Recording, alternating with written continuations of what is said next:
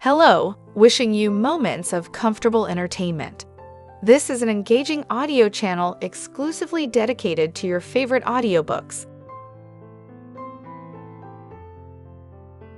I stared down at my blood-covered hands and then at the lifeless body of my wife. Slowly, I closed the door in case Daniele came by.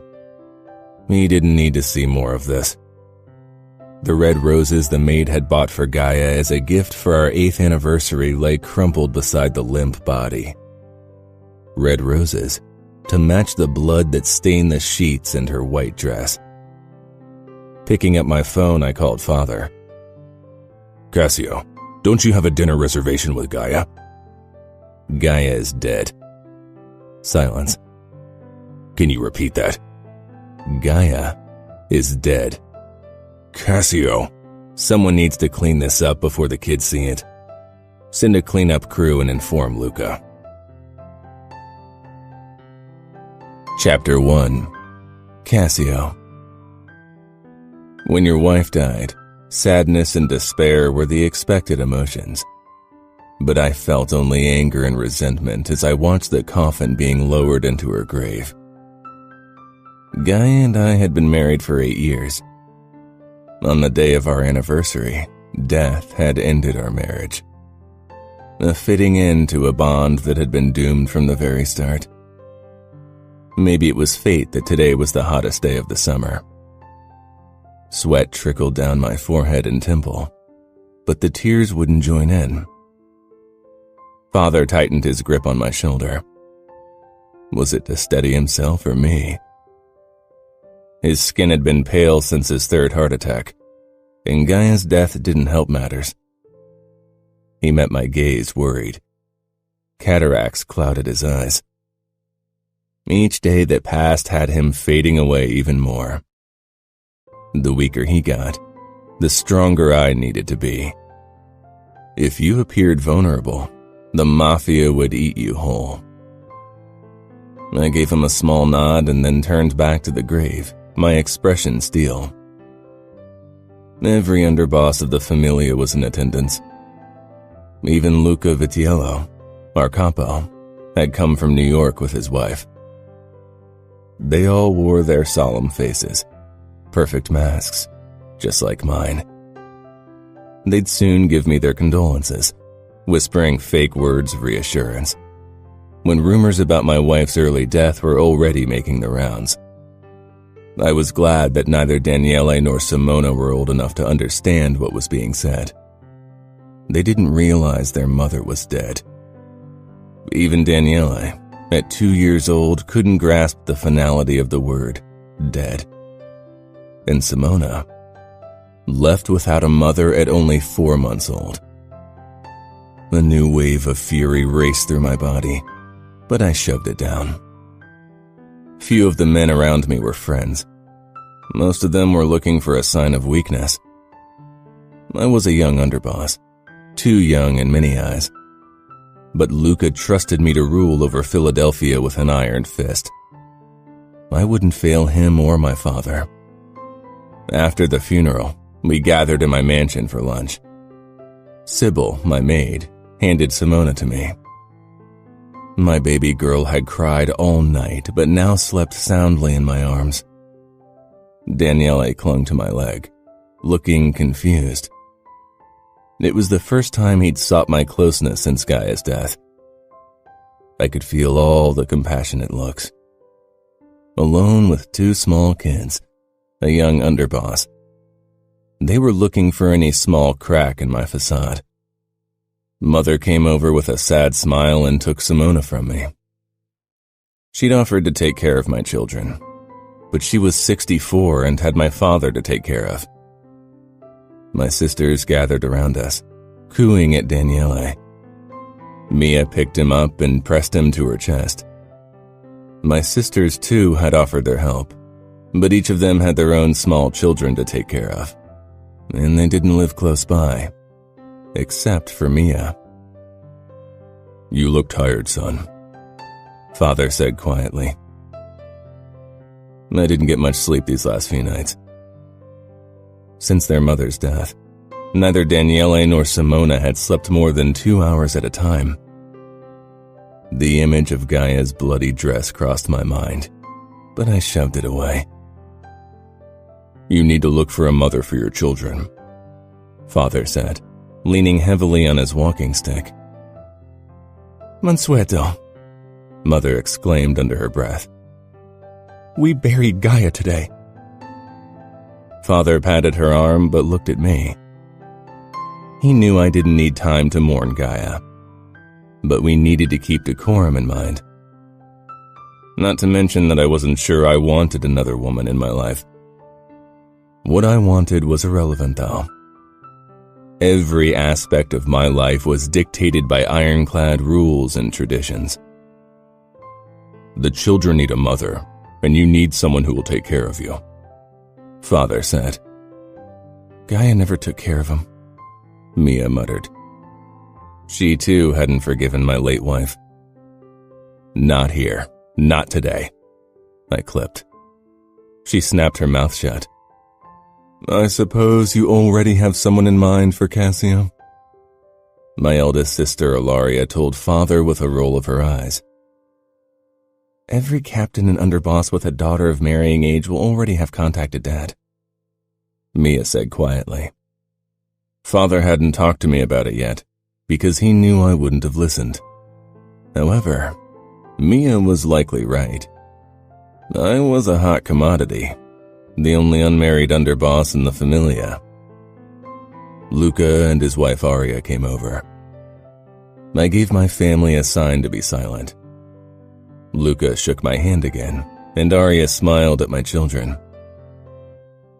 If you need to step back from your duties for a while, let me know, Luca said. No, I said immediately. If I gave up my position now, I'd never get it back. Philadelphia was my city and I would rule over it. Luca inclined his head.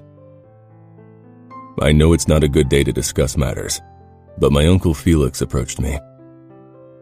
Father nodded, as if he knew what Luca was going to say.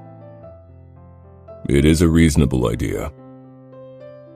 I motioned for them to follow me outside into the garden.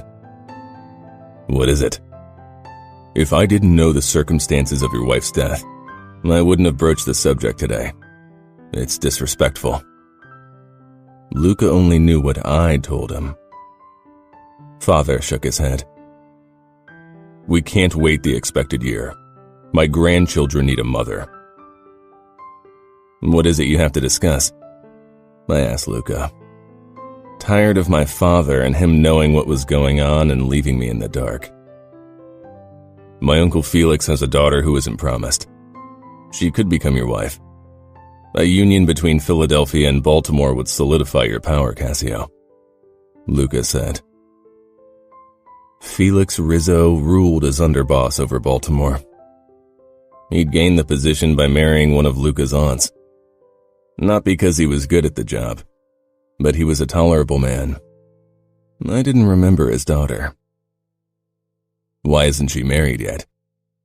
As the daughter of a high-ranking made man, she would have been promised to someone in the familia for years, unless something was wrong with her. Luca and Father exchanged a look which raised my alarms. She was promised to the son of a captain, but he got killed during a Bratva attack last year. Quickly recognizing my troubled expression, Father added, She didn't know him. She only met him once when she was 12. There was more. You could marry her in early November. That way the wedding wouldn't be too close to Gaia's funeral.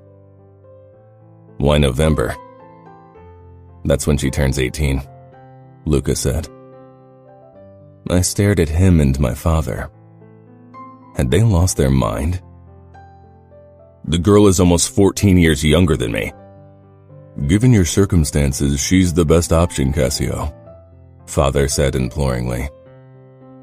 All the other available daughters of high-ranking made men are even younger, and I doubt you'd be willing to marry a widow given your past experiences.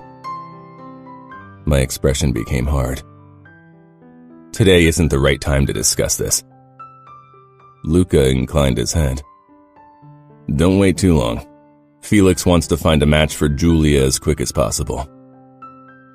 I gave a terse nod, then returned inside. Mother was trying to calm Simona, who'd started crying, and Mia was on her way out of the living room with Daniele in mid-tantrum. I needed a wife.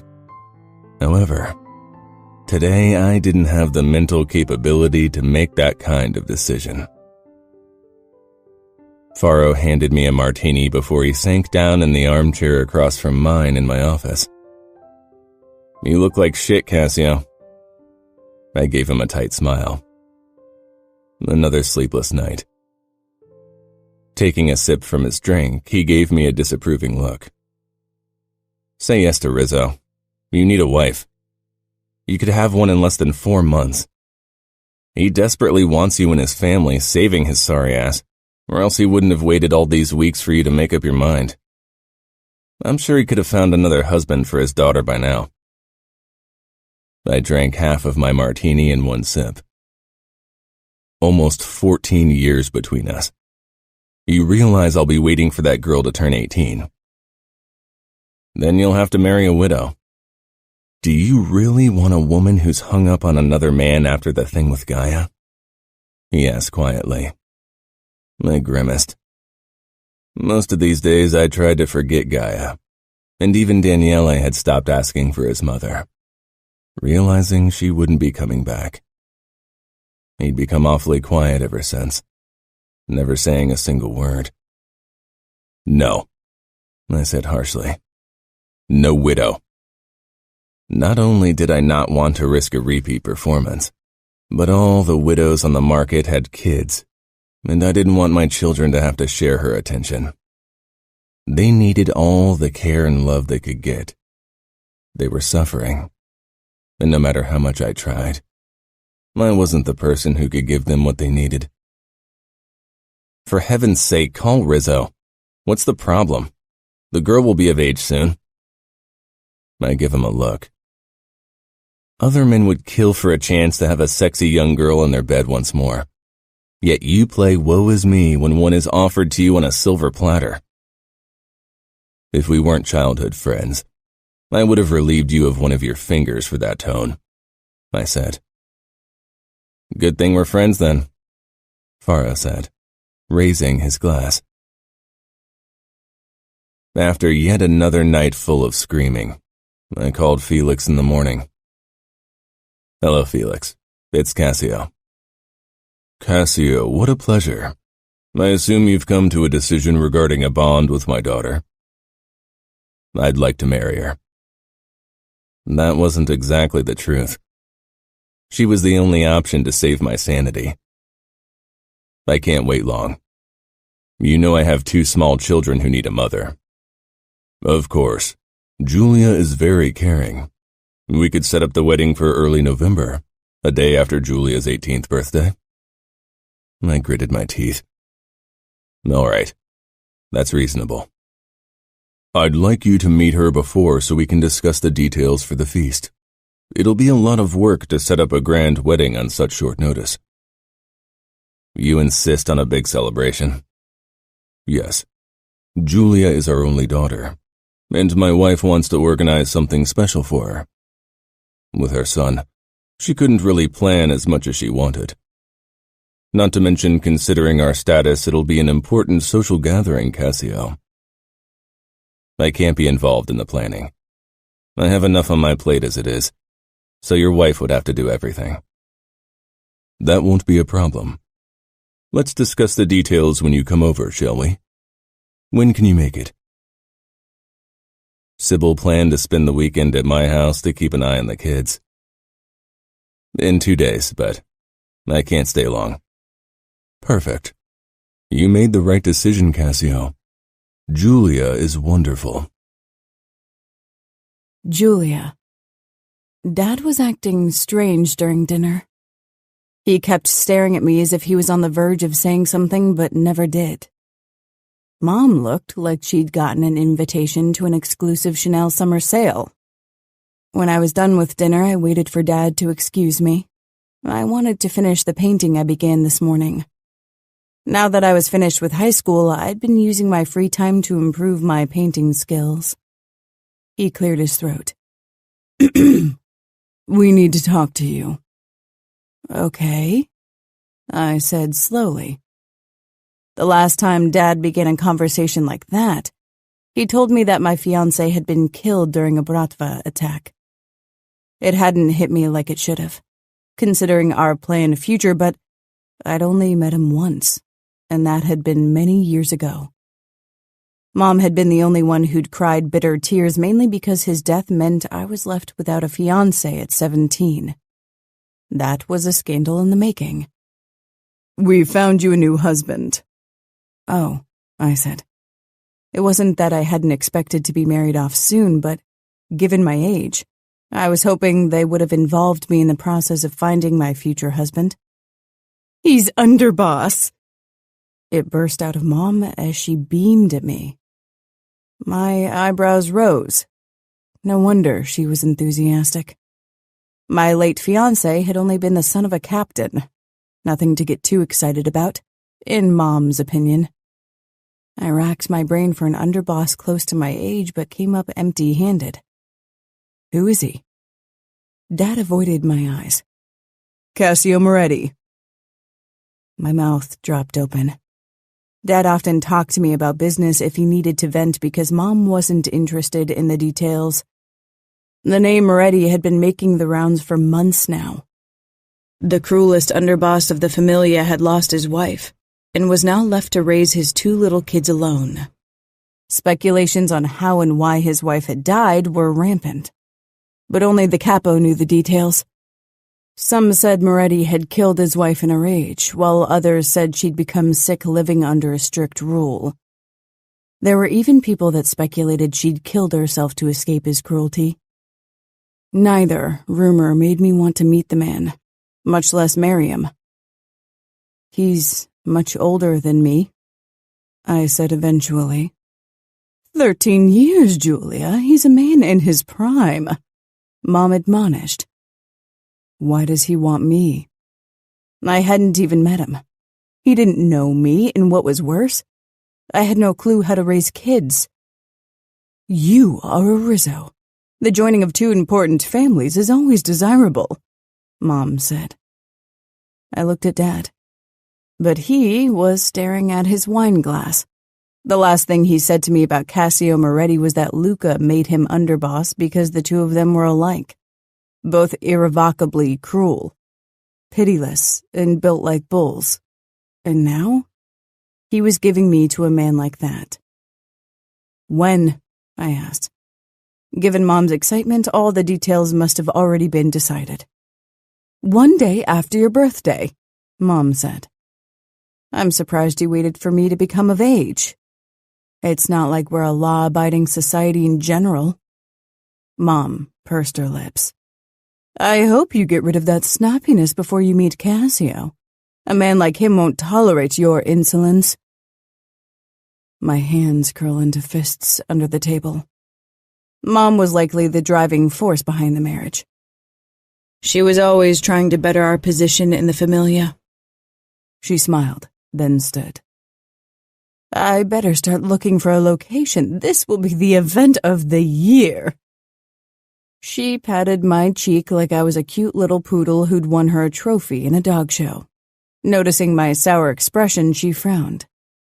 I'm not sure Cassio will approve of your sullenness or your bangs. She looks fine, Ejediah, Dad said firmly. She looks pretty and young, not sophisticated and ladylike. If Cassio wants a lady, he should stop robbing cradles, I muttered. Mom gasped, clapping a hand over her heart like I would single-handedly bring her into an early grave. Dad tried to mask a laugh by coughing. Mom wasn't fooled. She pointed a warning finger at him. Talk some sense into your daughter. You know Cassio. I always told you to be stricter with her. She turned and left with a swoosh of her long skirt. Dad sighed. He gave me a tired smile. Your mother only wants the best for you.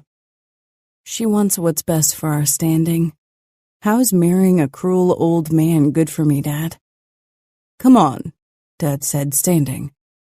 Let's take a walk in the garden. I followed him. He held out his arm and I took it. The air was warm and humid and hit me like a wrecking ball. Cassio isn't that old, Julia, only 31. I tried to think of men his age, but I never really paid attention to men. Wasn't Luca around his age? Thinking of my cousin wasn't a consolation. He scared me senseless. If Cassio was like that. What if he was a disgusting fat brute? I looked up at Dad. His brown eyes softened. Don't look at me like I betrayed you. Becoming Cassio's wife isn't as bad as you might think. Irrevocably cruel, that's what you called him. Do you remember? Dad nodded guiltily. To his men and the enemy, not you. How can you be sure? Why did his wife die? How? What if he killed her? Or abused her so horribly that she took her own life? I sucked in a deep breath, trying to calm myself. Dad pushed my bangs out of my face. I've never seen you so scared, he sighed. Luca assured me that Cassio didn't have a hand in his wife's death. Do you trust Luca? Didn't you tell me he's trying to establish his power? I shouldn't have told you so much. And how can Luca be sure of what happened to Mrs. Moretti? You know how it is? Even a cabo doesn't get involved in family matters. Dad gripped my shoulders. Cassio won't lay a hand on you if he knows what's good for him. We both know Dad couldn't do anything once I was married to Cassio. And if we were being honest, he wasn't someone who would risk getting into a conflict he would lose. Luca preferred Cassio to my father. If he had to choose between the two, Dad would find a quick end. He'll come to meet you tomorrow. I took a step back, shocked. Tomorrow?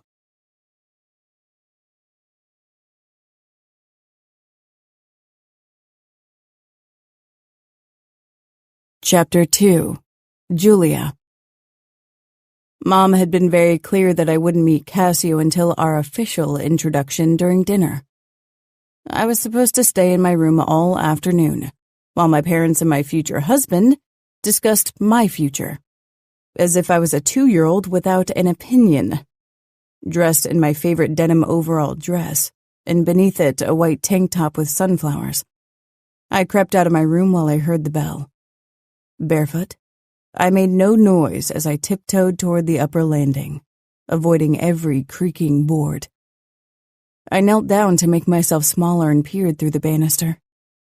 From the sound of the voices, my parents were exchanging pleasantries with 2 men. Dad came into view, smiling his official smile, followed by Mother, who radiated delight. Then 2 men came into my field of vision. It wasn't difficult to guess which one was Cassio. He towered over Dad and the second man. Now I got why they compared him to Luca. He was broad and tall, and the dark 3-piece suit made him appear even more imposing. His expression was steel. Even my mother batting her eyelashes didn't tease a smile out of him. At least his companion looked like he wanted to be here. Cassio didn't look old, and definitely not fat. His muscles showed even through the layers of fabric he wore. His face was all sharp angles and dark stubble. It was an intentional stubble. Not the one screaming lack of time or care. Cassio was a grown man. A very imposing, powerful man, and I had only finished high school. What were he and I supposed to talk about? I loved modern art, drawing, and Pilates. I doubted any of those things mattered to a man like him. Torture and money laundry were most likely his favorite pastimes. And maybe the occasional whore. Anxiety tightened my insides. In less than 4 months, I'd have to sleep with this man, with this stranger, with a man who might have driven his wife into death. A flicker of guilt filled me. I was making assumptions. Cassio had lost his wife and was left to tend to his children by himself. What if he was a man in mourning? He didn't look it, though. Still, considering that men in our world learn to hide their true feelings from a young age, his lack of emotion didn't mean anything.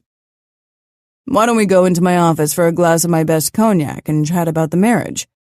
Dad motioned down the corridor. Cassio inclined his head. "I'll make sure everything goes smoothly in the kitchen.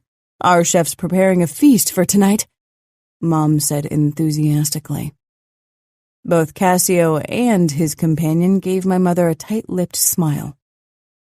Did that man ever truly smile? With his eyes and his heart?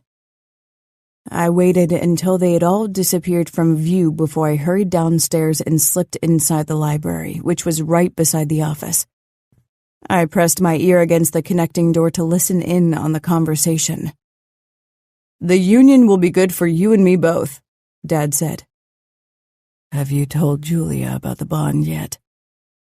Hearing my name in Cassio's deep voice for the very first time made my heart speed up.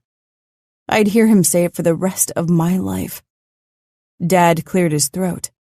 Even without seeing him, I knew he was uncomfortable. "Yes, last night." "How did she react?" "Julia is aware that it's an honor to marry an underboss." I rolled my eyes. I really wished I could see their faces. "That doesn't answer my question, Felix." Cassio reminded my father with a hint of annoyance in his voice. "She'll not only become my wife. I need a mother for my children. You realize that, yes?" "Julia is a very caring and responsible woman." The word didn't fall easily from Dad's lips. And it took me a moment to realize he meant me. I didn't feel like a woman yet. "She's kept watch over her brother's child on occasion and enjoyed it." I'd played with my brother's toddler for a few minutes when they visited, but I had never changed a diaper or fed a child. "I can assure you, Julia will satisfy you." My cheeks heated. There was a moment of silence. Had Cassio and his companion misunderstood Dad's words like I had? Dad cleared his throat again. "Have you told Luca yet?" "Last night, after our call, yes." They began discussing an upcoming meeting with the capo, which caused me to zone out for a bit, getting lost in my thoughts. "I need to call home, and Faro and I would like to relax for a bit before dinner. We've had a long day," Cassio said. "Of course. Why don't you go ahead through that door? The library's quiet. We still have an hour until I introduce you to my daughter." I stumbled away from the door when steps rang out behind it. The handle moved, and I quickly rushed behind one of the bookshelves, pressing myself against it. I glanced toward the door. Cassio and Faro stepped inside. Dad gave them another fake smile, then closed the door, locking me in with them. How was I supposed to get out of the library and upstairs with Cassio and his companion around? "And?" Faro asked. Cassio moved further into the room and closer to me. He was frowning, but some of the vigilance had disappeared. "Exhausting. Mrs. Rizzo in particular. I hope her daughter doesn't take after her." I pursed my lips in indignation. Mom was exhausting, true, but his words rubbed me the wrong way. "Have you seen a photo of her?" Faro picked up one of the frames from the side table, chuckling. Peering through the gap in the books, my eyes widened in horror. He held it up for Cassio to see. I was 9 years old in that photo and grinning widely, showing off my braces. 2 small sunflowers were attached to the sides of my pigtails, and I was dressed in a polka-dotted dress with red rubber boots. Dad loved that photo of me and had refused to remove it despite Mom's nagging. Now I wished he'd listened to her. "Fuck it, Faro. Put that down," Cassio said sharply, making me wince. I feel like a fucking pedophile looking at that child. Faro put the frame down. "She's a cute kid. It could be worse. I sincerely hope she got rid of those braces and awful bangs." My hand flew to my bangs. A mix of anger and mortification washed over me. It works for the schoolgirl look, Faro said. I don't want to fuck a goddamn schoolgirl. I flinched and my elbow collided with a book. It fell over in the shelf. Oh no. Silence descended over the room. I looked around frantically for an escape. Ducking my head, I tried to slip into the next aisle. Too late. A shadow fell over me, and I collided with a hard body. I stumbled back into the shelf. My tailbone hit the hard wood, causing me to cry out in pain. My head shot up, my cheeks flaming. I'm sorry, sir, I blurted. My proper upbringing be damned. Cassio stared down at me, glowering. Then, realization settled on his features. As far as first impressions went, this could have gone smoother. Cassio. I'm sorry, sir. I looked down at the girl before me. She watched me with huge blue eyes and parted lips. Then I realized who the girl was. Julia Rizzo, my future wife. I stared. Beside me, Faro was holding back laughter. But I wasn't close to fucking amusement. The woman, the girl, who would become my wife in less than 3 months had just called me Sir. My eyes raked over her body, taking in her bare feet, slender legs, ugly denim dress, and the flowery atrocity she wore as a top. Finally, my eyes settled on her face. She still had bangs, but the rest of her hair was long and wavy, trailing down her bare shoulders. She raised her eyes when I didn't make a move to let her pass and stiffened, obviously surprised by my unwavering attention. I had to admit that the bangs didn't look half bad. She was very pretty. A lovely girl. That was the problem. Dressed as she was, she looked like a teenage girl, not a woman. Definitely not a wife and mother. She touched her bangs with shaking fingers, a blush creeping over her cheeks. She must have heard everything we'd said. I sighed. This was a bad idea. I knew it from the start. But things had been agreed upon, and now there was no going back. She would become my wife, and hopefully never call me sir again. She dropped her hand and straightened. Excuse me, sir. I don't mean to offend you, but you shouldn't be alone with me without supervision, much less stand this close to me. Faro gave me a look that made it clear he was close to pissing himself. I narrowed my eyes at Julia, not stepping back. But I had to admit I liked that she stood up to me despite the power I held. You know who I am? Yes. You are underboss in Philadelphia? But I fall under the rule of my father, not yours. And even if I did, honor forbids me to be alone with a man I'm not married to. That's true, I said quietly. But in less than 4 months, you will be my wife. She tipped her chin up, trying to look taller. Her show was impressive, but her shaking fingers and wide eyes betrayed her fear. How I see it, you spied on us. We had a confidential conversation that you barged in on without permission, I said in a low voice. She looked away. I was in the library when you came in and startled me. Faro started laughing beside me. I silenced him with a glare and heaved a sigh. I didn't have the patience for drama. For weeks, I'd hardly slept through a night. The maids took most of the work off my hands, but Simona's crying woke me anyway. I needed a mother for my children, not another child to take care of. Faro, can you give us a moment? Julia regarded me with uncertainty, still backed into that shelf. I took a step away from her, giving her the appropriate space. Faro left and closed the door. This is inappropriate, she said in a soft voice.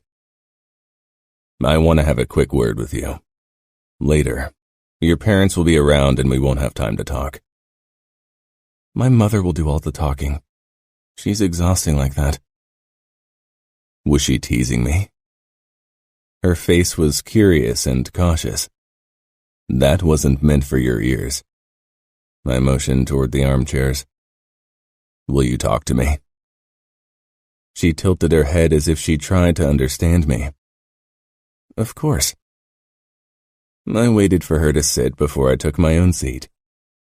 She crossed her legs, then smoothed her bangs again, but flushed when she saw me watching. Her nose twitched. I'd appreciate it if you didn't tell my mother about this. Don't call me sir, I growled. She winced, stunned. What am I supposed to call you?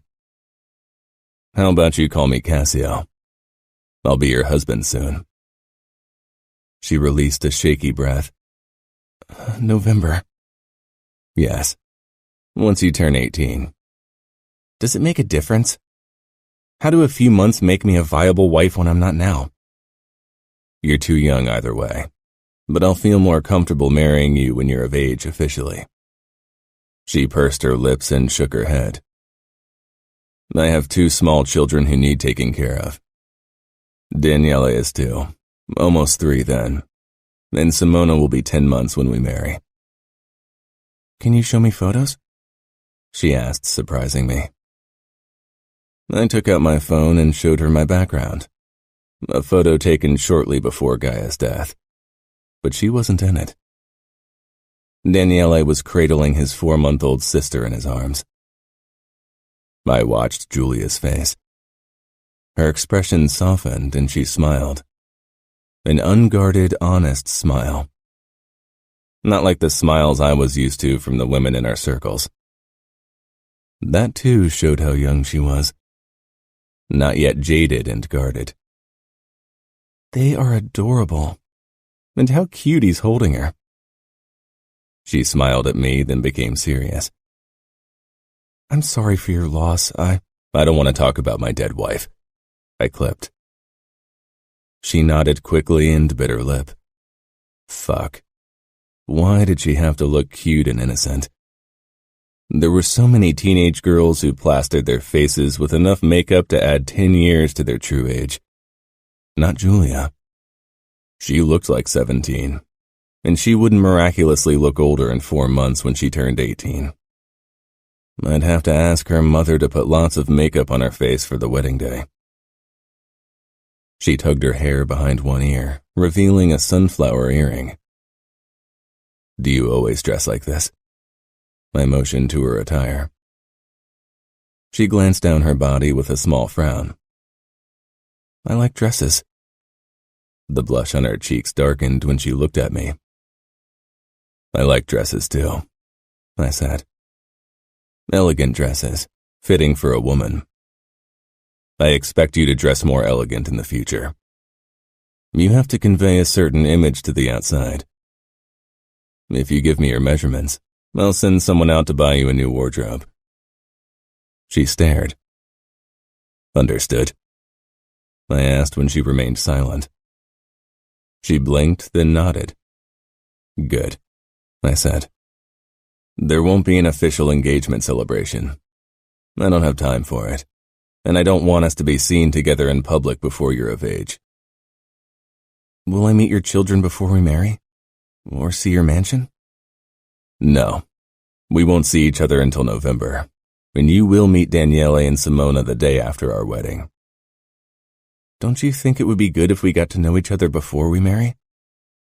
I don't see how that matters, I said sharply. She looked away. Is there anything else you expect from me, except for a change in wardrobe? I considered asking her to start the pill because I didn't want any more children. But I couldn't bring myself to talk to a girl her age about it, which was ridiculous considering I'd have to bed her on our wedding night. I stood. No. Now you should probably leave before your parents realize we were alone. She stood, then regarded me for a moment, cupping her elbows in her palms. She turned and left without another word. After she'd left, Faro came back inside. He raised his eyebrows. What did you say? The girl looked like she was going to cry. My brows drew together. Nothing. I doubt it, but if you say so.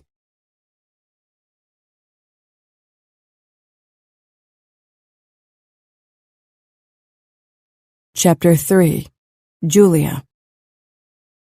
I was still shaking when I entered my bedroom after my first encounter with Cassio.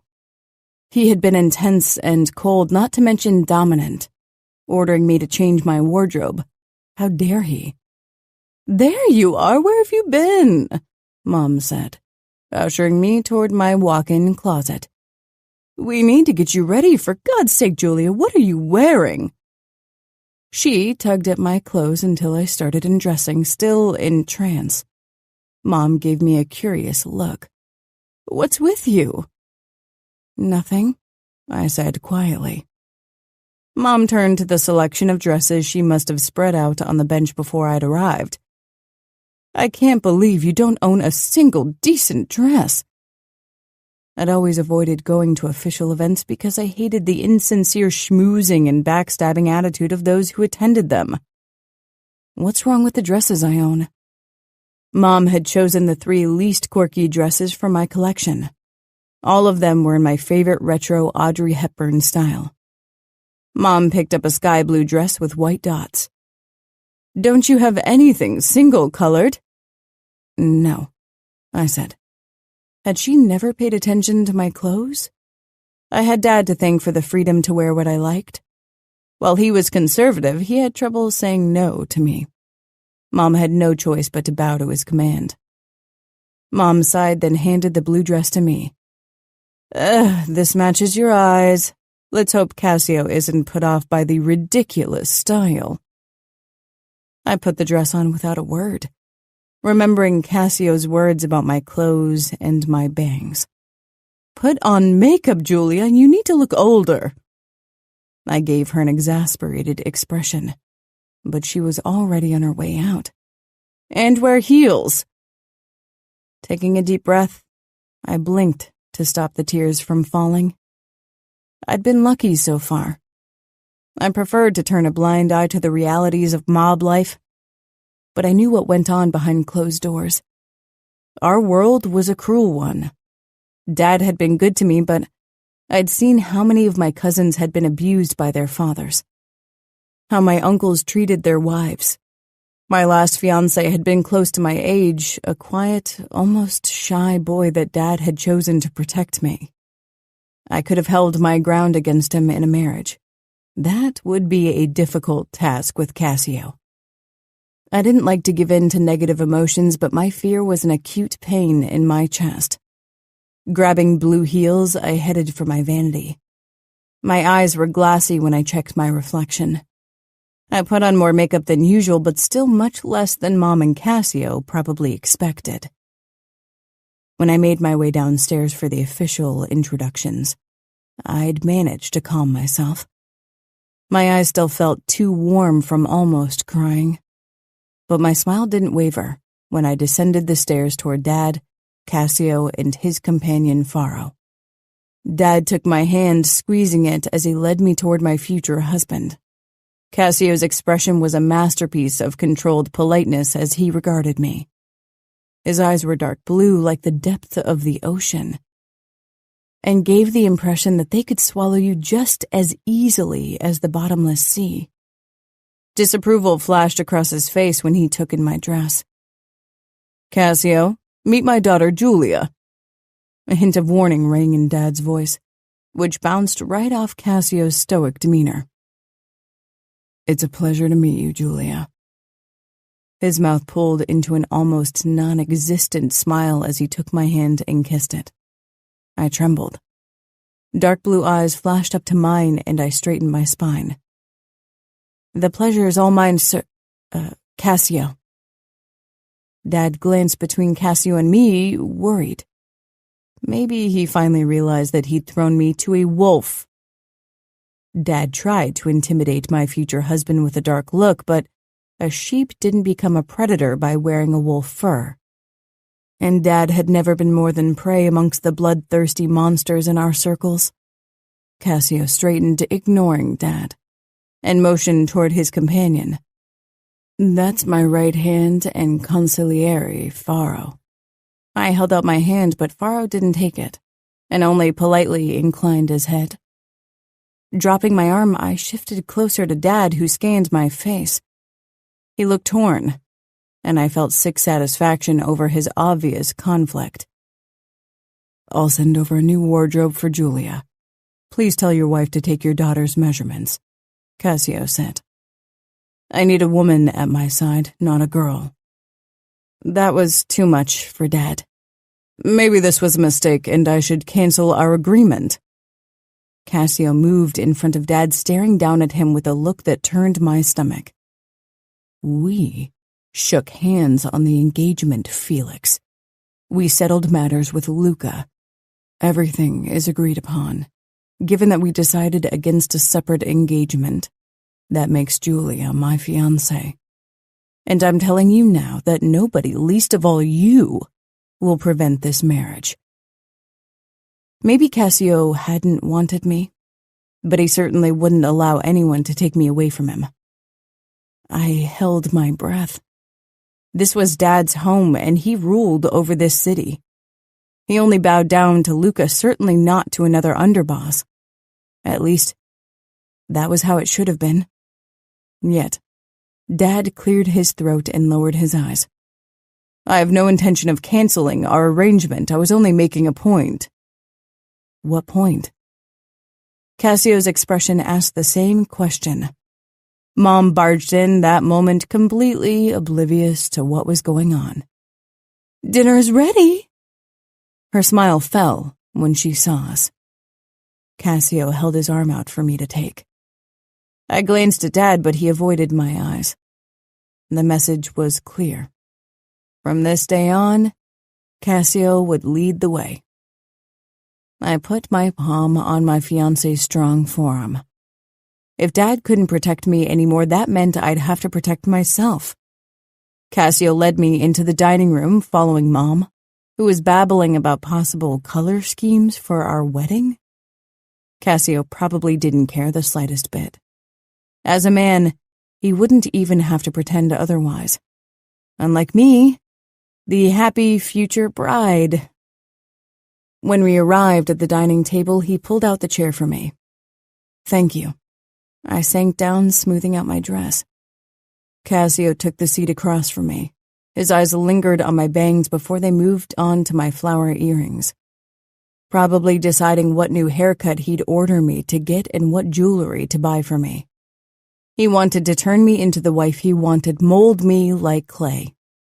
Maybe he thought my age made me a spineless marionette that would bow down to her master at the slightest tug of her strings. I met his gaze. I'd learned the subtle art of getting my way with a smile and kindness. The only way a woman could get what she wanted in our world. Would it work with Cassio? Dad always melted when I batted my lashes. But I had a feeling Cassio wouldn't be easily swayed. A week later, 2 packages filled with dresses, skirts, and blouses arrived on our doorstep. Mom could hardly contain her excitement as she unpacked clothes by Max Mara, Chanel, Ted Baker, and many other of her favorite designers. The dresses were pretty and elegant. They weren't me at all. I understood Cassio's need to portray a certain image to the public, and at official events, I definitely wouldn't have worn my sunflower dress. I just wished he'd asked me to buy a few elegant clothes and not bought them for me as if he didn't value my opinion, which was, of course, the case. Cassio. The 4 months until November flew by. An endless row of sleepless nights, teary tantrums, and hard workdays. On the morning of my stag night, I squatted in front of Daniele. He was staring down at the iPad, watching a series he liked.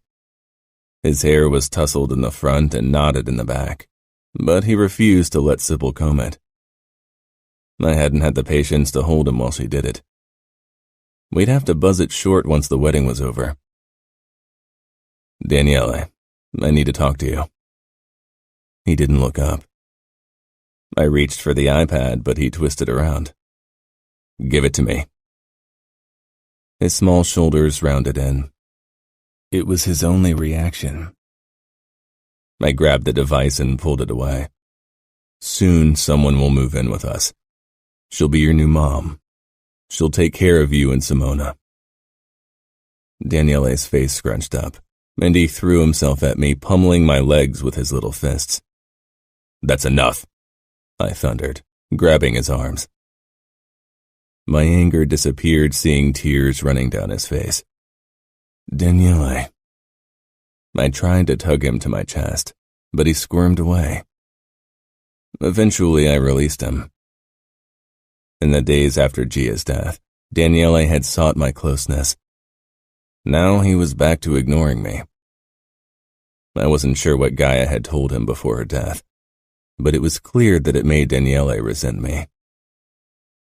I put the iPad down in front of him, then straightened. Without another word, I left and went upstairs to Simona's room. The nanny hurried out. In a few days, I'd finally be able to get rid of the nannies, and Giulia would take care of Simona. I bent over the crib.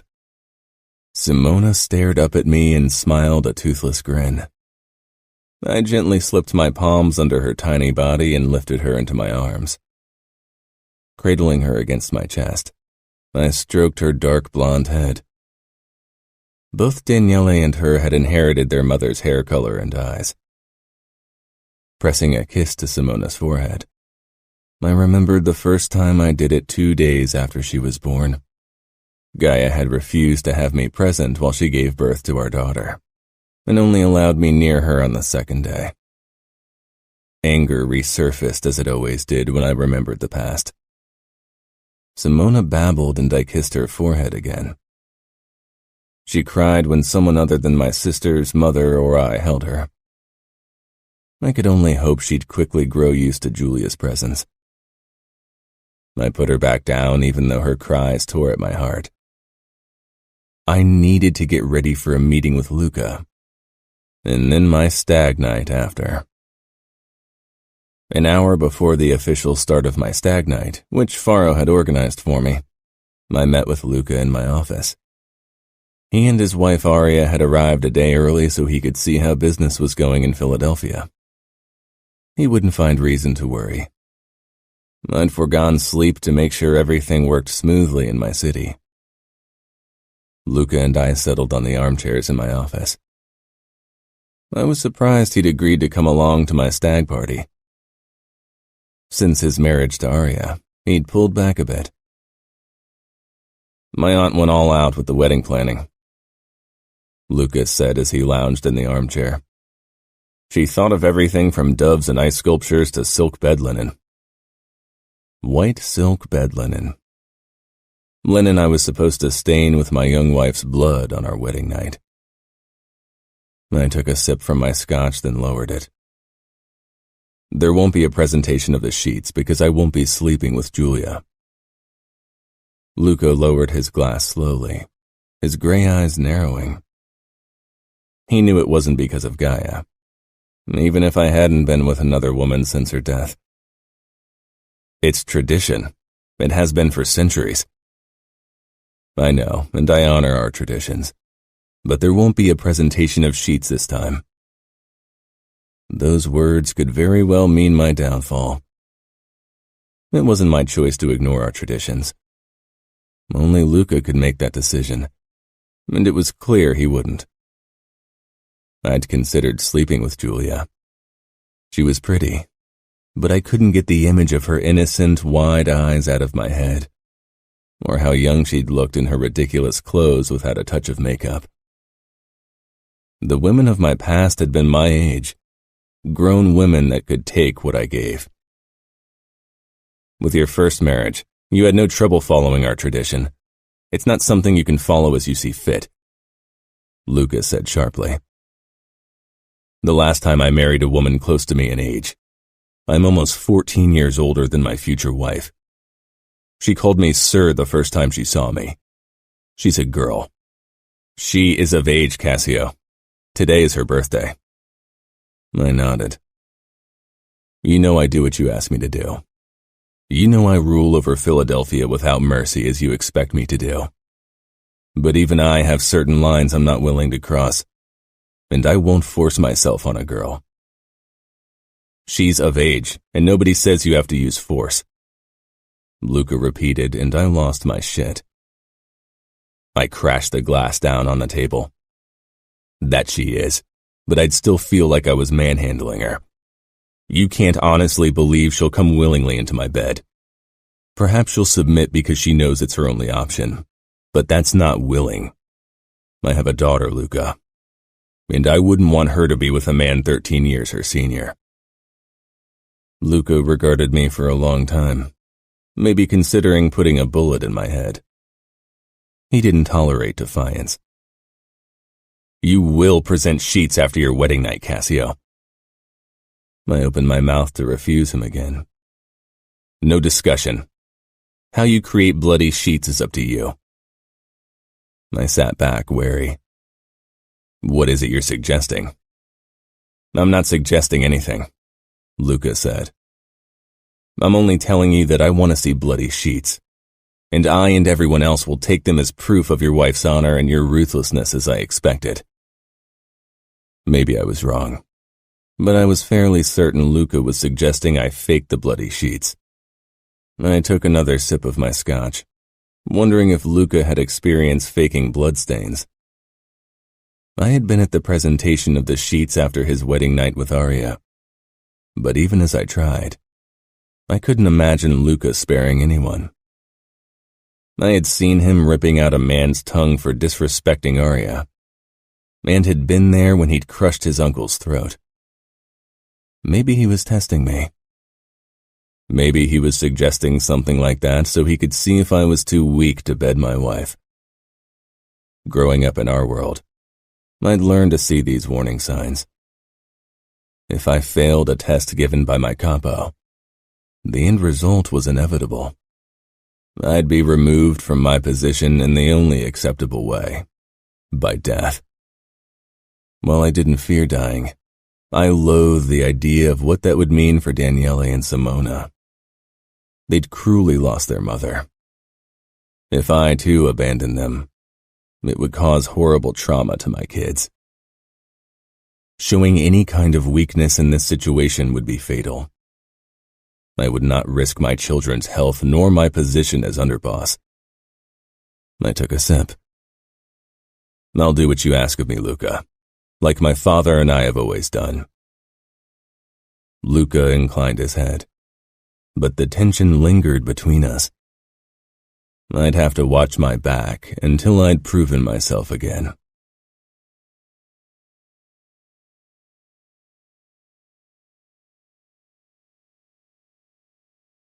Chapter 4. Cassio. Faro handed me a flask. For you. I tugged my tie into place before taking the gift. I won't drink hard liquor today. I thought you could use it to hit yourself over the head if you consider something as stupid as refusing the bloody sheet tradition again. I shoved the flask into the pocket on the inside of my jacket. Don't get started again. Faro glared. Just promise you don't try this faking bloodstains bullshit. Luca was baiting you. Trust me. He fucked that wife of his on their wedding night, even if she cried bitter tears. That's who he is, and who he expects you to be. And come on, Cassio. You are that man, so stop trying to be a better man only because you feel guilty over Gaia. I gripped his throat. We are friends, Faro, but I'm also your boss, so show some respect. Faro spluttered, his brown eyes watering. I'm trying to keep you alive. Julia is a grown woman by age. That's all that should matter. I'm going to fuck her, so get off my back. I gritted out, releasing him. I hadn't seen her since our first and only encounter 4 months ago. But I knew she still looked young, younger than I preferred. A few months wouldn't change that. I could only hope that her mother had followed my instructions and put enough makeup on her face to make her look older. Faro grinned. Do me a favor and enjoy it, will you? Tonight you'll have a tight young pussy around your cock. He left the room before I could grab him again. I waited at the front of the church for Julia. Faro stood to my right, and across from him waited one of Julia's friends, who looked awfully young. A reminder of my own future wife's age. When the music started, I turned my attention to the entrance of the church where Felix entered with Julia at his side. She was dressed in an elegant long white dress with a long-sleeved lace top. Her hair was pulled up, except for her bangs. She was smiling slightly as her father led her toward me, but her tension was unmistakable. When she arrived in front of me, I noticed the small sunflowers woven into her hair and bridal bouquet. Her eyes met mine, and for a moment I caught the hint of defiance in them, surprising me. Then her father handed her to me, and Julia became tenser, her smile wavering. She looked marginally older thanks to the makeup and her elegant dress. Still, her fine-boned, clammy hand in mine and the innocence in her eyes reminded me of her age. Despite her youth, she kept her head high, appearing at ease with the situation. Only I could feel her trembling. Her "I do" was firm, as if this bond was really her choice. While we exchanged the rings, Julia kept throwing uncertain glances up at me. I wasn't sure what she was looking for. Maybe wistfulness or even sadness. I remembered my first wedding. Sadness wasn't part of the feelings when I thought of Ngaio. You may kiss the bride, the priest said. Julia's eyes widened a fraction, as if that part of the ceremony came as a surprise. Hundreds of eyes watched us, one set belonging to my capo. I cupped the back of her head and bent low. She remained frozen, except for her eyes which fluttered shut a moment before I firmly pressed my mouth against hers. Until this moment, physical closeness with Julia had seemed like something that I'd have to force myself to allow. A struggle for getting her age and the baggage I carried with me.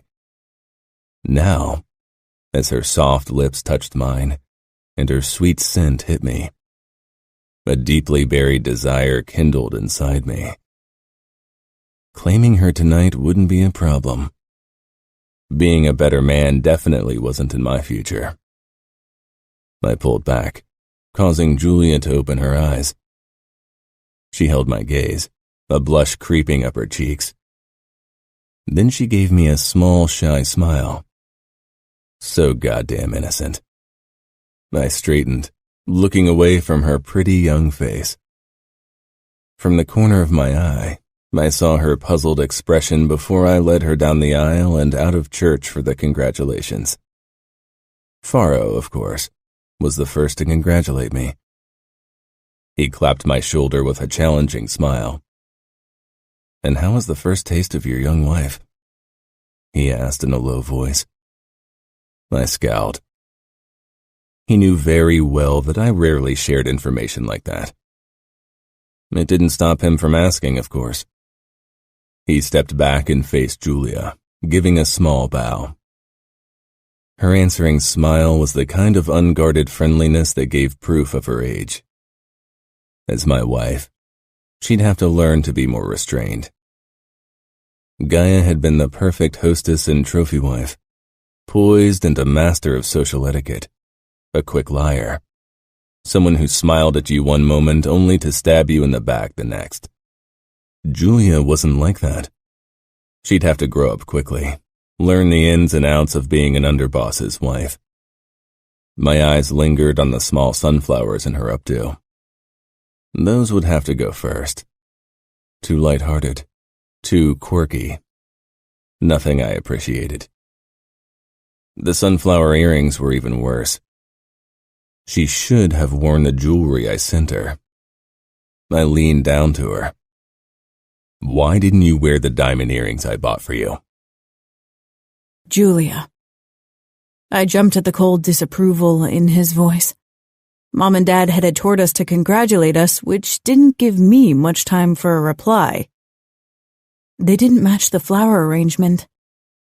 I'd fought Mom for weeks over having sunflowers as part of my bridal flowers. Eventually, Dad had settled the matter in my favor, as he usually did. You shouldn't have chosen sunflowers. Next time I send you something to wear, I expect you to do it. I blinked, too stunned for a reply. He straightened. For him, this matter was settled. He'd given an order and naturally expected me to obey. There was no doubt in his mind that I would. His expression was steel when he shook Dad's hand. Mom pulled me into an embrace, dragging my eyes away from my husband. A frown appeared on her face. "Look happy, Julia," she whispered. "Don't you realize how lucky you are? I'd have never thought we'd manage to marry you off to an underboss, considering all of them were already married. This is such a stroke of luck." My smile felt stiff. What was a stroke of luck? That Ngaio Moretti had died, leaving 2 small children behind? That I was married to the man who might be responsible for her death? Mom's expression pinched. "For God's sake, try to look happy. Don't ruin this for us." Mom didn't even realize how cruel she was. Luckily, Dad stepped up to me and hugged me. I sank into him. He and I had always been closer, but recently my resentment had clouded our relationship. "You look beautiful." "I don't think Cassio agrees," I muttered. Dad pulled back, searching my face. His guilt and worry added another weight to my already heavy heart. "I'm sure he appreciates your beauty," Dad said quietly. I kissed Dad's cheek, and he reluctantly moved away to make room for Cassio's parents. I'd never talked to them, and had only seen them from afar at a couple of social functions. Mr. Moretti shared Cassio's dark blue eyes, but his were clouded, and his impressive size was diminished by the fact that he supported his weight on a cane. Cassio's mother was elegant and beautiful, with dark blonde hair pulled into a perfect chignon. Behind her, Cassio's sisters waited, no less graceful and poised. That was how I was supposed to be. Cassio didn't want me for myself. He wanted me to become someone he required, accessories in his life. I could hardly force food down my tight throat during dinner. Cassio didn't talk to me, only to his father and Luca. I sat beside him like arm candy. Maybe it was for the best. Every time he talked to me so far, he ordered me around and intimidated me only more. Considering that I'd have to share a bed with him tonight, I preferred his silence. The chances of me passing out were high, anyway. I slanted a look at Cassio. His facial features were attractive in an edgy way. Sharp cheekbones, a strong jaw, and the dark stubble. I'd never seen him in less than a 3-piece suit, but his muscles were unmistakable. "My brother played football in high school," Mia whispered, surprising me. I hadn't said much to her yet. We were strangers despite being sisters-in-law, not to mention she was 10 years older than me. Heat rose into my cheeks, realizing she must have noticed me staring at Cassio. I couldn't even imagine Cassio going to high school. "You finished this summer, right?" Mia asked. I nodded with a small smile. "Yes, I thought I'd go to college, but you had to marry my brother." "I would have had to marry either way, but as a wife of an underboss, going to college is out of the question," I said quietly. My mother would have had a heart attack if she'd heard me being this honest with Cassio's sister, but I was tired of trying to pretend. "That's true. You'll be busy raising his kids, so you won't be bored." My heart sped up like it always did, thinking of being responsible for 2 tiny humans. I had absolutely no clue about kids. I'd read countless articles about raising kids in the last 4 months, but Reading and doing were two very different things. Most of the time I felt like a girl, not a woman, much less a mother. Mia touched my hand. "You'll be fine. I live close by. I can help if you don't know what to do." Cassio must have heard because he frowned. "You have 2 small kids of your own with a 3rd on the way. You'll have your hands full. Julia can handle everything." He seemed to know me better than I did. Or maybe he'd just order me to be a good mother. Mia sighed, but she didn't talk back to him. My stomach knotted even more. I was wound so tightly when it was time for the first dance, I hardly noticed Cassio leading me to the center of the ballroom. The guests gathered around it, watching. My smile was in place. If I'd learned one thing from my mother, it was to smile in the face of adversity. With our difference in height, dancing wasn't easy. If we'd been a real couple, I could have rested my cheek against his sternum. Right now, we were casual acquaintances at best. Cassio led me over the dance floor without a hitch. Sure in his leadership like in every other aspect of our life. My mind was spinning 100 miles an hour imagining our future, imagining tonight. "Why are you trembling?" Cassio asked, startling me. I regarded his emotionless eyes. Did he really not know? "Why don't you order me to stop? Maybe my body obeys your command." Cassio's expression hardened. "I expect you to choose your words more carefully in public. I'm your husband and you'll respect me." I lowered my eyes to his chest, the smile still frozen on my face. Cassio's mouth pressed to my ear as the dance ended. "Understood?" "Understood, sir." Cassio's grip on me tightened, but he didn't get the chance to say more, because it was Dad's turn to dance with me. He kept asking what was wrong, but I really didn't see any reason to tell him. There was nothing he could do, nothing he would do. Mom's lips were moving nonstop during her dance with my husband. From her delighted expression, you'd think she was the happy bride. "It's my turn," Christian said. My smile became less stiff as my brother took over. He gave me a quick smile as we began to dance. I rarely saw him anymore since he'd moved out 5 years ago at 18. Unlike many sons from underbosses, he'd chosen not to work under Dad in Baltimore until he inherited the title himself. Christian had wanted to make a name for himself and had gone to work under the Morettis. "It's so good to see you," I said, hugging him tighter. He gave a terse nod. "It is?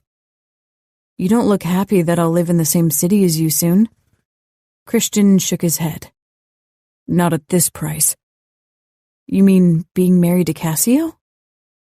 Christian looked around, but Cassio was dancing with one of his sisters a good distance away. "He's not the right man for you." "Because he's too old?" Christian let out a derisive laugh. "That's only a small part of why." "Do you know what happened to Ngaio?" I hadn't seen my brother since I'd found out I'd marry Cassio. Asking that kind of question over the phone was too dangerous. You never knew if the FBI was listening. "Only Luca, Mansueto, and Cassio know."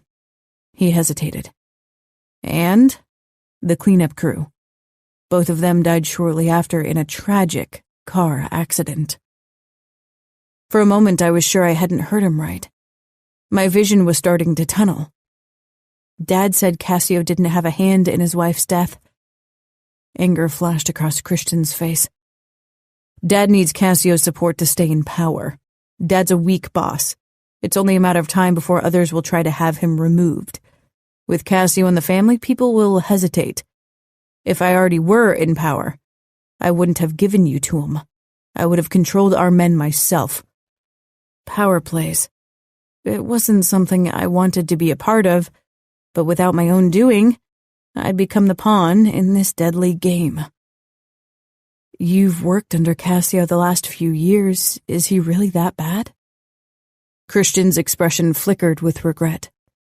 "I shouldn't have said anything." I dug my fingers into his arm. "Tell me, please, I need to prepare myself." "Though how could you prepare for that?" He's effective and brutal. He doesn't tolerate disobedience. He's got his men under control.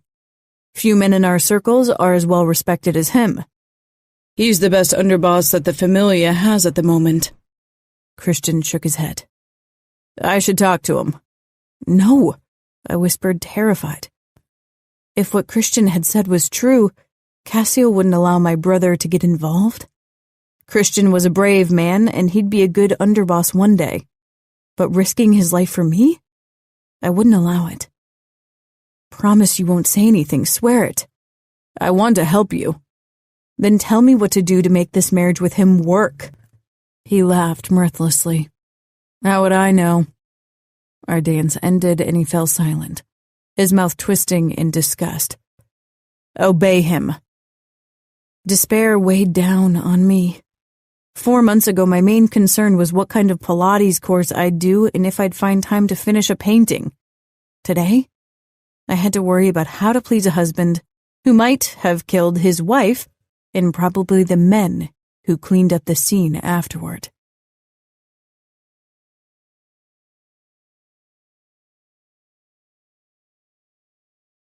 Chapter 5. Julia. After the dance with my brother, I wanted nothing more than to find a quiet corner to get a grip. But Cassio's father limped toward me. I gave him a smile as my brother slinked away after a curt nod. Mr. Moretti held out his hand. "Will you give this old man the honor of dancing with the bride?" "Of course, Mr. Moretti," I said with a small curtsy. "Mansueto, please, we're family now." I nodded and took his hand, wondering how this was going to work with his cane. He smiled wistfully.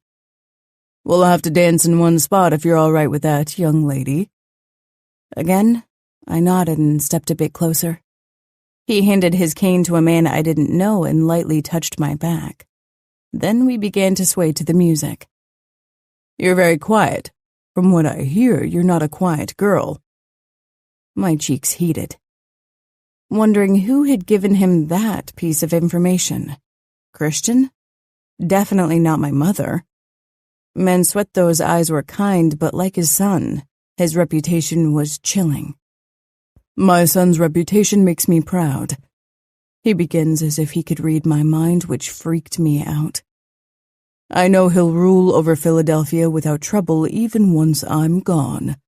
But it's a reputation that might unsettle a young lady, especially as young as yourself." I wasn't sure what to say. I felt like I should contradict him because tradition dictated that I pretend I wasn't unsettled by my husband, but that would have been a lie. And unfortunately, I was a bad liar, much to Mom's chagrin. "My wife and I raised my son to respect women, and from what I know, he does." From what I knew, the bets on him killing his wife in a rampant rage were winning. He didn't appear like someone who would lose control like that, but he had earned his reputation as one of the cruelest leaders in our circles for a reason, and Christian's words had only confirmed my fears. "Thank you for telling me," I said, because I had to say something. I didn't feel consoled. The song ended and we stopped our swaying. Faro stood with his last dance partner to my left. I caught his eye, thinking as best man and consigliere, he'd want to dance. He shook his head with an apologetic smile. "If I ever tire of life, I'll ask for that dance." He turned and asked another woman. Flabbergasted, I stared at Mansueto. He laughed. "Come on, let's head back to the table." "What was that?" I asked, as I followed his slow progress toward the tables where Cassio was still conversing with Luca, as if this was a business meeting and not our wedding. "My son is a bit territorial, I'm afraid. You can dance with family, but please refrain from approaching other men. I'd hate to witness a conflict at your wedding." I waited for his laugh, something that indicated he was joking. He didn't. I stopped, and so did he. "I think I'll freshen up." He nodded, but his expression showed he knew I wanted to run. With a small smile, I turned on my heel and hurried out of the ballroom.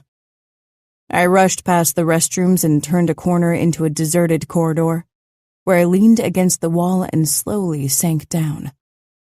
My dress bunched around me like a pure white bubble. It wasn't dignified, and if someone found me, there would be a scandal for which Mom would never forgive. I couldn't bring myself to care. This was my life. I wasn't sure how long I sat like that, considering my few options when steps echoed down the hall. With my dress, I didn't have the chance to stand up quickly, so I didn't bother. Mia turned the corner, and upon spotting me, she headed my way with a look of concern. She surprised me when she sank down beside me in her elegant long dress and bulging belly. Cassio is a difficult man, Julia. I won't lie. I chuckled. Difficult, I could deal with.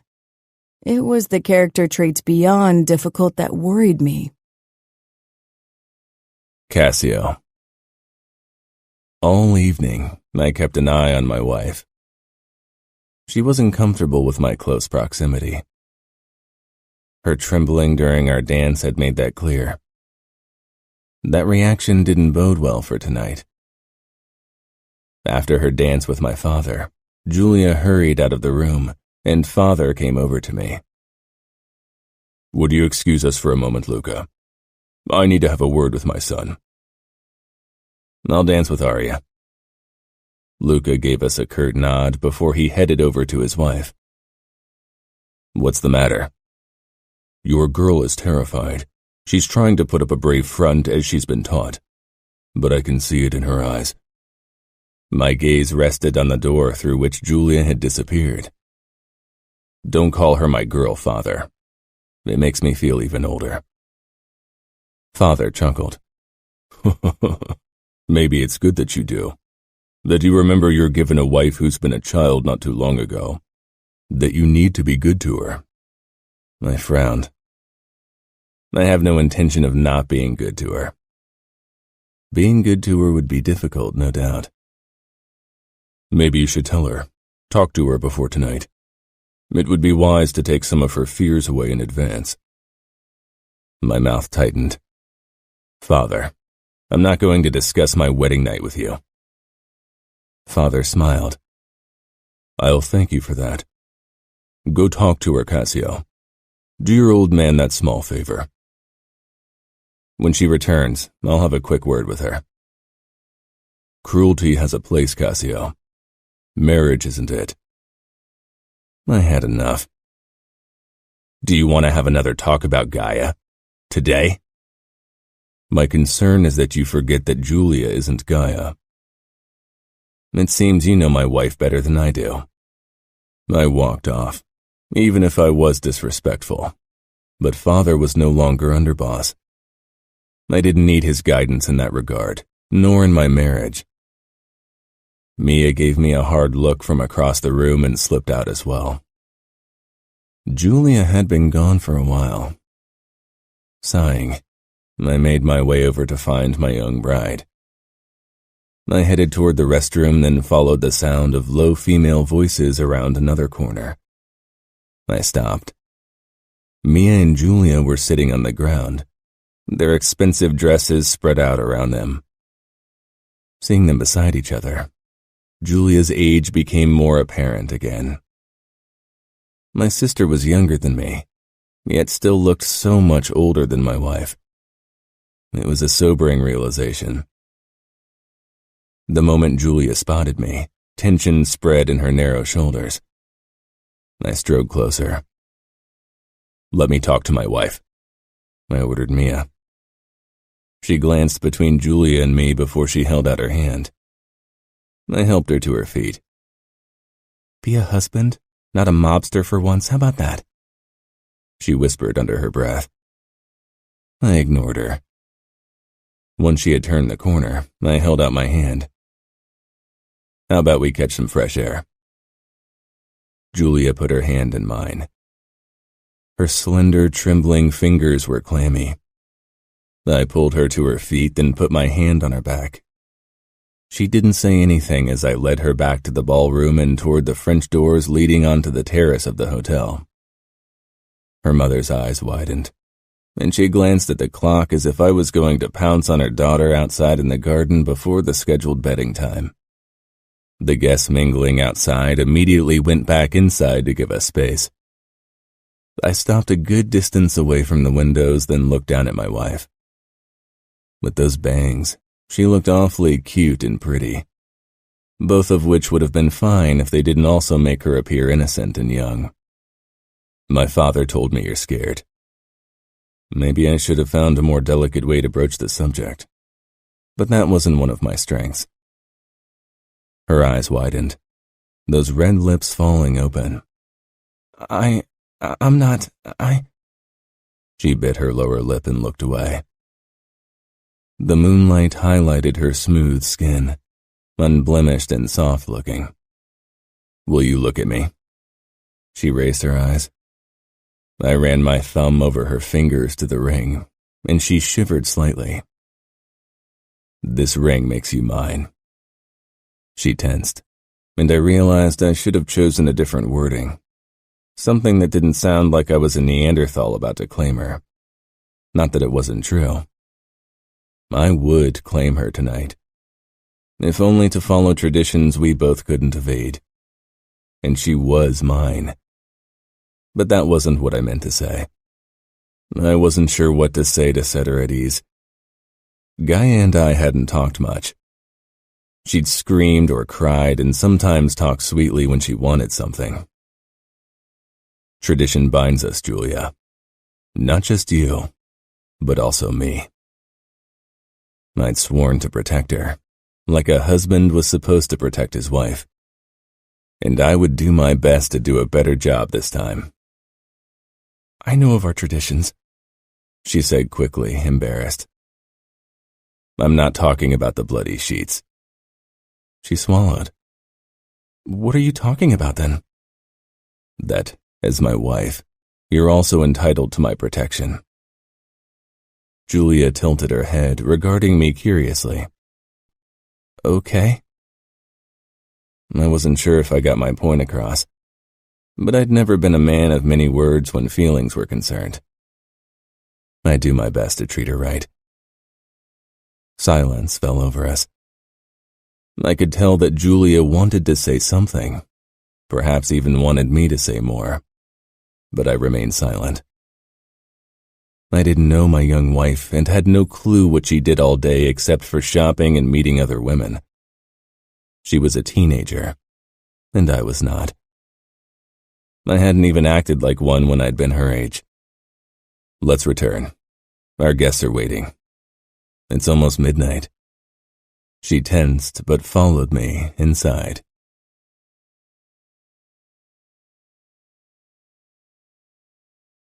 Chapter 6. Cassio. Luca's uncles, my fellow underbosses that I couldn't stand, were the first to demand I bed my wife. Julia and I stood with my sisters and her parents when the first shout cut through the music. Appreciative roars and clapping followed, and then a chorus of "bed her" came from most of them. Julia's father and her brother did not take part in it. Christian gave me a look that bordered on threatening. At another time, I would have reacted accordingly to that kind of disrespect.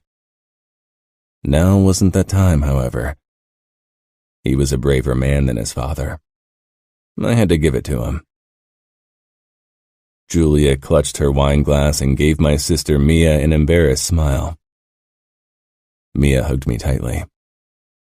Don't make me kick your ass, big brother. Be good to that girl. She's such a cutie. I untangled myself from my sister. I would not discuss my sex life with her. Felix gave me a hard look, but we both knew that whatever went on tonight was no longer his responsibility. He certainly loved his daughter, but he also loved power, and if he had to choose between the two...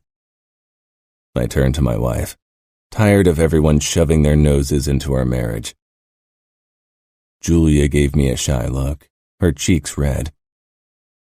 I held out my hand, and she took it without hesitation. Her palms were sweaty. Are you ready to go upstairs? I murmured, bending down so only she could hear me. She swallowed but nodded. I turned to our families. If you'll excuse us. Before Julia and I could take our leave, Jedediah hugged her daughter once more and whispered something in her ear that drove a fierce blush into my wife's cheeks. Wineglass still clutched in her hand, she allowed me to lead her away. Again, we didn't talk. I considered saying something reassuring, but the truth was there was nothing to say. And I wasn't a man for those kind of words anyway. Julia took a sip of her wine. She was on her 5th glass, at least. What did your mother say?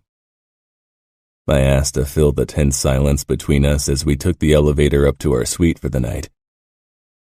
The door slid open and we stepped out. Another sip. I stopped and took the glass from her. If she was intoxicated, I'd have to fake those fucking bloodstains after all. That's enough. It's ginger ale. I took a sip from the glass, surprised. Julia fumbled with the tiny white purse slung over her shoulder. I only had 1 glass of sparkling wine at the reception. I didn't want to be drunk. Those big blue eyes hit me. What did your mother say? I asked again, leading her the rest of the way to the suite. I unlocked the door. Julia pursed her lips. That I should please you and try to mask my inexperience. She let out a huff. Right now, I'm just trying not to pass out from fear. Her eyes widened. I opened the door and motioned for Julia to go in. I followed, and then we were alone in our suite. The living area was vast with 2 sofas and a dining table, where I set down her glass. It wasn't a room we'd use, but it was custom to take the biggest suite of the hotel, even if all we required was a bedroom. I looked down at my young wife, who'd just been vulnerably honest with me. You don't have to be afraid, Julia. We have all night. Julia glanced around, her eyes lingering on the door to the left leading to our bedroom. Do you think drawing it out will make it better? I wasn't sure what would help Julia. Tell me what would help ease your fears. She considered that. If I felt like I had a choice. You have a choice, I said, stepping closer to her. Do I? She whispered, peering at me. Will you really allow me a choice? I wanted her to have a choice, but I wouldn't show weakness, not in front of Luca, not after I'd already displayed such during our meeting. He wouldn't have reason to doubt me. Not even my wife's pretty face and her cute smile could soften my resolve. But a non-existent choice could still feel like a choice. I know what's expected, Cassio. I know what it would mean for you and my father if we don't present sheets in the morning. She swallowed. I touched her arm, feeling her warmth seep through the thin fabric. Then make it your choice. She searched my eyes. Okay, she said quietly. Relief filled me at her reasonability. At least that distinguished her from my late wife. She surprised me when she headed to the bedroom without prompting. I followed a couple of steps behind her. For the first time, I allowed myself to see her as a woman. Something I'd avoided at all costs until now, but was a necessity for tonight. The dress accentuated her narrow waist and the beautiful curve of her hips and butt. Arriving in the bedroom, Julia stopped and glanced over her shoulder. Despite her obvious nerves, she smiled before she set her purse down on the bench in front of the king-size bed. Her eyes rested on it for a moment, her blush deepening. Then she cleared her throat. I moved closer to her. Her strawberry scent wafted into my nose, making me wonder if she'd taste just as sweet as her choice in perfume suggested. I took in the intricate lace of her long-sleeved bodice, lingering on the swell of her breasts. "I have to cut you out of your dress," I said as I unsheathed my knife from the holster at my chest. Another tradition we couldn't evade. She regarded the blade with a small frown before she nodded. Turning around, she tilted her head to the side so her hair wasn't covering the lace top of her back. Her throat was long and elegant, perfectly unblemished, and I had to resist the urge to press my mouth to it and mark her as mine. Sparing her, it had appeared easier when we hadn't been married yet. That I had ever considered it an option seemed ludicrous now. She shifted her face and peered up at me through long lashes, nerves in her eyes. "Everything okay?" she asked quietly. "Of course," I clipped, my voice harsher than intended because I was annoyed at myself. She averted her eyes and stiffened. An apology teased the tip of my tongue. It never passed. I slid my finger below the lace to lift it off her skin. Goosebumps pimpled every inch of her body when I touched her soft skin. I brought the knife down and cut through the undoubtedly expensive fabric. The resulting hiss made Julia jump. I stepped back the moment the knife reached her skirt. Julia pressed her dress down slowly, her back to me, and I couldn't look away as she revealed every inch of her smooth back. She was topless, and only wearing a very skimpy white lace thong. My eyes rested on her perfect ass cheeks, round globes I wanted to sink my teeth into and bury my cock in. A cock that was growing hard watching her. "Is it okay if I freshen up?" Her voice tore through my rising arousal. "Of course." The gruffness in my voice made Julia risk a glance up at my face. Then she hurried into the bathroom. Terrifying my young wife before I had to claim her was a fucking stupid thing to do. Loosening my tie, I walked over to the bench and sank down. My wedding ring, similar to my last one, seemed to mock me. I set my tie down beside me, listening to the sound of running water. Julia would need patience and care. I'd never have much of either to begin with. Since the mess with Ngaio, even less than before. I propped my arms up on my thighs, trying to reach a state of mind that would allow me to treat my young wife right. I didn't want her to resent me. The door opened, drawing my attention to it and Julia. She wore a dark blue silk nightgown that reached her knees and hugged her slender frame. Her hair fell down her shoulders in soft brown curls, freed of the two cute sunflowers. Julia didn't move from her spot in the doorframe and nervously smoothed out her bangs, then traced the floor with her bare foot. "What now?" I met her gaze.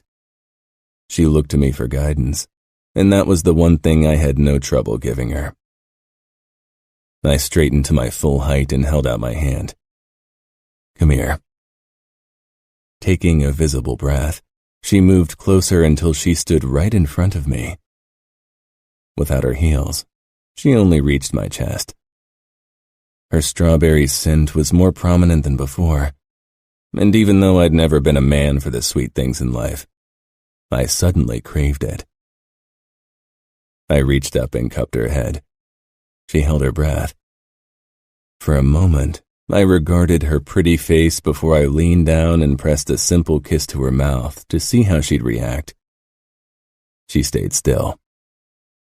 Running my thumb over her cheekbone, I repeated the motion. She softened against me. "Why are you still wearing a jacket?" she asked after the third simple kiss. Pulling back, I shrugged out of my jacket and flung it over the bench. Julia's eyes took me in. "In the vest?" Stifling a smile, I started unbuttoning the vest. She didn't act how I'd feared, not how Ngaio had acted. The last button gave me trouble, but before my frustration could rise, Julia pushed my hand away and opened it with her elegant fingers. I dropped the vest to the bench as well. Julia let out a small breath. "You look really strong." She reached up as if to feel my bicep, then faltered. I gripped her hand and pressed it against my arm, then flexed my bicep. Julia let out a small laugh, and my own lips twitched. She peered up, then darted her gaze behind me. Taking her hand again, I led her closer to the bed. "Lie down." She reclined on the bed, becoming visibly tenser. I pushed off my shoes, then stretched out beside her, still almost completely dressed. Gripping her hip, I dragged her closer to me and leaned over her. A hint of nerves crossed her beautiful face. I focused on her body, not her face, and pressed a kiss to her neck. She was still holding her breath. Not a great reaction, but not too bad. I pressed another kiss to the spot right below her ear, and she surprised me by twitching and letting out a giggle. A teenage girl inside. I paused, then raised my eyes. She bit her lower lip, her expression caught between embarrassment and an uncertain smile. She looked like such a fucking girl. Of age, my ass. She was legal, but her antics, her reaction, her expression, they weren't those of a grown woman, but of a girl on her way to becoming a woman. I pushed up, stifling a sigh. "I'm sorry," she said quickly. "I didn't mean to laugh. I'm ticklish." She regarded me with uncertainty, her eyes suddenly filled with anxiety. This wasn't going how I hoped it would. The makeup and elegant dress had made her look older. Now, without a touch of makeup and dressed in her nightgown, she looked like the teenager that she was. I did what was necessary. I threatened, tortured, killed. So sleeping with my wife should have been a piece of cake.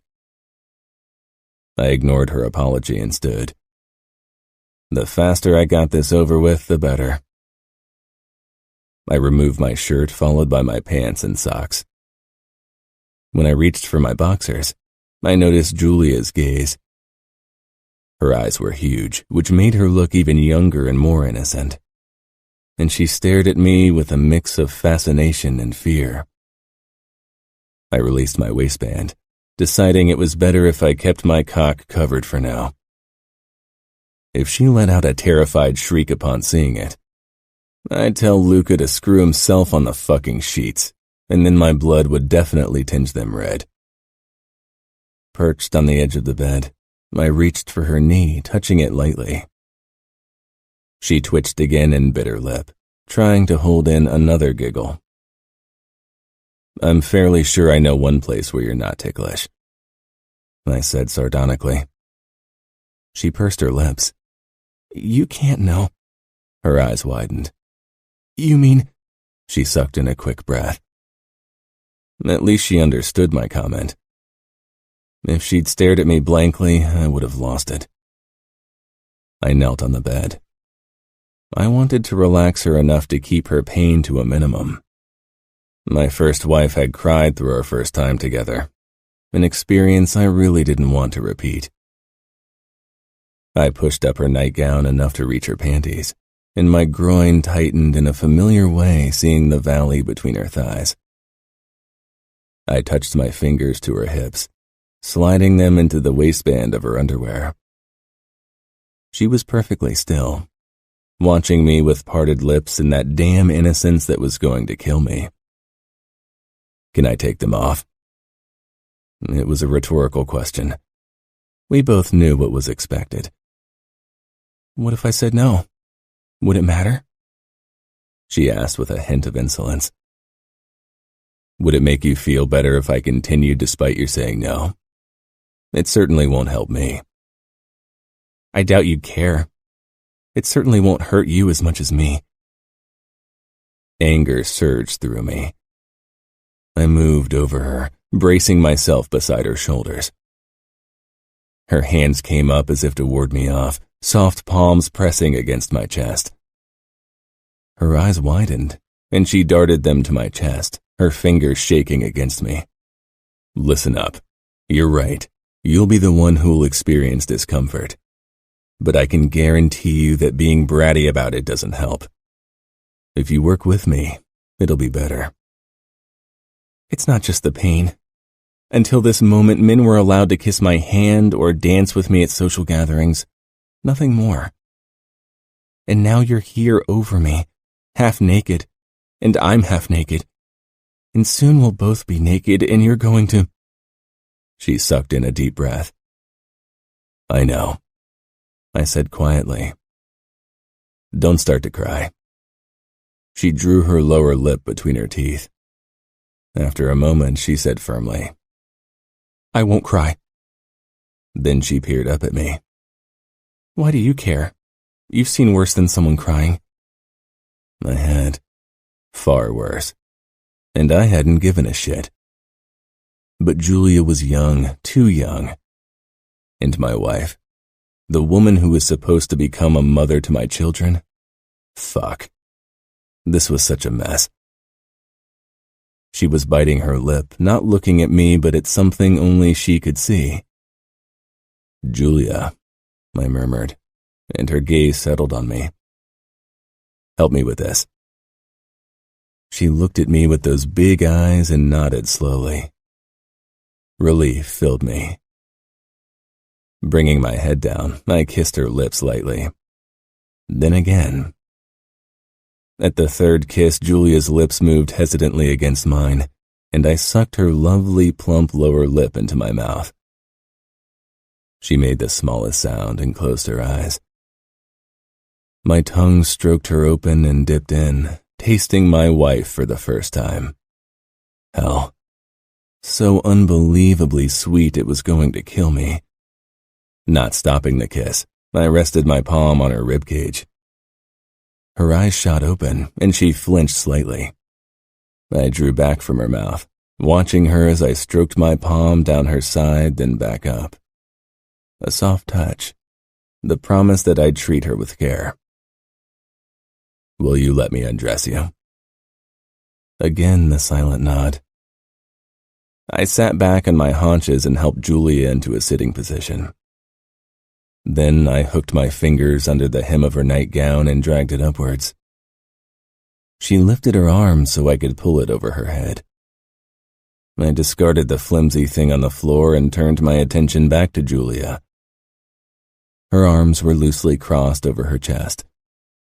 Biting her lip in that cute way, she lowered them slowly, giving me a perfect view of her breasts. God, she was lovely. I reached for her and gently ran my knuckles down the valley between those pretty breasts. Julia twitched, nose crinkling, holding back one of those giggles. Her cheeks turned red. I'm sorry. No, I said in a slightly lower voice. I'd rather she giggled than cried. And right now, she thankfully didn't appear as if she was close to tears. You're very beautiful, I told her. Because it was the truth. And because I didn't want her to be self-conscious. It would only make her tense more. Thank you. You're welcome, I murmured as I traced the outside of her breast with my knuckles. Her nipples hardened, and the blush on her cheeks spread all over her face. I was glad that I hadn't listened to my conscience and asked Luca to cancel the wedding, because she was too young for me. Right this moment, I knew she'd be mine, forever. I swiped my thumb over her nipple, and Julia sucked in a small breath. I repeated the motion, stifling a groan at the feel of her perfect nub. Do you like this? Yes, it feels good. I ran my hand down to her panties. Lie back. She did, and her body became visibly tenser. The muscles in her belly flexed, and she held her breath. "This is no reason to become tense. I'll only pull down your panties." Slowly, I dragged them down, and relief, followed by desire, flooded me. Most women were waxed completely for the wedding night, and while I enjoyed that, with Julia it would have only put emphasis on her age. Luckily, she had a small triangle of dark brown hair on her mound. "I know it's not what's tradition, but I didn't want to—" "It's perfect," I rasped. She regarded me shyly, her legs pressed together. I allowed myself to admire her, then bent down and pressed a kiss to her belly, as I drew in a deep breath, catching another whiff of the strawberry lotion she must have applied earlier. Sweet all over, my wife. "Part your legs for me." "Why?"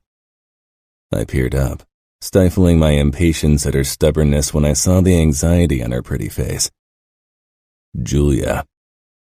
She parted her legs, but only just, and I had to nudge them a bit wider apart so I could climb between them and stretch out. Then, I took in my wife's pussy. Fuck. My desire returned full force. I leaned forward, but Julia tensed and her hand shot out, pressing against my forehead, stopping me. For a moment, I wasn't sure I'd start laughing. This situation was too much even for my control. "What are you doing?" "I'm trying to help you relax." She glanced down at me. "But why?" "Because most women enjoy this very much. I think you might too." Her nose wrinkled as if I was going to do something nasty. "So you're going to kiss me down there?" I chuckled. Couldn't help myself. "Yes, I'm going to kiss you down there, and lick you and suck you, and hopefully you'll enjoy it as much as I will." Her eyebrows shot up. I lowered my head to her thigh, stifling another chuckle. Her skin was soft against my stubbled cheek, and my eyes found her perfect pussy once more. I wrapped my fingers around her hand and pulled it away from my forehead. "I'm going to kiss you now." I propped myself up and leaned close. Julia held her breath, her body becoming so tight I was sure she'd snap in two any moment. My lips brushed her velvety folds, and she twitched, sucking in a sharp breath. My gaze darted up to her. "Did that tickle?" I rasped. Julia's eyes were squeezed shut and she was very still. "No." I kissed the same spot, applying a bit more pressure. Her pussy smelled even sweeter and absolutely irresistible. Again, a sharp intake of breath. I planted kiss after kiss all over her pussy, giving her time to get used to my attention. She didn't respond in any way except for her ragged breathing. I wasn't sure if she enjoyed it. I brushed my palm along her inner thigh and applied light pressure, wanting to part her from me so I had better access. But she resisted. My frustration spiked once more, but I shoved it down. 18. Young and inexperienced. "Julia, let me." I could feel her legs softening, and finally I parted her all the way. The hint of arousal coated her opening and relief filled me. I dipped my head and ran my tongue along her sensitive folds. Julia's hand shot out again, but this time she didn't shove. She only held on to my head, her fingers shaking. I hovered above her and used the tip of my tongue to circle her clit. She gasped, her fingers twitching. I took my time experimenting to figure out what she enjoyed, but she was very quiet and tense, which made it difficult. Her clit definitely worked when I swiped my tongue over it. Her breathing deepened and her body responded to my ministration. But after 15 minutes, it became quite clear that she was too nervous to come. I kissed her in her thigh. "Do you think you can come?" She shook her head. "No, I'm sorry." Acute embarrassment showed on her face. "Don't be. It takes time." I paused, knowing what would have to happen next. "Are you ready?" I knew she wasn't, and not because she hadn't come. She was wet, definitely as wet as I'd get her tonight given the circumstances. Julia swallowed, then gave a small nod. I got off the bed and slid out of my boxers. My cock was definitely ready. Smelling, tasting, seeing her had sent a flood of blood right to it. "Oh, shit," Julia whispered. My eyebrows shot up, and for a second right there, I was sure I'd start roaring with laughter. I stifled the impulse and knelt on the bed. "You're going to stretch." Her expression remained doubtful and worse, fearful. Fuck it. We had to get it over with. If she started worrying about all the ways this would hurt, she'd only grow more tense.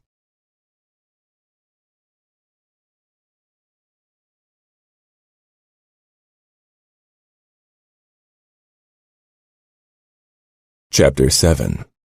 Cassio. "Do you take the pill?" I asked. It wasn't the most romantic thing to say in a situation like this, but before today I couldn't bring myself to ask my teenage wife that question. A quick nod. I climbed on top of her and guided my cock to her opening, but she shrank back. I wanted to roar in frustration. "Julia," I said imploringly. "Can you hold me?" My heart skipped a fucking beat. I nodded and lowered myself to my elbows, then wedged one arm under my wife's shoulder blades and hugged her to my chest. "Like this," I murmured. Her face was inches from mine, and she looked up at me, seeking my help, my protection, my closeness. I kissed the corner of her mouth, then her lower and upper lip as I shifted my hips so my tip nudged her entrance. She held her breath. I stroked her bangs from her sweaty forehead. "Breathe out." She did, and I pushed into her about an inch. Her face flashed with discomfort, and she gripped my bicep. "If it's too much, you tell me and we'll figure something out," I heard myself say, and I wanted to kick myself, but she gave me a grateful small smile, and I could feel her walls loosen very slightly. Slowly, I slid deeper into her, even when she squeezed her eyes shut and exhaled. She got very tight, and I knew this part would hurt the most. Kissing her temple, I thrust forward and slid all the way in. She flinched under me and gasped, her breathing ragged. I shuddered out of breath, trying to stay still, and pretty sure her walls were going to milk my cock any second now. Fuck, she was tight. "Julia, how are you?" She looked at me. "Okay," she said shakily. "It's strange, feeling you inside of me. Really full." I smiled at her analysis. "I'm talking nonsense, am I?" I shook my head and stroked her cheek, then began to move. Small, shallow thrusts which grew gradually harder. She tensed every time, but she didn't cry, didn't whimper or sob, and I was grateful for that. It didn't take long for me to reach my tipping point, and I didn't bother holding back, knowing she'd be glad when it was over. My body tightened, my balls expanding, and then I shot my cum into her. She sucked in her breath, and I stilled above her. Then I pressed my forehead into the pillow beside her head. She was very still under me, and I listened for a sob, crying. And again relief filled me when I heard neither. I pulled out very slowly and rolled off her but stayed close. She turned on her side, facing me. "Thank you," she whispered. I searched her flushed face. What for? It couldn't be for giving her an orgasm because I definitely hadn't. But I would soon. Many of them. For being patient and careful. I frowned. Why wouldn't I be? Ngaio had enjoyed playing the guilt card, had cried often to make me feel bad, even when I tried to do everything to be decent. Women talk. Some men don't because it gives them a feeling of dominance, others because they enjoy hurting, and some just want to make sure the bloodstain is big so they can impress. Surprise filled me at her words. She sounded less like a girl then. I don't need to show my dominance by hurting you during sex. I'm underboss. I rule over people on a daily basis. And while I enjoy hurting when it's called for, I don't enjoy hurting women or children. As for the last reason, maybe some men think a big bloodstain makes the audience believe they have a huge dick, when in truth it only shows that they have no clue how to work that dick. Julia laughed. Then her smile became teasing. Do you? A low laugh rumbled in my chest. Know how to work my dick. She blushed but nodded. I think I do. I know today wasn't pleasurable for you, but soon it will be. She tilted her head in consideration. Okay. I glanced down the length of me. My cock was smeared with blood. I sat up, then held out my hand to Julia. Can you sit up for a moment? With a small frown, she did. Why? Then her eyes widened and her gaze darted down her body. Oh. Just wait a couple of seconds. Her nose wrinkled. That's kind of disgusting. I know, but it's tradition. I brushed her hair from her face again, and Julia regarded me curiously. Her eyes were a startling blue like a clear summer sky, and her nose had the slightest upwards dip, which gave her a coy look. Do you find me pretty? She asked, drawing in that plump lower lip between her teeth. Yes, I do. My thumb stroked along the back of her hand, which I hadn't even realized I was still holding. Oh, she said. I wasn't sure. You didn't act as if you cared much. It was a good thing that I'd perfected my poker face over the years, and a necessary evil in my line of work. I did, and do find you very attractive. I'm usually good at telling those things. Most men are really obvious about their interest. They get that intense look as if they want to devour you. Something angry and dark curled in my chest. Did it happen often? That men looked at you like that? As if they wanted to devour you? Despite my best intention, my voice held an edge it hadn't before. Julia tilted her head, considering me in that quiet way of hers. Occasionally. Sometimes men who visited my father. Sometimes strangers when I was out with my bodyguards. It's not like anyone ever approached me. Good. I growled. Her eyebrows darted up. Are you jealous? Possessive. I don't share well. Or at all. She laughed. That's funny to you. I'm dead serious. She rolled her eyes. Rolled her eyes. I couldn't even remember the last time someone had dared roll their eyes at me. You get jealous over men watching me from afar, knowing full well that you gave me my first kiss in church today? You never had to share me, nor will you. Have you ever given a man that look? I questioned. No, she said without hesitation. A sheltered upbringing doesn't make you blind. She pursed her lips. I never looked at men long enough to make up my mind about them. It didn't seem wise, considering I wasn't going to be the one choosing my husband. That was true. She had no say in the matter. Julia. Cassio swung his legs out of bed. I'm going to clean up. My eyes raked over his muscled body, mesmerized by the hard planes, the ridges of his six-pack, the narrow V of his hips. I was attracted to his body, which was a relief.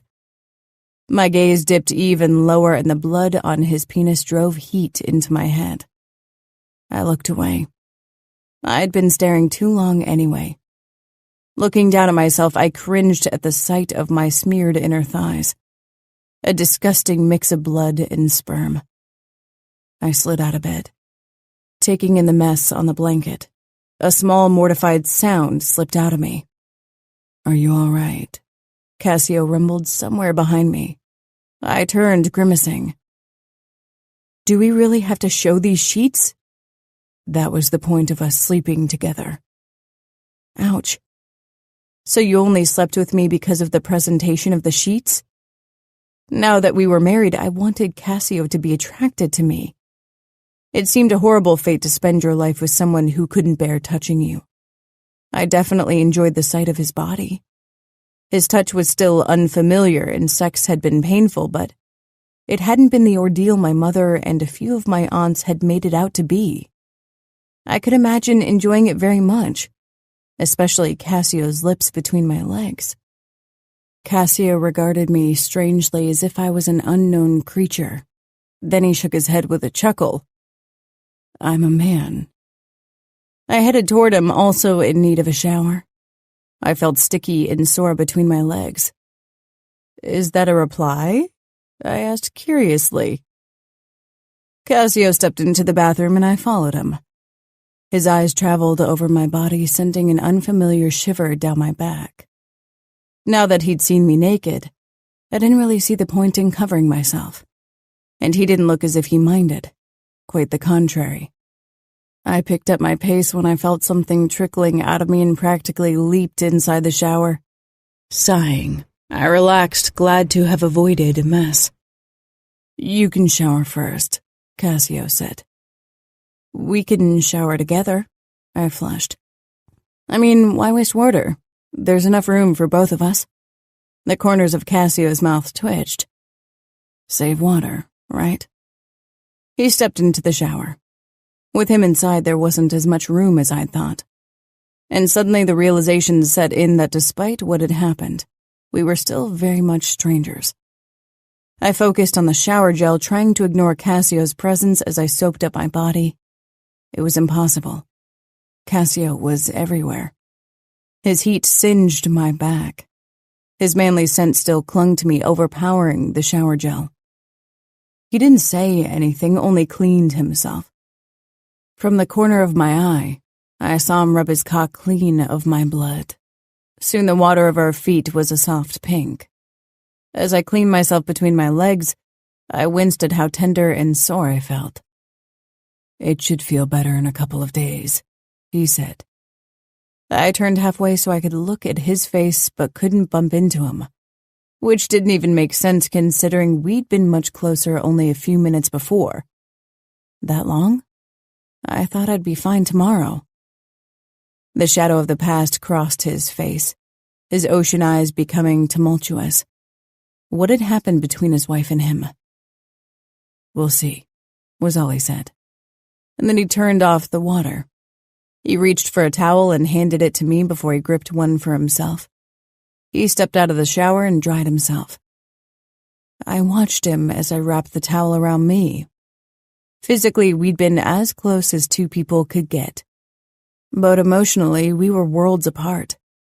We'd share the bed again because I'd seen the desire in Cassio's gaze, and because I wanted to. On an emotional level, however, getting closer to my husband would be difficult. I could tell already.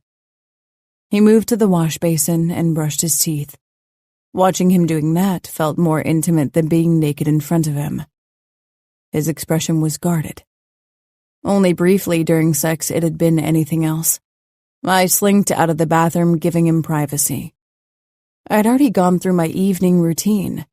I'd mostly managed to keep my hair dry during our shower and didn't want to blow dry it with him in the room. How could all these mundane activities feel too personal after what we'd just done? Dropping the towel on the bench, I grabbed my nightgown from the floor and pulled it over. Trying to ignore the stain on the sheet and still seeing it, because I simply couldn't not see it, I slipped under the covers. I'd been tired before, I wasn't now. My body still hummed with adrenaline. When Cassio emerged 10 minutes later in low-cut black pajama bottoms, my eyes traveled over him. Many men gained weight once they were married. Not enough to be frowned upon by their capo, but enough to cover up whatever muscles they'd worked hard for in their younger years. Cassio hadn't. Every inch of him was pure muscle. Nothing soft about this man, not his body, expression, or eyes. If he noticed my silent scrutiny, he didn't comment. Instead, he got into bed, but with enough room to fit another person between us. Weren't we going to snuggle against each other? It was something I'd wished for from a marriage. In the last few years, snuggles had been absent from my life. I wasn't allowed to have a boyfriend who might have given them to me, and I was too old to seek that kind of closeness with my father. My mother had never been the type to show her affection on a physical level to begin with. I'd hoped that marriage would open the door to affection that went beyond sex.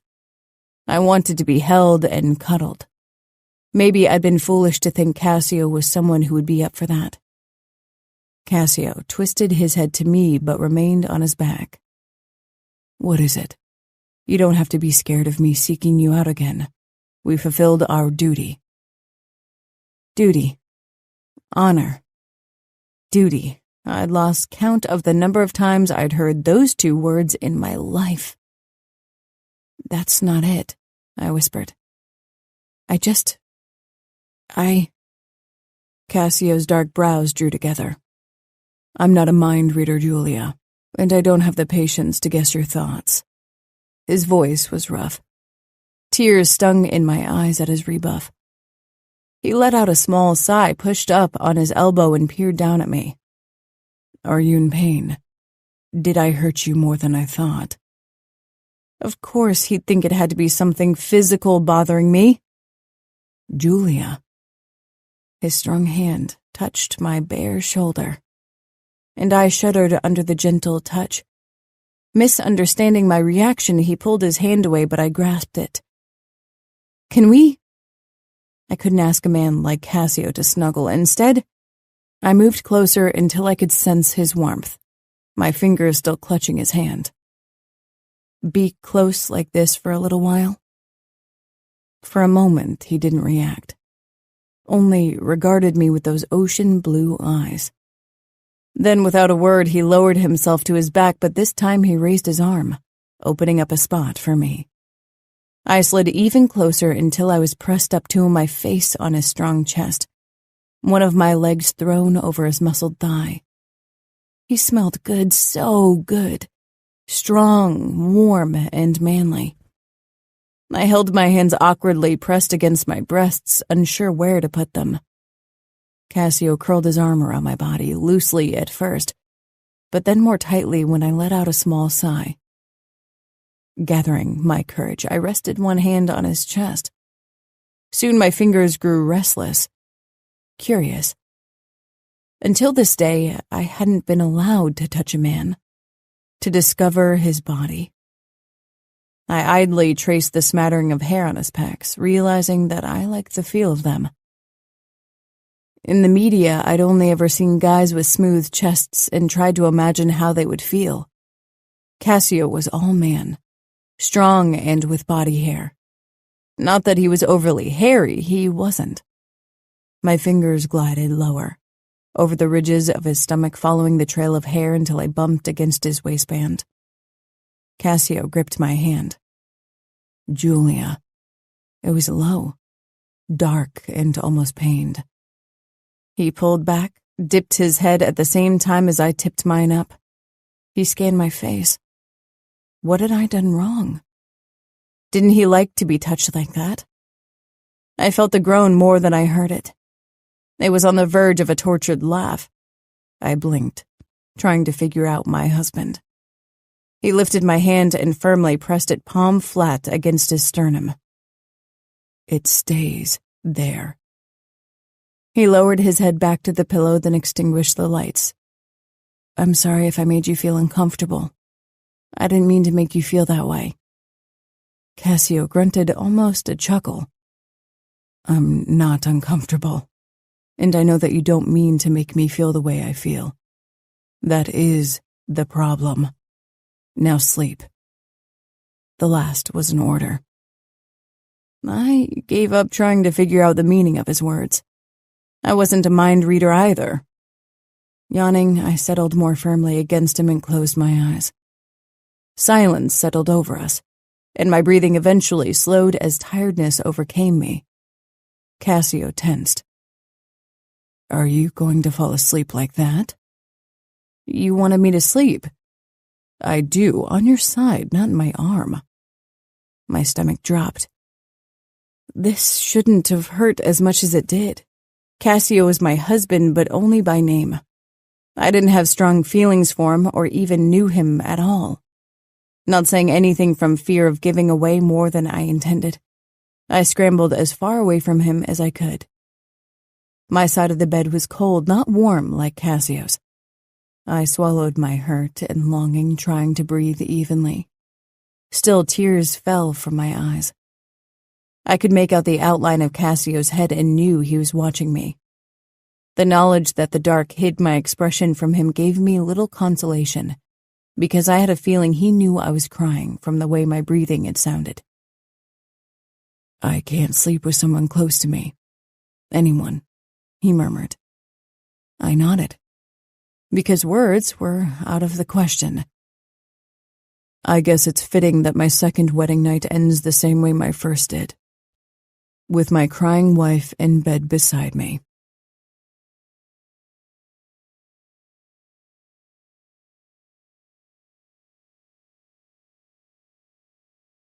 Chapter 8. Cassio. I wasn't a fan of physical contact at night, and had often not even shared the bed with my deceased wife. Not that she would have ever dreamed of wanting to have me close at night. She never bothered to hide her reluctance to have me near her, least of all when we slept together, unless there was something that she wanted from me. Julia had asked for my closeness, and I denied her.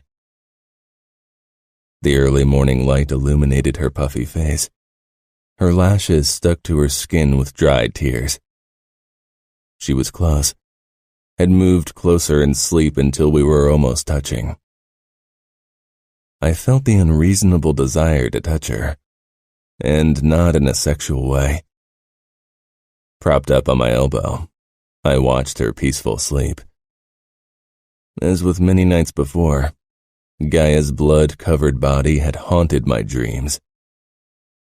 I hardly ever dreamed about the people I'd killed, and yet my dead wife still filled my nights. Julia stirred, lips parting in a soft sigh. I pushed myself up and swung my legs out of bed, turning my back to her. The bed shifted. I threw a glance over my shoulder at Julia, who was sitting up, rubbing her face framed by messy hair. Noticing my attention, her eyes met mine. She smiled hesitantly. The early morning light wasn't kind to me, because Julia looked absolutely lovely in a very teenage girl way. Damn it all. I stood. We need to get ready. The women will retrieve the sheets soon.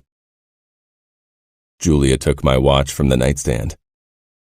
It's only 8. Do you really think they'll disturb us this early after our wedding night?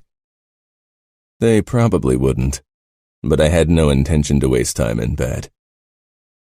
I had scheduled several meetings throughout the day, the most important with Luca for lunch.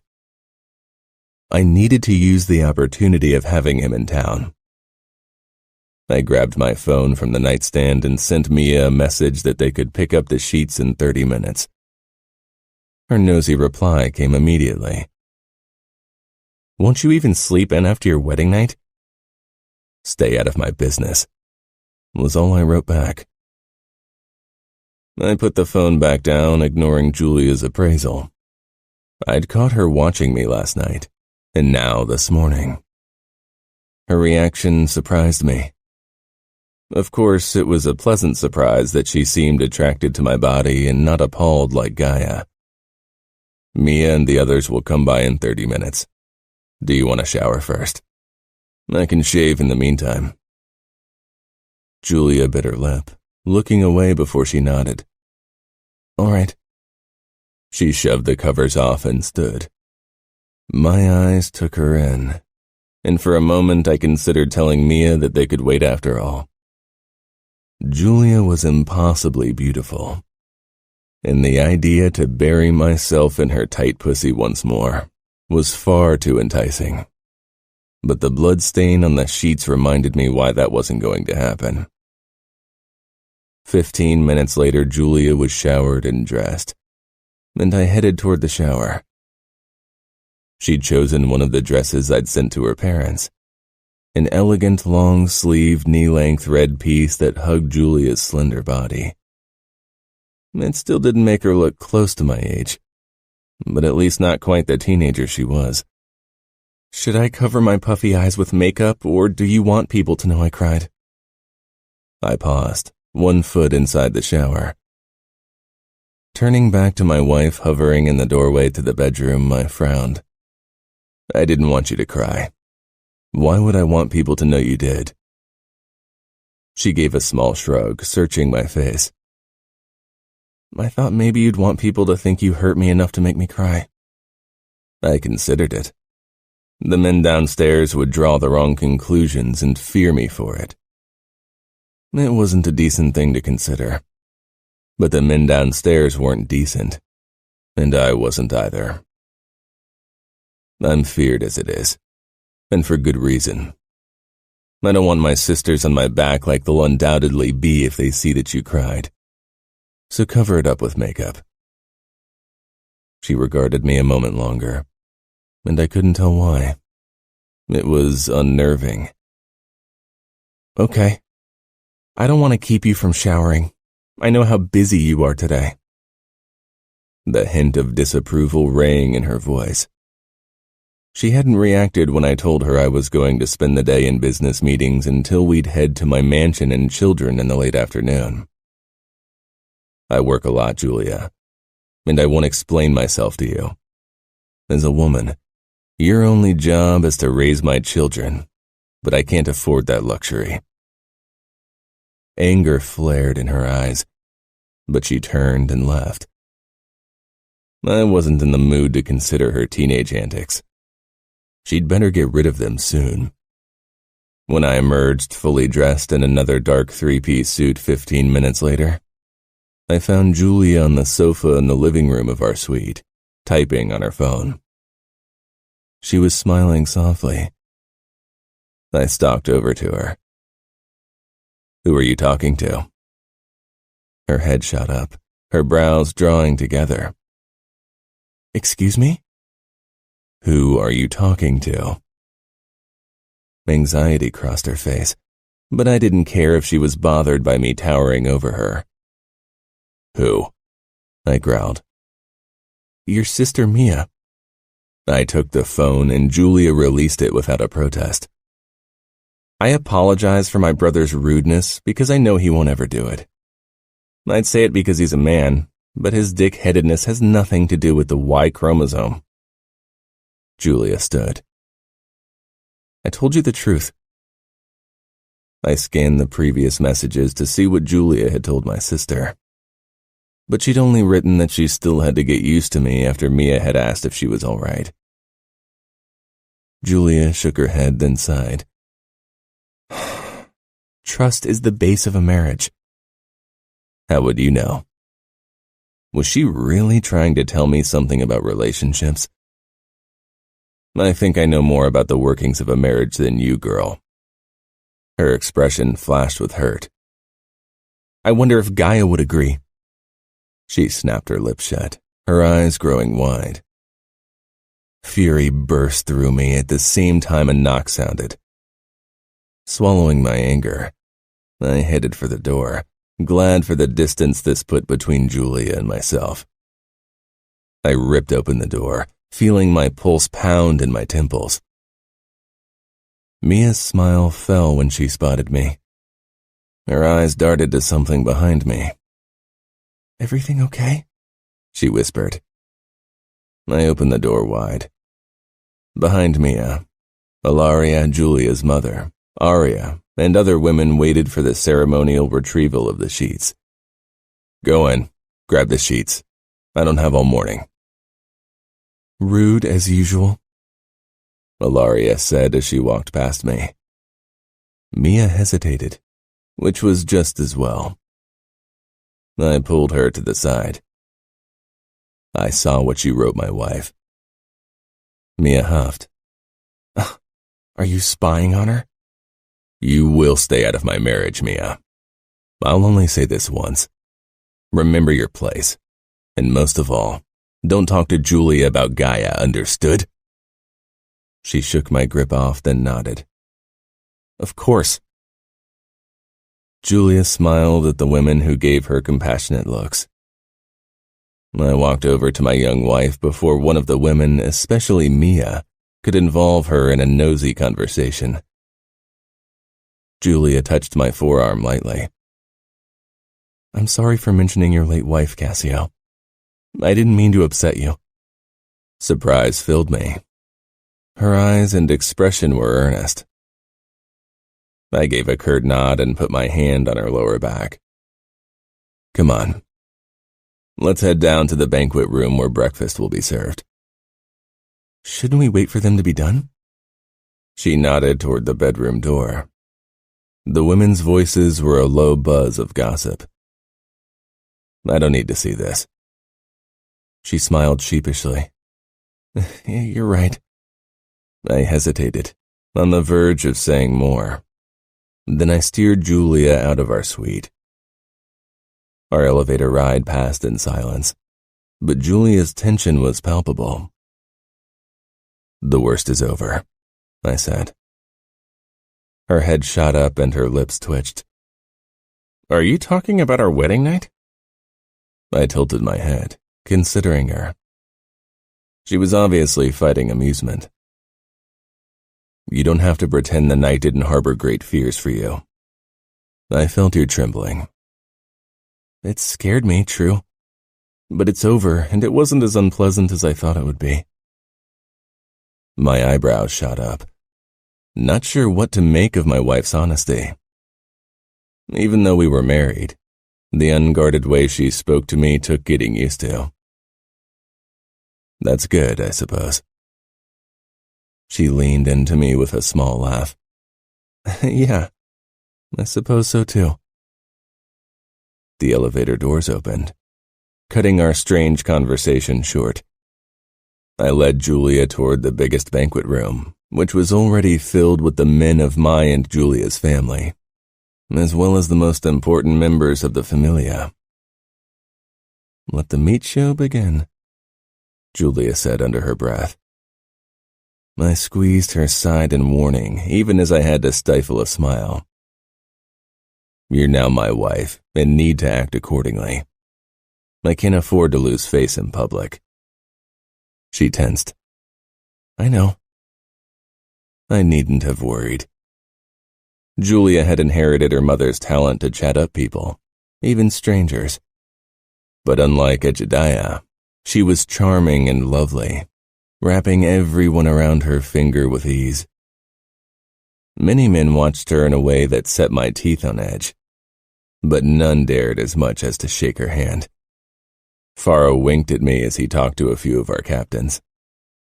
I ignored it and turned my attention to the door where my mother and Julia's mother entered with the sheet between them. They headed to the side of the room and draped the fabric over 2 chairs. Julia let out a tiny choked sound, and her cheeks took on a red hue the moment she spotted them. This is mortifying. I peered down. I wasn't embarrassed, but I too didn't like to show this glimpse of our private life to the public. With Ngaio, I hadn't cared. Maybe because I'd been young and eager to impress. It's a sign of your honor. Nothing to be ashamed of. And a sign of your ruthlessness, no? There was a small twitch of her mouth, and that surprising twinkle in her eyes as if she'd made a secret joke. I suppose it is. Given your age, I should have had qualms. That I didn't is a sign of my nature. After the first commotion and applause had settled, Julie and I headed to the table with our closest family, as well as Luca and his wife. Julia's mother immediately hugged her.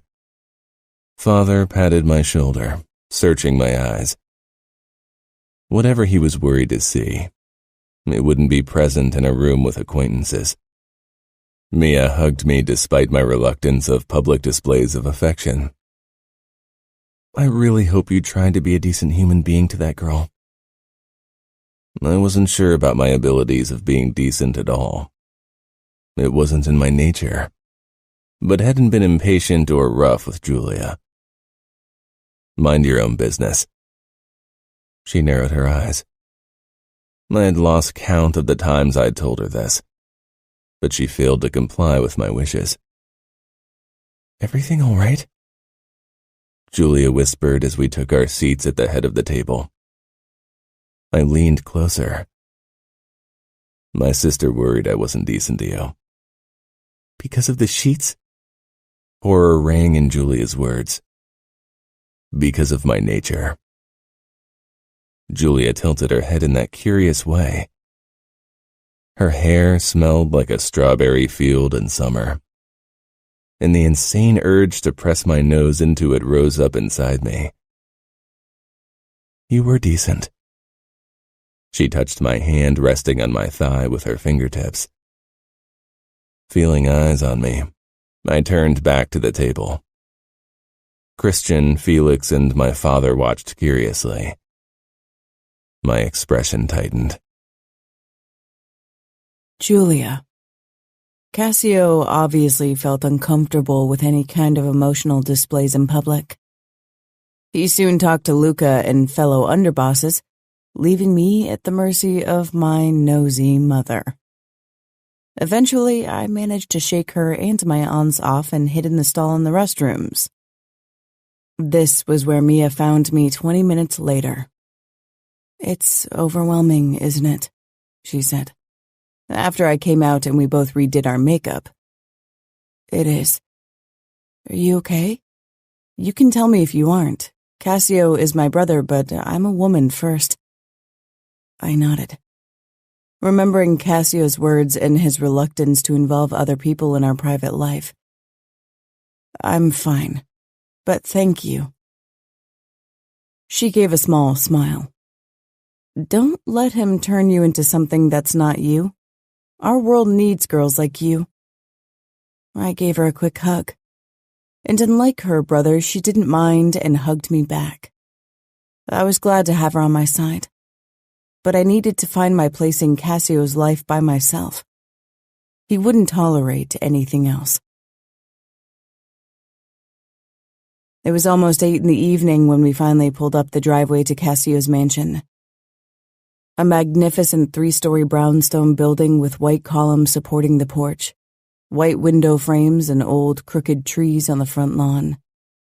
Cassio parked in one of the double garages on the left. He got out and opened the door for me. My stomach hollowed with nerves. This was my home now, and soon I'd meet the children I'd raise.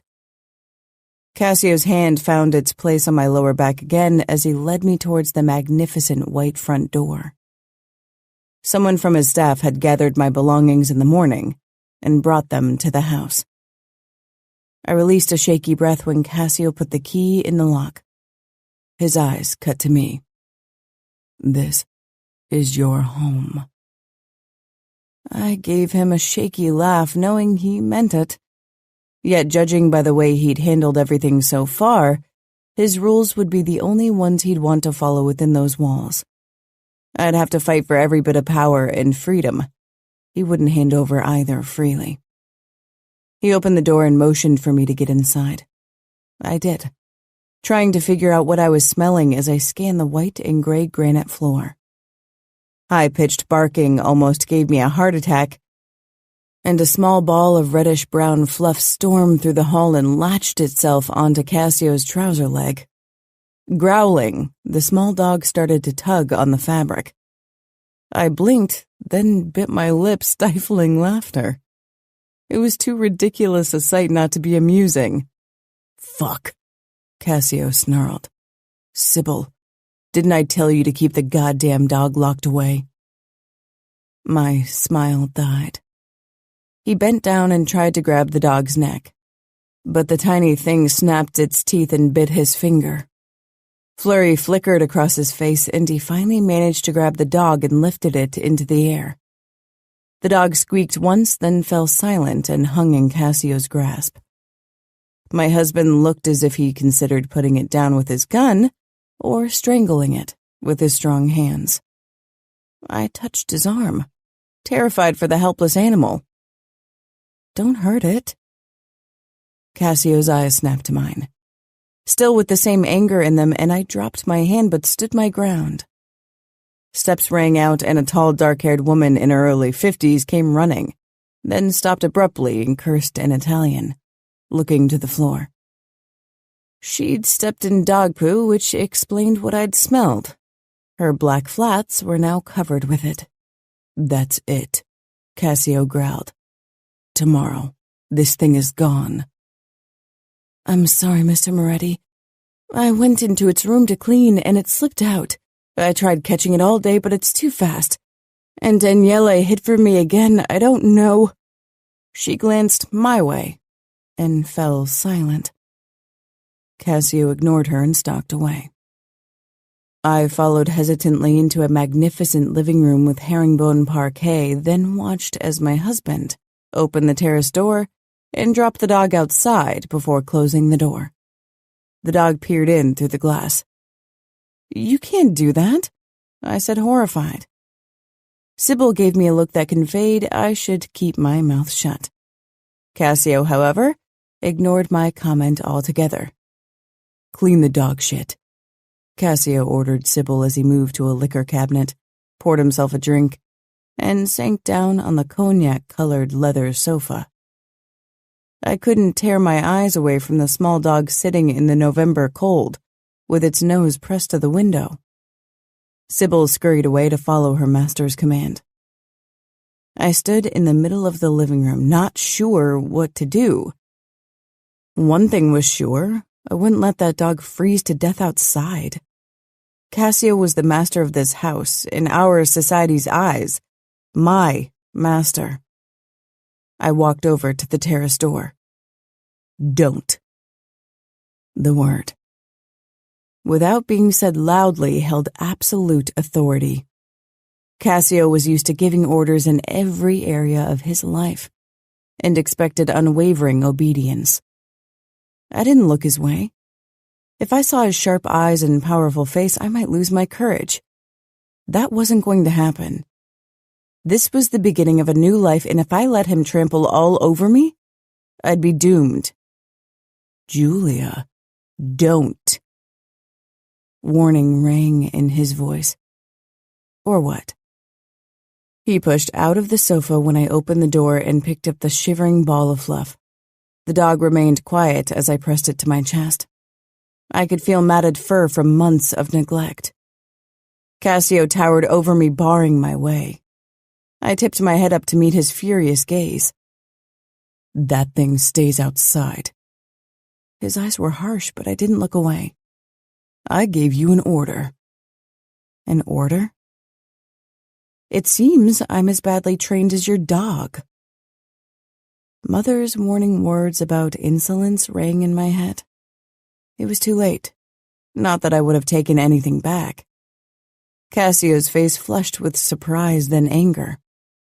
Set it back down. I won't allow you to bring it inside. Allow. Order. I was his wife, not his slave. But again, he was underboss and probably didn't understand the difference. If the dog isn't allowed inside, then I'll stay outside with it. We can keep each other warm. I turned to walk over to one of the lounge chairs, but Cassio's arm shot out, stopping me. I flinched. Father never hit me. Mother did, twice. It wasn't first-hand experience that had me wince, but I'd seen men hit women and children. My uncles in particular were of the violent sort.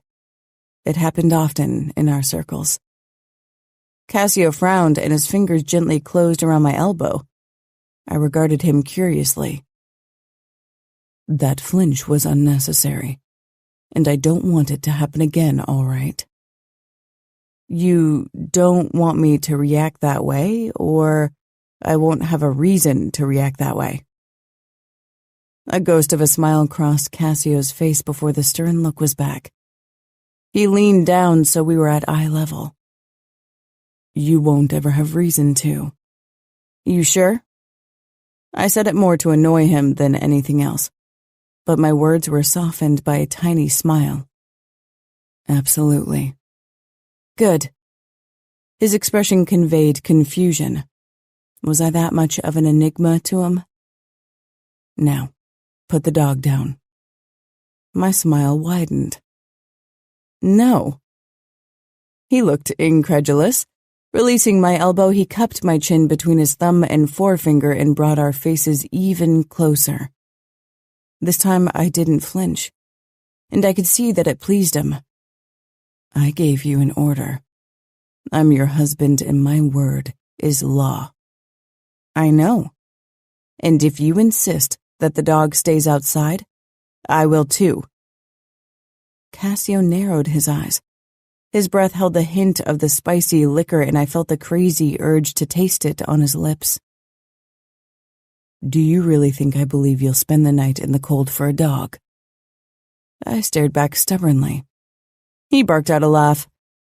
I think you might actually do it. Your parents didn't mention your stubborn streak when they bartered you away. They were too eager, marrying me off to the cruelest underboss of the familia, I muttered.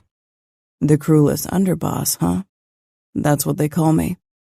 They did, and other people do too. Why would your parents tell you something like that about your future husband? To get me in line? My mother worried you might beat me to death if I'm insolent. Something on Cassio's face shifted. A shadow of the past. They shouldn't have scared you before our wedding.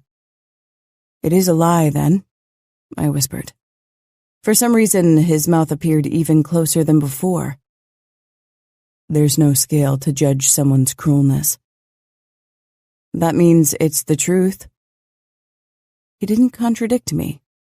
I couldn't read the look on his face.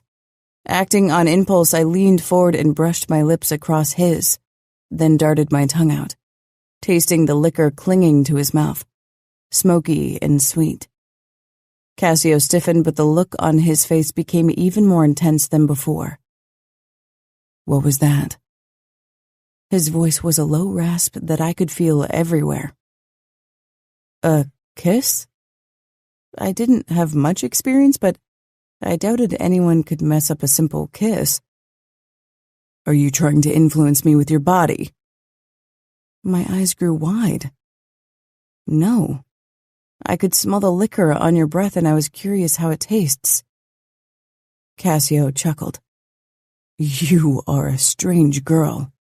His mouth twisted. Woman. He looked down at the dog in my arms. It was snuggled against me peacefully. Without a word, Cassio turned around and returned to his glass of whiskey on the table. I stepped inside and closed the door. Stroking the dog, I followed my husband. What's its name? Lulu. Cassio said, a strange note to his voice. I stopped beside him. Can I have a sip of your whiskey?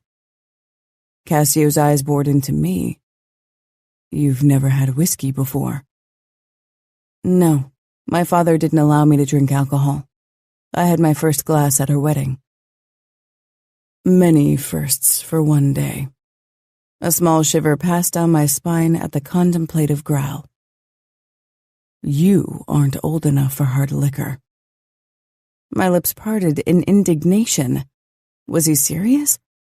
He downed the remains of his drink, and before I could say something snarky, he cupped the back of my head and pressed his lips to mine. Gently at first, his eyes searching mine.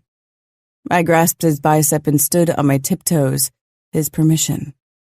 Then he really kissed me, his tongue stroking mine, discovering my mouth. The taste of whiskey swirled in my mouth, intoxicating. Not as much as the kiss, though, God. His kiss set me aflame. When he pulled back, I was dazed. Only Lulu squirming in my other arm brought me back to reality. Cassio glanced over my head. What is it, Sybil? I whirled around. Sybil hovered in the doorway, wringing her hands and looking anywhere but at me. She must have caught us kissing, and even though we hadn't done anything indecent or forbidden, considering that we were married, acute embarrassment washed over me. The children are asleep and I cleaned up. Is there anything else you need from me? No, you can go. His clipped voice rubbed me the wrong way. Even if Sybil was working for him, that didn't mean he had to sound like a drill sergeant. Sybil nodded, and with a fleeting smile at me, she left. Can I see your children? Cassio's brows furrowed. The dog stays here, and we have to be quiet. I don't want them to wake. Where should I put Lulu? We lock it in a room because the thing can't behave itself. I pressed my lips together, following Cassio as he led me into the lobby and motioned at a door. I pushed it open and my heart clenched. It must have been a storage room before, judging by the small window and shelves lining the walls. A torn-apart basket, a litter box, and 2 empty bowls were the only indication that a dog lived here. There were no toys. I picked up one of the bowls and handed it to Cassio. Can you fill it with water? Cassio regarded the bowl, then me. Please? Lulu's living arrangements had to change, and they would change, but today was only my first day. I'd have to be clever about my battle against my husband. He took the bowl and disappeared. I headed over to the torn-apart basket and set Lulu down. She curled into herself. She must have let out her frustration on her basket if its destroyed state was an indication. No wonder, considering she'd probably spent most of her days alone in this room. What had happened in this house? I stroked her head when Cassio walked back in with the water bowl. He set it down, and the moment he stepped back, Lulu trotted over to it and drank. I straightened. I couldn't hold back anymore. How long has she been locked inside this room? Cassio's expression tightened. The dog's out of control. I won't have it shit and pee everywhere, not to mention snap at my children and everyone else. How can you expect Lulu to behave if nobody takes care of her? She isn't a machine, she's a living being. And from what I see, she hasn't been treated the way she was supposed to. If you have an animal, you have to take care of it and not treat it like a thing you can put in a corner and take out when you feel like it. I didn't want a dog. Ngaio did. And then I was left to deal with it like everything else. He snapped his mouth shut as if he'd said more than he wanted, breathing harshly. Lulu hid in her basket at his outburst. I stood my ground. Then why didn't you give Lulu to people who want her? I kept my voice calm. Meeting Cassio's anger with my own seemed like an unwise choice. Cassio shook his head. Let's go upstairs. I have a busy day tomorrow. Why? I touched his forearm. Because Daniele lost his mother. He doesn't need to lose this too. I thought Lulu snaps at him. She does, Cassio said. and she's not allowed near him. Then why? Enough. Cassio's voice could have cut steel. He nodded toward the door. I walked out of the small room. Cassio closed it, locking Lulu in once more. Does Sybil walk her? Cassio gritted his teeth as he led me up the stairs. No, it's got the cat box in the room. It needs to be walked. It's not a cat. Cassio sent me a look that made it clear he expected me to shut up right this moment. I'll walk it then. You have a leash, right? He stopped on the second-floor landing, a vein in his temple throbbing. You don't have time to walk the dog. You've got my kids to take care of. His kids. He made it sound like I was his nanny, with the added bonus of sleeping with him. Kids need fresh air too. He gave me a condescending look as if I was a delusional child in need of reprimand. He didn't think I'd be able to handle his children, much less a dog on top of it. Maybe he was right. But one of us had to try. I had a feeling that no matter how in control of his soldiers, his city, and his life Cassio seemed, his own home and his family had slipped out of his hands. He was incapable of fixing it. Maybe he'd even given up hope that it could be fixed. And now, here I was, without the hint of knowledge about dogs or kids that went beyond what I'd read in books, supposed to deal with all of this. In the months since our engagement, I dreaded our wedding night. Now it seemed naive that the simple act of sex had held so much trepidation for me.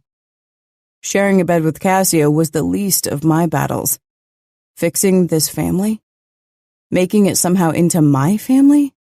That was the most daunting challenge I could imagine. Looking up into Cassio's exhausted and weary eyes, I promised myself to master it.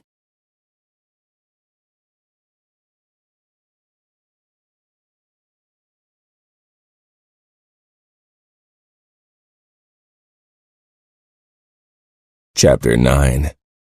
Cassio. Annoyance hummed under my skin. Julia peered up at me calmly, thinking she knew everything. It was the advantage of youth, believing you knew how the world ran and convinced you could shape it to your ideals.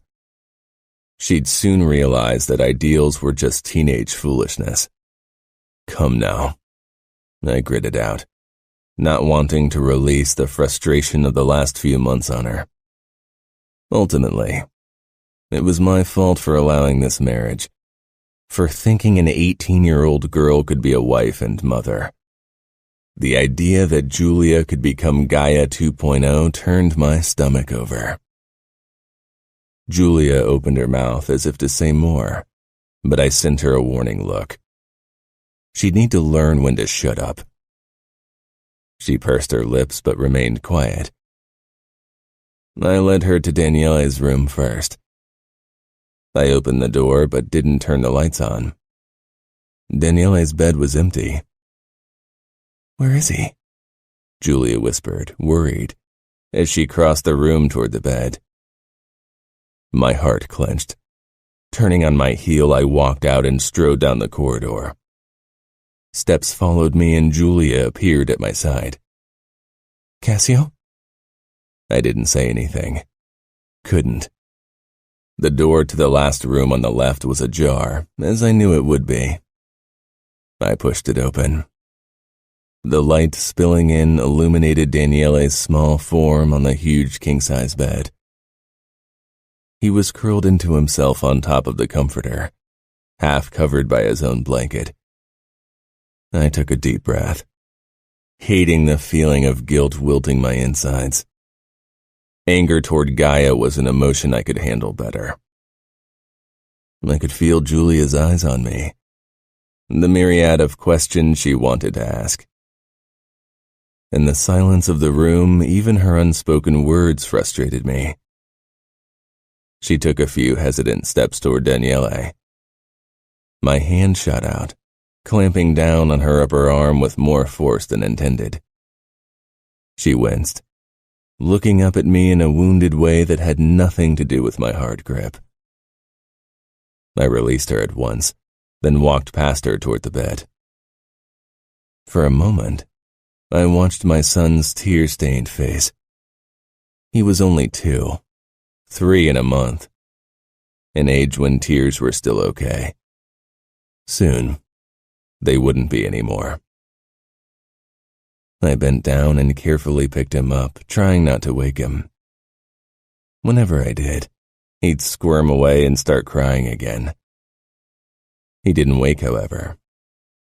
His tiny head leaned against my chest as I cradled him against my body, the blanket swaddling him. Julia followed me without a word as I walked out of the bedroom and carried Daniele back to his own room. I put him down on his bed, covered him, then stroked his hair lightly. Feeling Julia watching me from the doorway, I straightened and headed to her. She stepped back so I could close the door. Julia scanned my face, her expression filled with compassion. "Does he always come to your bedroom at night?" "It's not mine," I pressed out. "It's Gaia's. I sleep in the master bedroom." "Oh." Confusion showed on Julia's face. "You didn't share a bedroom with your late wife?" I gritted my teeth, trying to stifle my anger and, worse, that heavy feeling of sadness. "No." I headed to Simona's room. Julia hurried after me. She couldn't let it drop. She was too curious. "Because you don't want to share a bedroom?" I glared. "No, because Gaia didn't want to share a bed with me. Now stop the questions." My voice was harsh, threatening, a tone meant for soldiers that displeased me. Definitely not for my wife. I turned away from Julia's hurt expression. My grip on the handle was crushing as I shoved open the door. Not waiting for Julia, I crossed the room and headed toward the crib. Simona slept soundly. Some of the darkness in my chest lifted. Never all of it, though. I couldn't even remember a time when my thoughts hadn't been dominated by darkness. I stroked my daughter's chubby cheek with my thumb, then leaned down and kissed her forehead. I was on the way out when Julia spoke up. "What about the baby monitor?" I froze. She was right. Tonight was the first time Sybil or one of the maids wasn't staying overnight. They had always taken the monitor during the night. Simona's cries had still woken me, and she'd only settled down when I'd consoled her. Returning to the crib, I grabbed the monitor from the sideboard. When I stepped back into the corridor and closed the door, I said, "How did you know?" Julia shrugged. "I read about baby monitors, and when I saw it standing there, I thought we needed it." She bit her lip. "Have you never taken it with you before?" I stared down at the small device. "No. Gaia or Sybil kept it at night." I trailed off, then held the monitor out to Julia. She took it with a small frown. "It should pick up the smallest sound, but unless Simona starts crying, you don't need to get up." Julia only nodded, not saying anything when I could tell she wanted to. I was glad for her silence. I nodded down the corridor. "Let's go to bed. I need to get up early, and Simona will probably wake us a few times tonight." I led Julia toward the master bedroom, wondering how long she'd want to sleep in it before she moved to one of the guest bedrooms. I turned on the lights and motioned for Julia to enter. She slipped past me into the vast room. She looked around curiously.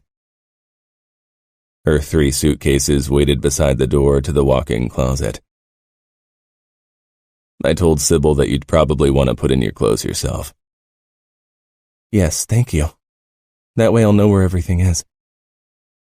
she said absent-mindedly, as she walked toward the window, peering outside. It was too dark to see much but the general outline of the gardens. She looked petite, and I had to resist the urge to walk up to her and touch her shoulders. Last night she had to accept my closeness, but I wouldn't force it on her again. I cleared my throat, causing Julia to turn. Her gaze fell on the king-size dark wood bed on the left. Her expression tightened ever so slightly. "I'll get ready." I gritted out and headed for the en-suite bathroom. I wasn't even sure what had me on edge tonight. I had been wound tightly for almost a year now. It was getting harder and harder to suppress the flood of emotions. Only once I'd released my frustration, and it had felt good. So fucking good. It had led to this point, had ultimately cost my children their mother. Trying to stop this dangerous train of thought, I started brushing my teeth and getting ready for bed. A bed I'd have to share with another woman who didn't want me. Julia still hid her resentment better than Ngaio ever did. Yet she didn't feel anything but resentment, considering she was forced to marry me. Her feelings toward sharing a bed with me again tonight had been clear as day. Trepidation. She needn't have worried. Despite the dark hunger for my young wife's lovely pussy, I was a man who could control himself. I abhorred the idea of sleeping with a woman again who didn't want me. The years with Ngaio had been enough. Even when she'd approached me for sex, which only happened when she had ulterior motives, she never wanted to sleep with me. She didn't even think of me when I fucked her. A new wave of fury twisted my insides. I spit the toothpaste into the sink, then washed my face and changed into my pajama bottoms. My anger didn't lessen as I stepped back into the bedroom. Julia had changed into a silken nightgown with tiny sunflowers all over it. She stared at a picture of the white beach taken from my summer house on Long Beach Island on a beautiful spring day. A picture meant to call to the calm within me. In vain. It was unreasonable to be furious over her choice of wardrobe, especially when she looked exceptionally pretty in her gown. But I was. "Didn't I tell you to get rid of those sunflower atrocities?" Julia jumped and whirled around. Her hair settled in smooth ringlets on her bare shoulders. Her eyes were wide, as blue as the sky in the photo above her head. "Excuse me?" More anger, which wasn't even directed at Julia. Still, it roared louder inside my chest since I'd seen Daniele on his mother's bed. Every night he went there, no matter how often I told him not to. "I sent you new clothes. I expect you to wear them." Julia raised her chin. "While I understand your need for me to look like a lady in public, I can't see why I can't wear the clothes I love in private. Only because I'm your wife now doesn't mean I'm not still me. I won't become someone else only because you don't like who I am. You chose to marry me. You can't form me into the wife you want. You can't control everything, even if you think you have to." What did she know? I stalked toward her. She tossed her head back to meet my furious gaze. Goosebumps flashed across her skin and her nipples hardened, straining against the thin fabric of her nightgown. "Is that so? I control hundreds of men and an entire city, but you think I can't control you?" I stepped closer, backing Julia into the wall. "Stop intimidating me," she said, trying to step past me. I thrust my arm out, bracing my palm against the wall beside her head, caging her in. "You will obey me." She regarded my arm, then looked up. She stepped closer until we were almost touching, throwing me off. "What will you do if I don't obey?" That goddamn strawberry scent filled my nose.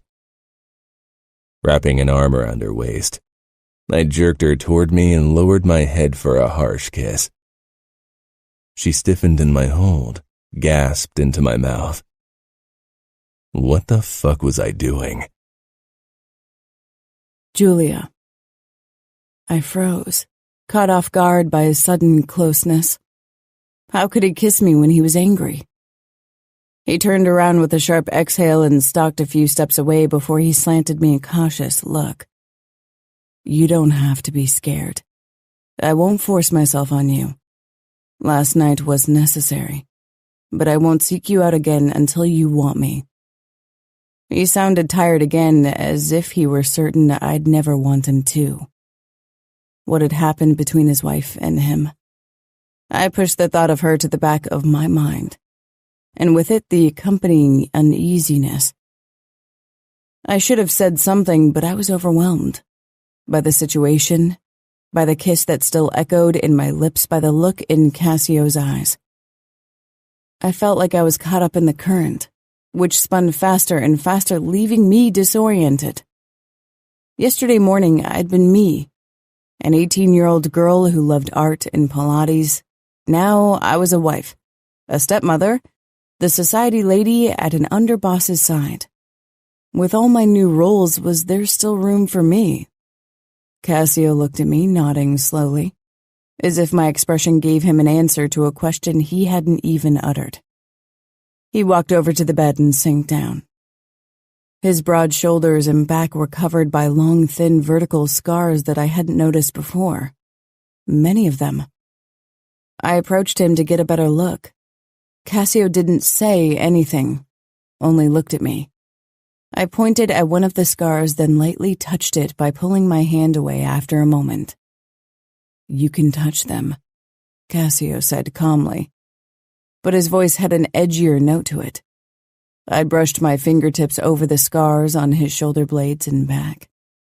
Some fathers tortured their sons to make them strong. Cassio was strong and brutal. Was his father the reason for it? You did this? Your father? Cassio shook his head. The way he was watching me made me blush. I wasn't even sure why. When I was your age, a few of my men and I got captured by the Bratva.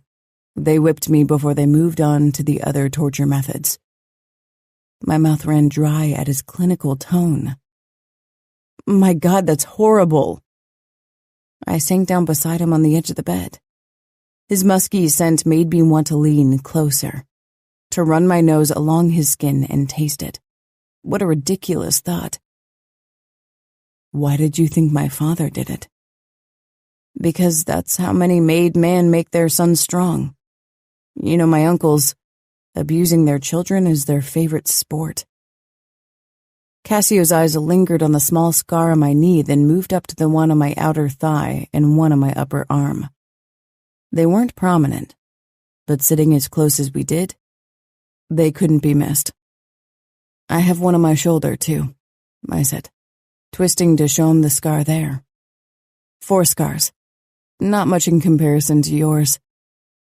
Something in his gaze made my pulse pick up. Something dark lurking in its depths. Those scars, he murmured.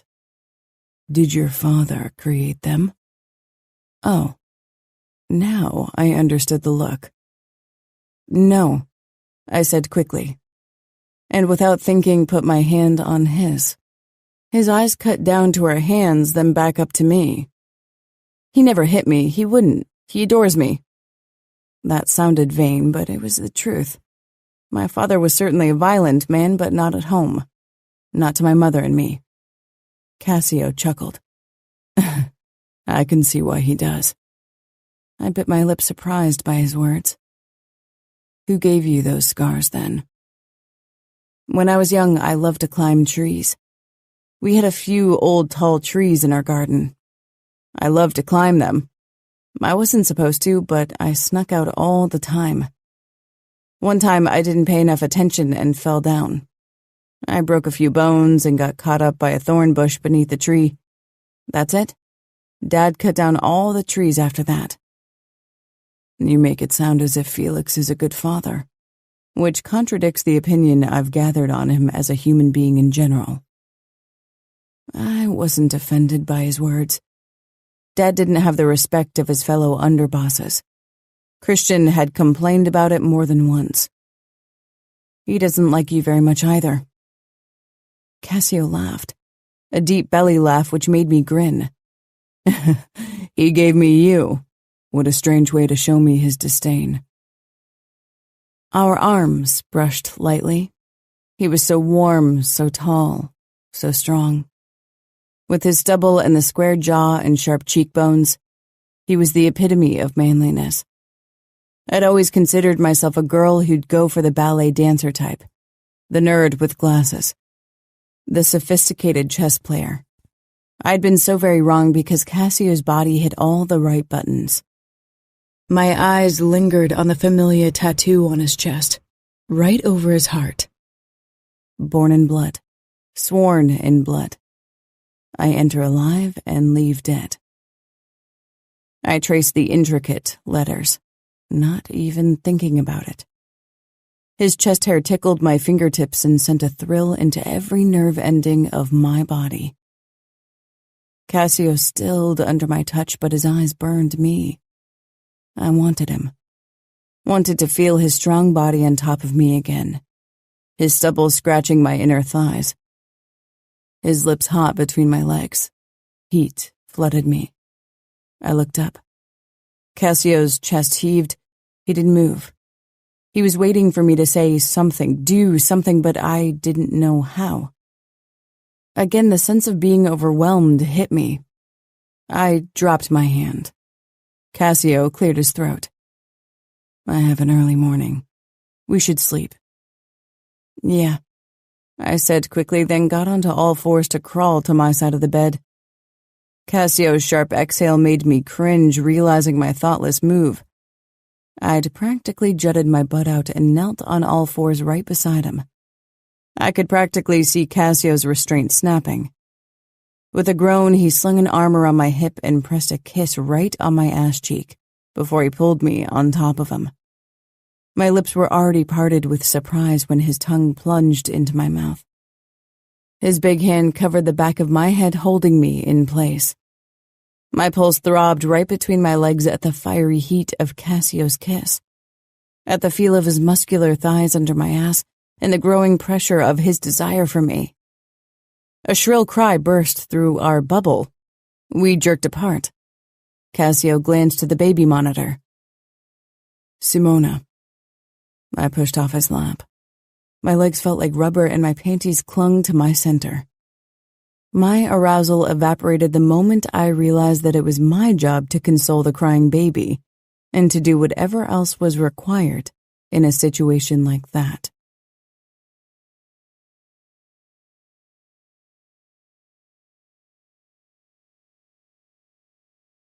Chapter 10. Cassio. Julia looked at me with wide eyes. My brain was working slower than usual.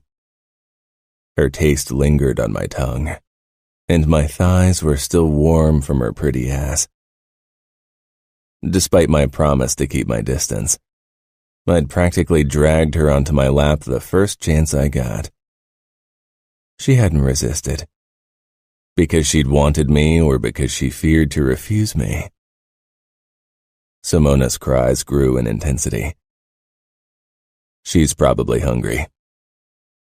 Okay. Julia looked like a deer in the headlights. I sighed and stood, rearranging my dick so it wasn't as obvious. Come on, I'll show you everything. Julia pulled a robe over and followed after me. I was on the way downstairs to prepare the bottle, but Julia froze. Shouldn't we console her first before going down into the kitchen? I considered that, then nodded slowly. Sybil had prepared the bottle while I took care of Simona. Once Sybil fed her, I returned to bed. Julia and I went to Simona's bedroom and walked in. I turned the lights on. Simona's face scrunched up with her cries, her skin already turning red. Her cries tore at me. She'd always been a crier, but since Ngaia's death, it had become worse. Now every one of her cries seemed to ring with an undertone of accusation, and my guilt weighed heavy on my shoulders. I walked over to the crib and picked Simona up, cradling her in my arms. She quieted only briefly. Sighing, I headed back to the door where Julia was hovering with an uncertain expression. You don't know anything about children, right? She hesitated. Only what I've read. That was what I'd suspected. Her parents made it sound like she was a practiced babysitter. But of course that had been tactic. Rocking Simona gently, I headed downstairs, Julia close behind me. I could only hope Daniele wouldn't wake as well. I couldn't comfort them both. Not that he would let me console him. Stifling my frustration, I entered the kitchen. It had been a while since I'd prepared a bottle, but Sybil had set everything out in preparation. I nodded toward the bottles and formula. You have to prepare the bottle. Julia's eyes snapped to me. I've never done it. I sighed, then held Simona out to her. Then you'll have to hold her while I show you how to do it. Julia glanced at my daughter, swallowing. Embarrassment filled her face as she met my gaze, and I knew what she'd say before she did. I've never held a baby in my life. For a moment, I felt the urge to lash out at her verbally, but I shoved it down. Julia had even less say in marrying me than I did. It wasn't her fault that she didn't know the first thing about being a mother. It's not difficult. Just hold out your arms and take her. What if I drop her, or hurt her, or... Julia, it's going to be fine. You won't drop her, and you won't hurt her. Julia nodded and finally held out her arms. I put Simona into them, and Julia immediately cradled her to her chest. Oh, she's heavier than I thought. I hovered beside her to see if she could handle it. But Julia only had eyes for Simona. She looked terrified and a little lost. Then Simona did what she always did when anyone but me or my sisters or mother held her. She began bawling, her tiny arms and legs thrashing as she tried to squirm away from the stranger. Julia's eyes grew wide, scared, as she sought my gaze for help. Sighing, I went over to the bottles. Try to console her. She needs to get used to you. Simona had never taken to Sybil or the other maids. If the same happened with Julia, months of sleepless nights would turn into years, and my daughter would remain without a mother figure in her life. It was an option I didn't want to entertain. Shh, shh. Julia rocked Simona, but even from afar I could see her anxiety, and Simona could probably feel it too. The crying didn't cease. If possible, it got even more intense. I moved faster preparing the formula, trying not to let the cries snap my patience. I wanted to call Felix right this moment and tell him that he'd regret lying to me, that I'd find a way to make him pay. The best way, of course, to pay him back would be to nullify our marriage because he'd cheated me of a promised mother figure. With the bottle, I walked over to Julia, who looked close to tears herself. But it would be absolutely dishonorable to cancel the marriage at this point. And not just that. Nothing in this world would make me give up Julia now that I had her. Maybe she wasn't the mother my children needed. But fuck, she was what I craved. The moment I took Simona from Julia, her shoulders sagged with relief. Simona quieted in my hold and accepted the bottle, watching me with teary eyes, her chubby cheeks blotchy. "I'm sorry," Julia said. Guilt filled her expression. I didn't say anything. Slowly, I made my way back upstairs and into Simona's room. Julia was quiet. I should say something, tell her it would get better, but I wasn't sure if it was true. Julia watched me the entire time that I fed my daughter. Simona was calm as I cradled her against my chest. "Should I try to hold her again?" she asked, uncertain. "No," I clipped. I couldn't bear another crying fit. Julia nodded slowly, looking away. Silence settled over us, only disturbed by the suckling sounds of Simona drinking her bottle.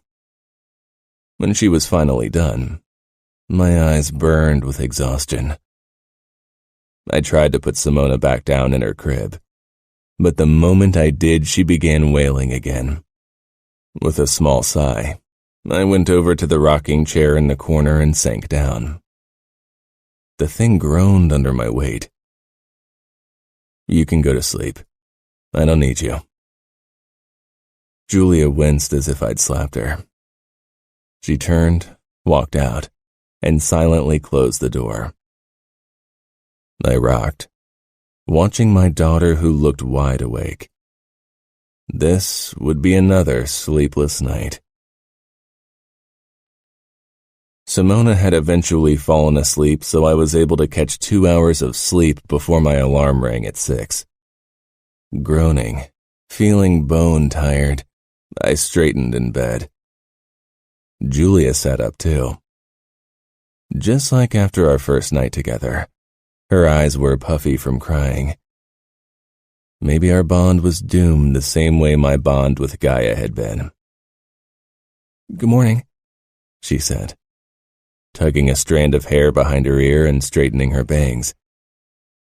"I didn't hear you come to bed." It was late. Simona wouldn't fall asleep. Julia bit her lip. "Sybil's going to be here today, right?" I nodded. "You don't have to worry. You won't have to be alone with my children yet. Sybil will show you how to take care of them until you know what to do. But Sybil's main job is to clean and cook."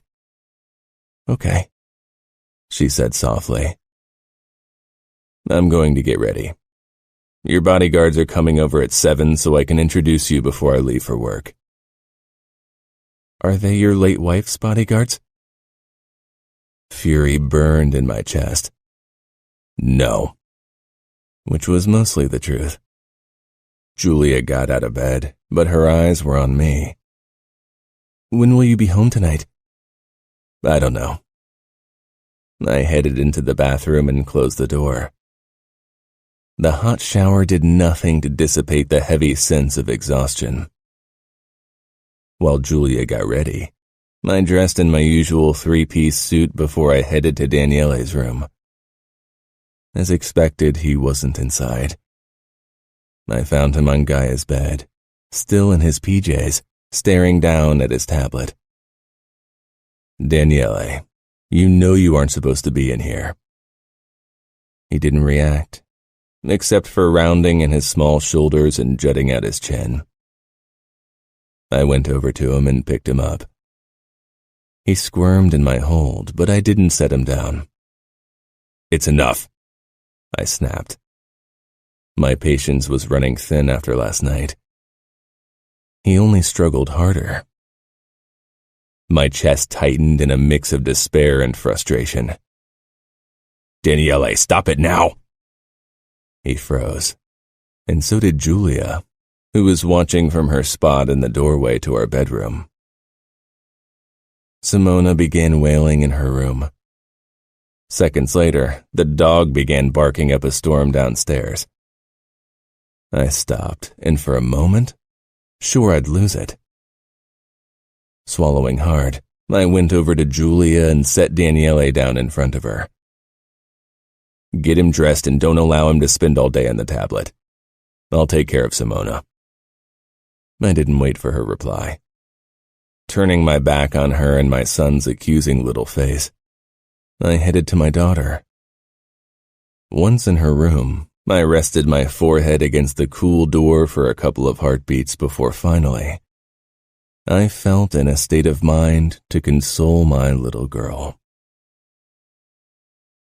Julia. I stood frozen, staring down at the little boy.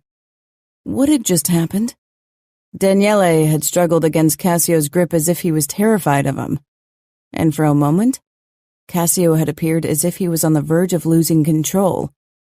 Lulu kept barking downstairs, but Simona quieted eventually, probably because Cassio had taken her out of her crib. Remembering last night's mess, I squared my shoulders and squatted before the little boy. Hello, Daniele. I'm Julia. Daniele looked at me with miserable milk chocolate brown eyes. His caramel blonde hair was a tousled mess and even looked knotted in places, as if it hadn't been combed properly in a long time. How about we get you ready for the day? He didn't react, only stared. My stomach tightened. This kid was hurting. His mother had died only a few months ago, and his dad was obviously overwhelmed by the situation. I didn't know what had happened, didn't know the extent of Daniele's trauma, but it was obvious that he needed help. He looked thin, too. I straightened and held out my hand. Will you show me to your room? Nothing. He looked down at the tablet clutched in his hand and turned it on. A sort of game with colorful balloons popped up. I didn't want to forcefully carry him into his room like Cassio might have done. That wouldn't help me get the boy's trust. Daniele, please help me. I'm new here, and I need you to show me your room. Will you help me? I waited with an extended hand. Daniele didn't take my hand or look up from the tablet, but he moved towards his room. I followed him inside. He sank down on his bed, the tablet on his lap. Looking around, I spotted a wardrobe on the right side. Everything was in neutral tones, the walls, furniture, rugs, except for the colorful stuffed toy dinosaurs on the shelves and on his bed. I'd have to do something about that. In my research about children, I'd found images of beautiful hand drawings for nurseries. After some rummaging, I finally found a pair of jeans and a sweatshirt. Most of the clothes inside the drawers were for warmer temperatures, and most of the winter clothes that I'd found looked too small for Daniele. I headed back to him and knelt down in front of him, tilting my head to see his face. He was focused on the screen, but briefly, his lashes fluttered up. Can you dress yourself? I don't know when kids learn things like that. When Daniele didn't react, I reached for his tablet. He let out an enraged cry and turned away. Daniele, we need to get you dressed. I took the tablet and Daniele threw himself at me, completely catching me off guard. The way I was kneeling, I had no chance to brace myself. I fell back and landed on my back with Daniele on top of me as he fought me for the tablet. His nails scratched my cheek. Enough, Cassio roared, and Daniele's weight lifted off me. I jerked into a sitting position, still stunned. Cassio stood over me, clutching Daniele against his side, restraining the little boy's thrashing arms. I said enough. Daniele froze in Cassio's hold. Cassio's expression was thunderous. I swallowed and slowly scrambled to my feet. Cassio's eyes slanted to my cheek, which was throbbing. I touched the spot and my fingertips came away stained with blood. God damn it, Cassio said harshly, his voice shaking with an emotion I couldn't place. He looked down at the now motionless boy in his arms. Daniele wasn't the only one who was hurting. He went over to a changing table I hadn't even noticed before. and set Daniele down on it. I picked up the tablet from the floor and put it on the bed before I approached Cassio. I held out the clothes I'd chosen for Daniele. Cassio nodded at the table. I put the clothes down as I watched Cassio undress Daniele, who was still wearing nappies. Surprise washed over me. Shouldn't he be potty trained by almost 3? "Can you change a diaper?" Cassio asked, but his voice held an edge that suggested he knew the answer was no. I shook my head. "I can learn." Cassio's mouth thinned into a line. He changed the diaper quickly, and Daniele didn't as much as twitch, stubbornly stared off to the side. After that, Cassio got his son dressed. As suspected, the clothes were on the verge of being too small. Not too wide because he was thin, but definitely too short. Cassio lowered Daniele to the floor and the boy went over to his tablet at once. For a while, he didn't need a diaper, then Cassio fell silent. Then Ngaio died. Is that why he's so thin and not talking? Cassio swallowed and his expression hardened. Yes. See if you can get him to eat more than a few morsels of food.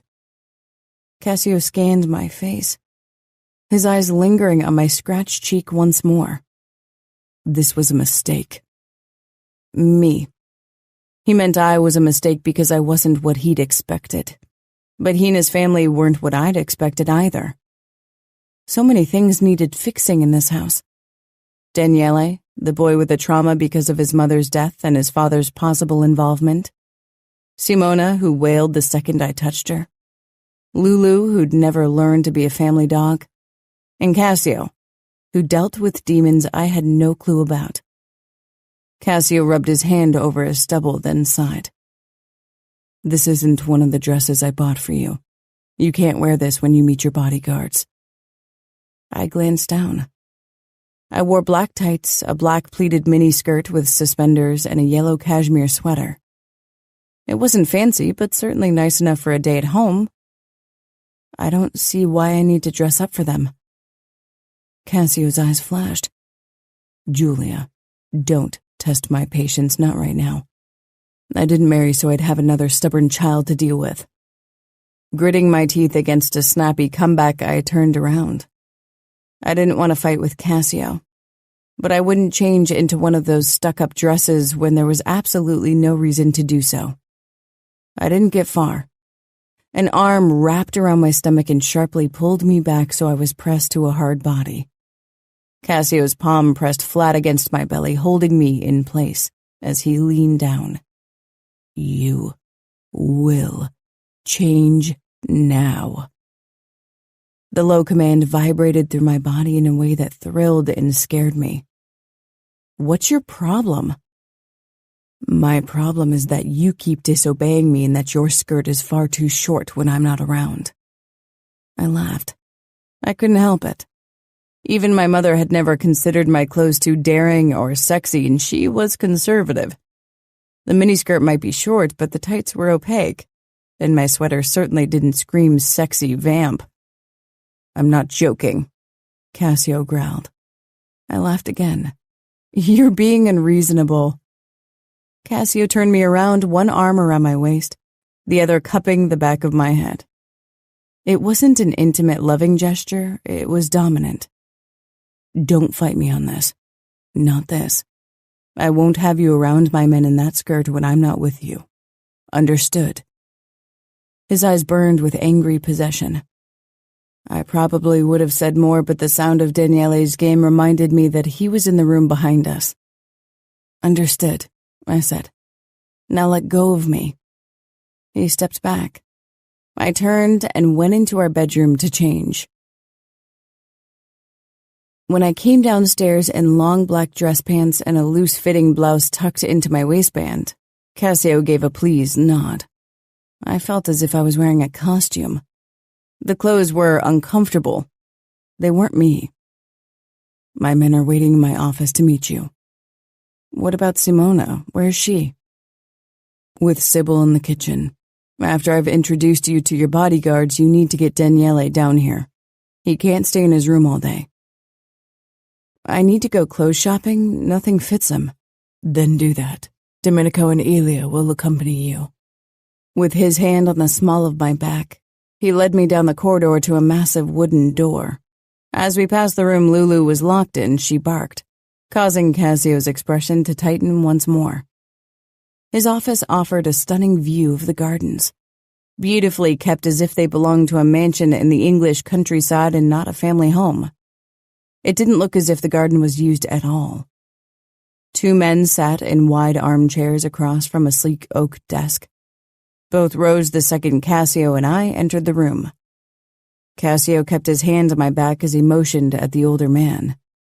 This is Domenico. The man looked to be in his 60s with short gray hair. He looked like he served in the military, straight back, perfectly ironed shirt, no-nonsense expression. It's a pleasure meeting you, Mrs. Moretti. Mrs. Moretti. I glanced at Cassio, my husband. It hadn't really sunk in yet. Not really. And this is Elia. My gaze followed that of my husband's toward the second man, and he was the complete opposite of Domenico. For one, he was young, mid-20s tops. He had wavy light brown hair that was loosely styled back.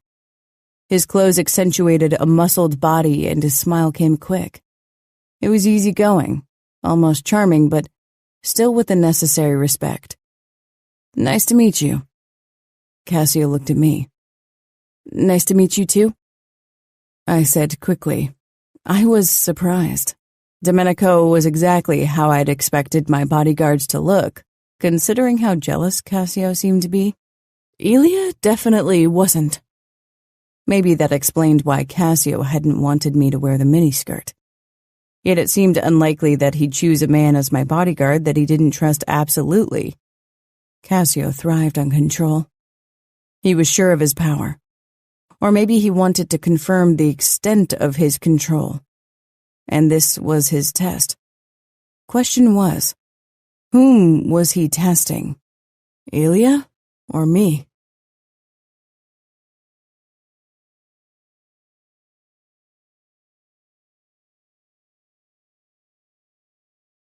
Chapter 11. Julia. Cassio left shortly after introducing me to my new bodyguards. I thought he might have breakfast with the children and me, but apparently he never did. He startled me when he bent down for a goodbye kiss. I didn't think he was the type of man for public displays of affection, but maybe that kiss was meant to show dominance. Still, his lips on mine felt nice. When the front door shut after him, I stood in the lobby, feeling a little lost. I could feel Elia's and Domenico's eyes on me as they hovered a few steps beside me, waiting for orders. I was the mistress of this house now, responsible for 2 small children and a dog. Trying not to panic, I smiled at my bodyguards. A smile almost always saved the situation. I'll have breakfast with the children first. After that, we can go shopping. Would you like to join us for breakfast, or do you have a room where you'd rather rest until I need your services? Domenico nodded. There's a guard on the premises. We'd like to join you for breakfast. Elia interrupted him. Domenico frowned but didn't say anything. Elia established eye contact with me. He was friendly and open. Domenico definitely had the surly bodyguard act down. All right. Why don't you go ahead? I trailed off. Do you know where breakfast usually takes place? Elia smiled. Domenico only shook his head. I gave an embarrassed smile. Okay then, I'll head into the kitchen to find Sybil. Ngaio used to eat in the dining room, but the room was too big, too formal for my taste. The kitchen, however, had a white country house style with big windows and a long wooden table that showed traces of use. Simona rolled around the kitchen in her baby walker, while Sybil cooked a sort of breakfast bake with sausage and eggs. Simona eyed me critically, but she was busy turning colorful wheels on the tray at the front of her walker. Why don't you go ahead and sit down while I get Daniele? I said. Domenico and Elia sank down in the chairs at once. He doesn't eat breakfast. He usually hides when I try to get him. Turning around to Sybil, I said, I'll get him down. Don't worry. Did you walk Lulu yet?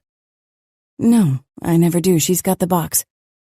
I'll let her into the garden then until I have time to walk her later. Sybil turned to me wide-eyed. The master doesn't want the dog in the garden. He put Lulu there last night, so he doesn't seem to mind. No, that was to punish the dog. But it's not supposed to pee in the garden. Well, that's going to change now. Elia and Domenico regarded me curiously. I gave them another smile before I headed upstairs. I had a feeling I knew how to draw Daniele out of his room. When I stepped inside, he was gone. I didn't find him in his mother's old bedroom either, but I heard a sound from under the bed. Daniele, I'm going to let Lulu out into the garden so she can run around a bit. Do you want to join us? I waited, and after a couple of minutes, a dark blonde head poked from under the bed. He scrambled to his feet and regarded me suspiciously. The tablet clutched to his chest. I held out my hand. Come, I'm sure Lulu can't wait to see the garden. He didn't take my hand, but he followed me downstairs. I stepped in front of him when I opened the door to Lulu's prison. She waited right in front of it. The floor behind her was covered with pee and poo.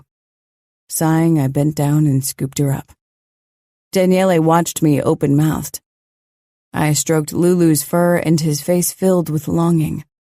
Remembering Cassio's words about her snapping, I decided not to let him touch her for now. Both needed to heal before they could really become friends.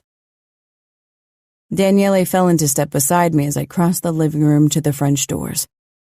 The cold November air wafted into my face. Staying inside, I set Lulu down on the terrace. For a moment, she didn't move, only raised her nose and let the wind tug at her fur. Then she stormed off. My heart skipped a beat, thinking she was trying to run away. Instead, she just ran, twisting and turning like a hare. She ran and ran and ran as if she was delirious with her newfound freedom. Daniele stood close to me, following everything with childish wonder. I squatted beside him even as the uncomfortable fabric of my pants made it difficult. She's happy, see? He nodded but didn't take his eyes off Lulu. Daniele and I stayed like that for almost 10 minutes, and Lulu only stopped once to pee before dashing off again. But I was getting cold. Straightening, I pushed 2 fingers between my lips and let out a whistle. Daniele's head snapped to me, his little mouth falling open. I whistled again, even though Lulu was already trotting my way. Do you want to learn how to whistle like that? Daniele nodded slowly. Then I'll teach you. Lulu wagged her tail hesitantly, but she kept a few steps between Daniele and her. I didn't know if something had happened, or if she'd just never learned to deal with children, but I hoped I could fix them both. Daniele and I entered the kitchen. The room smelled of bacon and freshly brewed coffee, and my stomach tightened at once. I hadn't eaten much last night, too nervous before coming to my new home. Now I was starving. Lulu was a couple of steps behind us, her tail tucked between her legs, obviously overwhelmed. I knew how that felt. Sybil shook her head. That's not good. The master won't like it. I only smiled. Thank you for making us breakfast. Simona already sat in her high chair, but there was a second one beside it. Sybil set the breakfast casserole down on the table, then grabbed Daniele, who started screaming. Despite his struggling, she took the tablet from him and tried to push him into his high chair. Domenico got up as if to help her restrain him. No, I said firmly. Both of them gave me looks. Elia remained, watching me. He won't eat if he's not confined to his chair, Sybil said. I took Daniele from her, which wasn't easy due to his struggling. Then I set him down on a chair. Do you want a big boy chair? He quieted, then his eyes darted to the tablet. No, I said softly. You can have your tablet after breakfast, but none of us are playing games while we eat. You're a big boy, Daniele. That's why you can't play during meals and why you're allowed to sit on a grown-up chair." His eyes met mine, and for a moment, the sadness in them seemed too big for someone that small to carry. I swallowed. Without thinking, I stroked his head. He stilled. Clearing my throat, I straightened and pushed his chair a bit closer to the table. "Can you get a pillow?" I asked Domenico. He disappeared and returned a couple of minutes later with a throw pillow.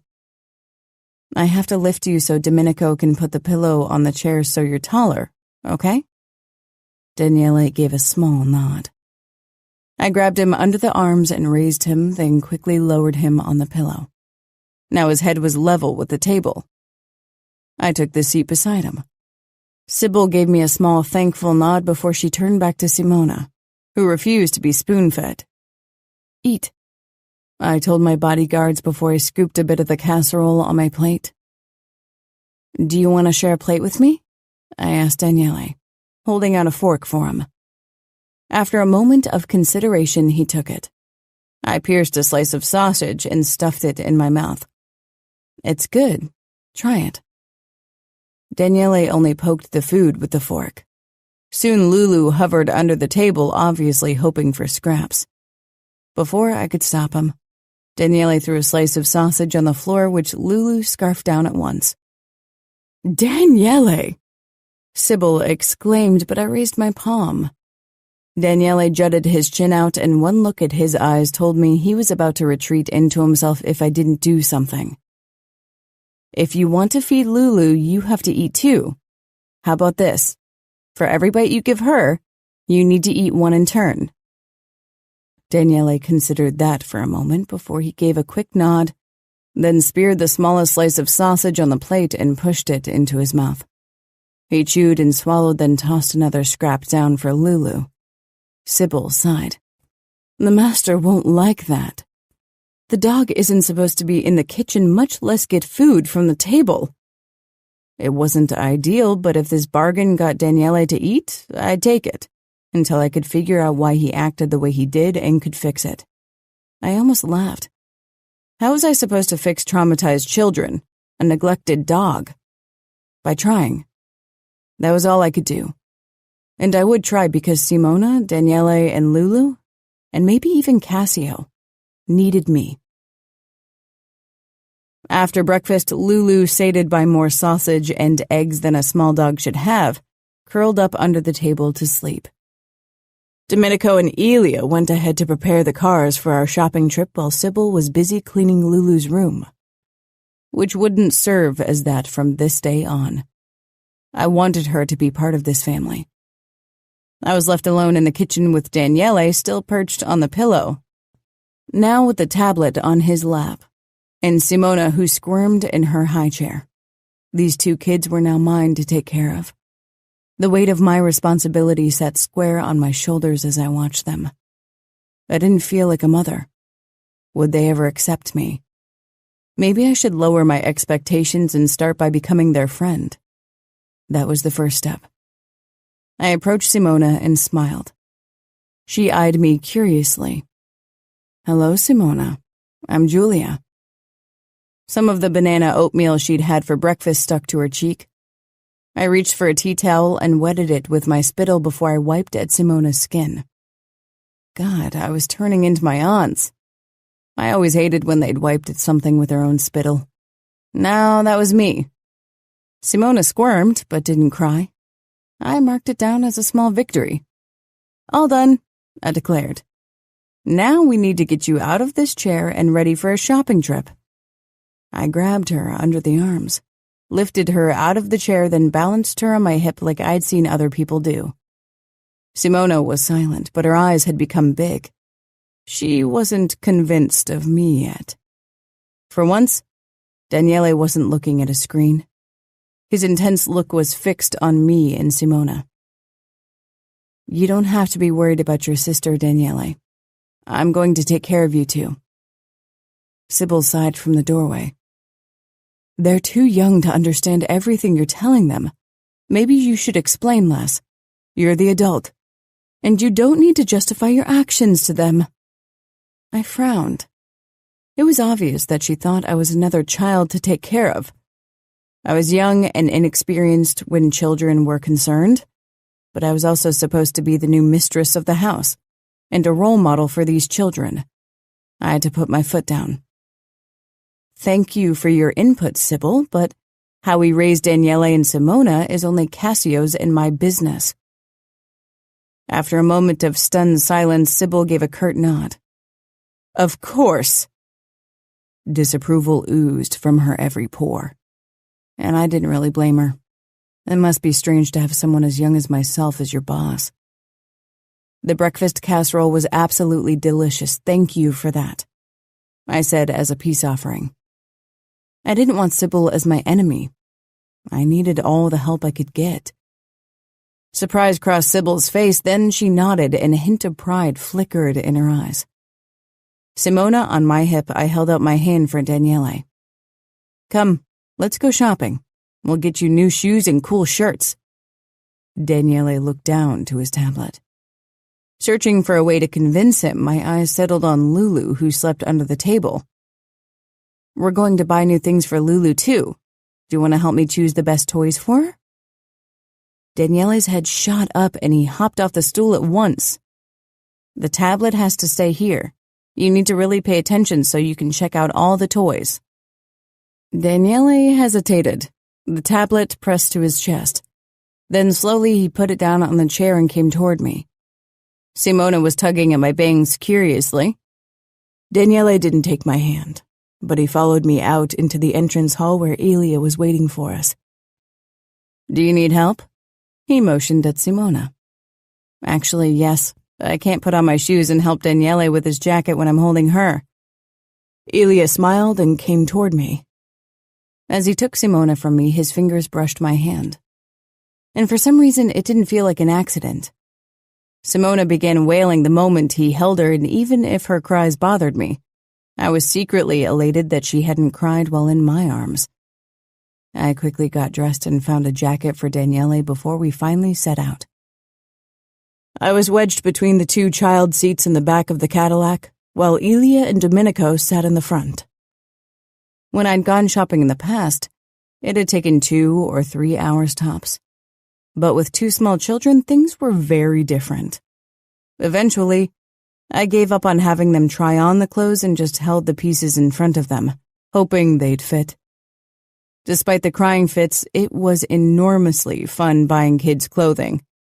There were so many cute pieces that even my ovaries exploded. I couldn't wait for Cassio to see them, even if I was a bit worried regarding his reaction to the cute overall dresses that I got for Simona. One of them had sunflower buttons. For Daniele, I got a few sweatshirts with Big Brother quotes which, when I told him what they said, made him smile a tiny bit. 6 hours, 10 crying fits, 3 changed nappies, which proved to be extraordinarily tricky, and 10 shopping bags later, we returned home. Both children had fallen asleep on the drive to the mansion and didn't even wake when we carried them inside. Simona in my arm and Daniele in Elia's. After we'd brought them to bed, Elia followed me back downstairs. You have a knack for kids. Thank you, I said. I still wasn't entirely sure if he was being friendly or more. Something was definitely off. Lulu, I called. A scratching sounded behind the storage room door, followed by barking. Sighing, I opened the door. Sybil must have locked her in again. It was already much later than I'd planned. Maybe Lulu had peed inside the house again.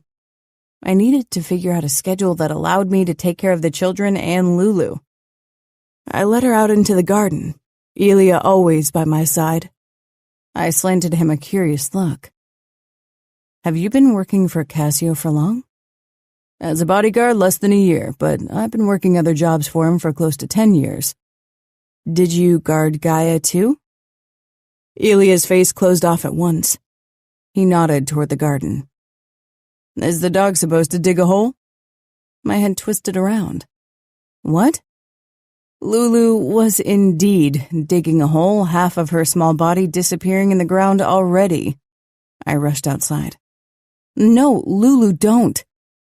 She peered up, then continued as if nothing had happened. I snatched her up, grimacing when I saw how dirty she was, and now I was too. I moved back into the house. Dirt rained down on the floor and me. Lulu's fur was beyond saving, that much was clear. It's bath time. To my surprise, Lulu didn't fight me when I put her in the tub. She just stood there and let it happen. After the bath and towel drying her, I grabbed the trimming scissors I'd bought and settled on the floor of the entrance hall with Lulu in my lap. It was the room that seemed the easiest to clean. There weren't any rugs. At first, when I brought the scissors near her body, she squirmed. But eventually, when she realized I was trying to help her, she relaxed and let me cut her fur. The matted fur had to make her skin itchy. When I was done, she was half her previous size and looked impossibly adorable. "Done," I said, and released her. For a moment, she didn't move. Then she sprinted toward her new basket that I'd set up in the living room and threw herself inside before she began to wiggle happily, her tiny legs in the air as she enjoyed the feeling of air on her skin. Only an inch of fur remained, but I had a feeling it would grow soon. Looking down at my clothes covered in fur and dirt, I decided to clean up too. I rushed up the stairs and changed into more comfortable clothes. Black over-the-knee socks, pleated skirt, and the yellow sweater. At once, I felt more like myself. Casio. After checking on our newest drug lab in one of our underground casinos, I headed to my parents' house because Father had asked me for a meeting. Of course, I knew what it would be about. Julia. Before I got out of the car, I sent Ilya a text. He called me shortly after. "How's it going?" She's insecure about me. She seems to notice that something is off, but I don't think she knows what to make of me just yet. She's good with the kids and dog. She is? Very patient. Just really lovely. Everyone used that word for my wife. And damn it, she was indeed lovely. Don't come on to her too fast. It might make her suspicious. All right, boss. I hung up and left the car. The door to my parents' house opened before I got the chance to ring the bell. I gave my mother a look. "Have you been looking out the window?" She shrugged. "I was just wondering what you were doing in the car." "Working, Mother. I'm always working." "Even so shortly after marrying that girl?" "That girl's name is Julia, and stop calling her girl. It makes me feel old." Mother touched my cheek. "You're not old." I stepped out of her reach. "Where's Father?" "In the cigar lounge. He won't listen to me. Can you tell him to drop this awful habit? He's already had 3 heart attacks. The smoking doesn't help." Father won't listen to me either. The cigar lounge was filled with the thickly sweet aroma of Cuban cigars. Father sat in the armchair in front of the fireplace, a glass with whiskey in one and a cigar in the other hand. He smiled, the wrinkles in his face deepening. "Good to see you, Casio. Take a seat." I sank down in the armchair beside his and shook my head when he offered me a cigar. I'd never liked the taste very much. "What is it you wanted to discuss?" "How are things back home with Julia?" I gave him an exasperated look. Is that what this meeting is about? Marriage counseling?" Father leaned forward, putting his cigar down in the tray. "Our men admire you. They fear you too. Some might even hate you. If your second marriage ends as unfortunately as your first, then hate and fear might become too dominant." I pushed out of the chair, but Father put a wrinkled hand on my arm. "Stay. I'm an old man. I'm allowed to tell my son the truth." "It's the truth as you see it, Father." He waited. Sighing, I sank back down and leaned back.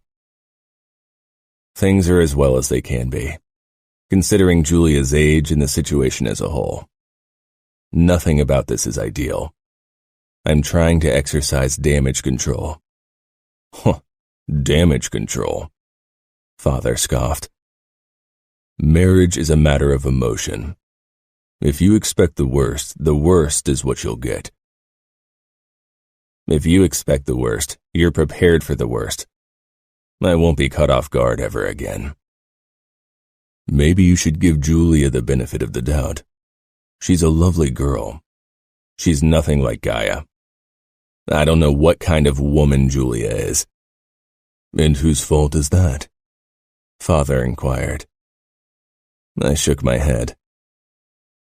Does this conversation serve another purpose than to criticize the way I handle my marriage? I'm worried about you, Cassio, Father said quietly, his eyes filled with sorrow.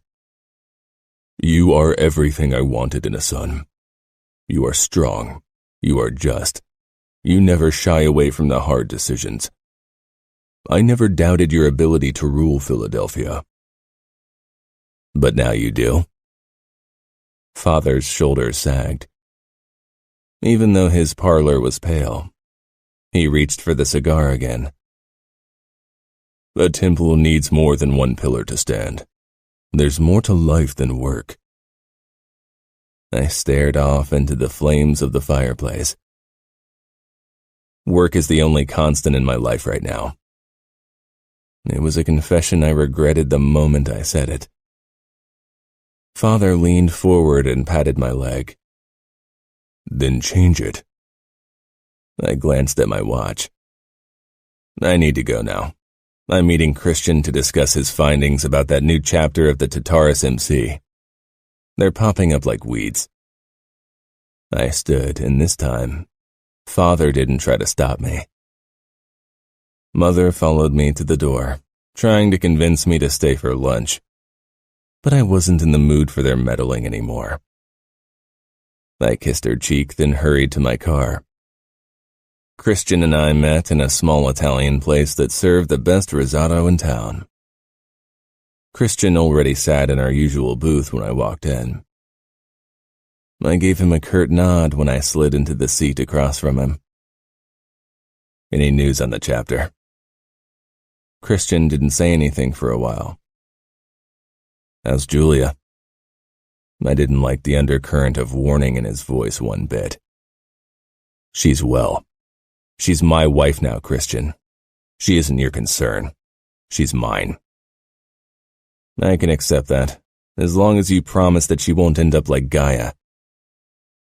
I jerked up and bent over the table, grasping him by the throat and shoving him back against the bench.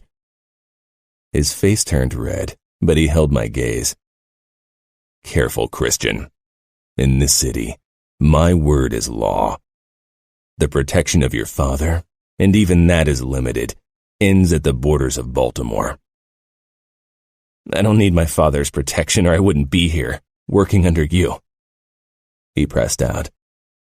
Julie is my little sister. I'm going to try to protect her as well as I can. I tightened my fingers on his throat. Julia is safe with me. She doesn't need your protection. I released him and sat back, pushing my tie back under my vest and smoothing my jacket. Christian massaged his throat. No wonder that Luca likes you so much. You and him have very similar tics. The bikers are planning something.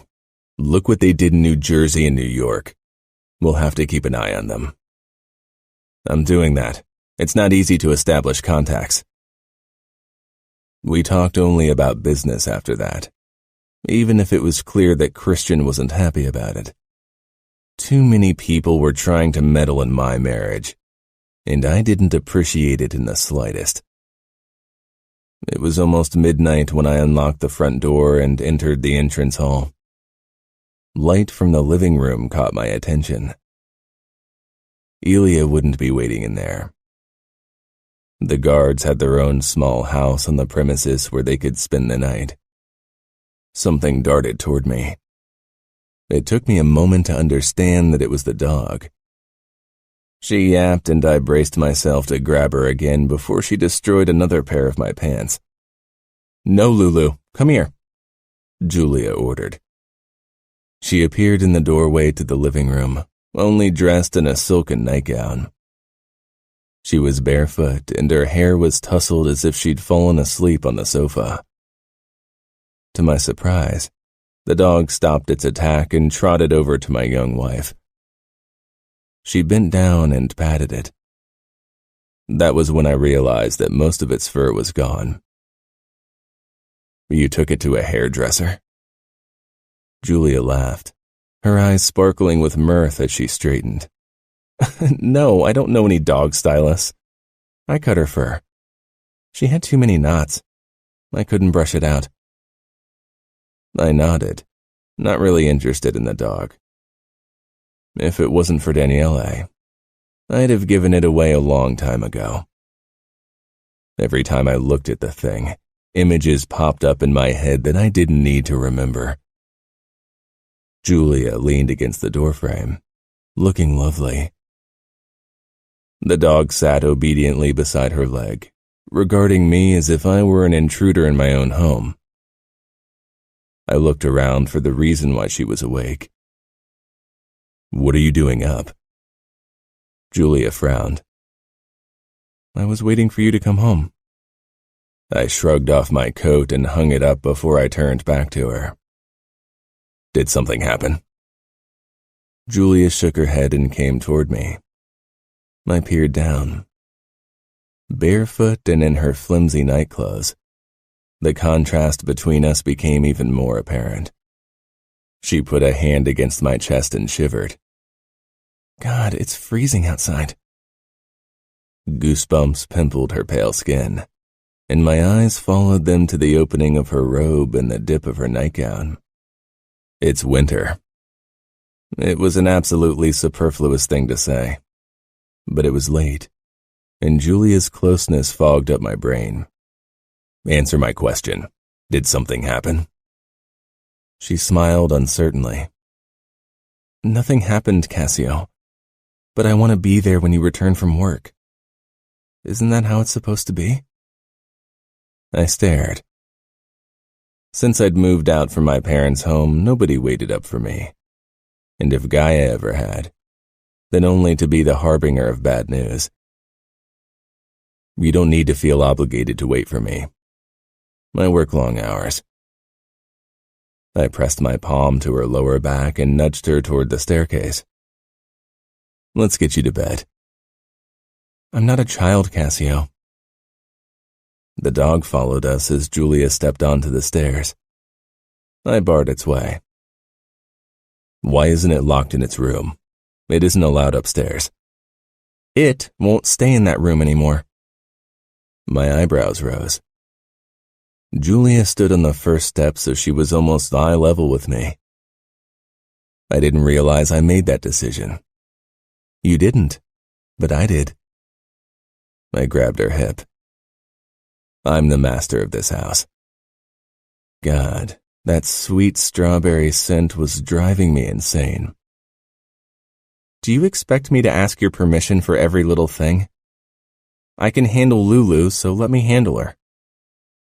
"It won't go upstairs," I said firmly. She nodded and gave the dog an order. To my surprise, Lulu trotted back into the living room. "She's got her basket in there. It's supposed to be her safe haven."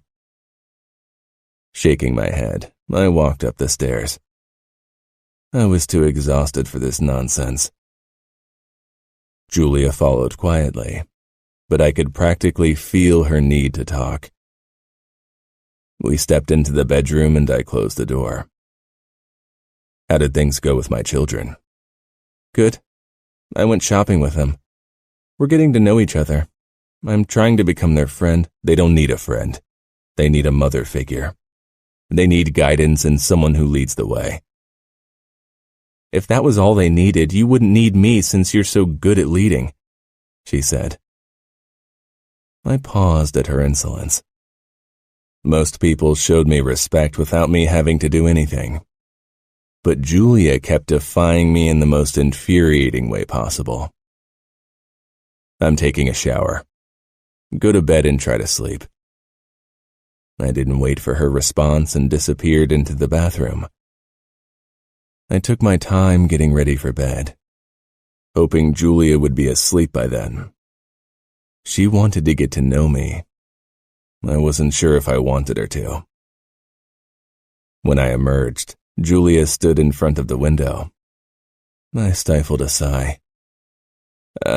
Why aren't you in bed? She let out a small, disbelieving laugh. Because I think we need to talk. We are married. I don't see what we need to talk about. She stomped toward me, stopping so close that the strawberry scent flooded my nose again. A lot. I want this marriage to work, but that won't happen if we don't spend time together. Do you usually come home this late? Yes, frequently. I'm underboss, Julia. My father's underboss, and so are many of my uncles, and trust me, they have more than enough time to waste on golf courses or on top of their mistresses. A laugh wedged itself in my throat, but I suppressed it. My work ethic is very different from theirs. As your wife, I have a right to make demands so this marriage can work. And I'm asking you to be home for dinner so the kids and I can spend time with you. My anger rose again, even as a small part of me was pleased that she wanted to spend time with me. This marriage is one of convenience. Julia's eyes flashed. I suppose it's very convenient for you to have me as your nanny and for your personal pleasure without the burden of having to talk to me. She was infuriating. I pulled her against me, my mouth so close to hers. For a moment, I almost forgot myself. We've had sex once, girl, so the pleasure factor in our marriage has been very limited. And as far as your nanny qualities go, I'm not convinced. Her nose tilted up. Then give me back to my parents, if I'm not satisfactory. Didn't you stipulate some kind of return in the deal? Over my dead body. I growled and jerked her against me.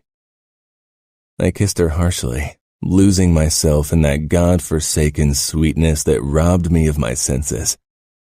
I couldn't control myself around her. I didn't want to.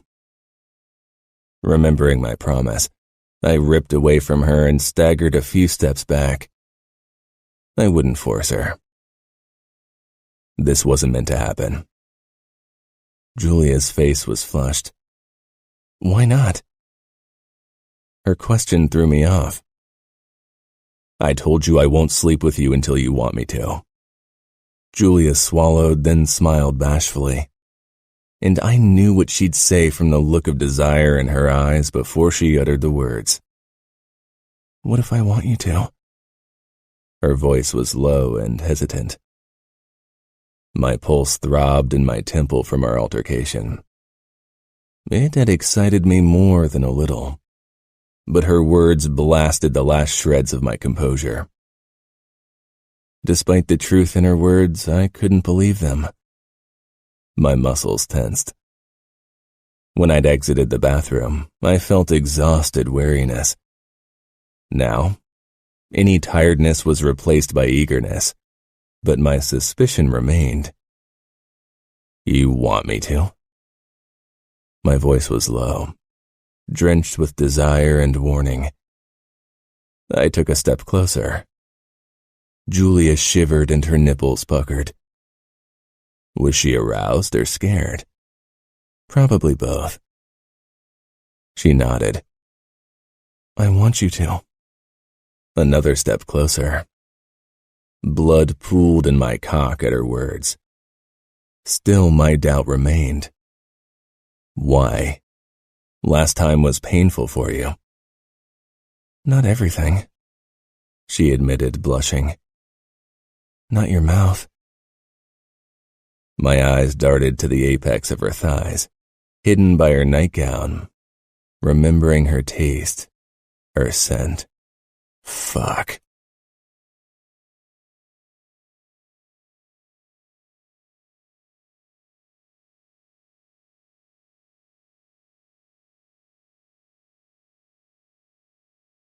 Chapter 12. Julia. Fuck.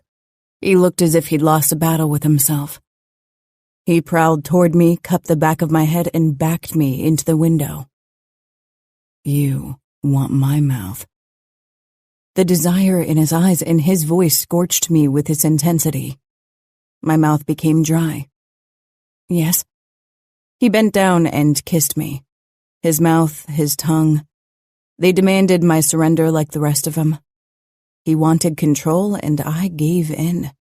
Let the kiss consume me until he dragged his mouth away, panting. Like this. I was dazed and couldn't follow his words. His mouth pulled into a dominant smile. Do you want my mouth like this, or somewhere else? Somewhere else? I got out, even if the words were hardly more than an exhale. On your pussy, he rasped, before he prevented me from replying by kissing me again. Maybe the fight had lowered his protective walls. I didn't care, because Cassio saying that word was incredibly sexy. He lifted me into his arms and carried me over to the bed, where he laid me down carefully, then followed suit, his strong body pressing me into the mattress. He kept kissing me with silent urgency as his hand shoved down my panties. My nightgown was next. He stopped the kiss to drag the garment over my head. I lay back, allowing him to admire me, and he did. His hungry gaze slid over my body.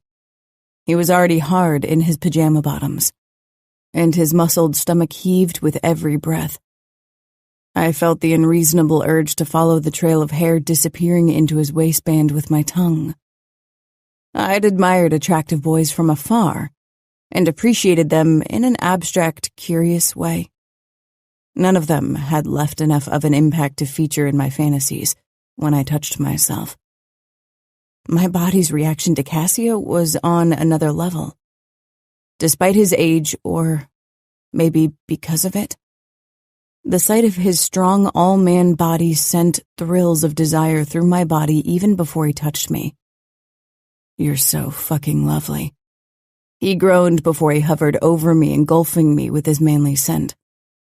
The warm, comforting aroma was like a drug to my system. His lips found mine for a possessive kiss before he moved lower. I watched as his mouth closed around my nipple, and at the first hug, I gasped, my hand flying up to clutch at his head. Yes. The word slipped out without intention. He looked up, holding my gaze as he sucked. His mouth was hot around my sensitive skin. I felt the shock wave between my legs and clenched. I should have done this last night. God, he should have. This felt amazing.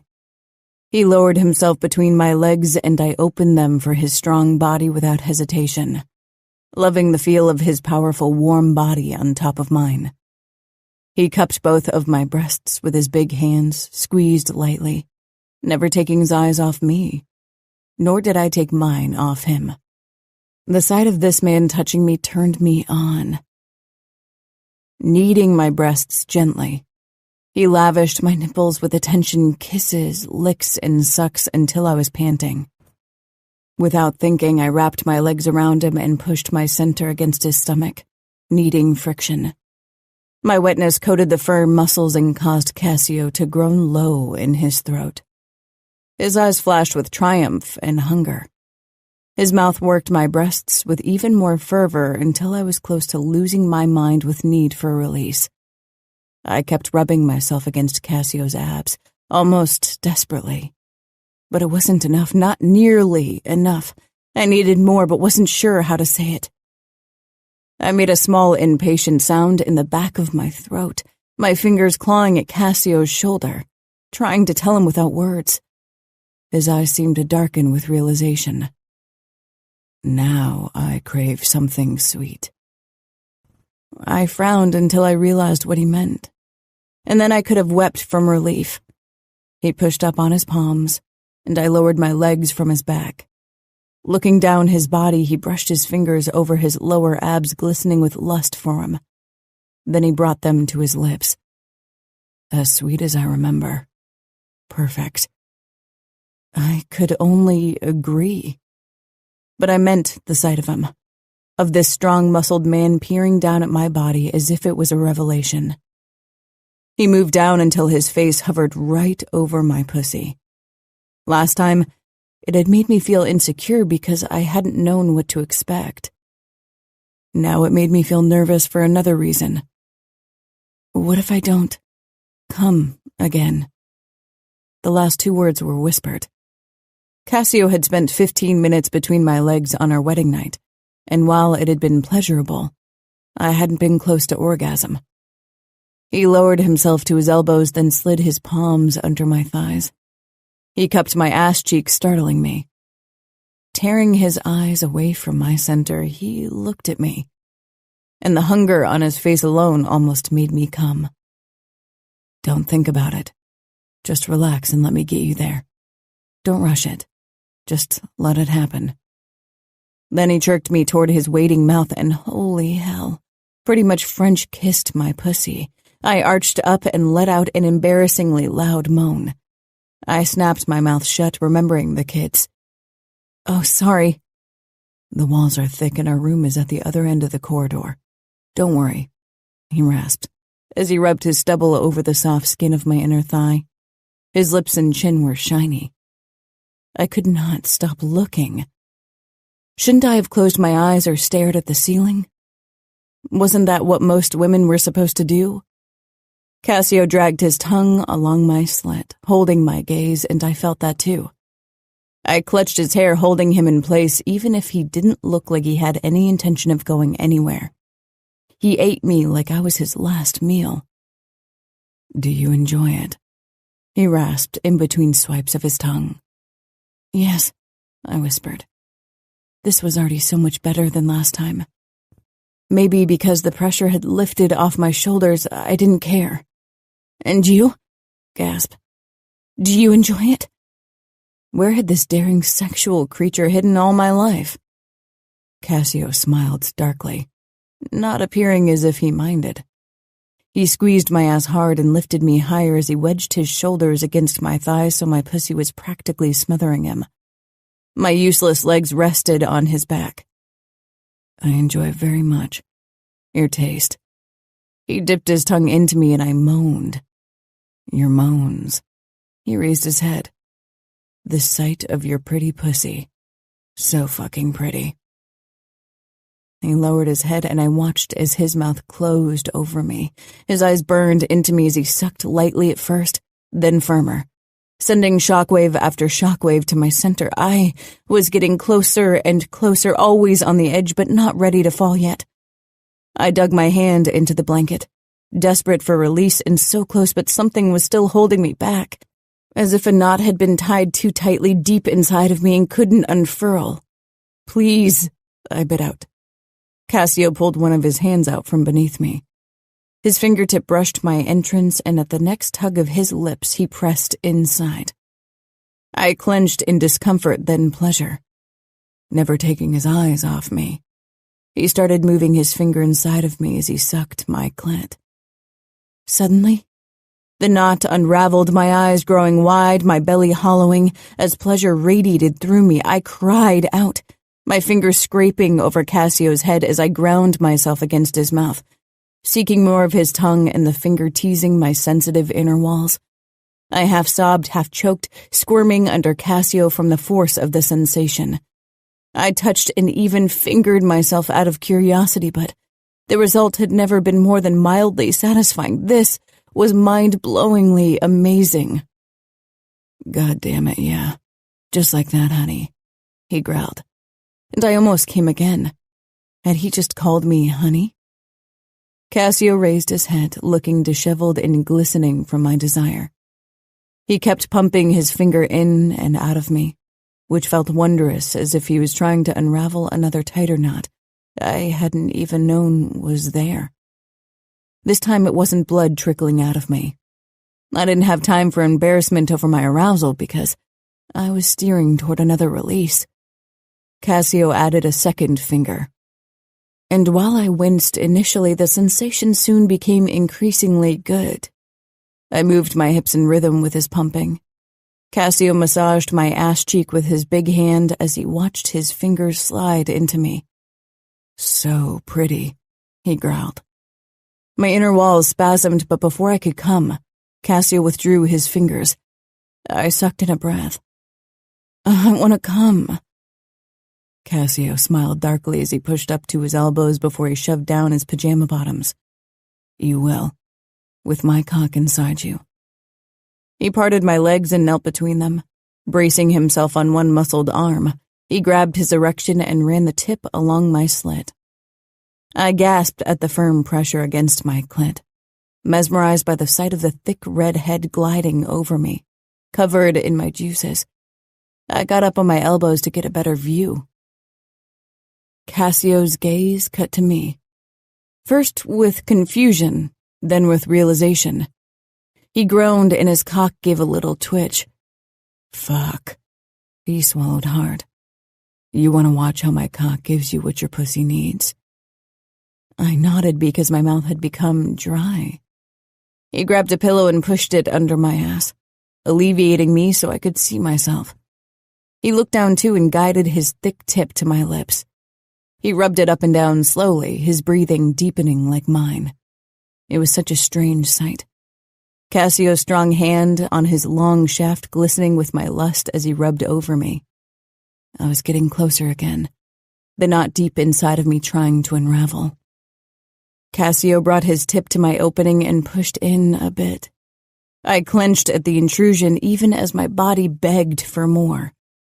Watching me, Cassio licked his thumb and pressed it down on my clit, beginning to draw small circles as he began to thrust into me with shallow, gentle thrusts. There was a small scar on the thumb stroking me. Round and round his fingers swirled, tugging at that knot inside my core. My gaze dipped lower to where Cassio's cock sank into my pussy. He was halfway in by now and pushed deeper with every new thrust, until he finally filled me completely. Without thinking, I grabbed his firm ass, feeling it flex with every thrust. The feel of it and the sight of this primal act of Cassio's pelvis pressing up to mine. His hips parting me for him, his abs tensing, and the harsh lust on his gorgeous face blasted my knot to shreds. I cried out as pleasure radiated through me with a force that had me clenched so tightly that Cassio exhaled sharply from my pussy's grip on him. He slammed harder into me as I sunk my nails into his backside, lifting my hips almost frantically to meet his thrusts. Cassio gripped my hips in a bruising hold, jerking me faster against him until the slapping of our bodies and his grunts filled the room as he pounded into me. Soreness thrummed through me, battling the low hum of pleasure. Cassio fell forward, bracing himself on one elbow. He gripped my leg, pushed it up, and drove harder into me. I gasped, then moaned. His eyes burned into me as he breathed harshly. His moves became uncoordinated, his eyes wild. I held on to his back desperately, overwhelmed by the sensations of pain and pleasure, by the feel of his heavy weight pressing me into the bed, by the scent of our mingled sweat and sex. "Who's fucking you?" I panted, confused by his question. "Who?" he growled, accentuating the word with a hard thrust that hit a delicious spot deep inside me. My eyes almost rolled back at the sensation. "You," I said. "You, Cassio." "Yes." He thrust harder and then he tensed with a sharp exhale. I too froze at the feeling of utter fullness, not sure if I was going to come apart at the seams or have another orgasm. I felt his release deep inside of me and moaned. This felt so good. Cassio kissed my mouth, then my throat, panting, "Yes, you are mine, honey. Your body, but most importantly, that pretty head." He pressed a kiss to my temple, then rolled off me and onto his back. I tried to catch my breath and make sense of his words. Tilting my head to the side, I watched him. His body glistened with sweat, and the hairs on his strong thighs was smeared with sweat and our releases. He stared up at the ceiling, chest heaving. We weren't touching anymore, and slowly, a wall came up. We became strangers once more. I touched my abdomen, relishing in the afterglow of his presence. Did I go too hard? I didn't mean to take you like this so shortly after your first night. I looked at him. The hint of concern in his gruff voice warmed my heart in a way I couldn't explain. No, I'm fine, I smiled. I really enjoyed it. Cassio let out a short laugh. I could tell. He shook his head as if this was an impossibility. He shifted to his side and ran his palm along my side, then swiped his thumb over my nipple.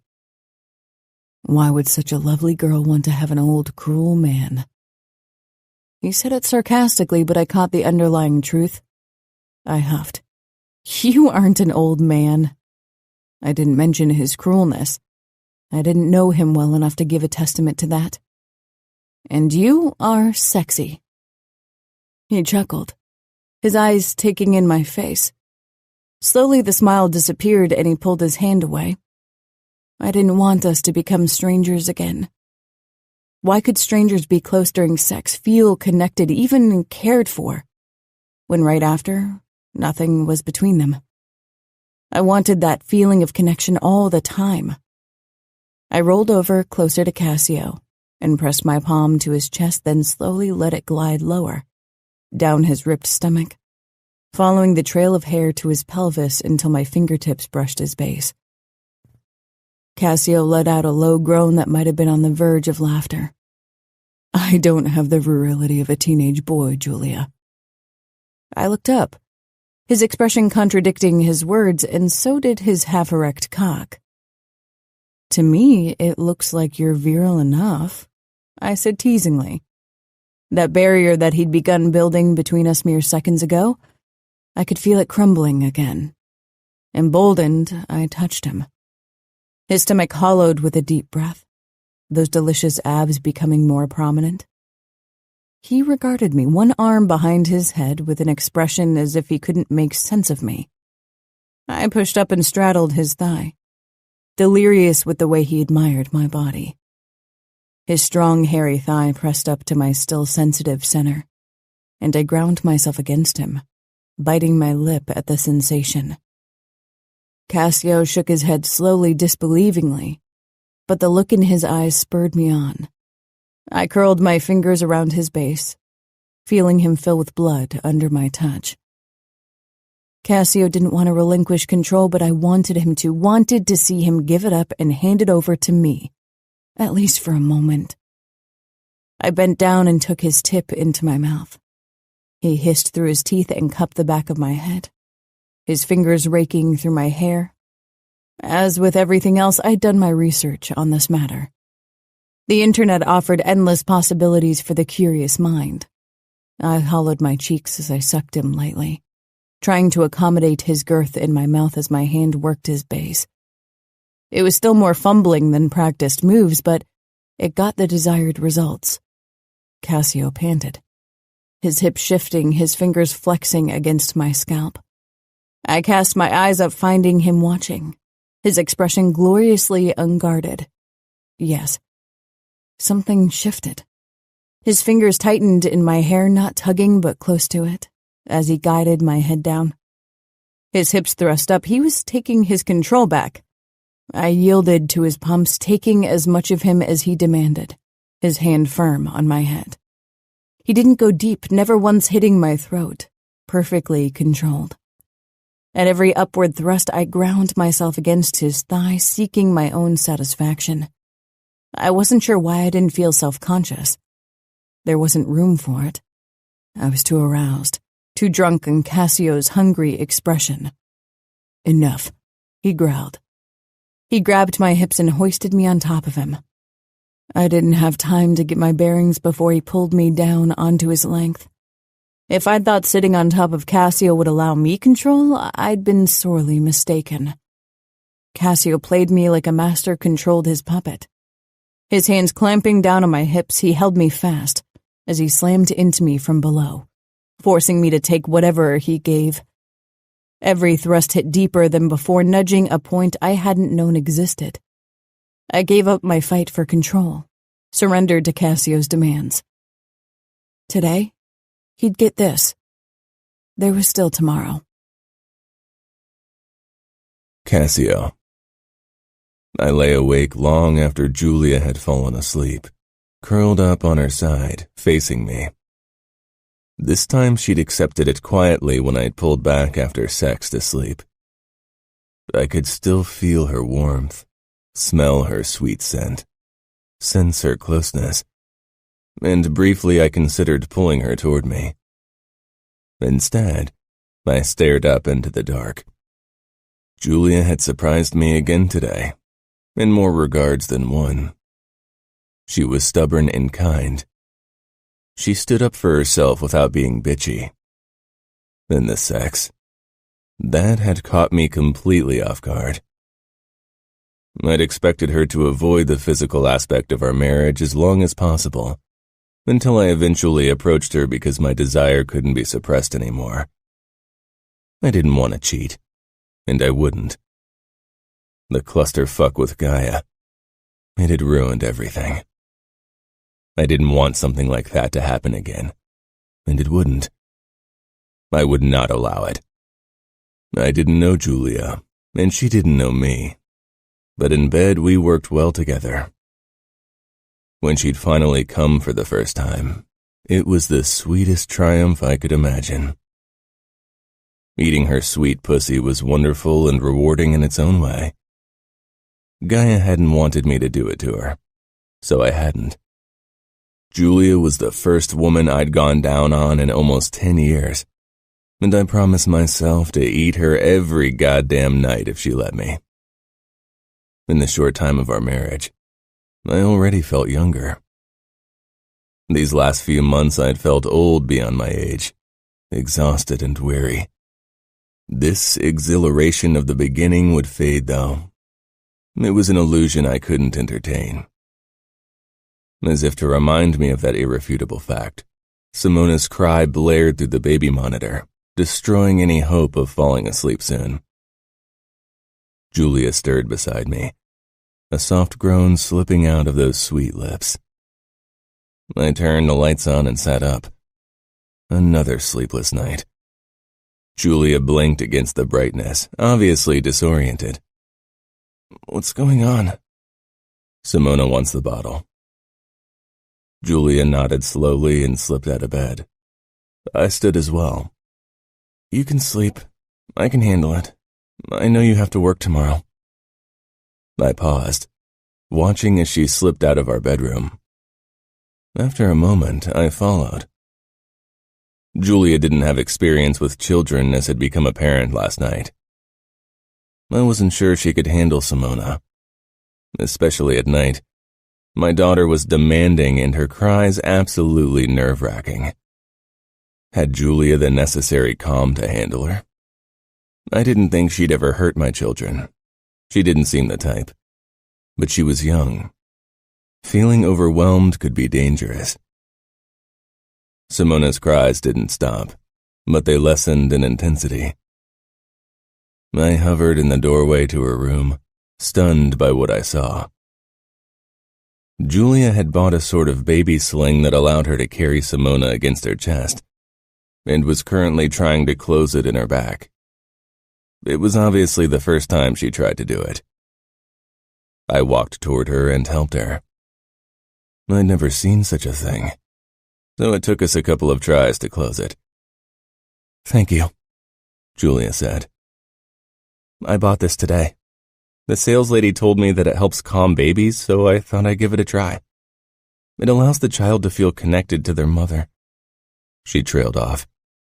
Simona peered up at me, her head resting against Julia's chest. "Let's go get you something to eat, all right?" Julia said softly and stroked Simona's head. Then she smiled at me. You can go back to sleep. My hands are free to prepare the bottle. See? She raised her hands. I nodded slowly. Julia pressed her palm against Simona's butt and headed into the corridor, all the while talking quietly to my daughter, whose cries became less frequent. I kept following them downstairs. The dog trotted after us into the kitchen and sat down beside Julia when she began preparing the bottle. She swayed gently from side to side, humming, which seemed to have a calming effect on Simona, even if she still whined occasionally. Julia threw a glance over her shoulder at me. You don't trust me to handle it yet, right? She didn't sound angry, only resigned. It's not a matter of trust. But it was. I'd never been very trusting, and now my capacity for it was almost completely exploited. Julia's smile was sad. It's okay. They are your whole world. You want to protect them. She tested the temperature of the milk and then opened one strap of the sling so she could give the bottle to Simona, who latched onto it at once. I'm going to do my best to take care of them. I believed her. Together, we walked back upstairs. I noticed the open door to Gaia's old bedroom. Julia followed my gaze. Simona and I are fine, really. I headed to the bedroom. As expected, Daniele lay curled up on the covers of the bed in a new pajama set with Superman signs all over it. My heart felt heavy seeing his small form. Whenever I looked at this bed, all I saw was blood. But he sought comfort here. I picked him up.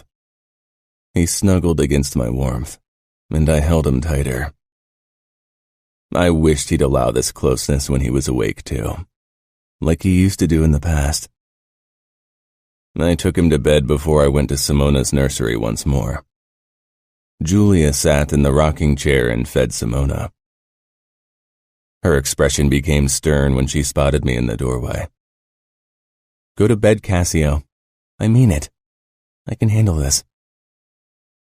I retreated slowly and went to bed. It didn't take long before I fell asleep. I only woke briefly when Julia crept back into bed later. But I wasn't sure what time it was. She lay down so close to me that I could feel her warmth. But I didn't mind. I was already drifting off again when her fingertips lightly brushed my hand. Simona had woken one more time, but Julia insisted I stay in bed as she took care of it. Maybe that was why I felt more relaxed this morning than I'd felt in a long time. Despite her lack of sleep, Julia got up once I was done in the bathroom and slipped in herself. I went into Daniele's room. He was awake, as usual at this time, already bent over his tablet. In the beginning, I'd hide it from him, but when he played with that thing, it was the only time he looked even remotely happy. So I always gave it back to him. He didn't look up when I entered, but his little shoulders hunched. I got down on my haunches beside his bed to be eye level with him. Still, nothing. Daniele, come on.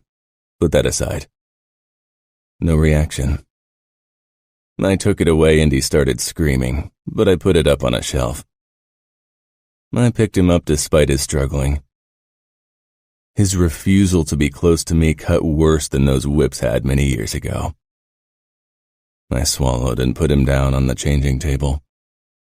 It was our ritual that I woke him. It had been like this since he was very small. He always loved our morning time. Not anymore. His teary eyes slanted to something behind me.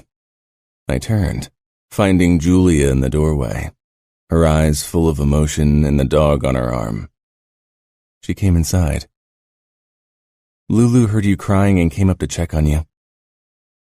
Daniele quieted, regarding the dog with big eyes. Julia stopped beside the changing table so the dog could look down at Daniele, and Daniele up at it. I undressed him, and for once he didn't fight.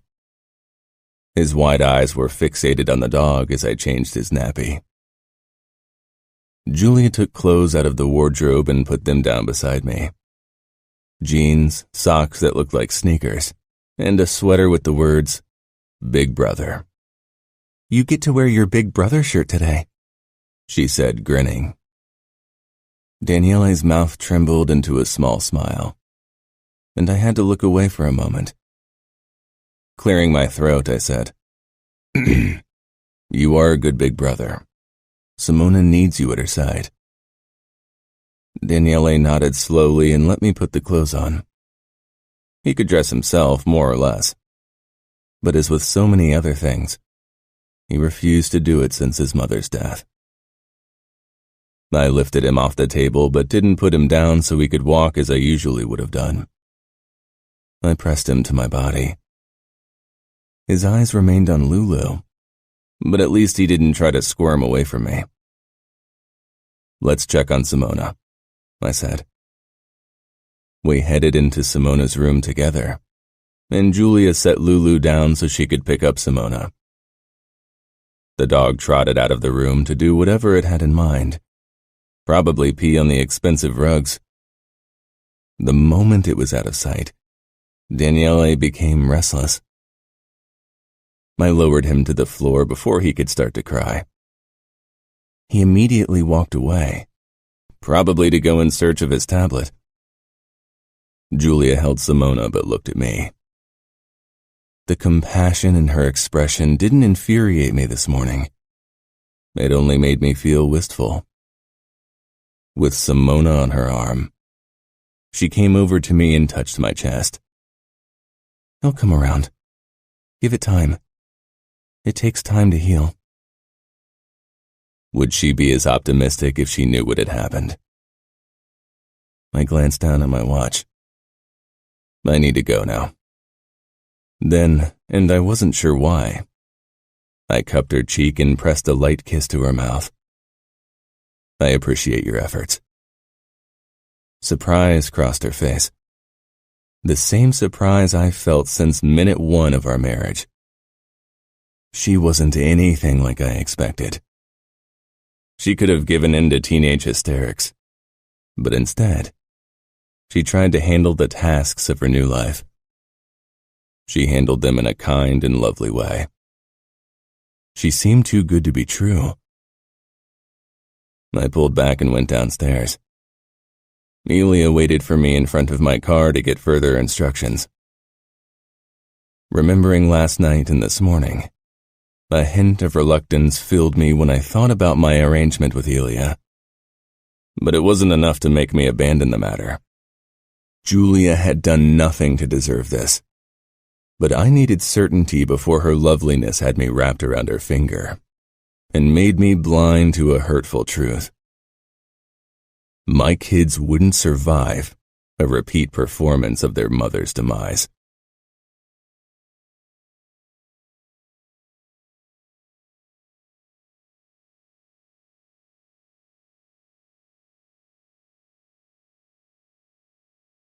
Chapter 13. Julia. My chest ached thinking of Cassio's morning encounter with Daniele. I could tell that Cassio hurt because of his son's reaction to him. I needed to help somehow, but first, I needed to figure out why Daniele acted the way he did. For some reason, I couldn't imagine that Cassio had hurt his son in any way.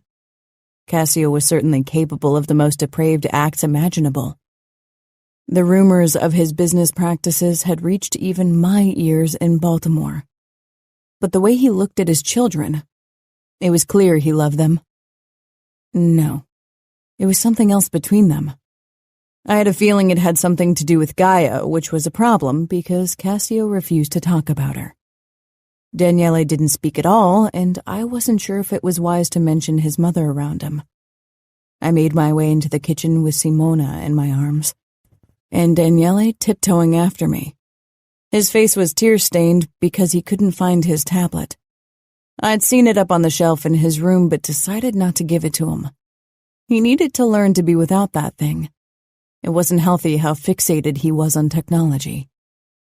Sybil was already making waffles. The kitchen smelled of vanilla and warm dough. Elia and Domenico weren't there yet. But I knew they were somewhere in the house or Cassio wouldn't have left. Lulu slipped under the table, probably hoping for a repeat performance, but sweets definitely weren't good for a dog. I approached Sybil as Daniele knelt in front of the table to watch Lulu. Let her come to you, Daniele. She's shy. Eventually she'll come. Give her time, okay? He nodded absent-mindedly but didn't move otherwise. Can you cook some bacon as well? For the dog? Sybil guessed. I don't want to force him to eat, not when he doesn't trust me yet. This is the only way he'll have breakfast. She nodded. She still didn't look as if she approved, but she took bacon from the fridge. Thank you. Elia soon joined us, but Domenico stayed away. To my surprise, he sat down beside me. Like yesterday, his smile was quick. His eye contact a bit too intimate. And his arm brushed mine twice by accident. I wasn't the only one who noticed because Sybil sent him a sharp look. I ignored it, unsure what else to do. My plan to get Daniele to eat worked like it had yesterday. Lulu got a tiny piece of bacon for every bite of waffle and banana that Daniele ate. It was a win-win situation as far as I was concerned, and Lulu definitely agreed. I thought we could all go for a walk together so Lulu gets to see something new, I said to Daniele. His nod was quick and his obvious excitement kindled my own. That sounds good. The weather's nice and it's not too cold. I know a nice park not too far away, Elia said. Great. I got up. Why don't you go ahead and prepare everything while I have a word with Sybil? Elia glanced between Sybil and me before he rose and left. Taking the dishes to the sink where Sybil was scrubbing the pan, I said, You worked here from day one of Cassio's marriage to Gaia, right? I said in a low voice so the children wouldn't hear me. I didn't know it for a fact, but the look on Sybil's face confirmed my assumption. I did. She avoided my eyes by putting the dishes into the dishwasher. How was she? My parents had met her at official functions, of course. She'd been a lady, always perfectly styled, but that didn't mean anything. Outward appearances and what went on behind closed doors were two very different things. I only worked for her. I didn't know her. I gave her a disbelieving look. How can you work for someone for years and not know them? Sybil closed the dishwasher, then busied herself with wiping the counters. She kept her distance. She never had breakfast in the kitchen. She preferred me to get my tasks done as quickly as possible so I could leave. She shook her head. If you want to know more, you'll have to talk to the master. But I don't think you should. With Simona strapped to my front and Daniele in his buggy, we strolled through the park toward a fenced-in dog area. Domenico kept his distance, pretending he was a casual walker, but Elia stayed at my side. For an outsider, it looked as if we were a couple. Elia definitely played that card, considering how close he walked beside me. Lulu dashed off the moment I unleashed her and soon chased around with other dogs. Must be strange, Elia began, sitting down beside me on the bench. To live in a foreign city with a man you hardly know? Daniele followed the playing dogs with his eyes. That fascinated look usually only managed to appear on his face when he stared at the screen. Simona, too, watched with big eyes. I've been prepared for that kind of life since I was a little girl. The rules in our world have been the same for a long time. They are, but that doesn't mean it's always easy to stick to them. I turned to Elia. The way he looked at me, like he wanted to see what it would take to get a rise out of me, raised my protective walls. Do you make a habit of breaking the rules? He smiled as if he was going to tell me a secret. It can be freeing. He was flirting with me. Lulu yelped, then squeaked. My head jerked around. A bigger dog was trying to mount her. Can you help her?" Ilya didn't hesitate. He jumped up and jogged toward the two dogs. The owner of the other dog, a young man with glasses and a hipster beard, did the same. They managed to separate the dogs. To my surprise, they began to chat. Ilya smiled the same smile he'd given me all day, but this was less expectant, less challenging. It was naturally flirtatious, one he didn't have to force. The hipster guy laughed, still holding his small bulldog by the collar. Ilya grinned, but then he noticed my gaze and his demeanor shifted. He said something else, then hurried back to me with Lulu on his arm. I searched his face. For a moment back there, he looked like I'd caught him. Maybe Ilya was breaking the rules, but not in a way he'd insinuated to me. Now it made sense why Cassio had chosen such an attractive man to guard me. Ilya wasn't a danger in his eyes. I could probably parade around naked all day, and Ilya wouldn't care in the slightest. We returned home much earlier than planned because Simona had a never-ending crying fit. She wouldn't let me calm her no matter what I did. Daniele, too, got cranky because of it. But Lulu's presence prevented his meltdown, at least. When I finally managed to have Simona settle down for a nap after what felt like hours, I felt drained. I'd considered calling Cassio to ask for his help, but unlike Daniele, Simona quieted as soon as her dad was close. Now I was glad that I managed without calling him. I didn't want him to think I couldn't handle the situation. My clothes were drenched with sweat when I sank down on the sofa minutes after Simona had fallen asleep. Daniele sat on the floor, his tablet on his lap. I'd given in and returned it to him. If he also had started wailing like Simona, I would have started crying too. Ilya came toward me carrying 2 cups. "You look like you need a coffee."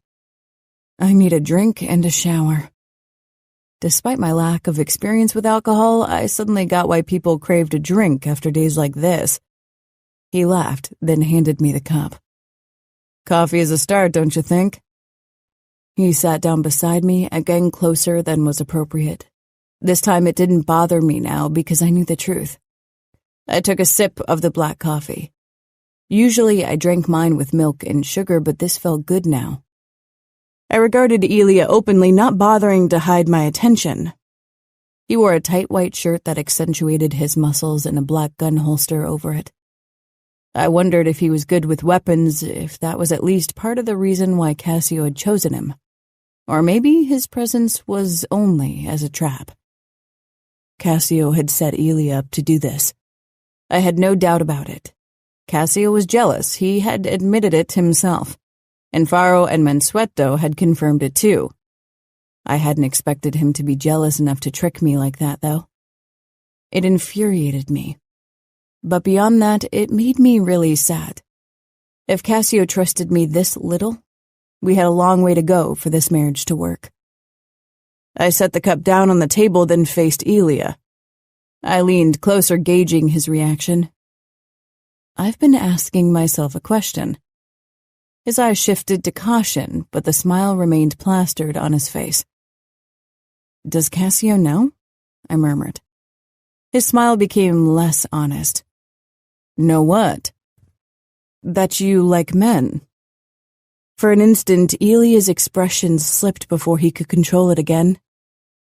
"I don't know what you're talking about." "Oh yeah?" I said. "I saw how you checked out that guy in the dog park. You were flirting with him like you've been pretending to flirt with me. I'm not blind. Maybe the men in our world don't notice because they prefer to see what they want to see, but I don't care if you like men or women. Love is love." Ilya shook his head. "I didn't check anyone out. You can't go around saying something like that. You know what would happen to me if those rumors spread?" "I have absolutely no intention of telling anyone. It's your personal business," I said. Officially, there weren't any gay-made men. It was ridiculous. Boys learned to hide it if they liked other boys or they got killed. That was the only reason why there weren't any gay men in our circles. But Cassio knows. I could practically see Ilya's thoughts racing as he tried to get me off track. If he thought I was gay, he'd kill me. The mafia doesn't tolerate fags. I smiled. The insult was a nice touch. It didn't work. Not unless you don't make it public, and sometimes it comes in handy to have gay soldiers, especially if someone's as jealous as Cassio seems to be. Elia didn't say anything. I could see that he was completely thrown off. This is ridiculous? Yes, it is. Did Cassio ask you to come on to me to see if I would bite? Elia ran his hand through his hair. I'd backed him into a corner. It was obvious that neither he nor Cassio had expected me to catch on to them. This made me even more furious than the fact they'd tried this trick at all. I'm your bodyguard. I meant to protect you. You should talk to Cassio if you think I'm doing a bad job. I rolled my eyes. Maybe you should go to the staff room now. I really don't feel like being lied to at the moment. Elia inclined his head and left. He'd call Cassio the second he was in the back room. I leaned my back against the headrest, closing my eyes briefly, feeling drained. My shirt stuck to my sweaty back. A hot snout nudged my arm. I opened my eyes to find Lulu on the couch beside me. Was she trying to console me? I'd read that dogs could pick up on human emotions, but I hadn't expected Lulu to act on it. She probably wasn't allowed on the sofa, but I didn't care if Cassio would approve or not. I patted my lap and she curled up there. Daniele put down his tablet and approached me. He climbed on the sofa and sat beside me. His little legs didn't even reach the edge. I smiled at him. His eyes conveyed questions that he didn't voice. I'm fine, just tired. Lulu is trying to console me because she can feel that I'm tired. Daniele nodded slowly. I stroked his head carefully, seeing if he'd pull back, but he didn't. I felt the knots at his back. I'd seen how he struggled when Sybil or Cassio tried to comb his hair. From the way it felt, I doubted combing would work. Lulu looks cute with her short hair, right? Daniele gave a nod. Will you let me cut your hair a bit? Not much, just a bit, so Lulu doesn't feel alone with her short hair? An even smaller nod was his response. I gently put Lulu down on the sofa and went to get the scissors. When I returned, Lulu was curled up on the sofa and Daniele was sitting very close, but he wasn't touching her even though I could see that he wanted to. Can you sit on my lap while I cut your hair? Nod. I lifted Daniele and positioned him on my knees as I sat down. I stroked his head gently before I cut the hair at the back of his head. He didn't move, only looked at Lulu. I shortened the hair on the sides too, only left the hair on top as it was. You look really cool now. Daniele remained seated on my leg, and I kept stroking his little head. I hope you'll talk to me one day. I'd love to hear your voice. You can talk to me about everything. I can keep secrets if you need me to, okay? He looked over his shoulders, really looked me in the eye. And in that moment, he seemed so much older than almost 3. Your dad loves you. Daniele looked away and slid off my leg. He sank down on the floor with his tablet once more. Cassio wasn't home in time for dinner. It was a little past 8 when I settled in my comfortable armchair in front of the fireplace in the living room, reading one of my favorite books. I'd considered doing Pilates or finishing my recent painting, but then I hadn't found the energy to do it. My phone lay on the small side table, hoping for a message from Cassio. Friends from school had messaged me, but I could already feel that our friendship wouldn't survive the distance. We'd never been the close friends you shared your darkest secrets with anyway. Maybe I should send Cassio a text to ask when he'd be home, but even though I had his number, we hadn't texted yet. I'd considered sending him a photo from the dog park, but never did it. An idea crossed my mind. I got up and went over to the liquor cabinet to the left of the marble fireplace. It was filled with several bottles of scotch, gin, bourbon, and all kinds of other spirits I didn't know the first thing about. Remembering Cassio's words that I wasn't supposed to drink, I picked the most expensive-looking scotch bottle with a name I couldn't even begin to pronounce. Laprahareg? A limited edition? I poured myself a generous amount and took it back to the chair with me. Settling back down, I took a whiff and coughed. Surprised at the smoky aroma of the alcohol, I sipped at it, then coughed even harder, tears springing into my eyes. Oh, God. Why would anyone drink this by choice? Maybe it was a man thing? After I'd composed myself, I took my phone, lifting the tumbler to my lips, smiled challengingly, and took a selfie. I sent it to Cassio. Lapfroig is keeping me company while you work. He saw my message almost instantly. He didn't reply. Annoyed, I set the tumbler and my phone back down. 15 minutes later, the front door opened and closed. Lulu, who'd been curled up in her basket, stormed into the lobby, followed by Cassio's disapproving voice. "Lulu," I called, grabbing the tumbler and taking another, bigger sip. Lulu trotted into the living room and curled up in her basket once more. I quickly tossed my legs over the armrest, so Cassio would see my over-the-knee socks he hated so much. Then Cassio appeared in the doorway, dark and imposing, looking every bit the deadly businessman he was. He scanned me from head to toe, lingering on the glass still pressed to my lips, my flowery overall dress, and the black socks. His anger was quick, morphing his face into a mask of even sharper edges. Briefly, my stomach clenched with fear, with the knowledge that I didn't know anything about Gaia's death. But I didn't allow this emotion to take over. Cassio hadn't done anything to me. Still, when he shut the door, my adrenaline spiked. It burned a trail down my throat, and heat began to bloom in my belly. Not only from the alcohol. Something about the primal disapproving in Cassio's face awakened my body in ways I couldn't use right now. We had to talk about Elia, and I wouldn't let sex get in the way of it. I don't have time for games, Julia.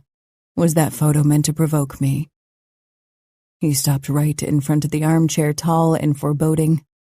He looked breathtaking and terrifying. No, I said lightly.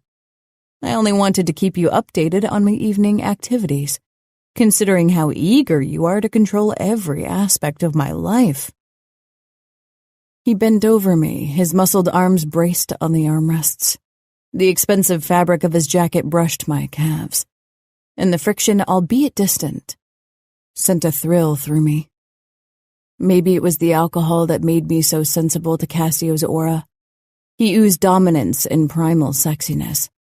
His eyes slid over my crossed legs, lingering on the sliver of naked skin on my upper thighs.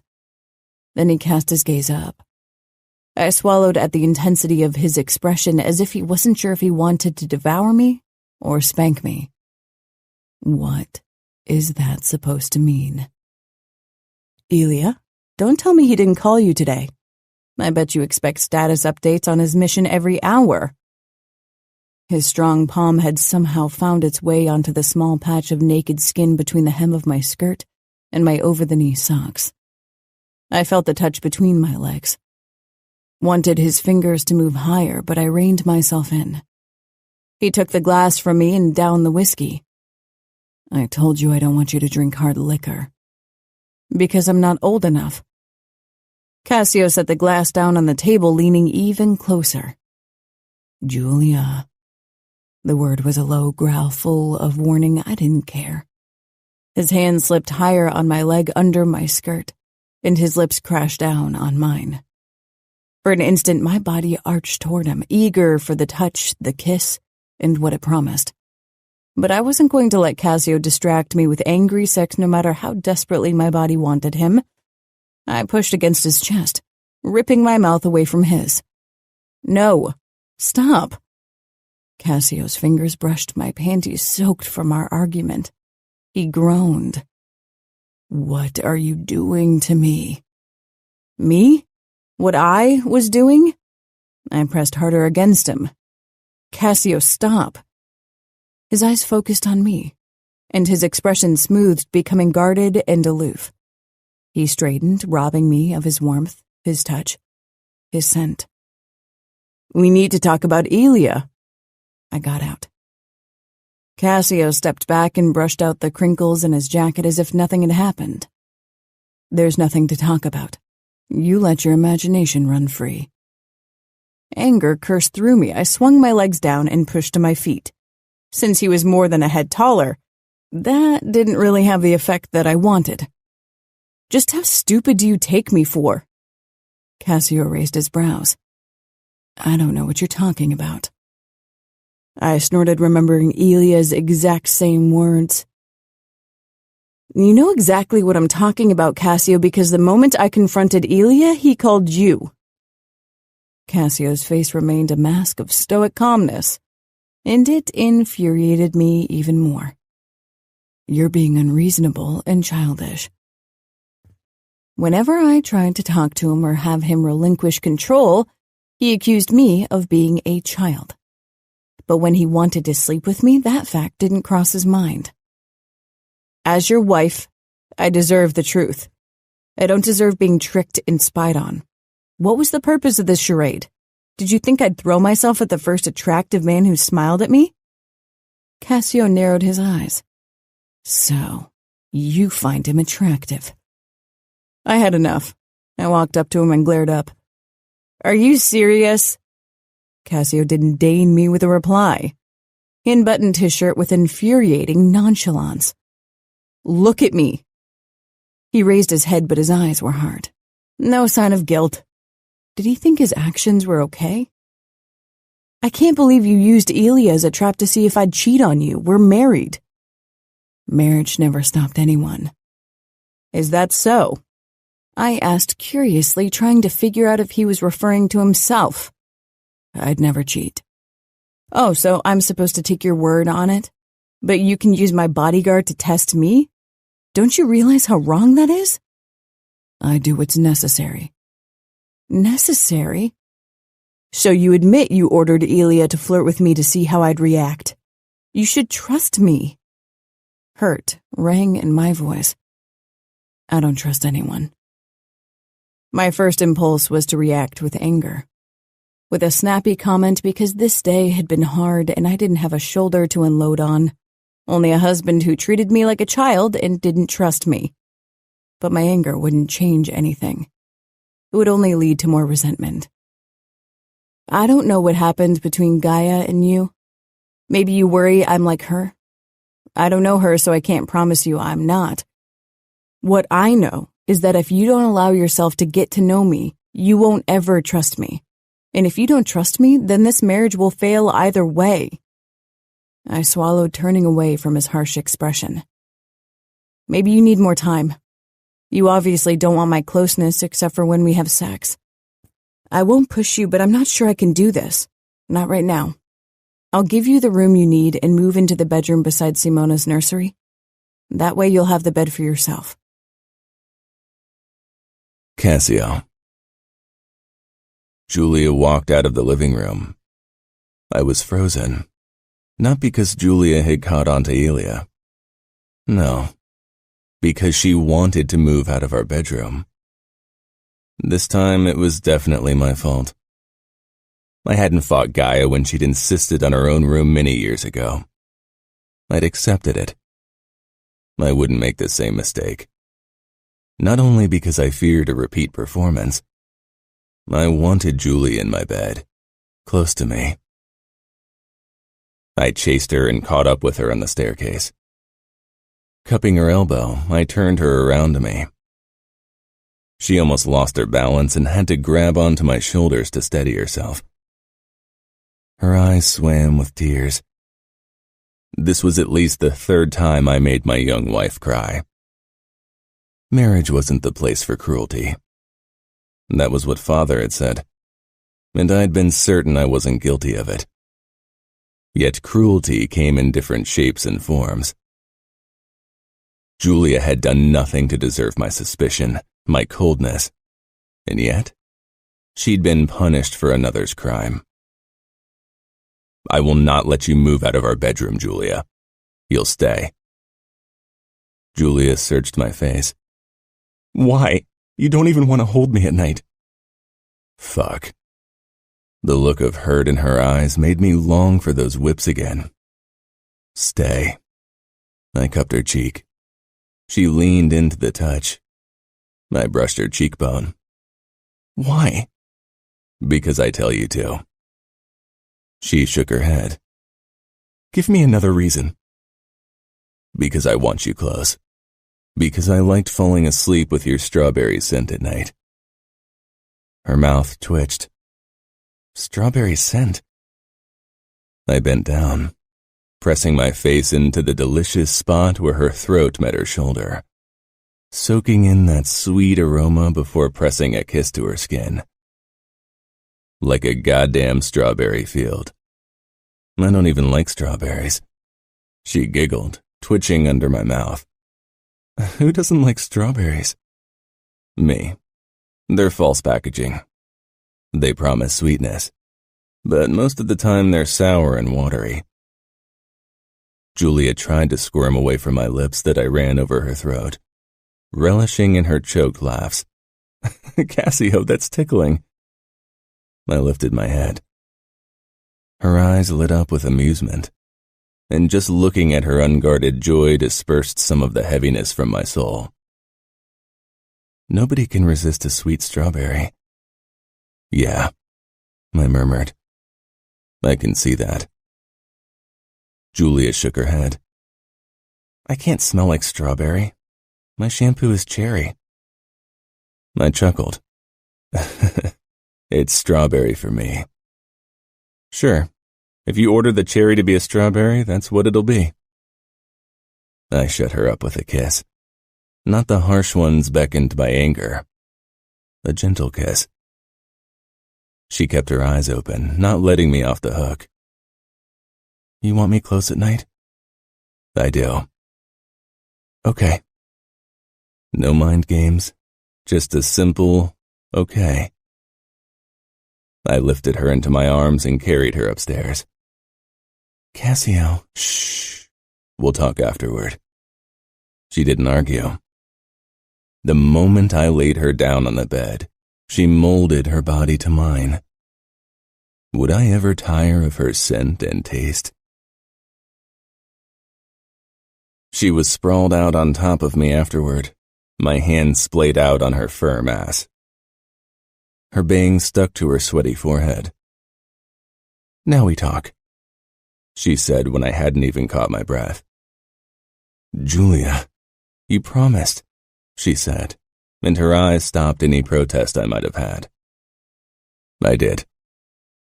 She waited. For an admittance for my plea of guilt. You're right. I asked Elia to test your loyalty. Julia pushed into a sitting position, straddling my stomach. I loved that she wasn't shy about her body, and I loved admiring her. Her expression made it clear that she wasn't trying to go for another round. She wanted the higher position to feel more in control. I give it to her. I grasped her hips, needing to touch her. Test my loyalty? You told another man to come on to me to see if I was willing to cheat. Bitterness twisted my thoughts. I don't trust anyone. Not just you. I'm your wife, Cassio. We have to trust each other. I don't want us to be strangers living under one roof. I want this marriage to work. Not just for us, but for Simona and Daniele, too. They need a happy family. Happy family, I repeated. My children had never experienced a happy family. For a while, Guy and I had managed to hide our resentment for each other. But in the last couple of years, things had turned for the worst. I want that, she whispered fiercely, lowering herself until her face hovered over mine. So do I said. But I was a realist, and in a few years Julia would be too. But you don't believe it. Looking up into Julia's hopeful, kind face, I really wanted a happy family. It's not a matter of belief. It is. If you don't believe in it, if you don't work for it, then it won't become reality. I smiled wistfully, wondering if I'd ever been this optimistic. Don't blame this on me being young, she warned, eyes flashing with annoyance. Being positive is not a trait of the young. You're being a grumpy old man by choice.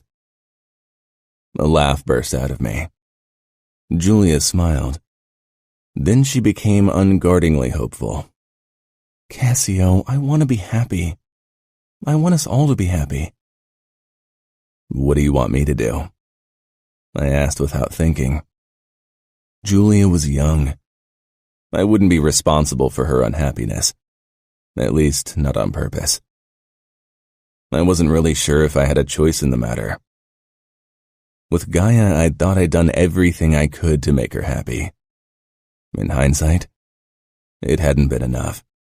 But I was up against an impossible challenge. Allow yourself to trust me. I ran my palm up her back along the gentle bumps of her spine, before cupping her head, pulling her down for a kiss. I'll try. You could start by telling me what happened with Gaia, and why Daniele acts the way he does. I shook my head. That is the past, and it's got nothing to do with us. Julia smiled sadly. She knew as well as I did that it had everything to do with us. But the past with Gaia wasn't something I'd share with her. It wouldn't serve any purpose but to destroy whatever tentative bond that was forming between Julia and me. She was young. Maybe that was why I was willing to try it all.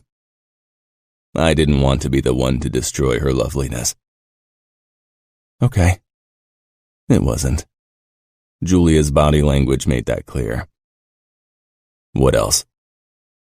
Spend time with the kids and me. Family time. Be home for dinner, be home on Sunday. I want to get to know you. What you like to do in your free time. What you enjoy doing. I tried to remember the last time I'd done something I enjoyed doing that didn't involve my line of work. I couldn't. Don't tell me there's nothing you like to do except work. There must be something else you enjoy besides torture and killing. So uninhibited with her words. It was a breath of fresh air. I hummed, cupping her head harder. I'm good at both. I don't doubt it, she whispered, shivering. I love to paint and do Pilates. My fingers on her neck loosened. Paint? Yes, canvases. Still lifes, landscapes, animals. I'm not so good with the human body, but I'm trying to improve. That's what was in this huge package. My canvases. I hadn't paid much attention to Julia's belongings. Maybe I should have shown basic interest in my wife's life before I dragged her into the mess that was my own. And Pilates helps me stay fit, and it's good for my mental health too. She fell silent. You look at me as if I'm talking nonsense. You're not, I said. You just keep surprising me. In a good or bad way? Good. She shrugged. That's good. It was.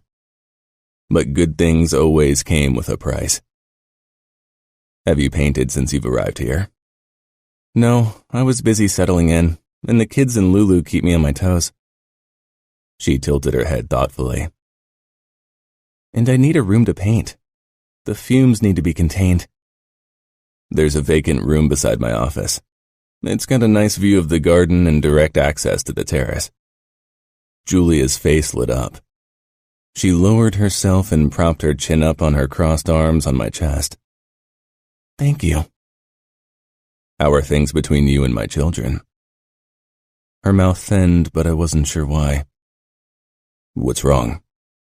Nothing, she said, even though there obviously was. The kids and I are getting to know each other. I think I can gain Daniele's trust through Lulu. And today Simona let me carry her without crying. About the dog. Julia jerked into a sitting position again. I don't want to give Lulu away, and I won't lock her inside her room. It's not fair to her. What's your problem with her anyway? Apart from the fact that she's not trained very well. That's hardly her fault. Did Gaia never work with her? I tensed. The dog came at a difficult time. I think Lulu is good for this family, and I really like her. Then keep her, but train her. Will Elias stay my bodyguard? Of course, he's a good choice. Because he's not interested in women? I narrowed my eyes, wondering how exactly she found out. She misunderstood my expression. Worry tightened her face. You knew, right? Of course. That's why he's allowed to be your bodyguard. Julia huffed. Trust? I smiled darkly, then wetted my thumb and pressed it to that little pink button, which teased me from its prime spot between those pouty lips. We'll work toward that. But even if I trust you, that doesn't mean I'll trust any man around you. I dipped my thumb between her folds, gathering her wetness before I swiped it over her clit again. Julia leaned back, bracing herself with her hands against my thighs, giving me better access and a beautiful view. Her smile turned teasing when my cock brushed her lower back. Not such an old man after all, I circled my thumb faster, enjoying how Julia's hips moved, chasing my finger. I was in my early 30s, definitely not old, even if I'd felt it in the last few months and especially in comparison to Julia. I've got a lot to make up for. Curiosity flickered in her gaze, making me regret my words.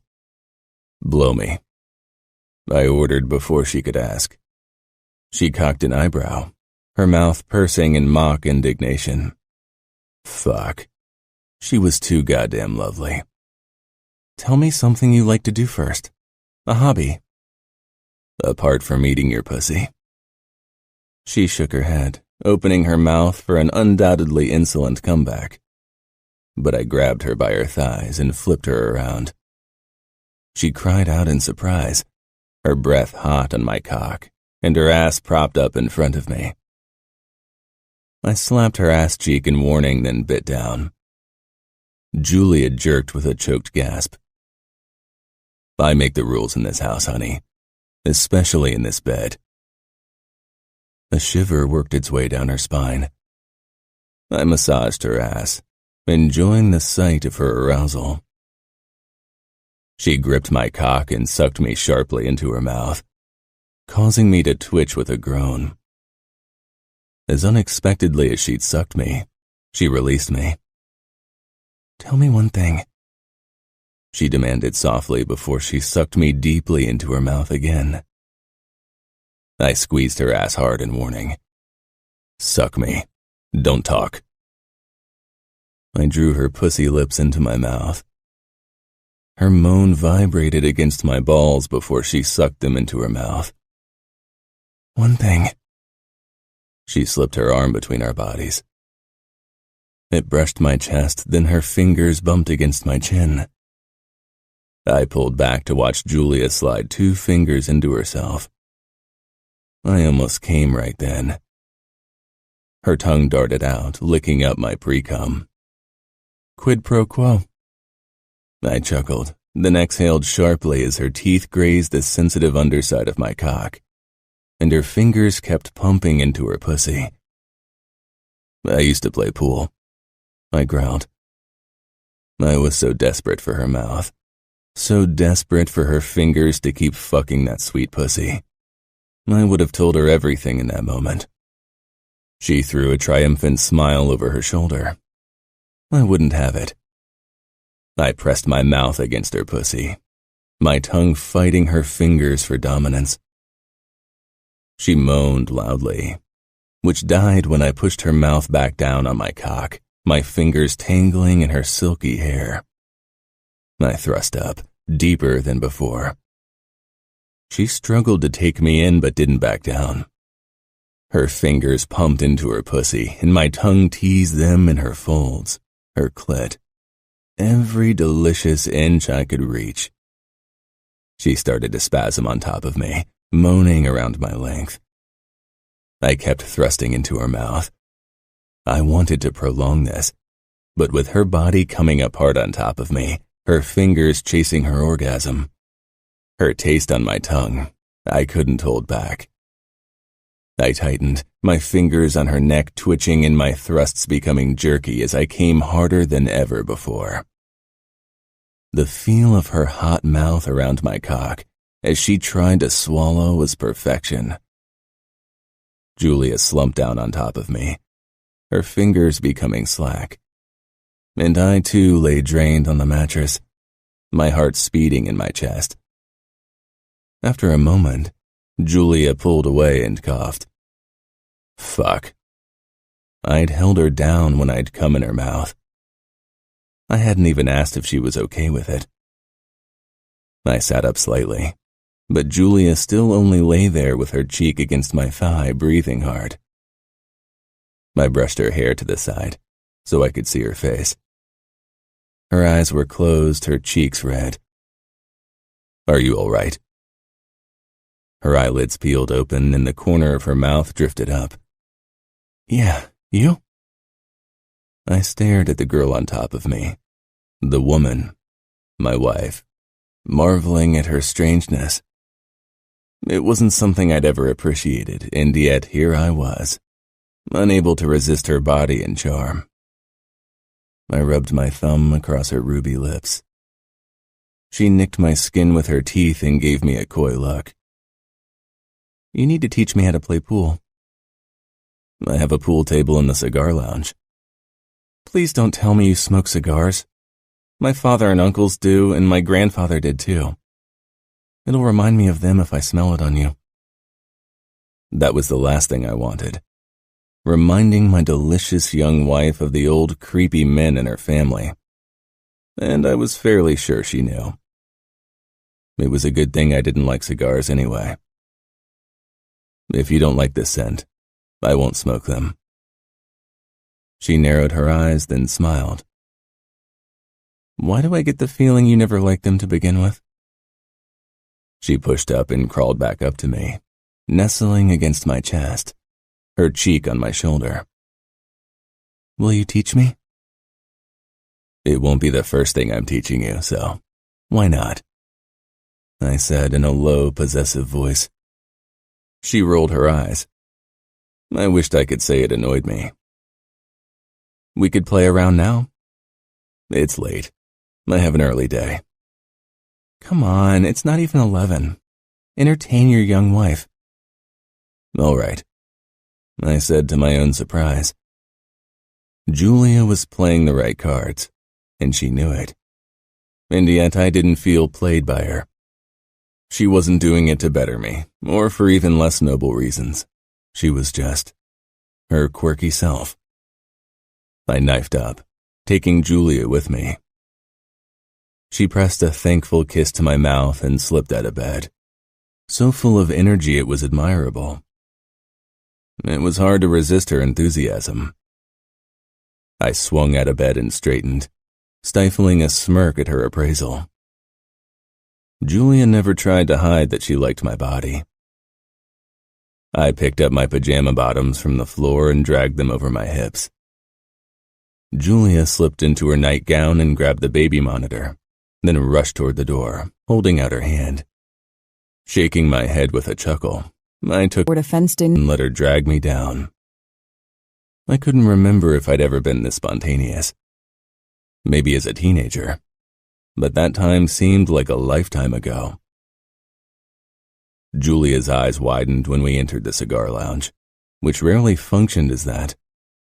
Only when my father or business acquaintances insisted on cigars.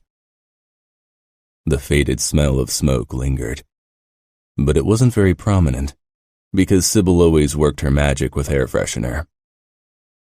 In the beginning, I'd occasionally played pool by myself or with Faro, but even that seemed like forever ago. Work had filled every waking second of my days recently, as I tried to stop people from talking about Gaia by creating new incidents to talk about. But my brutality in the job hardly drew the necessary attention to take away from the gossip surrounding my wife's death. It was old news after all. Julia took everything in. Apart from the 4 armchairs in front of the fireplace, there was a professional pool table. Julia rushed over to the cues and took one. "Show me?" Fuck yes. I'd suffered sleepless nights with less entertaining things than teaching Julia how to play pool. Julia was bent over the table, trying to hit the 8-ball. Her tongue was wedged between her lips in concentration. My chest was pressed up to her back. I'd sent most of the balls into their respective pockets, and again, my hand guided Julia's as we sent the 8-ball flying into its hole. Julia grinned, twisted her face, and pressed an enthusiastic kiss to my lips. Simona's cry blared from the speakers, reminding me that our life couldn't only be filled with nights of pool and sex. I straightened, the weight of my responsibilities returning to my shoulders, and with it, the worry that this wouldn't last. Julia snatched up the baby monitor, and we headed up to Simona's room. As usual, Simona's cries escalated with every passing moment, and the longer she cried, the harder it would be to calm her down. Julia turned on the lights and walked into the bedroom, but I waited in the doorway, wanting to see how she fared. Julia leaned over the crib and lifted my daughter up, cradling her to her chest. I was always the one who took her out of bed when she cried. Simona fell silent and was staring up at my young wife. I waited for the inevitable outburst, and even worse crying fit than before, but Simona only let out a small cry. "Shh, you're the cutest little thing I've ever seen." And then, Julia bent down and kissed my daughter's left cheek, then the right, with the cutest chubby cheeks that I can imagine. My heart thudded in my chest, an uneven staccato I could feel in my ears.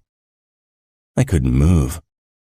Simona reached for Julia's bangs and tugged, but my wife only laughed and blew out air, sending her hair flying up, causing Simona's eyes to widen. Then she giggled. Simona giggled. Julia looked up and smiled, unguarded, happy, hopeful. I turned around and stalked out. "I'll prepare the bottle," I pressed. Even though I wished she wouldn't, Julia followed me downstairs. She watched me the entire time as I prepared the formula. I could feel her questions hovering in the room between us. She didn't ask, only kept cooing at my daughter. When the bottle was ready, I went over to her. She leaned into me. "Why don't you feed her while I hold her?"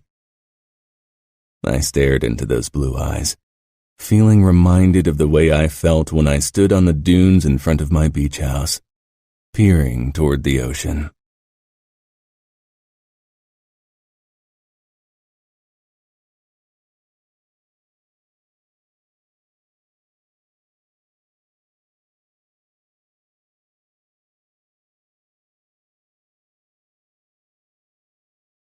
Chapter 14. Julia. Cassio kept his promise. The next day he came home at dinner time. To be honest, I was surprised.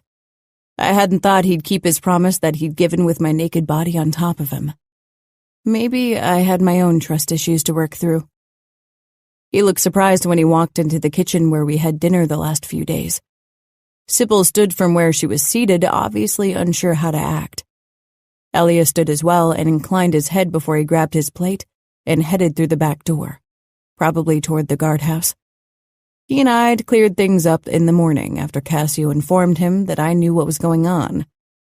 Elia had been awkward after that, obviously embarrassed, but I told him that he'd done his job and that I wasn't angry. He couldn't have told Cassio no, after all. "Why don't you eat in the dining room?" he asked. Simona grinned when she spotted her dad. Her fingers and cheeks were smeared with smashed peas, but Cassio didn't seem to mind. He walked up to her, pressed a kiss to her forehead, and barely escaped her dirty, grabby hands before she could ruin his suit. Daniele didn't react in any way, only clutched the fork with a speared carrot slice in his little fist. For a moment, I caught the longing in his eyes, though. He wanted to be close to his dad, but something stopped him. Cassio turned to Daniele and kissed the top of his head before he walked up to me. Daniele watched us closely. Cassio touched my shoulder and squeezed lightly before he took a seat across from me. I couldn't deny it. I was disappointed. I wish he'd have kissed me. Maybe he worried how Daniele would react. After all, his mom had been dead for only 6 months. I prefer to have dinner in the dining room, he said simply. I hated that there was a distance between us when we weren't alone. I didn't know you'd be home for dinner. I told you I'd be, and it'll remain that way. If I can't make dinner, I'll give you a call. Sybil put a plate with roasted pork, mashed potatoes, and maple balsamic Brussels sprouts that were to die for in front of him. He gave her a curt nod. I'll check on the laundry, she said and slipped out, leaving her half-eaten plate. We can have dinner in the dining room from now on, I said. Daniele grabbed a piece of his pork and tossed it under the table. Cassio's expression shifted to anger, but I quickly shook my head, then said to Daniele, Now it's your turn to eat a bite. Daniele speared a piece of pork and stuffed it in his mouth, chewing dutifully. Cassio's brows furrowed. What's going on? His voice was moderately calm, but I could tell that he didn't approve of the situation. Daniele and I have a deal. He can feed Lulu scraps if he eats a bite in turn. Cassio released a breath. Simona began to whine, stretching out her arms toward him. He got up, wiped her face and hands with a wet dish towel, and put her on his lap before he continued with dinner. I stifled a smile. It was an adorable sight. Cassio dressed in his 3-piece suit, looking impressive and powerful, with tiny Simona on his lap in her sunflower dress. He hadn't even complained about the flowers. Again, Daniele's eyes slanted to Cassio, who was staring down at Simona and didn't notice. I stroked his head gently. He peered up at me, his small face so sad and helpless it turned my stomach over. If only he'd speak to me. Feeling Cassio's eyes on me, I picked up my fork and ate a bite of my pork. How's your day? He hadn't told me anything about what he did during the day so far, but he hadn't exactly been home early enough to talk. The usual. Maybe I should have expected an evasive answer like that. After all, Simona and Daniele were in the room. Talking about his type of business around them might scar them even more than their mother's death. What did you do? We went to the dog park again, right? I said to Daniele, who gave a small nod before dropping a piece of pork on the floor. And Elia helped me set up my painting room. I couldn't wait to paint again, to lose myself in my art. Cassio's gaze traced my face in a way that made me feel self-conscious. I straightened my bangs, wondering if he hated them. They were part of me, had always been. I was thinking we could spend the weekend down at my beach house. My eyes widened. It had been a while since I was at a beach. Cassio tried to catch Daniele's eyes. The boy had definitely perked up hearing about the beach. What do you think, Daniele? We can build sandcastles like last time. Daniele gave a small shrug, which was something. Cassio and I took the children to bed after dinner. Cassio put Simona down in her crib while I helped Daniele change. It was easier that way. Daniele didn't get as upset, and so shortly before he was supposed to sleep, that was for the best. I covered him with his blanket when he lay in bed and tousled his hair. Lulu will love the beach. Daniele's mouth tugged into a small smile. Then his gaze darted to something behind me. He bit his lower lip, a shadow fell over us, and a moment later, Cassio bent down and kissed Daniele's forehead. Sleep tight. I stood, and with a last wave at Daniele, I extinguished the lights and closed the door. I followed Cassio down the hallway. But before we could reach the staircase, he turned to me, grabbed my neck and kissed me deeply, stealing my breath. My body sprang to life immediately as he pressed me into the wall. his big palm on my breast, kneading, his hips grinding against me. He was hard, digging into my belly insistently. "Bed," I whispered. "Fuck no." I blinked, but Cassio didn't allow me to get my bearings. His mouth on mine, he grasped my upper thighs and hoisted me up. Right here, against the wall. My eyes widened. Cassio bit down on my throat, then lavished the spot with his tongue. What about Sybil?" "Gone." His growl vibrated against my skin. Holding me up with one muscled arm and the pressure of his strong body, he slipped his hand between our bodies. The hiss of his zipper sent a shiver down my spine in a moment, before he shoved my panties aside and entered me in one hard stroke. I arched, half in pain, half in pleasure. It was the first time he took me without much preparation. His mouth pressed against my ear. "Didn't I tell you to stop wearing those over-the-knee socks and ridiculous dresses?" I met his gaze, grinding myself against him, chasing the pleasure even as my body fought to accommodate Cassio's length. "Is this my punishment?" My lips teased up into a challenging smile. Cassio's grip on me tightened as he thrust up again. Driving me against the wall, I dug my heels into his lower back. "No, honey," he rasped, and that word warmed me like hot cocoa. "It's a warning." I laughed. It wasn't a good one. The words never left my lips because Cassio started pounding into me harder and deeper than before, forcing my body to yield to him, and it did. Soon I was so slick around him the wet sound of our bodies joining filled the hallway. Cassio's harsh kiss swallowed my cries of release when I came in a violent shudder. He lowered me to the floor and my legs almost gave out. "Down," he ordered. My eyes flashed up in indignation at the demand, but his dominant expression and the primal hunger in his eyes spoke to a part of me that definitely didn't mind his commanding attitude. I dropped to my knees.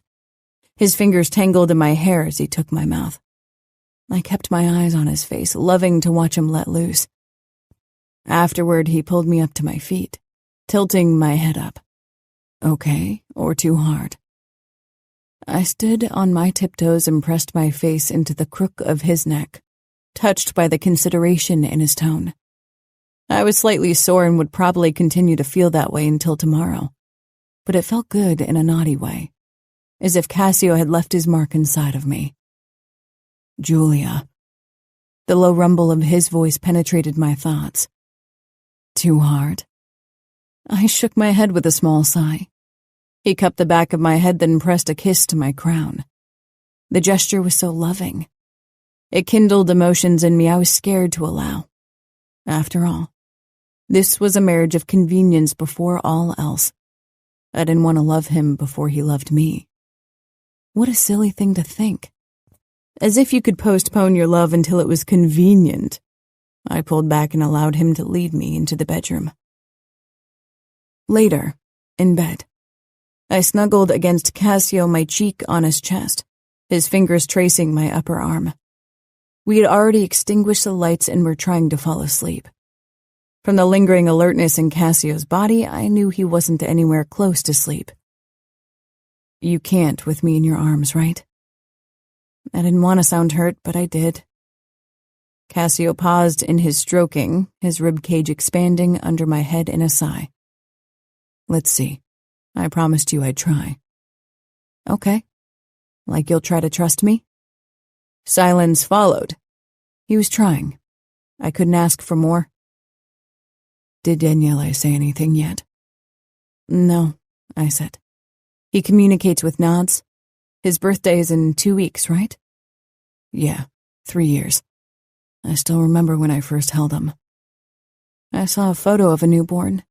They don't look very cute with all the grime on them. He was already cleaned when I held him the first time a few hours after he was born." "Don't the nurses hand the baby over to their parents right after birth?" "I wasn't there when Daniele was born." "Oh, work?" I guessed. Tension radiated from Cassio, and I knew it hadn't been that. Gaia preferred to give birth alone. I was glad the darkness hid my expression. Why would a woman not want her husband with her when she gave birth to their child? Oh. Silence filled the dark. What about Simona?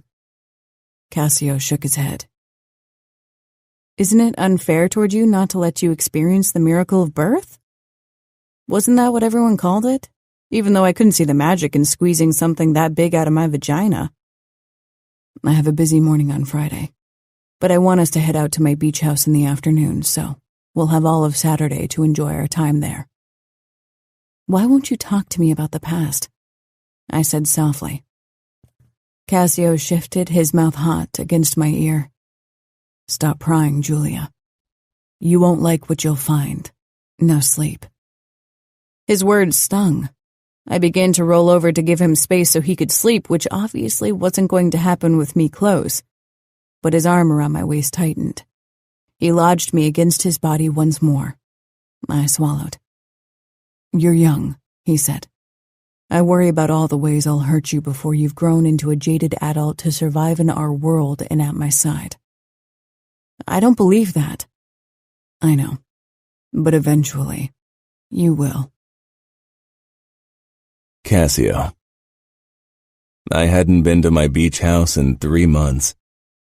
The last time I went, I longed for peace and quiet after Gaia's funeral. I'd come alone without Simona and Daniele because every look at them reminded me of the woman I wanted to forget. Julia's eyes widened in awe when we pulled up in front of the splendid white bungalow on the beach. Mia owned the house beside it, but we rarely visited this place at the same time, even if she'd been insisting on a family vacation for a while. Simona had fallen asleep in her seat, but Daniele's face flashed with recognition. He'd loved this place in the past. I worried even that had changed. The wind nipped at our clothes. November wasn't the best time to spend time outside around here, but I wanted to show Julia this house. I wasn't even sure why. It would have been more impressive in spring or summer. Another gust tore Julia's black cowboy hat from her head. My hand lashed out, snatching the thing out of the air. Julia let out an astonished laugh. That's an impressive show of reflexes. I held the hat out to her, and she took it with a sweet smile. Quick reflexes are required to survive if you have as many enemies as I do. But I don't know why I caught this thing. It's ugly. Julia had once more chosen an outfit I decidedly hadn't chosen for her. Cowboy boots, black shorts with suspenders, a bright pink sweater, and an oversized coat that would have fit me as well. It was a fashion nightmare. Worry tightened her face, her hand frozen on the door. How many attempts at your life have you survived? I tried to remember. It was difficult to say. There had been so many. Only a couple had gotten close. Julia shook her head. Never mind. If you have to think about it this long, I probably don't want to know. Just promise to be careful, okay? I walked around the car and opened the back door, then lifted Simona out. Julia and I had already fallen in a sort of routine where my children were concerned. She handled Daniele, and I handled Simona. It made our life easier, even if it turned my heart to ice that my son refused to be close to me. Can you take Lulu's transport crate? I took it from the trunk. Julia had insisted we take the dog with us, even if I'd have preferred to let Sybil watch it. Refusing Julia was more difficult than it should have been. Pressing Simona protectively to my chest to shield her from the cold, I led Julia toward the front door. She had trouble carrying Daniele on her hip. Even though he was a thin boy, he was tall for his age, and Julia was petite. It would have made more sense for me to carry him. She set him down the moment we were inside and looked around in wonder. The interior, like the outside of the house, was white. The back of the house facing the beach was almost entirely made of glass windows. giving views of the dunes and ocean. The marum glass bowed under the force of nature. The dark clouds hung low over the water. Even on tumultuous days like this, the white of the furniture illuminated the house without electricity. Julia rushed toward the windows, peering out. Her eyes drifted to the left where a swing swayed gently in the wind. The porch protected it from rain. She reached for the handle. I set down the dog crate, then carried Simona over to her white cradle. She was still soundly asleep. It's too stormy. We can go outside tomorrow. Julia pouted, looking like the teenager I tried to pretend she wasn't. Sometimes I managed to forget, especially when she handled the kids and in bed. But I wasn't always successful. Daniele stood beside her. She held out her hand and he took it. I froze, my heart squeezing a little tighter. With a smile, she led him toward the crate and released the dog. It creeped out slowly, looking around. If it pees on the white carpets, it'll sleep outside. Julia rolled her eyes as if she thought I was joking. The dog began to sniff everything. At least it didn't attack my pant legs anymore. Daniele followed the dog like he was a lost puppy. I'll get our luggage, I said before I went back out into the cold. When I returned with our 2 bags, Julia stood in the open fridge. I carried them into our bedroom down the hall before I joined Julia in the kitchen. I told my housekeeper to stock the fridge. You have a housekeeper for your beach house? Mia and my parents have houses on the same beach. The housekeeper takes care of all 3. What about Ilaria? Too far. Julia nodded. So, can you cook? I raised an eyebrow. Of course not. Of course not, Julia said quietly, looking into the fridge as if it were her demise. I guess I'll just have to try my luck then. I watched her assemble an array of vegetables, rice, and chicken on the counter. Do you like Asian? I leaned against the counter, crossing my arms over my chest. Depends. Do you like it spicy? My mouth twitched. Julia gave me an indignant look before her gaze darted to Daniele, who squatted in front of the window, the dog beside him. I moved toward her, touching her hips. I can handle the burn, don't worry. Julia swallowed. I headed toward the window as she began to prepare whatever dinner she had in mind. Daniele briefly looked up when I stopped beside him and the dog before he focused on the ocean once more. Tomorrow we can spend the afternoon on the beach. He didn't reply, but I hadn't expected him to, so I just stared out like he did. After dinner, we brought Daniele and Simona, who'd woken halfway through it, to bed. They shared the room beside ours, even if there were 2 more bedrooms in the house. Can we sit on the swing? Julia asked when I wrapped my arms around her. It's cold. You can keep me warm. Please? All right. She grinned and grabbed our coats from the rack while I gathered a couple of thick wool blankets. The wind had settled, but it was freezing when we stepped onto the porch. Despite her coat, Julia shivered when we huddled on the swing. I swaddled her in the blankets before I wrapped an arm around her. She curled up like a cat beside me. In the past, I'd spent many late nights on the porch alone, seeking solitude. Gaia never joined me.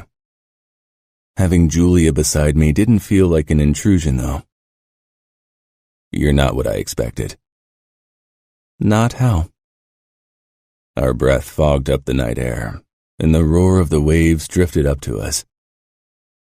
I thought I'd have to coerce you into sex, that you'd shy away from the physical side of our marriage. She lifted her head. I really like sleeping with you. The moonlight lit up her eyes. You make me feel really good. I chuckled. That's how it's supposed to be. Do I make you feel good too? Her tone was playful, but I caught a hint of uncertainty. Yeah, you do. I pulled her closer for a languid kiss. Not just because of the sex either. As if to remind me, I slid my hand under the blankets and her clothes, brushing my knuckles along her side. Her resulting twitching giggle lit up my insides. Did you ever? No talk about the past. She fell silent, and we stared off toward the ocean.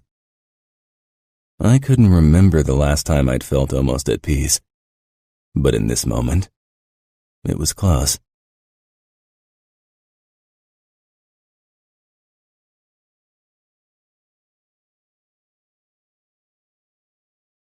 Chapter 15. Cassio. Despite the cold weather, we took a stroll along the beach the next day.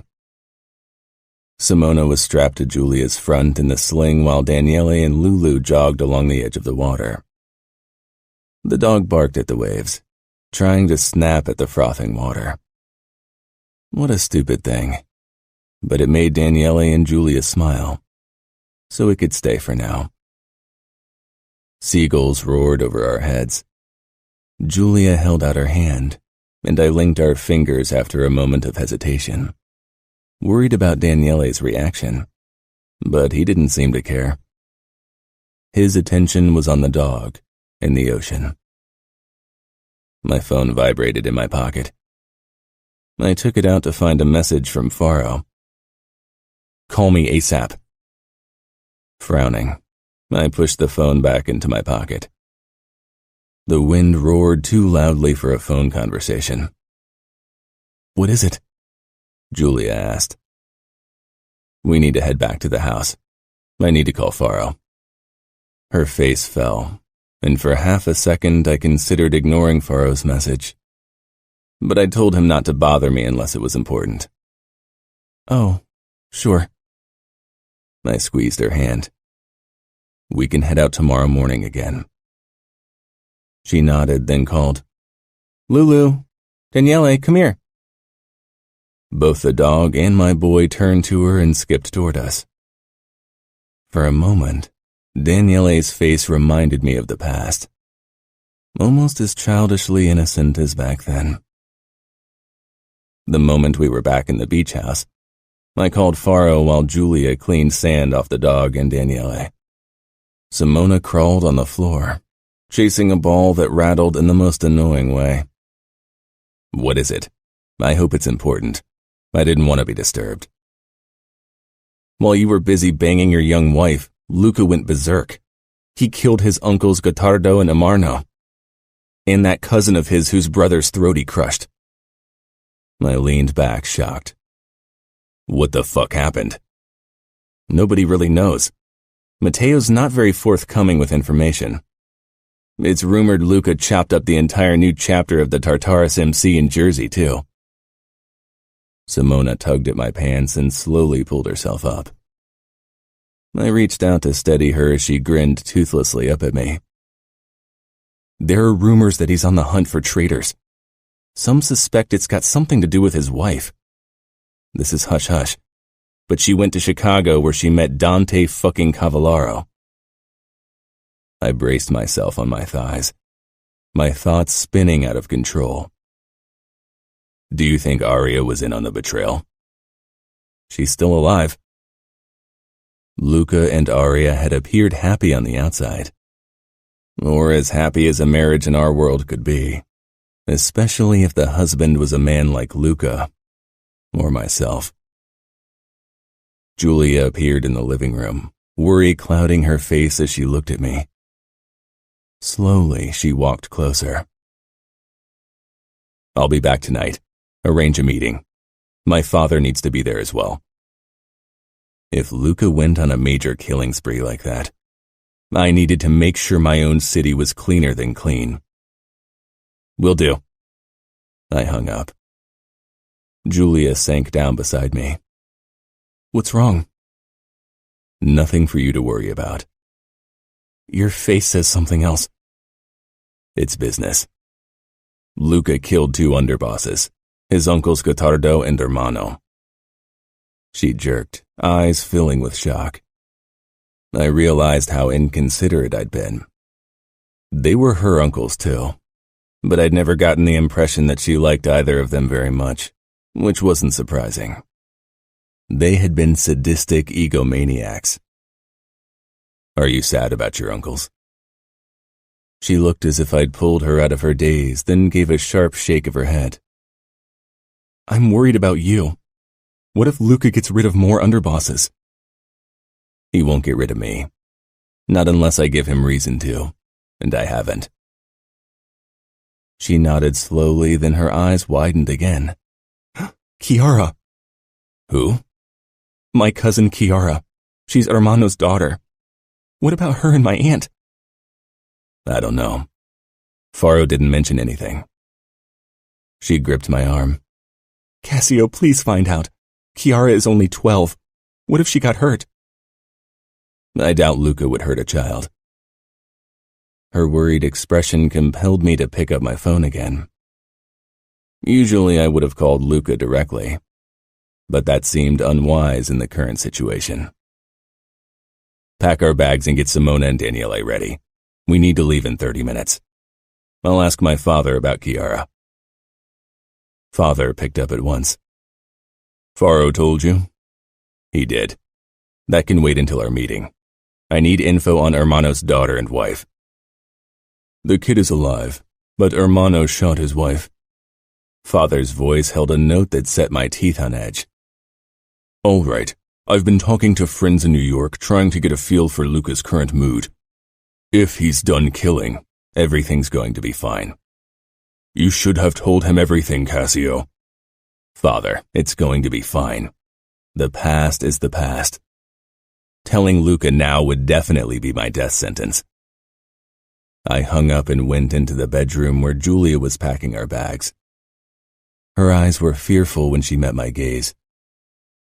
Chiara is alive, but her mother's dead.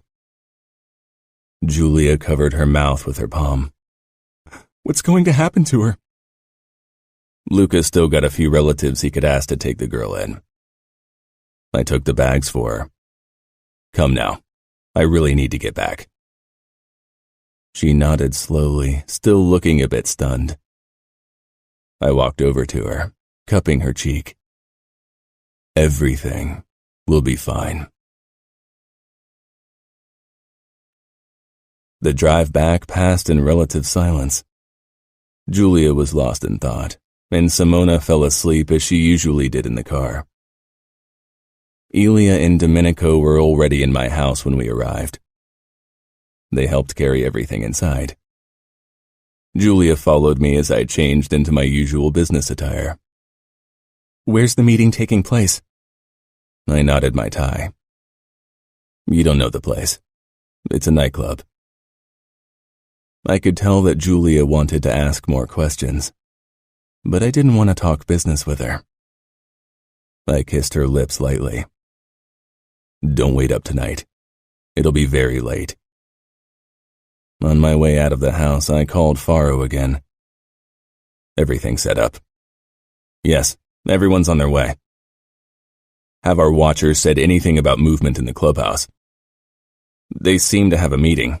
All the bikes are in front of the club. Now that Luca had destroyed an entire chapter in cold blood, the retribution of the MC was only a matter of time. They were volatile, bound by fewer rules than us.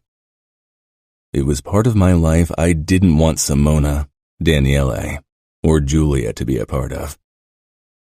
I'd do my best to protect them from it. Julia. After Cassio was gone, I grabbed my phone and sank down on the sofa. Simona was busy with a picture book that simulated animal noises, and Daniele sat on the blanket beside her, only half focused on his game, while he kept throwing glances toward his sister's book. Lulu curled up beside me, and I began stroking her soft fur at once, hoping it would calm me. Since Cassio had told me about my uncles, my heart had been beating faster than usual. In the mob, falling from grace usually meant your death. I wasn't sad about the death of my uncles. They had been bad men, even by our very twisted standards. But I was worried what it meant for Cassio, for us. And I couldn't stop thinking about my poor cousin Kiara, who is now an orphan. I called Dad's number. He didn't pick up for the first few rings, which was unusual for him. He always made time for me. What if Luca had decided to get rid of him too? It wasn't a secret that Dad wasn't his favorite. Marrying me off to Cassio was supposed to guarantee Dad's position, but would Cassio really protect him? They didn't like each other very much. Maybe for me, Cassio would put a good word in about my father. Finally, Dad took the call and I slumped in relief. "Julia, tonight's not the best time for a call." "Are you all right? I heard what happened." Dad sighed. "I'm fine, I can't deny it. It's been disturbing to hear about Luca taking down one family member after the other, but I've never done anything that could be construed as betrayal." "What's going to happen with Kiara? Have you heard anything?" "Matteo contacted us and asked if we'd be willing to take her in." Dad's voice made it clear that he wasn't fond of the idea. "She needs a home, and we're family. Your mother and I have worked hard to improve our family's standing. Taking in a trader's daughter could ruin all our efforts." "Dad," I said, shocked. "She's 12. She's innocent.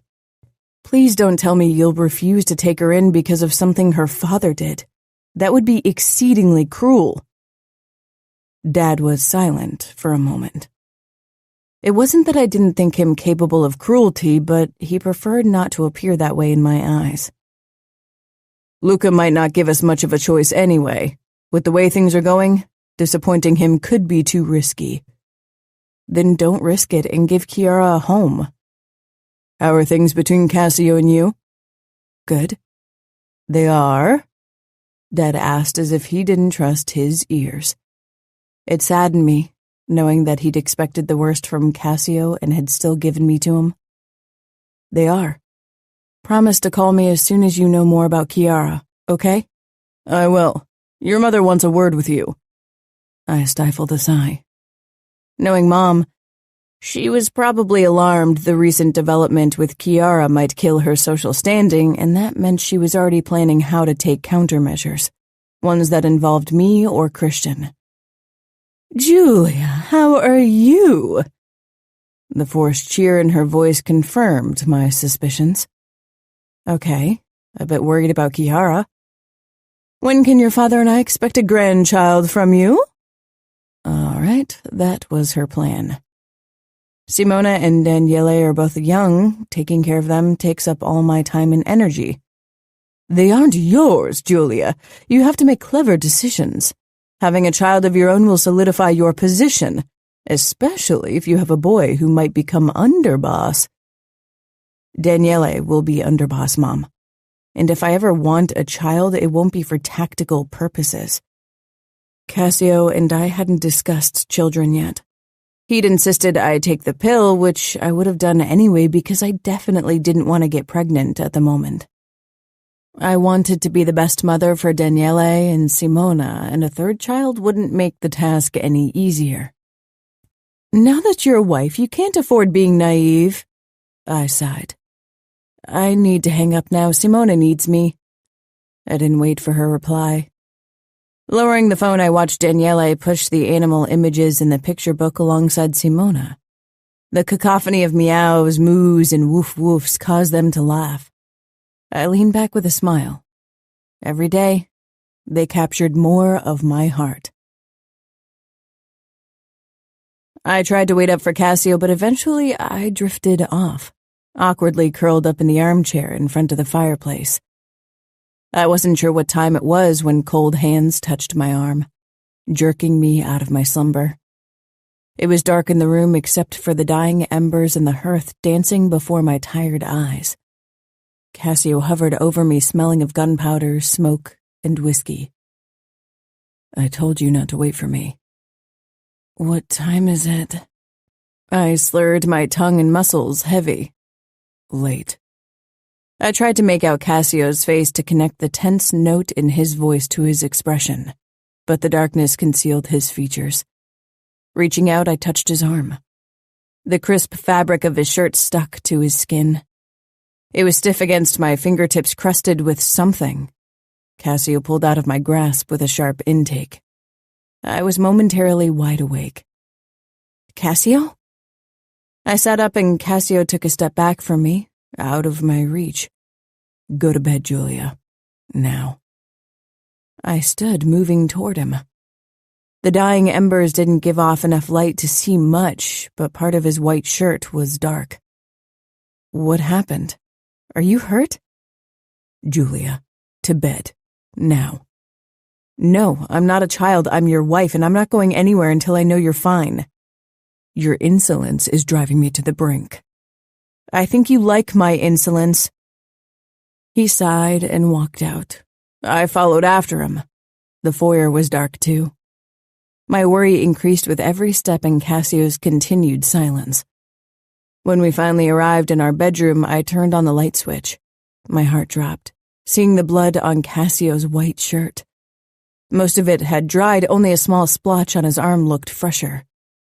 Cassio continued into the bathroom without a word, but his expression conveyed his disapproval as I followed. What happened? Cassio unbuttoned his shirt and shrugged it off, but one of his sleeves stuck to his arm. I cringed when I saw the wound it was stuck to. I grabbed a towel and dabbed it into warm water, then pushed Cassio's hand away. I soaked the bloody material of his sleeve, waiting for it to become unstuck from the long cut, so there wouldn't be any further damage. Cassio watched me almost curiously. No sign that someone had obviously used his forearm as a cutting board. I carefully unfastened his shirt, and Cassio gave the slightest twitch but didn't make a sound. Not your first rodeo, I needed to make light of the situation before my worry for my husband drove me into a panic attack. What if something happened to him? What would I do with 2 small children, a huge house, and a slightly twisted dog? It's only a shallow cut. I'll survive. I laughed, but it sounded forced. Once the wound was freed from the confines of his shirt, Cassio dropped the ruined garment on the floor. I can handle this. He took a first aid kit from a cupboard beneath the sink. Won't you tell me what happened? He cleaned his wound, but when I didn't look away, he sighed. I'm not sure you should know the details of my business. I'm part of your life, so let me be part of it.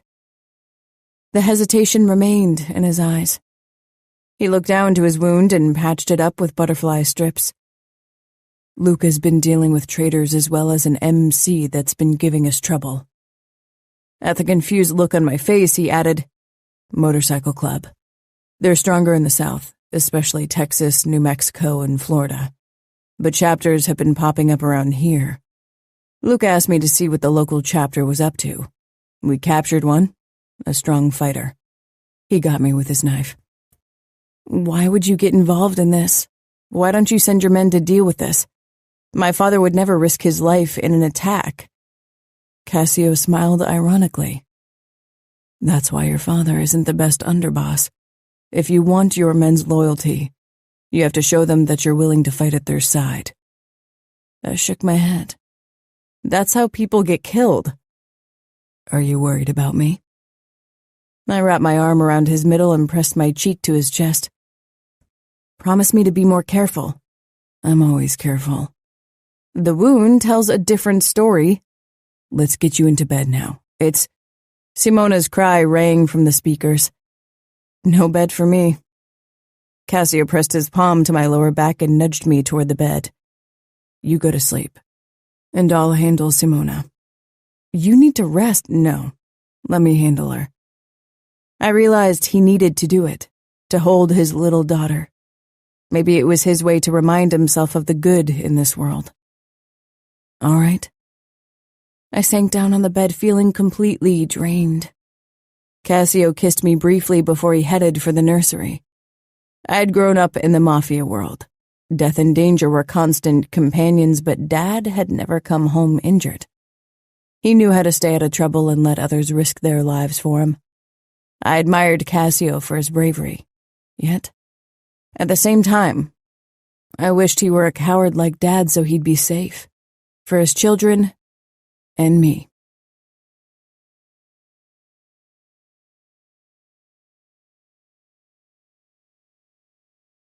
Chapter 16.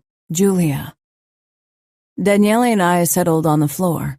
It was bonding time, not just between him and me, but also with Lulu, while Simona had her afternoon nap. The last couple of evenings Cassio had come home late again, and I hoped it wouldn't turn into a permanent thing.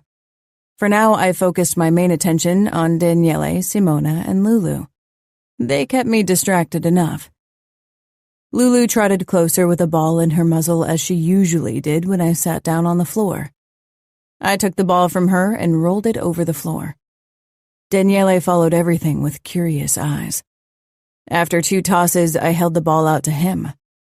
He took it and flung it away, then smiled widely when Lulu chased her toy. We did this for a couple of minutes before I put the ball away and patted the spot in front of me.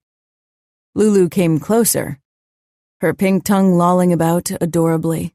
I stroked her gently, then crossed my legs and motioned for Lulu to come even closer. She curled up in my lap, and I stroked her ears gently, amazed at how silky this spot of her felt to the touch. Daniele moved closer until his knees bumped against my thigh. I could tell how much he wanted to touch Lulu. I regarded her for a while to see if she was ready for more closeness. In the last few days, she hadn't tried to avoid Daniele anymore.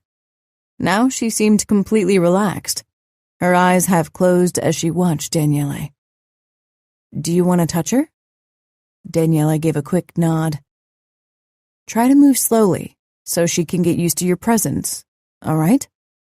Another sharp nod. "She's shy. She needs to get to know you and see that you're her friend." I took Daniele's hand and put it on Lulu's back. Her ears twitched in curiosity and her eyes opened a bit more. Slowly, I moved Daniele's hand along her side, staying away from her head for now because I'd read that dogs often felt threatened by a touch there. Lulu's eyes dropped once more as she enjoyed the caresses. "See? You have to be careful. Lulu is small. Don't tug at her ears or tail, all right?" Daniele nodded, watching his hand on the fur, mesmerized. I pulled away, allowing him to do this on his own. Maybe we were on the right path. Even Cassio had stopped complaining about Lulu. Simona allowed me to calm her at night often now, which gave Cassio the chance to sleep more. I smiled, feeling a wave of optimism. I was half asleep when Cassio returned home that night. A week had passed since the killings, and the kids and I had barely seen him. I watched him get ready for bed. Then he stretched out beside me. "When will you be home for dinner again?" Cassio touched my hip, pulling me closer. His lips found mine, but despite the rush of heat, I drew back. Our only interactions apart from a few exchanged words had been sex. He sighed. Work is important. I have too much to do. I'm tired. I only want to take my mind off things when I get home and not argue with you." He kissed me again, and this time I pushed him back, angry. "You treat me like a nanny and whore, Cassio. I deserve better." "I would never treat you like a whore," he growled. "You are my wife, and I want you. If I remember correctly, you always enjoy it." I did. Cassio made sure I came before and during intercourse. That doesn't mean I don't need us to form an emotional bond as well. I thought we were on a good path, but now you're pulling back again. Is it really just because of your workload, or is it something else? He was silent for a moment. "I'm trying to make sure you and my kids are safe. I need to be in absolute control of my city to guarantee your safety." He kissed me again, softer this time, but I could feel the urgency lurking just beneath. "I'll try to be home around dinner time." Was it to appease me? I allowed him to deepen the kiss. to slide down my nightgown and awaken my body with his lips. The next day, I browsed party ideas for third birthdays. Daniele's special day was in a week, and I wanted to surprise him with a cake and a themed birthday party. Clutching the edge of the sofa, Simona pulled herself up to her legs beside me, grinning proudly. "Good," I cooed, while I kept an eye on Daniele and Lulu. He was throwing her ball, and she dropped it in front of him every time. It was beautiful, and I wished Cassio could see. My phone pinged with a message. Surprise rushed through me when I saw it was from Christian, telling me he was in the area and wanted to visit. I hadn't seen him since the wedding. In the past, I would only see him every 2 months because we lived in different cities, but now that had changed, at least until he returned to Baltimore to rule at Dad's side, whenever that was going to be. I hurried into the kitchen to tell Sybil to prepare a few sandwiches and coffee. 15 minutes later, his car pulled up in front of the house. "Your uncle's coming to visit," I told Daniele, who'd been following my every step all day. I carried Simona on my arm, despite her squirminess. She wanted to crawl, but she was quick, and it was difficult to keep an eye on her in the vast house. Daniele's eyes grew wide, a mix of shock and hope marking his face. His reaction surprised me. Cassio only had sisters. Had Gaia had a brother? I don't remember. The bell rang. Lulu stormed out of the living room barking. She jerked to a stop in front of the door, scratching it. "I'm getting the door," I called before Sybil could come forward from the kitchen. Elia and Domenico could see the front step with the surveillance cameras surrounding the house, so they'd know it was only my brother. "No, Lulu," I said sternly as I carefully pushed her to the side with my foot before I opened the door. Lulu tried to squeeze past me, but I nudged her back again. Christian wore a thick coat against the bitter cold December air and gave me a curious look. "Of course you'd keep the dog." Daniele stared at my brother, then turned around and rushed upstairs. Puzzled, I smiled at Christian as I kept Lulu away with my foot. She growled at Christian. We really needed to work on her treatment of guests. "What's with the kid?" he asked, indicating Daniele, who disappeared from view.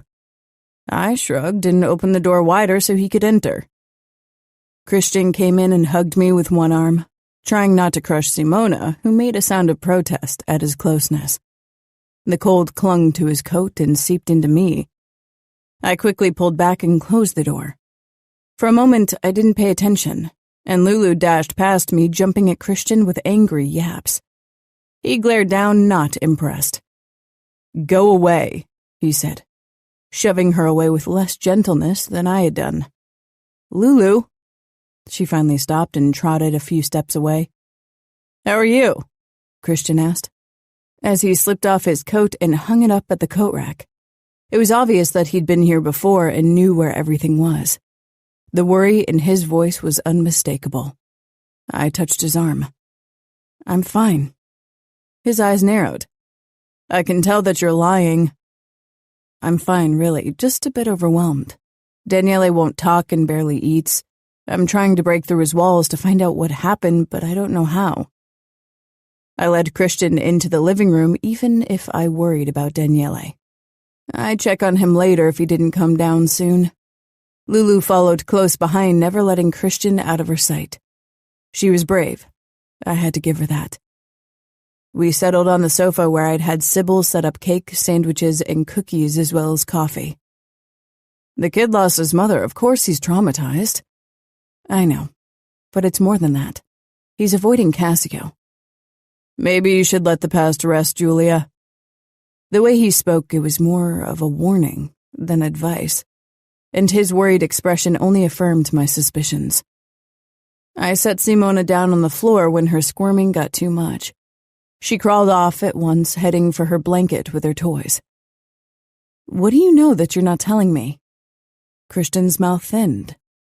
"I know that Cassio doesn't want people to rummage in his past, especially where Gaia is concerned, and I think you should respect his wish. To protect him or me." Christian took a cookie and bit it, obviously biding his time. Both. And those kids, too. He motioned at Simona, who squeezed a stuffed unicorn that laughed shrilly every time she did, causing her to giggle too. Her eyes flashed with joy as she gazed at me. How can I help Daniele if I don't know what happened? The boy will come around. He's going to be an underboss one day. His mother's death won't be the last trauma he suffers. My stomach tightened at my brother's cold assessment. You're worried Cassio will hurt me if I try to find out what happened to Ngaio.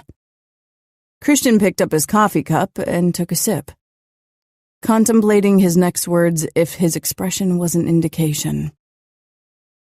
I don't think you need to worry. Cassio's been good to me so far, and he's good to his children. Christian touched my hand, looking at me the same way Cassio sometimes did, as if I was a naive child. Let me tell you something about men like Cassio that I know because I'm that kind of man. Like him, I'll be underboss. Like him, I've survived and done horrible things to make me strong enough for that task. To get into a position of power in the mafia, you need a dark side. The stronger that dark side is, the more likely you'll get into a position of power and stay there. Nobody threatens Cassio's power. I know you all have a dark side, you, Dad, Cassio, but none of you have ever hurt me, nor do I think you will. Christian laughed bitterly. Sometimes the dark comes out when it shouldn't. Elia appeared in the doorway. Everything all right? My brows snapped together. Sure. I glanced at the clock. It was almost 5. Why don't you leave early? You've been working long hours these last few weeks. Christian will stay and protect me. Elia peered at my brother. I couldn't read the look in his expression, but it definitely held a hint of suspicion. Cassio ordered me to keep an eye on you. The way he said it sounded less like protection and more like surveillance. Did I need to have another talk about trust with Cassio? Christian narrowed his eyes. I can protect my sister, don't worry. Leave, I ordered. Elia nodded, but it was obvious that he didn't like the idea. Still, he turned and left. After a moment, the front door opened, then closed. Would he report back to Cassio again? Christian shook his head. Cassio keeps you on a short leash. I couldn't talk about my marriage with him. It would only prove Cassio right that he had trouble trusting me. How's Mom in her new role as rising star in our circles? Christian scoffed, but he took me up on my offer for a topic change. She sees it endangered now that they had to take in Chiara. Our cousin did nothing wrong. Her father is a traitor, not her. You know how it is. She'll suffer for his sins anyway. The children always do for the sins of their fathers. Was he referring to Dad's mediocre reputation, which led many people to believe that Christian, too, wouldn't be a good underboss one day? Or was he referring to Cassio and Daniele? I'm going to call today and talk to Chiara. I wanted to give her a few days to recover from what happened. I doubt you can recover from seeing your mother being killed by your own father. Are we still talking about our uncle? Or are you trying to hint at something else? If you're trying to subtly tell me something, it's not working. Christian took another cookie. I don't know what you mean. Of course you do. I thought you didn't know what happened to Ngaio. Was that a lie? No, I just think it's strange that Daniele avoids Cassio and doesn't talk. That kind of trauma usually requires a strong catalyst. Losing your mother in any way at that age is a strong catalyst. Christian gave a tense smile. At least Dad's still happy about your bond with Cassio. After that, we only talked about Dad, who was already reaping the fruits of my marriage to Cassio. Fewer people talked about him behind his back, too scared of my husband. I doubted Cassio would come to Dad's help, though, unless I asked him to, perhaps. Simona scrunched up her face. I sighed. That expression means I need to change her nappy. Do you want to stay down here? Christian shook his head. I can handle it. I've seen worse. I picked up Simona and headed upstairs into her nursery. On the way, I noticed that the door to Gaia's old room was ajar. I put Simona down on the changing table. I check on Daniele afterward. Christian's face twisted in disgust when I opened the nappy. He definitely never changed a child's nappy. I thought you could handle it, I teased, even if my own nose twitched at the stench, especially when Simona had any kind of meat before, like today. That doesn't mean I enjoy it. I don't enjoy it either, but someone has to do it, I said, then tickled Simona's belly, causing her to grin. Right? Dad should have never forced you into this position. You're too young to take care of 2 little kids who aren't even your own. It was starting to annoy me that everyone kept saying that. Mom, now Christian, and even Cassio kept calling them his kids. We hadn't been married long, but I wished he'd see how much I already cared about them. I can handle it, Christian, I snapped. It's not easy, but I'm stubborn. True. I threw him an indignant look and couldn't really stay mad at him, seeing the grin that had accompanied my childhood. Once I was done with Simona, I put her into her crib. I could tell that she was tired. She'd refused to go down for her nap at noon. She cried when I stepped back. So I bent over and rocked her crib until her eyes drooped once more. But the moment I tried to go away, she started wailing again. This time I didn't go to her, hoping she'd settle down. Some people say you needed to let the kids soothe themselves and let them cry, but I found that impossibly hard to do. She's really demanding, Christian commented, leaning in the doorway with crossed arms. I picked Simona up, trying to figure out what was wrong. She kept wailing, then without warning, she'd spit up on me and herself. Ew, Christian said. With a sigh, I changed her clothes before I put her in the crib again. This time she quieted after a couple of minutes. I motioned for Christian to be silent as we walked out and closed the door. He eyed the vomit on my shirt and in my hair. Aren't you going to change? I snorted. No, I like smelling like a bar on Sunday morning. As if you know how a bar smells. I didn't. I'd never been allowed in one, and not necessarily because of my age. Cassio probably wouldn't let me set foot in one once I turned 21 either. I walked into the bedroom, trying not to pay too close attention to my ruined shirt. The stench was bad enough.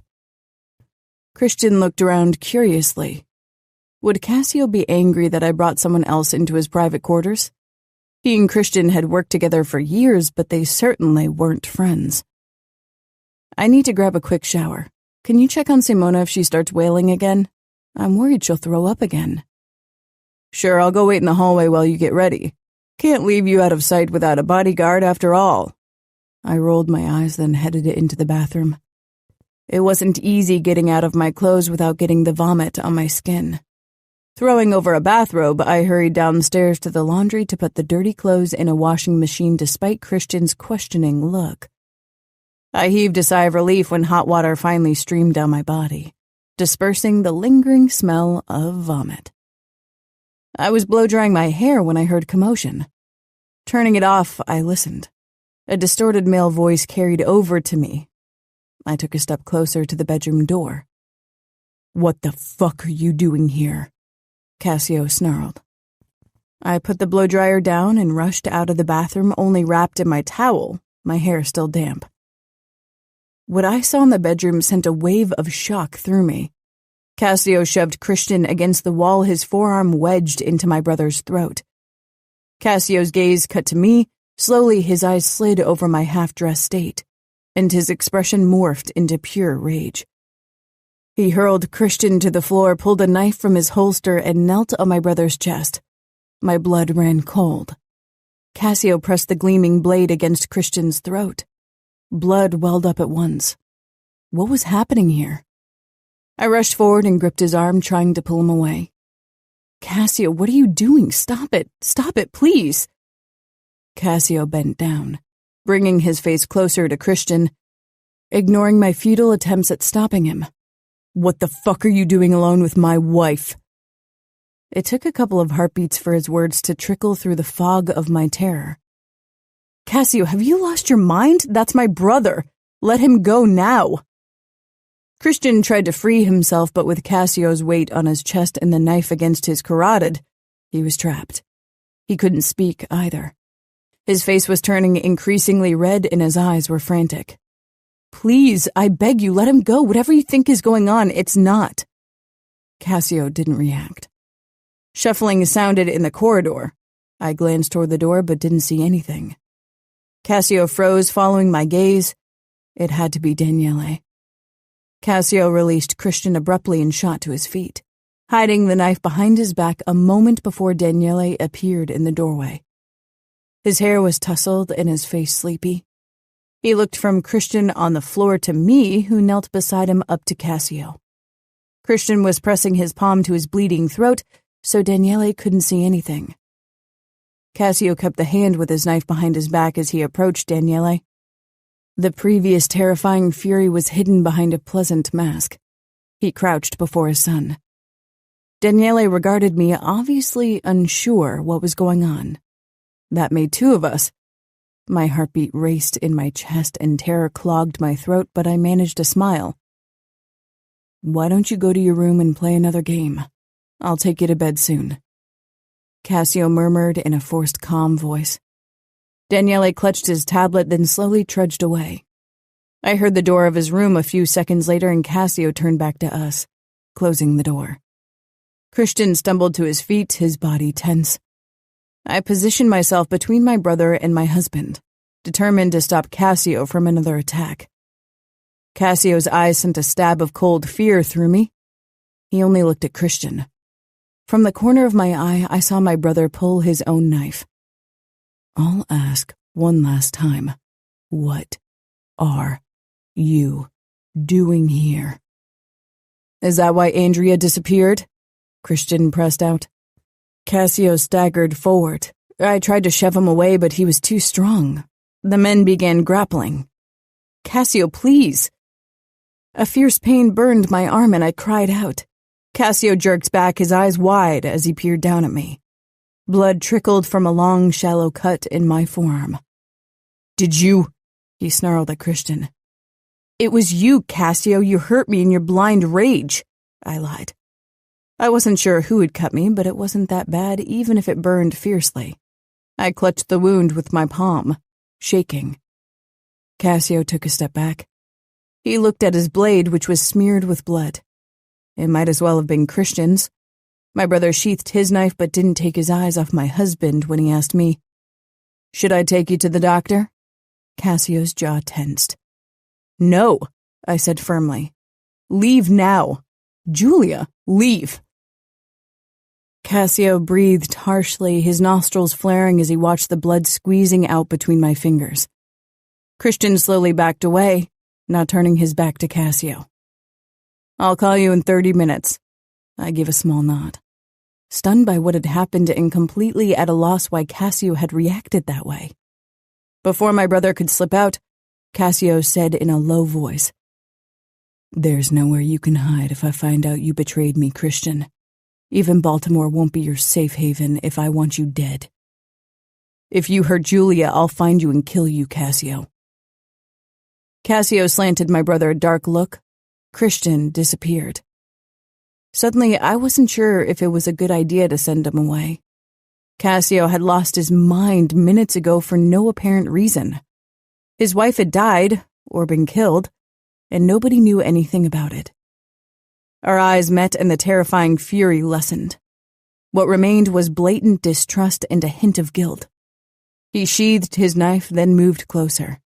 I tensed, unsure what to expect after what I'd witnessed. "I'm not going to hurt you," he rumbled, voice laced with regret. He gently pushed my hand away from my cut and inspected it. I winced when he prodded the sore area. His brows pulled tight with worry. "Did I do this? Does it matter? You were the one who started the fight. You lost control. You told me I'd never have reason to flinch from you. Today, you proved your own words wrong." "I don't want to hurt you." "Only Christian?" Cassio gritted his teeth. "Come, I need to take care of the wound." I followed him into the bathroom. Cassio didn't say anything as he lifted me on the vanity and began cleaning my wound. "What happened in there?" I whispered. Cassio put a bandage on my arm, then pressed a kiss to my palm.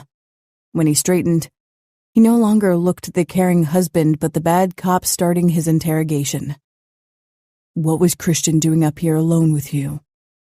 I frowned. "He came to visit. I haven't seen him in weeks. I sent Elia home because Christian is capable of protecting me." Cassio cupped my neck. "Why did you shower before I came home?" Was he serious? "I wasn't aware that I had to ask you for permission to shower." He looked furious. "Why did you shower? Answer me." "No, this is ridiculous." "If you don't tell me why, I'll have to assume you had to wash away proof of what you did before." I flinched, then grimaced when I realized what he was insinuating. I shoved against his chest. He didn't budge. "Are you really saying what I think you're saying?" I was so horrified by the mere idea. I wasn't sure how to handle the situation. Cassio grasped my thighs. "Then answer my question." I stared at him. He was really serious. "Simona puked all over me. That's why I showered. If you don't believe me, check the washing machine. I didn't have time to turn it on yet." He released me and actually disappeared from view. I couldn't believe him. I hopped off the counter and my legs almost gave out. The shock rested heavily on me. Seeing Cassio lose control like that over something this ridiculous had shaken me completely.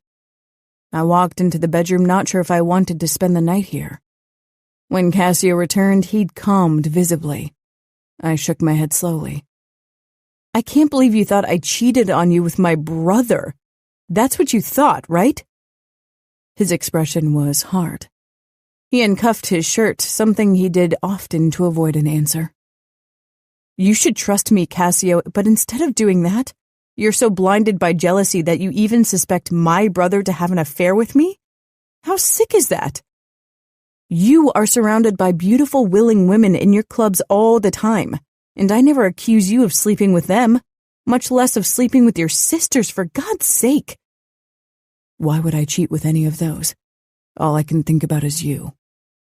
I froze. "You think of me?" I'd never considered the possibility that he'd waste a single thought on me once he was at work. Cassio watched me, a battle raging in his eyes. "Why do you keep pushing me away then? Why do you hurt me by not trusting me?" Cassio reached for his tie, loosening it with a hard tug. Tension lingered in his body, and if Christian had still been here, he probably would have attacked him again. Cassio had seemed in control, so it came as a shock that he harbored so much unrestrained aggression. Of course, it was only solidified that I'd been trying to ignore that side of him. His reputation was there for a reason. "I don't push you away. We share a bed and spend time together. We have sex together, talk about what the kids did, but whenever I try to glimpse behind your mask, you block me. And now you almost kill my brother in a jealous rage? Tell me what happened." His jaw locked into place. I turned my back on him, needing a moment without his intense gaze. Dropping the towel, I grabbed a nightgown from a drawer. Cassio's steps echoed behind me. "No, don't touch me, not now. I need answers. If you refuse to tell me the truth, then I can't have sex with you." I slanted him a look over my shoulder. Cassio began to unbutton his shirt, so calmly and precisely that for a moment, I too wanted to roar and rage. I was glad when he moved to the door. "I'll take Daniele to bed." I sank down on the bed. I'd promised Cassio I wouldn't move into another room. But right now, I wasn't sure if I wanted to keep that promise. I wasn't sure if I could stay, not as long as he left me in the dark over what happened. I didn't want to be scared of my husband, but right now, I was. Daniele's cries rang out, and I stood then hurried into his room. Cassio tried to change him into his pajama bottoms, but Daniele fought him. Eventually, Cassio released him, and Daniele hurried towards me, hugging my legs. Cassio appeared like a wounded animal as he straightened. Can you?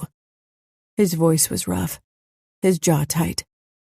I nodded and lifted Daniele into my arms. Cassio watched with sorrowful eyes as I dressed Daniele in his PJs, then put him in bed. Cassio pressed a brief kiss on Daniele's forehead before he and I headed out and turned off the lights. Silence tightened around Cassio and me as we stood in the hallway. Tell me the truth. If you want this marriage to work, if I mean anything at all to you, tell me what happened, I begged. Cassio looked at my bandaged arm. His shirt was half-buttoned, and he looked exhausted. I need a drink. Will you join me? He held out his hand. I hesitated. But seeing the tortured look on his face, I took his hand and followed him downstairs. Sybil lingered in the lobby, her expression worried. I prepared minestrone. It's in the kitchen. I wasn't sure if you were going to have dinner. She trailed off. She probably heard the fighting and saw Christian flee the house. We're not hungry. Go home, Cassio clipped. Sybil sought my eyes. I smiled. Thank you for making us dinner. Have a lovely evening with your husband. She hesitated, then grabbed her purse and coat before slipping out. Cassio squeezed my hand and pulled me into the living area. A fire burned in the hearth as it did every evening. Usually the sight warmed me from the inside. Now it did nothing to dissipate the cold feeling of dread. He released me to head for the liquor cabinet. I sank down in one of the armchairs, stretching out my bare legs, relishing in the warmth the fireplace put out. Fix me a drink as well? Cassio made a low sound, voicing his displeasure. But after a couple of minutes, he held out a tumbler with about an inch of amber liquid. I took it and sipped at it. Cassio sagged down on the armchair beside mine, rolling around the ice cube in his glass. His eyes were on me. I knew it would come to this. It couldn't be any other way. It had to end like this. This isn't the end of anything, I said. Not if you don't let it. Do you want to lose me? Cassio took a gulp, then smiled bitterly. Haven't I already? No. But you will if you don't stop hiding the truth from me. What happened today? I can't get over it unless you tell me what made you act that way. Help me understand. Cassio put down the rest of his drink. He stared into the flames and smiled bitterly. My phone rang, making me jump. Cassio's expression darkened, but I picked up. I didn't have to check the screen to know who it was. I'm fine, Christian. I contacted a few of my loyal men in Baltimore. Dad won't interfere, but will if you need me to. Just say it and I'll free you of him. That was betrayal.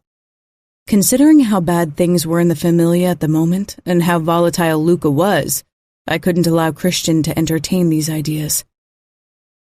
No, I'm fine, honestly. We can talk tomorrow. Julia, tomorrow.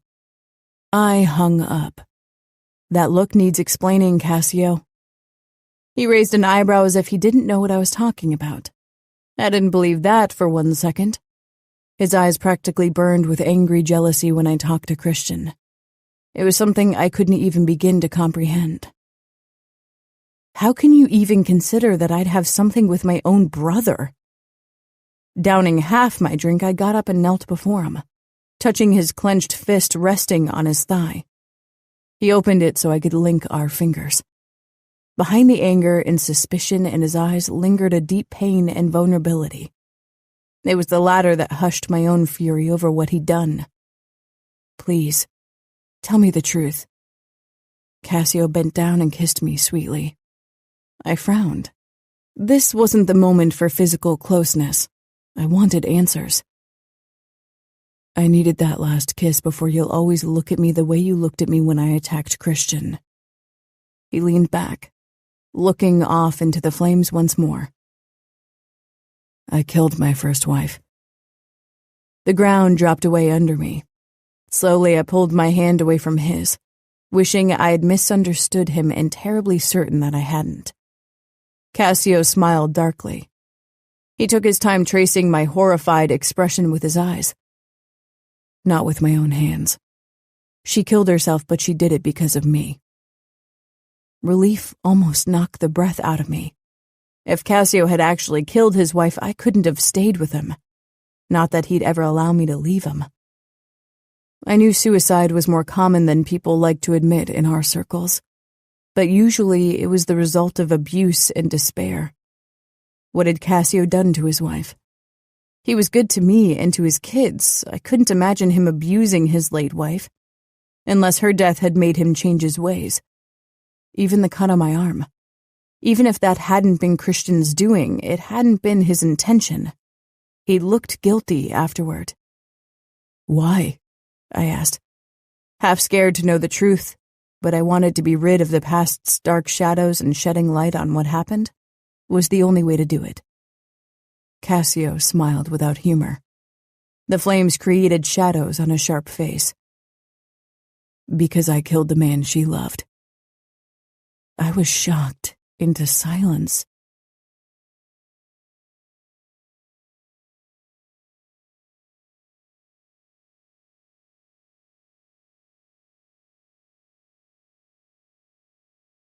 Chapter 17.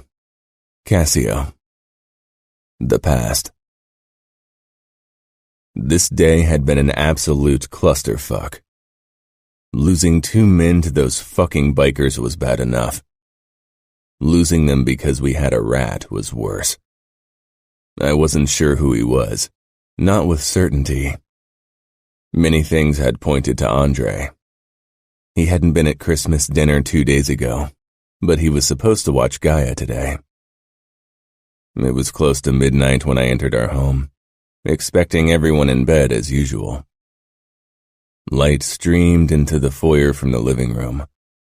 Following it, I found Daniele on the sofa playing on a small tablet, his brows puckered in concentration. I went over to him. "Why are you still up?" "Can't sleep. Uncle Andre gave me this." "Where is he?" "Upstairs with Mom. They're playing." He didn't even look up, completely mesmerized by the colorful screen. It was exactly why I hadn't wanted him to have one of these things. "Playing?" Daniele nodded distractedly. "Yeah. Uncle Andre gave me this to play too."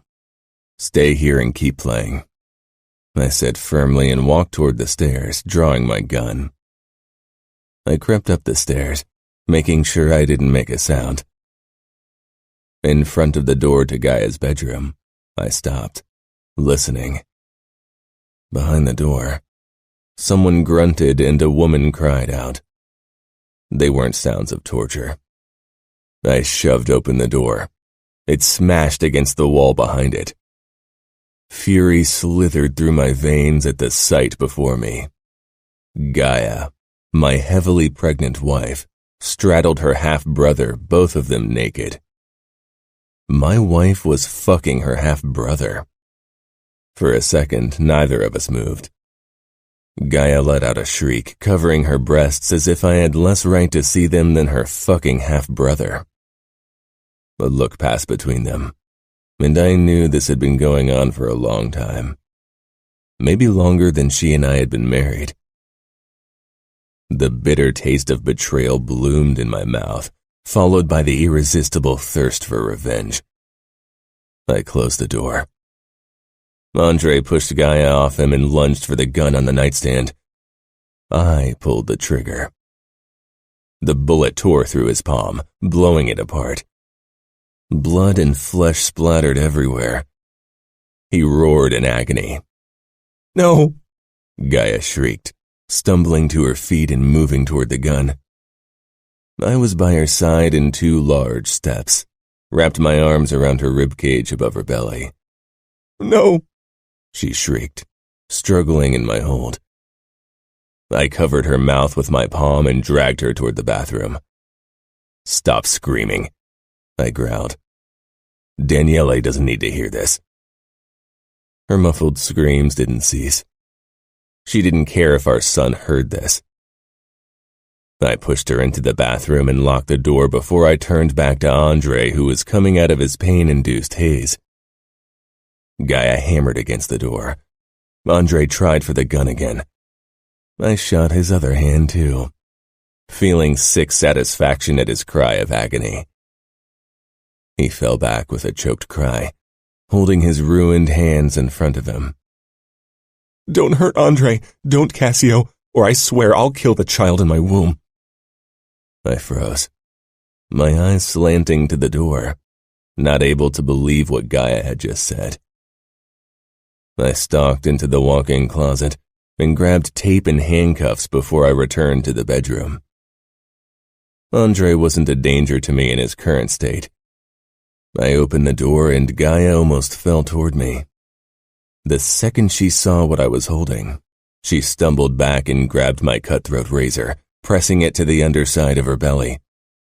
"Don't hurt him, or I'll cut Simona out of my belly." "You'd hurt your daughter for that, man." "You wouldn't understand," she croaked. "I've loved him all my life. He's all that matters." "Put the razor down, Gaia, and we can talk." "You'll never let him live. I know you. It's either him or you." "And you want me dead?" "Yes." There wasn't a hint of hesitation in the word. "I've wanted you gone for so long. I want nothing more." I lunged, grabbing her wrist before she could hurt herself and the baby. Despite her struggles, I managed to tie her feet and hands together and carefully put her down on an array of towels. I covered her mouth with tape so her screams wouldn't alert Daniele. "I can't allow you to kill our child." Her eyes were frantic as I straightened and left the room.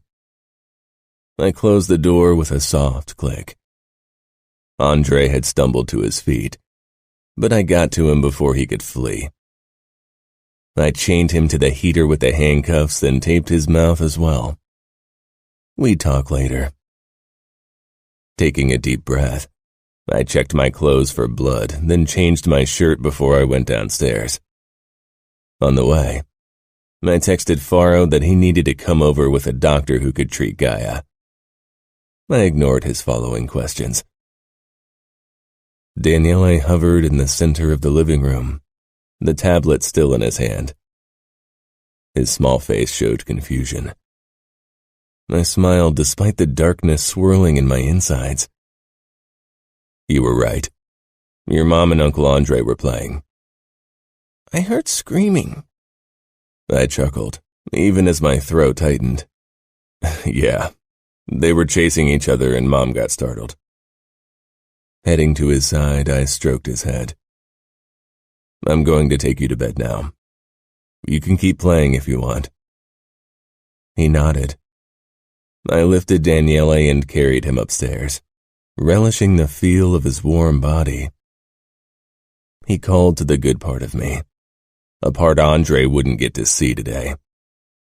After I put Daniele to bed, I left and locked his door. I returned to Gaia's bedroom. Before I dealt with Andre, I checked on Gaia again. She still lay where I'd left her. Her eyes begged me to spare Andre, the man she'd been fucking behind my back for 8 years.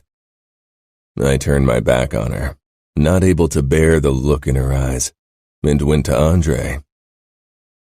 After unfastening the handcuffs, I grabbed him by one wrist and dragged him after me, enjoying the sound of his muffled cries. He struggled like a madman. I pulled him down the staircase when Faro entered the lobby with his keys, our most trustworthy doctor behind him. Faro's eyes dipped to Andre's bleeding form, widened, then shot back up to meet my gaze. The doctor's face remained unmoving. He knew the rules. None of what he saw would ever leave this house. "Gaia's upstairs," I said. "Treat her. Make sure she and the child are all right. And don't leave her out of sight for a fucking second." She threatened to hurt the baby. I didn't wait for a reply. Instead, I wrenched Andre toward the basement door and shoved him down the stairs. The sound of his fall ended with his muffled cry when he landed at the base. I followed after him. Steps rang out behind me. I didn't have to turn to know it was Faro. Andre lay in a crumpled heap at the base of the steps, groaning. I grabbed him again and dragged him toward a soundproof room where I hoisted him onto a chair. Faro regarded me cautiously. Is he a rat? Maybe, I said. But he is a man who fucks his sister. Faro's eyes shot open wide as he scanned Andre's naked body. Cassio, don't, I growled. I didn't want compassion. It was worth less than the dirt under my shoes. Compassion was for the weak and stupid. Maybe I was the second, but definitely not the first. Fuck, Faro said, shaking his head. He knew what would have to happen, what I needed, wanted to do. I stepped close to Andre and ripped the tape off. Now we'll talk. Andre spat against my chest. There's nothing to talk about. Oh, there is. I grabbed his throat. How long have you been fucking my wife? Andre smiled grimly. She's been mine before she was yours. What does that mean? I shook him hard. His eyes rolled back briefly before they met mine. He'd lost a lot of blood, was losing more with every passing second. He wouldn't leave this basement alive. We've been together since Ngaio was 15. We've been fucking since she was 16. Rage boiled up in me like an unstoppable wave. You're lying. Why? Because she bled your first time together? He laughed nastily. There are doctors for everything. Almost 8 years. That was how long Ngaio had been cheating on me. I'd been faithful even when she hardly tolerated my presence most days, and only slept with me once or twice a month. I didn't care. I kept my marriage vows, and she trampled on them from day one. I trusted her and Andre. Had let him become her only bodyguard because she asked me to. I didn't give a fuck about what had happened before our wedding night, if she'd been a virgin or not. But every betrayal since then cut me like an acid-coated knife. My hands balled to fists. Remember the bikers, Faro said, but I barely heard him. We need info. Andre swallowed. If you want an heir, you need to keep Ngaio alive, because Daniele and Simona aren't yours. They're mine. Static rushed in my ears. I threw myself at him, raining punches down on his face, his chest, his stomach.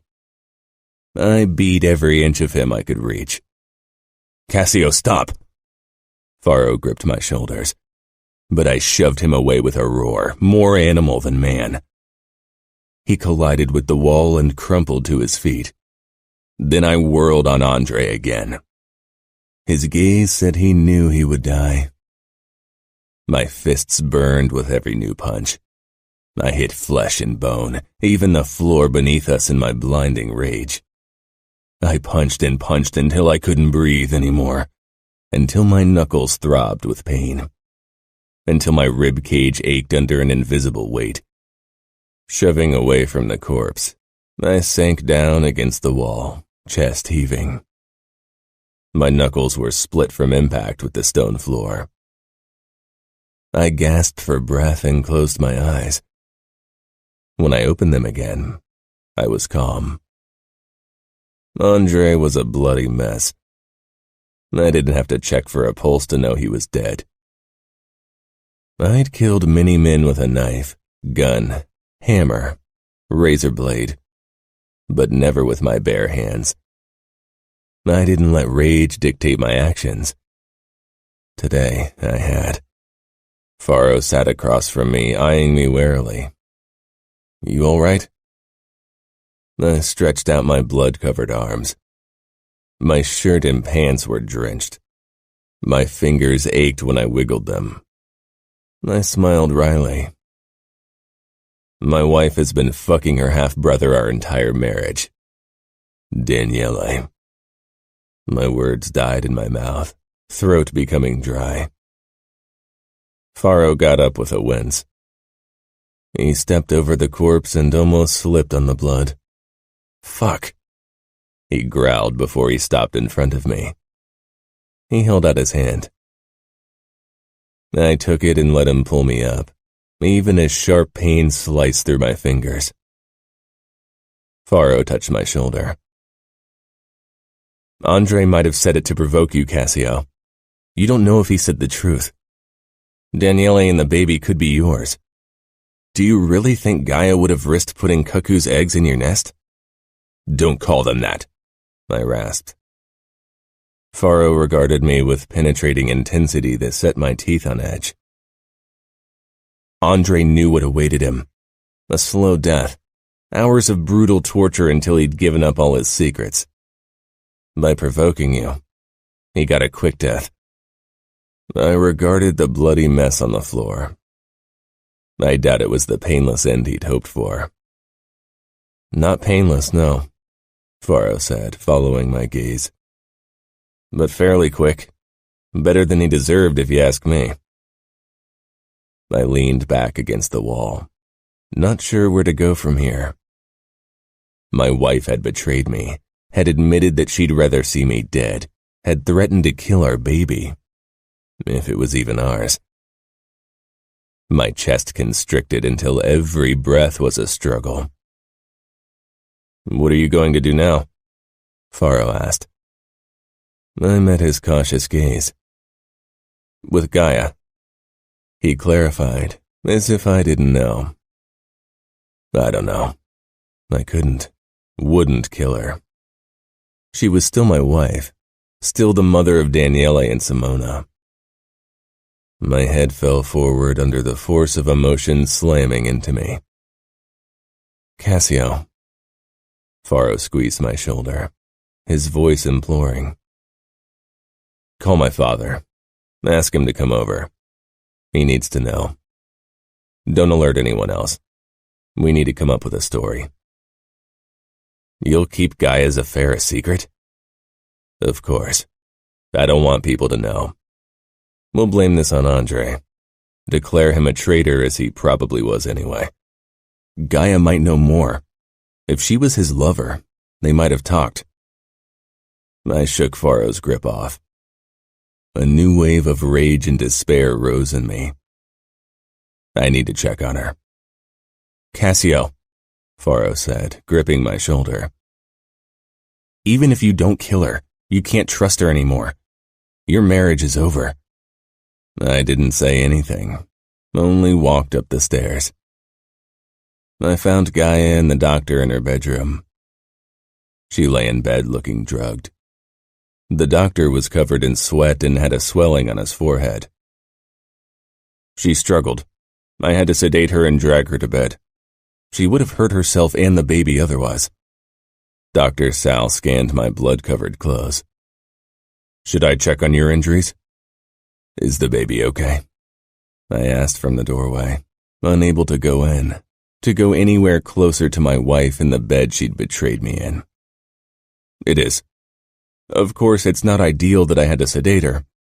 If she's still this hysterical when she wakes, we might have to restrain her. I can't keep giving her sedatives in her state. Can we get the baby now? Sal shook his head. Theoretically, but we should give it another 2 to 3 weeks at least. How could I make sure the baby was safe? I'd have to keep an eye on Ngaio 24/7 and hope she got over Andre's death. I knew it was foolish for hoping she could. And really, what could I hope for at this point? That we live under a roof, hating each other? Ngaio would spend every waking moment wishing for my cruel death. And I'd spend every breath I took resenting her for what she'd done. This marriage was dead. It had been from the very start. Stay with her, I said. I walked out and into the master bedroom where I showered quickly and dressed before I headed to Daniele's room. He'd fallen asleep, curled up on his side in bed. Slowly, I walked over to him and sank down on the floor. I stroked his unruly hair. He looked like Ngaio. It's what everyone had been saying from the very start. Her brown eyes and dark blonde hair, even her facial features. He had nothing of me. My sisters and mother had similar dark blonde hair color, so I'd assumed he'd inherited it from them. I closed my eyes. Andre and Ngaio shared very similar looks. If Andre was Daniele's father, that explained why he had nothing of me. Acute pain sliced through my chest. I looked at the little boy I loved more than anything in the world. I'd never loved Ngaio, not for herself. I'd respected and cared for her because she'd given me the purest gift in the world, a child. I stood abruptly. Voices sounded in the corridor, one of them belonging to Father. I stepped outside, finding Faro and my father talking in urgent whispers. The moment Father looked at me, I wished I could have kept this from him. He limped toward me, looking pale and weak. He gripped my shoulder, his eyes searching mine. If you want to make Ngaio disappear after the baby is born, nobody would blame you. Least of all me, my son. I nodded. It wouldn't be the first time a made man killed his wife for cheating. Would things have been different if Ngaio hadn't been pregnant? Would I have killed her like I had Andre? I'd killed women before. The whores the bikers kept around to suck their dicks. But they'd been armed and trying to kill me and my men. Ngaio was still a woman. Still my wife. Still the mother of Simona and Daniele. I wouldn't kill her, unless it was her life against that of my children or mine.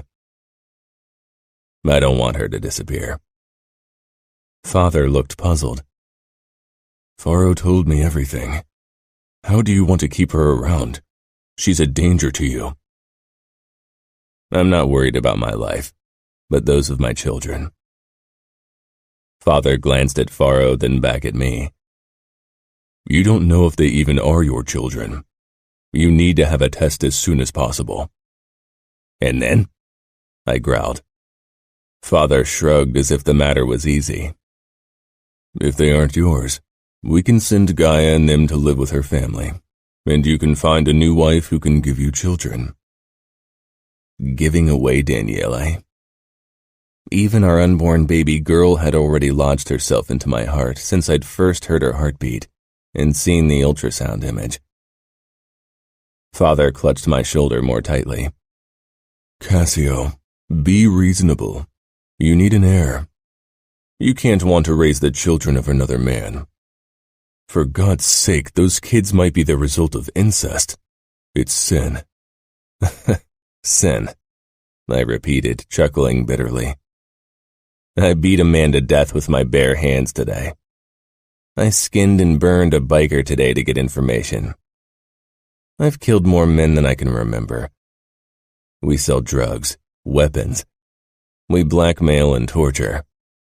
How can a child be a sin? Father lowered his arm. Let's postpone this discussion to another day. There won't be another discussion, Father. Daniele and Simona are my children. End of story. Anyone who claims otherwise will have to pay the price. Part of my resolve was cowardice. I was scared of the truth. Scared of looking into Daniele's face and not seeing my son, but Andre's. I'd never allow that to happen. Father straightened. Don't forget who you're talking to. I'm not. I respect you. Don't destroy this by saying something I won't forgive. Father leaned more heavily on his cane, letting out a deep sigh. If you prefer to live in the dark. The dark is where we're all most comfortable. I nodded at Faro. Get rid of the body. He inclined his head, then turned to do his job. I could always count on him. But trusting him after today, I'd never trust anyone ever again. My gaze settled on Ngaio, whom I could see lying on the bed from my vantage point. How will you ever be able to look into her face again after what she's done? Father asked. I doubt it'll be an issue.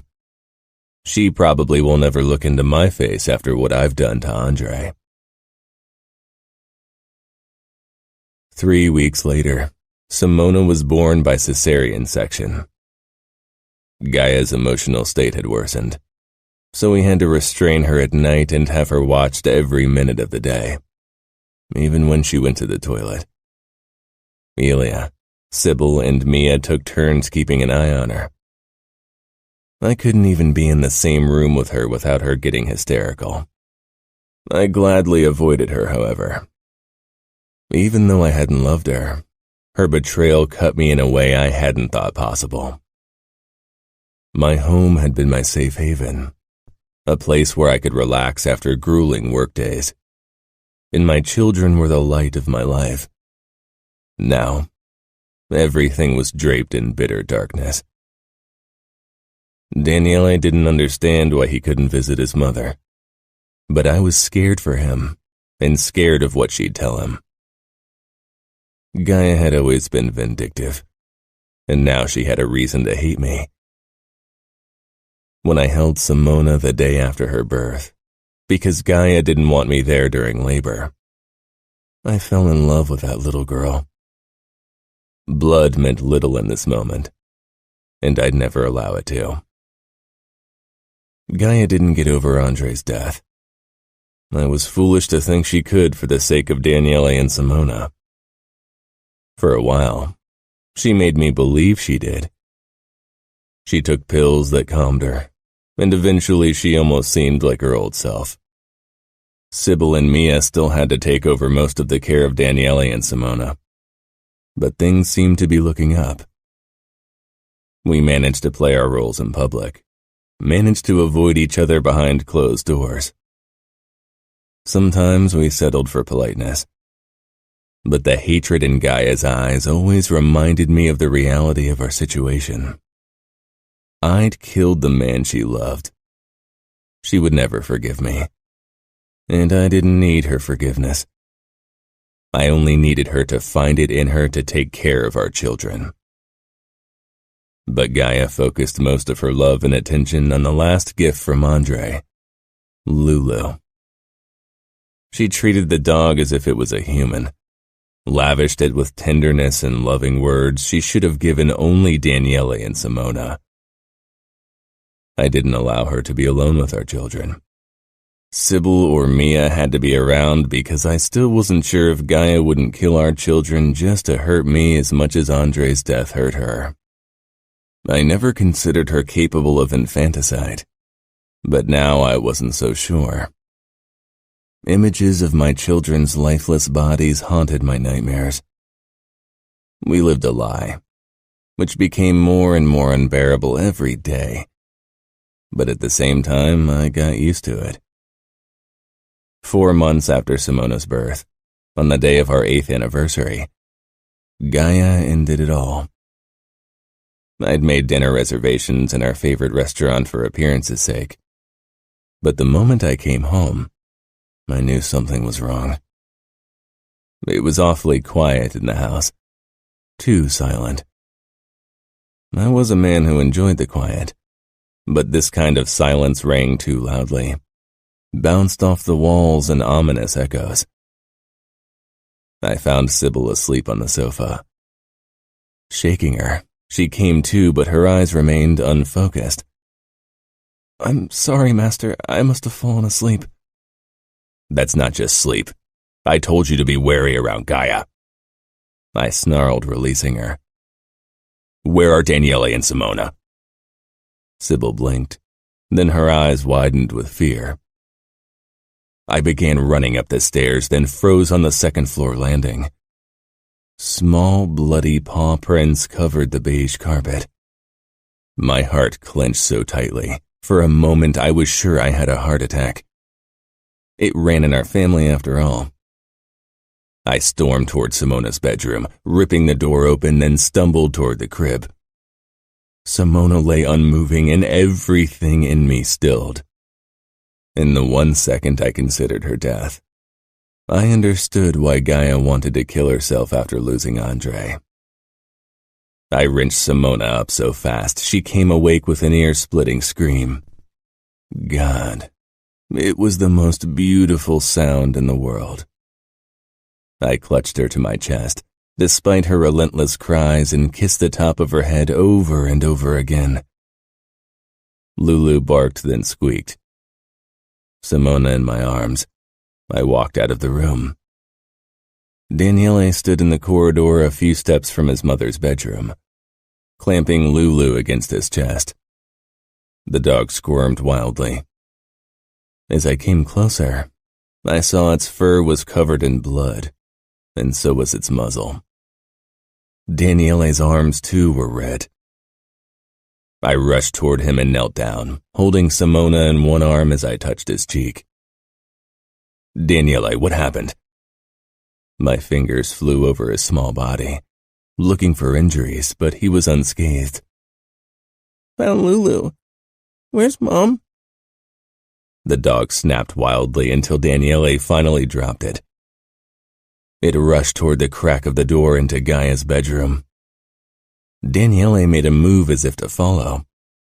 I grabbed his wrist. Cold dread pierced my every bone. No. Were you in there? Mom was asleep. Is she awake now? My throat clogged up. No, she's still sleeping. Go downstairs to Sybil. She needs to clean you. Daniele jutted his chin out. I want Mom. Daniele, go downstairs. Slowly, he backed away, then disappeared down the stairs. Simona had quieted in my hold. She was too small to understand. And yet I couldn't take her into the bedroom with me knowing what I'd find. I returned her to her crib before I slowly made my way to Gaia's bedroom. Pushing open the door, I slipped inside. A familiar scent drifted into my nose.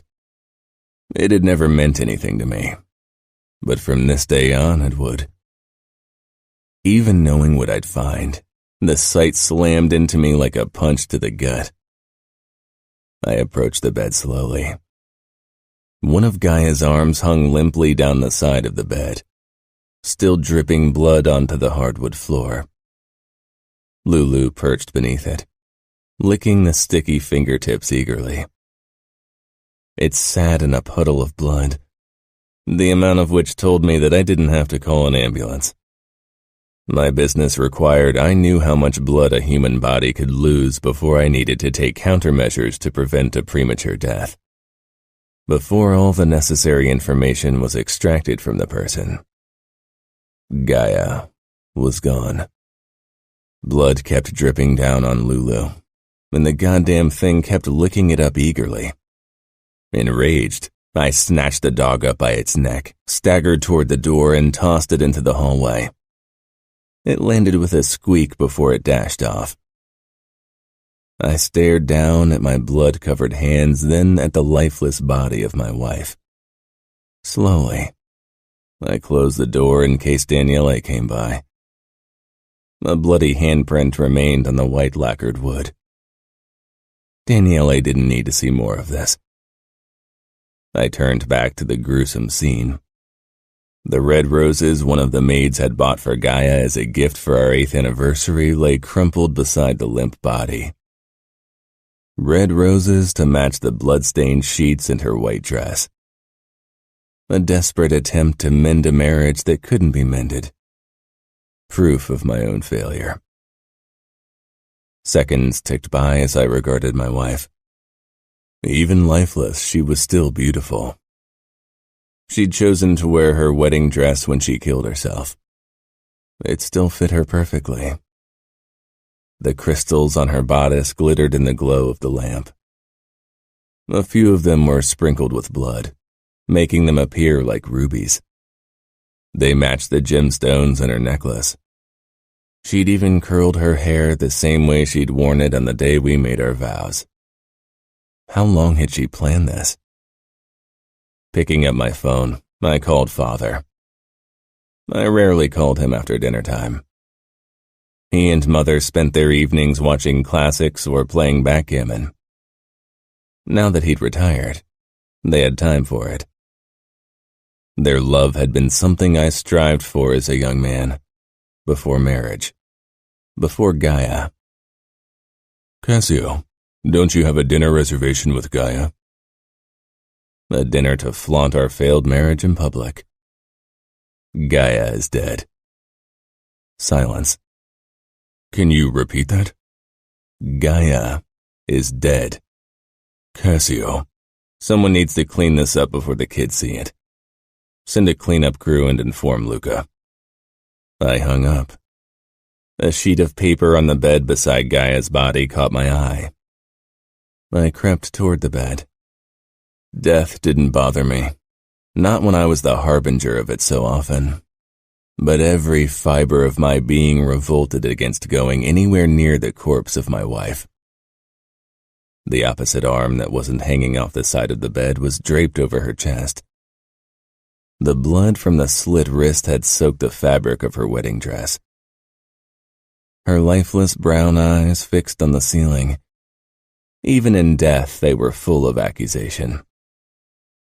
I closed her eyelids, then picked up her last letter with shaking fingertips. Her elegant handwriting and the expensive stationery promised a love letter. But of course, it was nothing like that. Part of me died on our wedding day. You took everything from me. Every time you were inside of me, I imagined it was Andre. It was the only way to make your touch bearable. And then you took that too. You took away the one thing in my life I loved more than life itself. I thought I hated you from the start, but now I know what real hate feels like. Every day since you killed Andre, I tried to find a way to destroy you. And then, I figured out a way. I knew it would destroy you if I killed Daniele and Simona. You loved them as much as I loved Andre. I wanted to kill them to hurt you. I wanted to kill my own children to cause you the same agony I feel every day since Andre's death. That's how much I hate you, Cassio. Part of me still wants to kill them. But today, as I stood over Simona's crib, I couldn't do it. Not because of you, because of Andre. They might be his children, and I can't destroy that last part of him. Not even to destroy you. I hope they are his. I hope you'll find out for sure and it'll destroy you. I wish your guilt over what you did will eat you alive. But knowing the man you are, I can't even hope for that. My parents knew of Andre and me. They forced me into a marriage with you. They lied to you and destroyed my life. Even if I can't hope for your guilt, I know I can trust in your vengefulness. My breathing had slowed as I read Gaia's letter to me. I couldn't move, could only stare down at her last words. I wasn't sad about losing her. I'd never had her to begin with. She'd been Andre's, even after his death. I felt a deep sadness over what this meant for Daniele and Simona, and a raging madness toward the people who were responsible for this mess. Toward her parents who'd forced her into a marriage with me, even though they'd known the truth. It was incest. Their love had been doomed like ours, but her parents had let me run into an open knife, hadn't warned me when I allowed Andre to spend every day alone with my wife. A knock sounded, but I didn't react. The door opened then. Faro slipped in and appeared beside me. He said something, but his words were muffled. He took the letter from me. I let him. It didn't matter if he read it. "Cassio!" He shook me hard, and finally my focus snapped to him. Behind him, my father leaned heavily on his walking stick, looking furious as he scanned the letter. "Don't you dare feel guilty, Cassio," he muttered. "That's what she wanted. She cheated on you, probably helped her brother leak information to the bikers, tried to kill your children. She's not worth a flicker of your guilt." Faro met my gaze. "You didn't choose to marry her either. You both were thrown into this marriage for tactical purposes. You aren't any guiltier than she is." And yet I felt it. I don't know how much Daniele saw of this. Father grimaced. "He won't understand either way." "I locked that damn dog into the storage room. It was covered in blood," Faro said. I nodded distractedly, but my gaze returned to Ngaio. My wife had killed herself because of me. I'd been the final nail in her coffin, but her parents had built the fucking thing. "Take care of everything," I said. "I need to deal with something." Father gripped my arm. "Son, tell me you won't do anything foolish." I rarely saw fear in his eyes, but there it was. "Not the kind of foolishness you fear. It's an act of cowardice and a crime toward the ones left behind." I ripped away from his grip and stalked away. Faro hurried after me. "Do you need my help?" "No." I took the car. 20 minutes later, I knocked at my in-laws' house. When they opened the door, I pointed my gun at them. "Let's talk about Andre and Ngaio."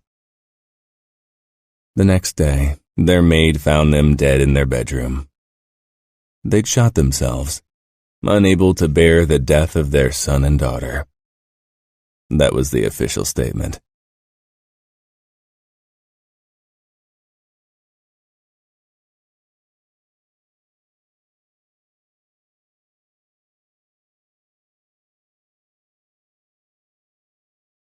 Chapter 18. Cassio. The Present. Slowly, I turned away from the fireplace, facing my young wife. She was pale, her lips parted in horror after my story. When I married Ngaio, she was in love with her half-brother. I didn't know it back then. Her parents did, but chose not to divulge the information. Maybe now you understand why I was wary of Christian. Julia covered her mouth with her palm, staring down at the floor as if she couldn't bear looking at me. I couldn't blame her. It was a story that had shaken up even my father and Faro. "Oh my God," I grimaced. I hated remembering, and worse speaking about what happened. But even worse than all that was the look on Julia's face now that she knew the truth. After I married Ngaio, she asked me if her half-brother could become one of her bodyguards. I agreed because she was miserable away from home, and I thought it would help. I wanted her to find happiness in our marriage. Julia nodded, not looking up. "Her parents? You killed them?" I did. They betrayed me. Their lies cost Ngaio and Andre their life. She sucked in a sharp breath, horrified. Julia was a good girl, kind and positive, willing to see the light even in the dark. I dragged one woman into an abyss. I desperately hoped Julia would be spared the same fate. "Ngaio practically asked you to kill them in her last letter." She knew me well. Occasionally I would share details of my work with her when I'd been particularly shaken, or when she asked, which didn't happen often. Julia shook her head. She'd said our marriage would be doomed if I didn't tell her the truth. But I had a feeling that the truth just ended whatever had been blossoming between us. Losing Ngaio hadn't hurt. For one, because she'd betrayed me, and because I'd never loved her. Losing Julia, I wouldn't get over it. We hadn't been together long, but in the weeks of our marriage, she'd brightened my days more than I thought possible. I never raised my hand against Ngaio. Not then either. I would never have killed her. Whatever you decide, you don't have to worry about your safety, Julia. I won't hurt you. Julia. I couldn't breathe. Hearing Cassio tell the story of what happened in a raw, bitter voice had unsettled me deeply. This was so much worse than I expected. The idea of finding Cassio with another woman tore at me. How much worse must it have been for him? Finding his pregnant wife with her half-brother, a man he trusted, and finding out his children might not even be his. It was too horrific to contemplate. Even if I wasn't sure what I would have done in a situation like that. Probably not killed someone, but I wasn't a man raised to survive in the mafia. Cassio smiled grimly, seeing my expression. That's the man you married, Julia. I understand if you're scared of me now. I won't stop you from moving into another bedroom, but you'll certainly understand that we have to stay married for Simona and Daniele. They can't lose you too. I pushed to my feet, crawled on Cassio's lap and wrapped my arms around him even as he stiffened. I kissed him hard. God, this was horrible, everything. It wasn't okay that Cassio had killed a man in a jealous rage, but he was a killer. And he, like all the men in our world, had killed for less. Part of me understood. Confusion mingled with hesitant hope in Cassio's eyes. What? What are you doing? I pressed my face against his throat. He wrapped an arm around me lightly. Julia, say something. I'm not scared of you. I wasn't. Maybe I should have been, but I'd always known Cassio was capable of brutality for something as trivial as power and money. That he killed because someone hurt him. It only showed he wasn't an emotionless killer. Cassio slipped a finger under my chin and nudged my face up. You heard what I said. I did. You protected Daniele and Simona. You kept Ngaio alive despite what she did. I know it isn't something many men would have done. It's more than I expected knowing the stories about you. Cassio's mouth twisted cynically. I suppose it's good that your impression of me was already bad to begin with. I rolled my eyes hoping to lighten the mood. Cassio cupped my cheek. Only you make me feel better by insulting me with a simple look. I gripped his shoulders, bringing our faces closer. You wanted to let the past rest, and I want to help you. Stop thinking I'm going to do what Ngaio did. I'm not her. And I definitely won't end up in bed with my brother. Even thinking about it makes me sick. And I won't cheat on you with anyone else either. I desire you, and I'm loyal. Can you get it through your thick skull? Cassio pointed at his chest. In here, I know you aren't Ngaio. He pointed at his head. Up here's the problem. I'm not a very trusting man, never have been. Now less than ever, but I'm trying. He cupped my head and molded our mouths together before murmuring, I can't lose you. You won't. Not if you keep working on your trust issues. If you keep fighting for us, because I sure as hell am ready to go into war for this marriage and our children. Cassio moved back slowly. What did you say? I pursed my lips. That I'm ready to fight for us. No, he said gruffly. You said our children. I flushed. Not only had I almost declared my feelings for Cassio, I also let it slip that I wanted Simona and Daniele to be ours, not just his. I'd known them only for a month, but I'd be at their side for many years. Hopefully one day they'd be mine and theirs, and everyone else's opinion. I know they are yours, not mine, not really, but it kind of hurts if you say they're your children as if I don't care for them. Cassio jerked me toward him, kissing me fiercely. I clung to him, almost breathless when he finally pulled away. I don't deserve you, Julia, but my kids, our kids do. I really, really care about them. Even if you never want to have another child, I'll be okay because I'm going to raise them as if they were my own. I know, he said quietly. It's what I do too. I searched his eyes. Have you ever had a paternity test done? I was fairly sure I knew the answer. No, Cassio said. That one word encompassed so much emotion. Love for Simona and Daniele, the determination to take care of them, but also the fear. So you don't know if Daniele and Simona are yours? No. Simona and Daniele look like their mother. Like Gaia's half-brother. But their hair color is similar to your sister's. It is, he agreed. But doubt rang in his voice, and I understood why. Now that I really thought about it, I had to admit that neither Simona nor Daniele shared any resemblance with their father. My heart hurt thinking of the possibility. I swallowed. Why? Because I love them and I'm fucking scared the test results might change that. Especially Daniele. I can't bear the thought that I might resent him for looking like Andre. His voice shook. You really think you'd love Daniele less if he wasn't yours? I don't know. Cassio admitted in a raw voice. I don't fucking know, which is why I won't risk it. I'd rather not know the truth. Rather live a lie than hurt Daniele or Simona in any way.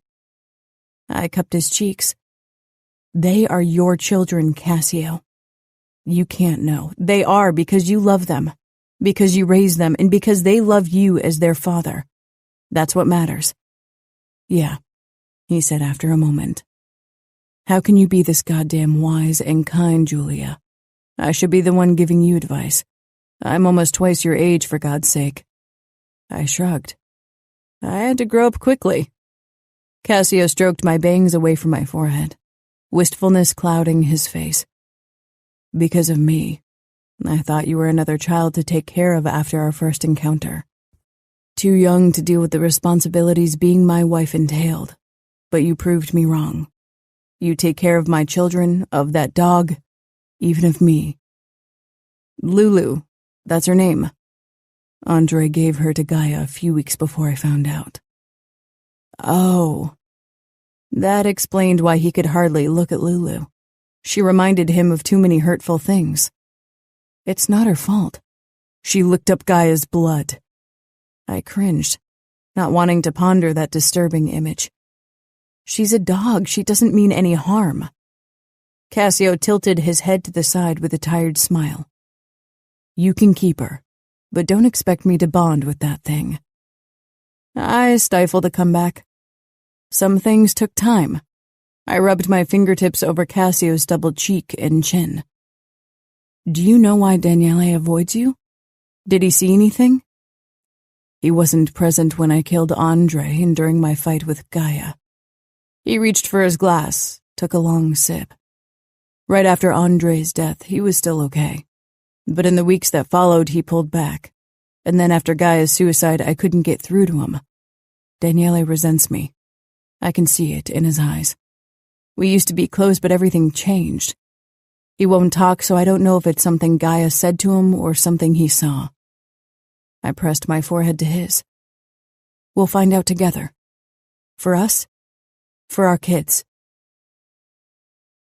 Knowing what I did now, goosebumps covered my skin when I found Daniele in his mother's bedroom the next morning. I could almost see her lying there from the vivid and raw way Cassio had described the scene. A lump rose in my throat, seeing Daniele curled up on his side. I wished I knew what was going on in his head, if he'd seen more than Cassio suspected. I approached Daniele slowly, trying to get the images out of my head. How much worse must Cassio feel whenever he set foot inside this room? I picked Daniele up and he woke in my arms. It was easy to carry him since he wasn't a baby anymore. Cassio came out of the nursery with Simona on his arm. He tousled Daniele's hair gently, but he ducked his head. I gave Cassio an encouraging smile. I'll be home in time for dinner," he promised before he left. Like every other day, Elia drove the kids, Lulu, and me to the dog park. Daniele was allowed to take the leash as we strolled through the rest of the park later in the day. He hadn't even asked for his tablet today. Lulu requested all his attention, and he gave it gladly. It was wonderful seeing them grow closer. Elia settled on the bench while I held Simona by her tiny hand so she could take hesitant steps along the pathway. Daniele perched on the ground, helping Lulu dig a hole in the ground with a stick he'd found. He was dirty, and digging holes in the park was probably prohibited, but I didn't stop him. "Lulu." I froze and almost let go of Simona, which earned me an angry cry from her, but my eyes were locked on Daniele, who'd just spoken. Not to me, and not loudly, but I'd heard the word. I swallowed hard, trying to decide if I should try to coerce more words out of him. He had a small, soft voice, and I wanted to hear it all day. I decided against pushing him, even if it was difficult. Instead, I peered down at Simona. "Good girl," she grinned and took a couple more shaky steps. The moment we were home and I had a bit of free time, I picked up my phone and called Cassio. I couldn't wait. He answered after the first ring. "What happened?" The tight worry in his voice made me regret my decision. "Everything's fine. I just wanted to tell you that Daniele talked to Lulu today." Silence. "You sure?" Every syllable rang with doubt. "Yes. I heard him say her name. Isn't that great? We're making progress." "Why would he talk to a dog?" Many children develop close bonds to their pets because they can share everything with them without judgment or punishment. They're their best friends. It doesn't explain why he's so obsessed with that dog. And then it clicked. For Gaia, it reminded her of Andre. But for Daniele, it only reminds him of his mother, and that's natural. If he finds comfort in Lulu, that's good. Cassio sighed. Maybe. I need to return to work now." "All right. Will you still be home for dinner?" I promised, so yes. "Thank you. I enjoy having dinner with you." I quickly hung up, not wanting to get too mushy. Cassio asked me to put Daniele to bed that night. He looked exhausted and as if he couldn't bear his son's rejection one more time. After tucking Daniele in, I picked up one of the picture books I'd ordered and began to read it to him. But his focus was on Lulu, who'd curled up in front of the bed. I patted the mattress. "Come on, Lulu." Her ears perked, and she jumped up onto the comforter between Daniele and me. His tiny fingers found her fur, and he kept stroking her as I read the book to him. "Do you want Lulu to stay with you?" Daniele nodded. "But if you walk around the house, you'll wake her. Can you stay in your own bed?" He considered that, his head tilted to the side, then he gave a decisive nod. I smiled before pressing a kiss to his forehead. Turning on the dim nightlight, I walked to the door and extinguished the lamp. "Good night, Daniele." I began to close the door when a soft voice rang out. "Good night." I froze. Slowly, I turned around, but Daniele hid under his covers. I swallowed and left. As if in a trance, I headed down the stairs, finding Cassio in the cigar lounge, setting up the pool table for our game. One look at my face, and he came toward me. "Hey, what's wrong?" Daniele said good night. Cassio took a step back. "He talked to you?" Surprise mixed with disappointment in his voice. First Lulu, now me. "He only said good night, but it's a start, right?" He nodded slowly, but I could tell it hit him hard that Daniele spoke to me first. I wrapped my arms around his middle. "You're gone a lot, so Lulu, Simona, and I are the people he relates to. You should make some time to take a walk in the dog park with us or have lunch. When you see him, he's always tired and not in the right mindset to bond with you. We could spend his birthday at the beach house. Daniele loves it there." I grinned.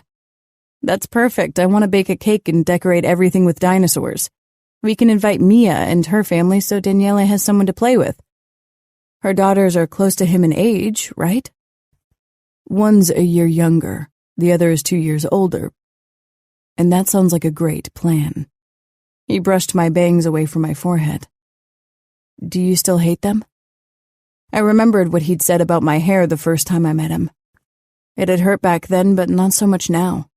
Our tastes were very different. At least Cassio had by now mostly given up dressing me the way he wanted. There's nothing I hate about you, he murmured. My heart thudded wildly. I scanned his face, trying to determine what the tone in his voice meant. His lips found mine, halting my thoughts. His kiss became forceful as he gripped my hips and hoisted me on the pool table. I squealed in surprise. Cassio positioned my butt right on the edge and pushed my legs apart. It was horribly uncomfortable, and I'd be damned if I said anything. My short plaid skirt rode up. What about my skirts? You don't hate them either? Cassio licked a hot, wet trail up my inner thigh. I squirmed, stifling a giggle. Part of me wanted to shove him away, but the other wanted more. Not as long as they allow me quick access to your sweet pussy. He kissed me through my panties. You're really into oral. I pushed up on my elbows to see him between my legs. He always went down on me before sex, and sometimes just because. He didn't rush it either. He took his time, and it was amazing. Seeing him enjoy it as much as I did was a major turn-on. Fuck yes. I could eat you all day. He dipped his tongue between my folds, my panties still between us. Is that a complaint? I grasped his short hair, trying to push him back down so he'd lick me. Talking was the last thing on my mind. Absolutely not. Your tongue is magic. He chuckled, and the deep rumble caused another flood of wetness to trickle out of me. He hooked his fingers in my panties and dragged them down slowly. I lifted my butt to make it easier for him to spread my legs wider. What about you, honey? Do you like to get on your knees and suck my cock? Yes, I pressed out, sliding closer to his mouth. He smirked.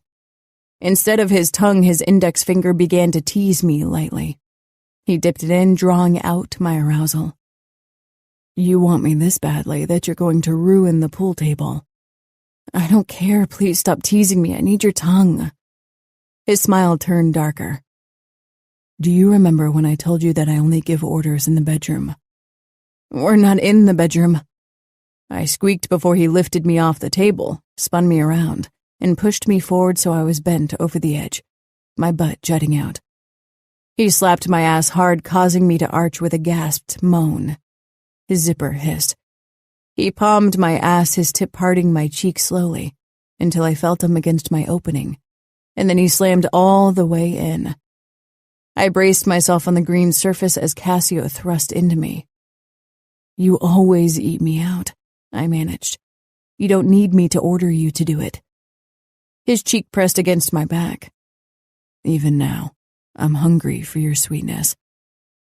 He slammed harder into me, causing the balls in front of me to clank against each other. He drove himself even deeper into me, and the triangle of the balls actually jerked. And that was all it took.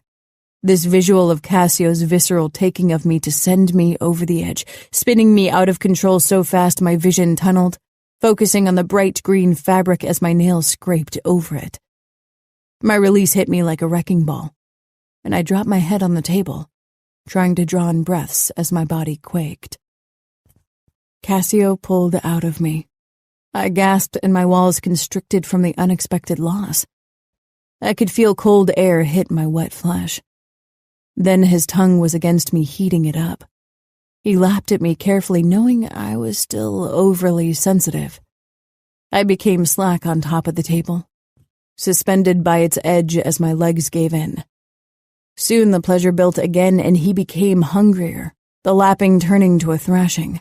I lost all sense of time, then letting Cassio take control, letting him give me pleasure and take his own, until I felt almost delirious. We both ended up sprawled on the pool table afterward, breathing harshly. I was fairly sure I'd have rug burn and a few bruises tomorrow, but I couldn't care less. Sometimes I wonder what I'll tell Daniele once he's older and demands answers. He'll wonder why half his family died. I turned toward him, then rolled over and propped myself up on his chest, my chin on my linked fingers. You sound guilty. Sometimes I feel guilty. You had to kill Andre. Even if you hadn't killed him in a fit of rage, you'd have to kill him for being a traitor. I never got confirmation. I didn't question him nor Ngaio. I should have. But I killed him before I could torture the truth out of him. And her? I simply couldn't press information out of her like that. She wouldn't have told me anything anyway. I gnawed on my lower lip. Andre was a traitor. Everything pointed to it, so his death was inevitable. Gaia's death was a result of their forbidden affair and thus was inevitable too. It was her choice, and you couldn't do anything to stop it. I killed Daniele's and Simona's grandparents also. Daniele is going to ask questions one day and we'll answer him. We'll tell him Andre was a traitor who ran away. His betrayal broke his sister's heart, so she killed herself, and their parents couldn't live having lost both their children. It's a story few people could challenge, and those that could, won't. His palm caressed my back. I didn't think you'd be someone who'd opt for a lie. If it protects you and the kids, Cassio sighed, his strong chest rising under my chin. First, he'll have to forgive me for whatever it is he holds against me.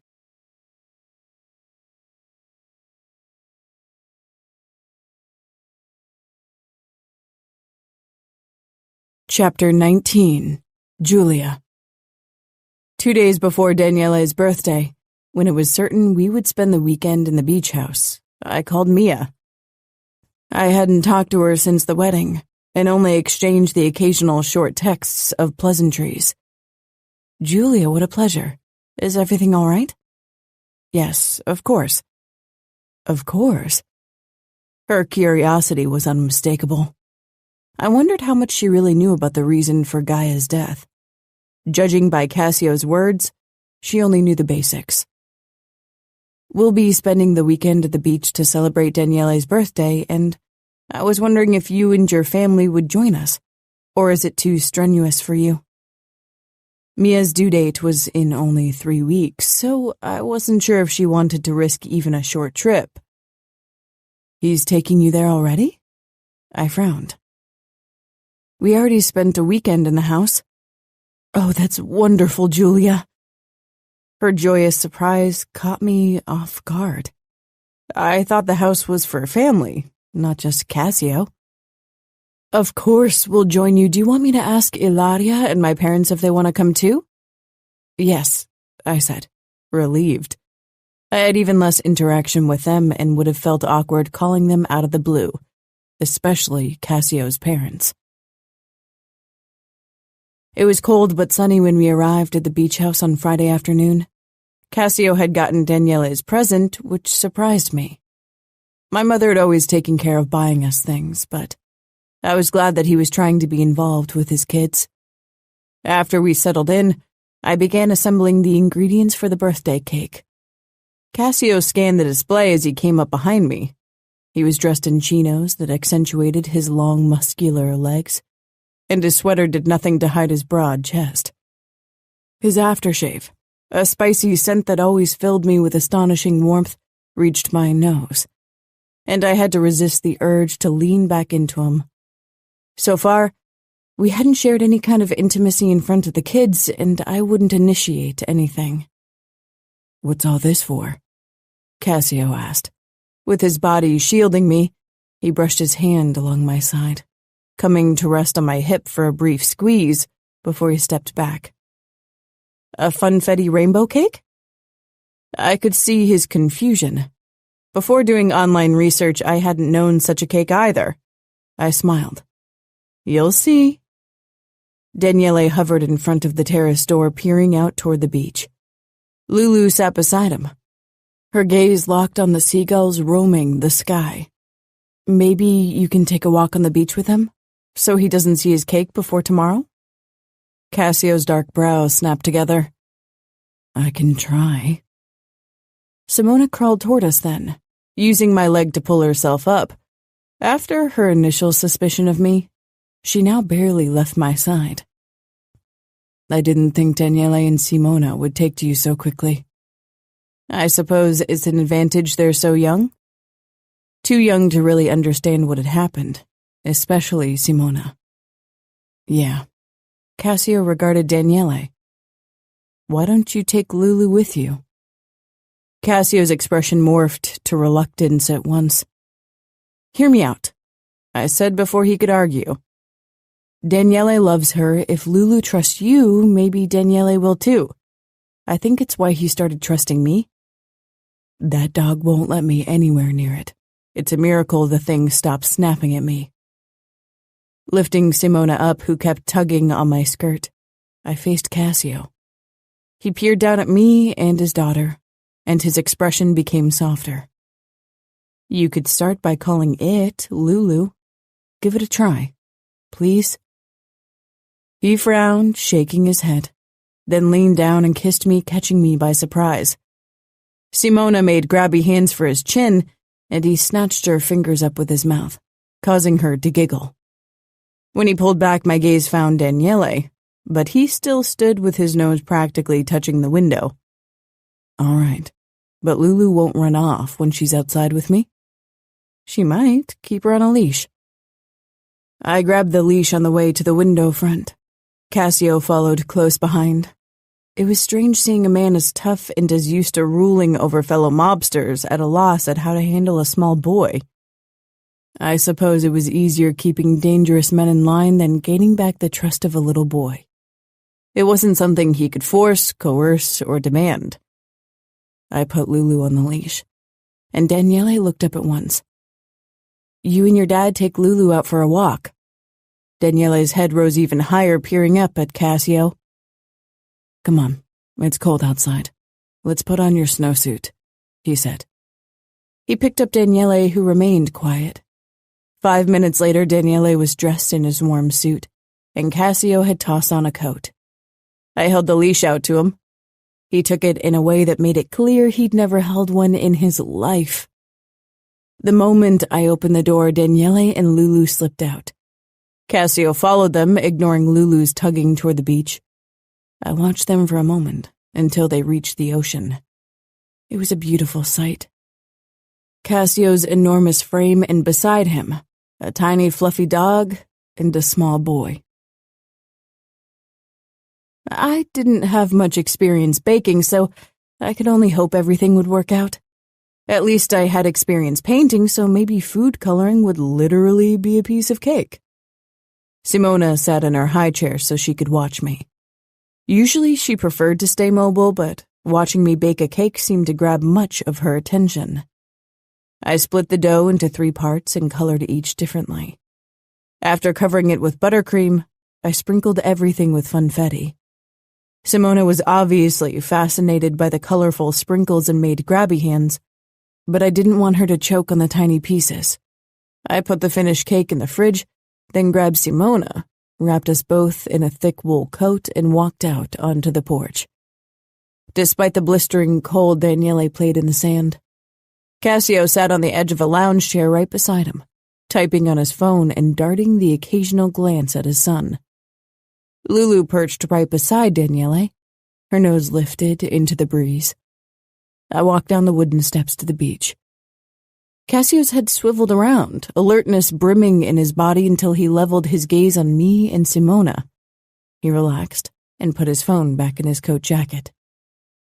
Done with the cake? I nodded with a smile as I took in the heaps of sand around Daniele, who looked completely concentrated on the task ahead. Your sister and her family will be here in an hour. We should get ready.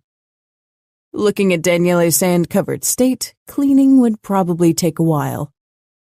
Cassio straightened and squatted before Daniele, who briefly glanced up. Aunt Mia comes to visit. We need to clean you up. He grabbed Daniele gently and lifted him to his feet, then began to brush the sand from his thick snowsuit. Daniele didn't protest, his lips pressed together. He kept peeking at Cassio, and in his eyes, I saw the same longing I so often caught in Cassio's. "Ready to go in?" I asked. Daniele nodded, and together we walked back. Cassio cleaned up Daniele. There were fewer protests than in the past. Daniele missed his dad, too. I cleaned the kitchen and set the table, glad I'd agreed to Mia's suggestion that they bring takeout. Cooking and baking would have been too much with my limited experience. Mia had become even rounder since the last time I saw her at the wedding. Her husband, Emiliano, was Cassio's age, and only briefly shook my hand before he joined Cassio for an aperitif. Mia's 2 daughters were 5 and 2 and absolutely adorable, with their pigtails and cute dresses. "How's the baby?" Mia touched her belly. "He's good." "He?" Mia smiled, but Emiliano spoke before she could. "It's a boy." His relief and enthusiasm were unmistakable. Men in our circle still needed an heir. I took the takeout from Mia and carried it over to the table, a bit peeved that Emiliano had allowed Mia to hold it even if it wasn't that heavy. "She's getting quick," Mia said with a nod toward Simona, who had perfected speed crawling. "She's already trying to walk." Mia touched my shoulder, lowering her voice.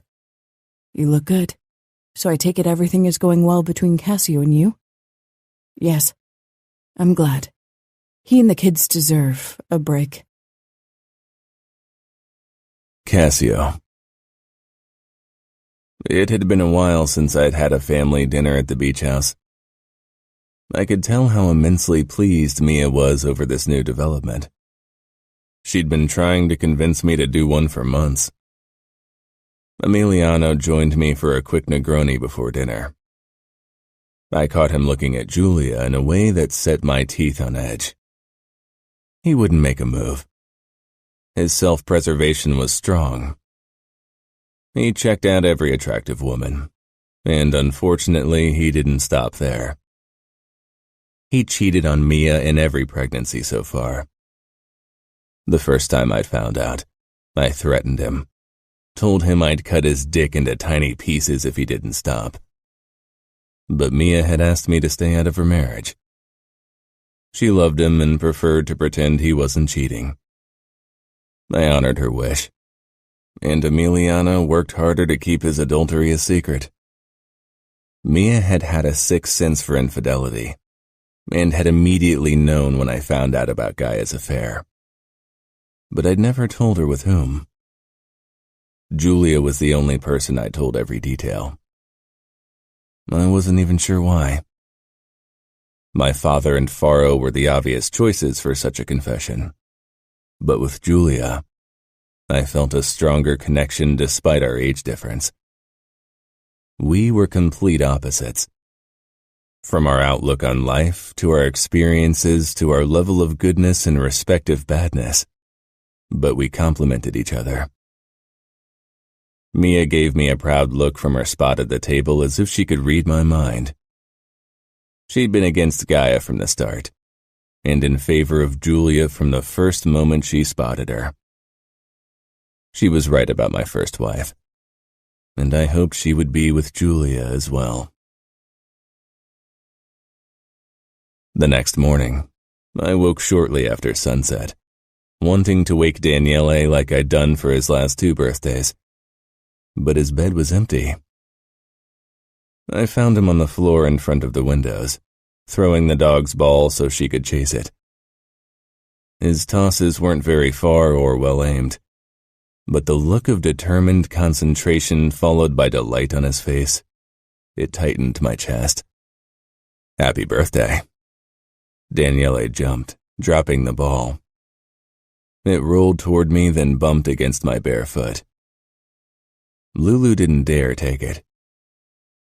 I picked it up, then rolled it over the ground toward Daniele. He took it and tossed it again.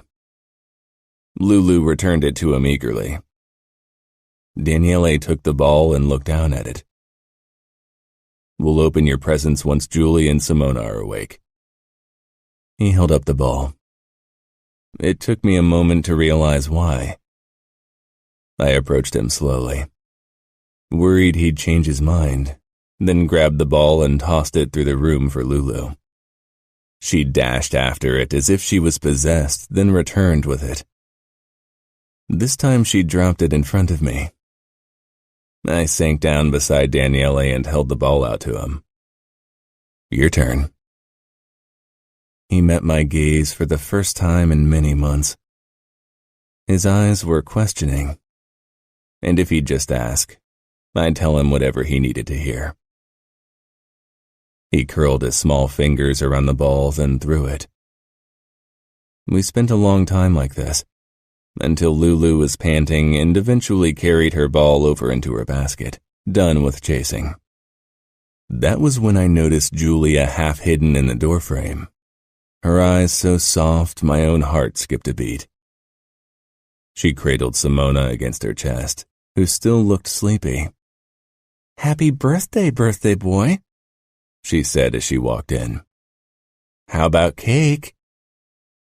Julia lit 3 candles on top of a cake, which was sprinkled with what I learned was funfetti. Daniele's eyes became wide as he took in the cake. I lifted him on one of the chairs so he could get a good look at it. You have to blow out the candles and make a wish. Simona tried to lean away from Julia to touch the candles, and her face scrunched up in frustration when she couldn't. Do you need help? Julia asked Daniele as he blew out only 1 candle with his first attempt. You're 3, big boy. You can do it, I told him. He gave a small nod and blew even harder. Both candles snuffed out this time. Good. Julia beamed as she cut the first piece of cake. When she pulled it out, its colorful layers became visible. Wow, Daniele breathed. I froze, unable to believe what I'd heard. One simple word. The first word Daniele had spoken in my presence in months. Wow, indeed.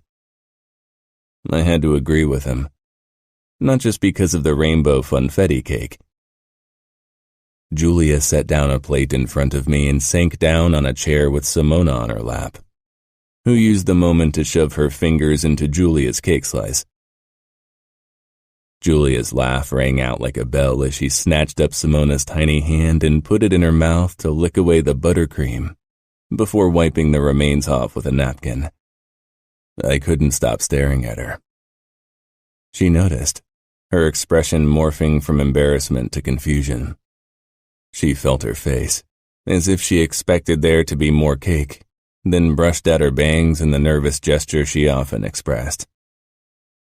I couldn't believe I'd focused on what I perceived as wrong with Julia, like her bangs, her quirky dresses, her age. When I first met her, instead of realizing what was good, and there were so many things that even the small annoyances faded into the background.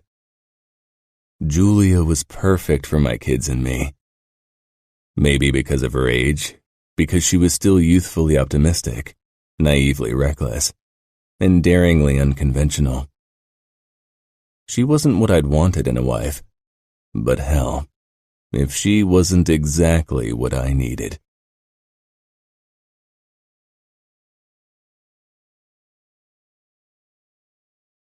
Chapter 20.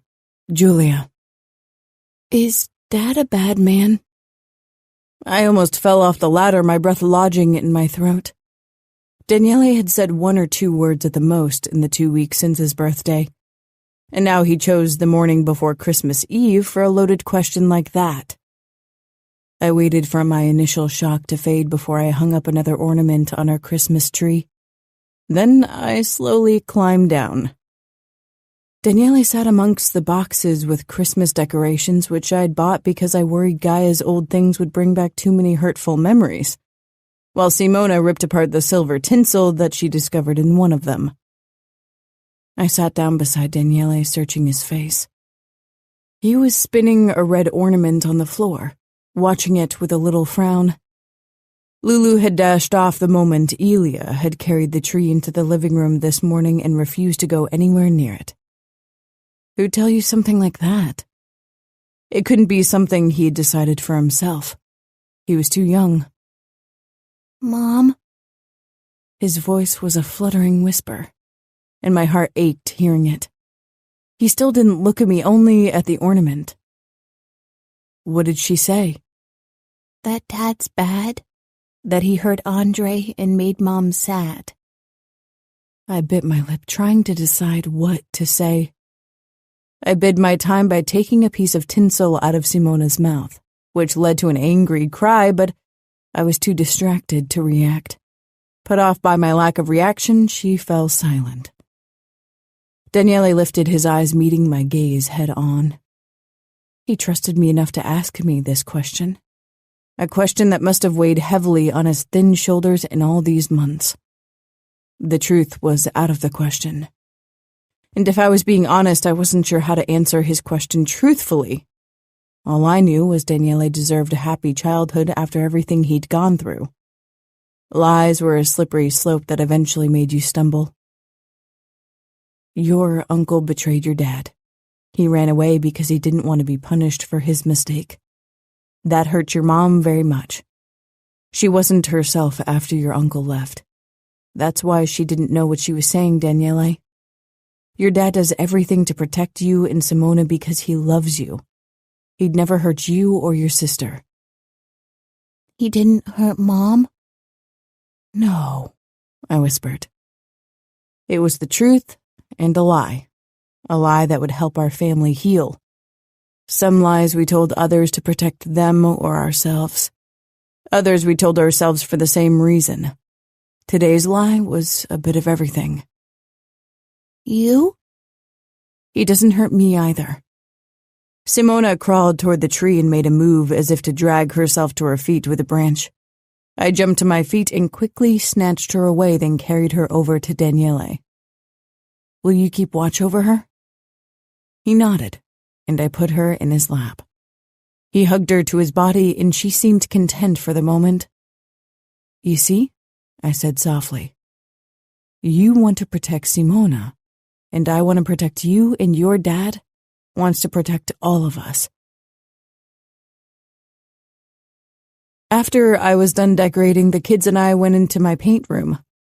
As had been our routine over the last couple of weeks, both children got brushes, watercolors, and paper, so they could entertain themselves while I finished the painting I'd started for Cassio. It was almost done. I wasn't quite happy with the spray on the waves rolling onto the beach. They needed to appear more vivid. I wanted Cassio to smell the ocean air and feel the refreshing breeze when he saw it. He had a photo of the exact same view in our bedroom, but I hoped he'd love a canvas. Lulu sniffed at the door, but she kept running over the paper and through the paints, spreading colorful paw prints everywhere, so she wasn't allowed inside. Daniele dragged the brush over the sheet, creating blue lines as if he too was painting the ocean. I put down my brush and walked over to him. He didn't look up as I sank down beside him. Simona hit the floor with her own paintbrush over and over again, splattering paint everywhere.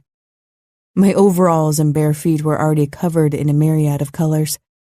Daniele had returned to his quiet self after our conversation this morning, pondering what I said. I wished I could glimpse into his head. Your dad would love a painting of the ocean for Christmas. Why don't you give it to him? Daniele dipped the brush into the blue paint and continued drawing jerky lines. Okay, was his soft reply.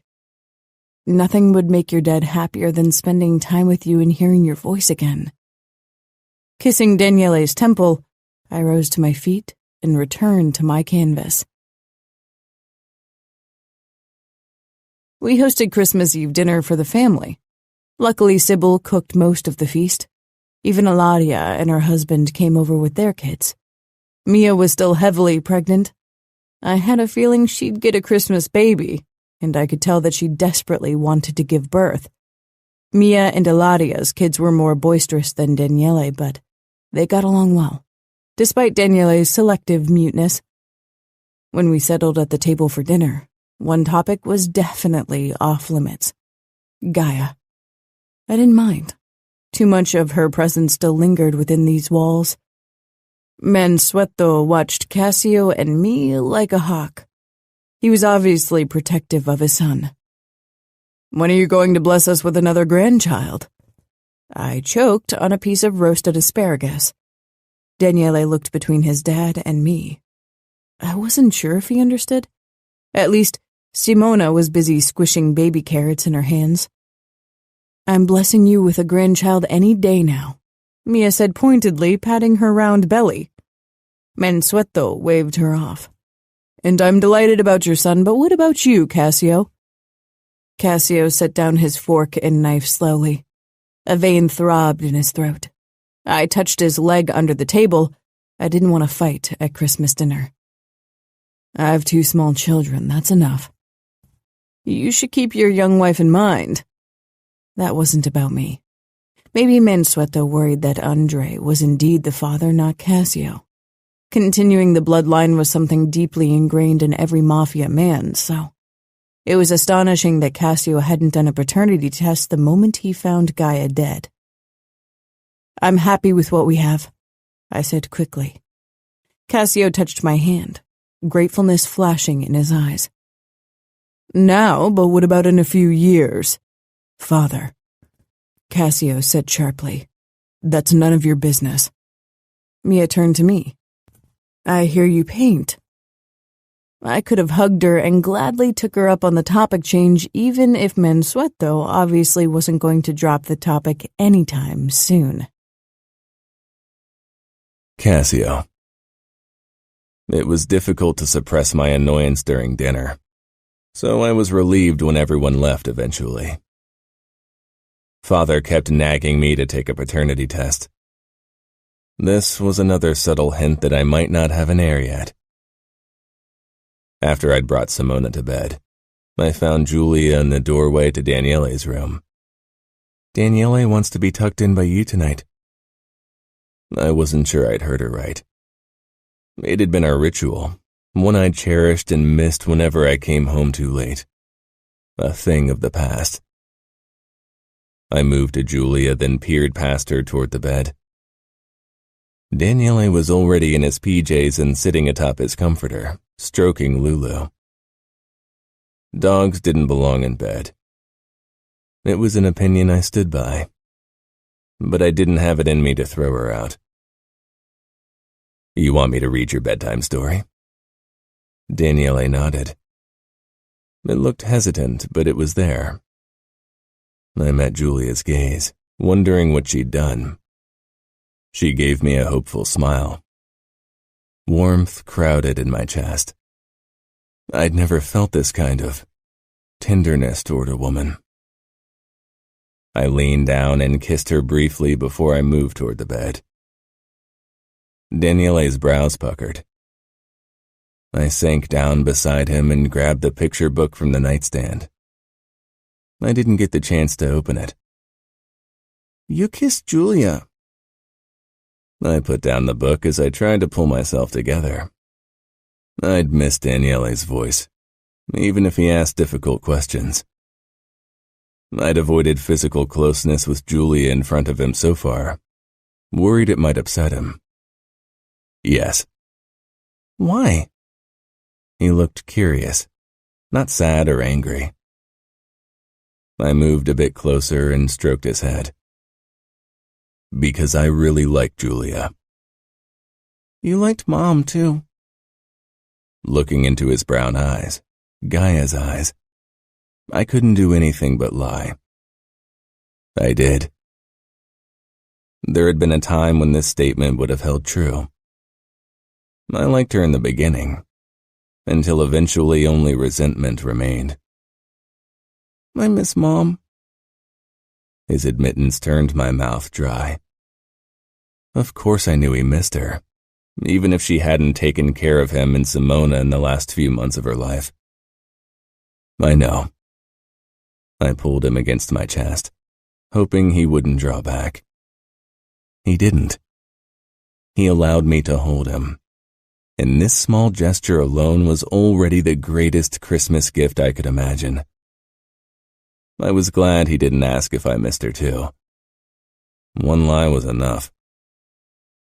I like Julia too, he said quietly. My hand on his head froze. Good. My voice sounded strange to my own ears. That never happened.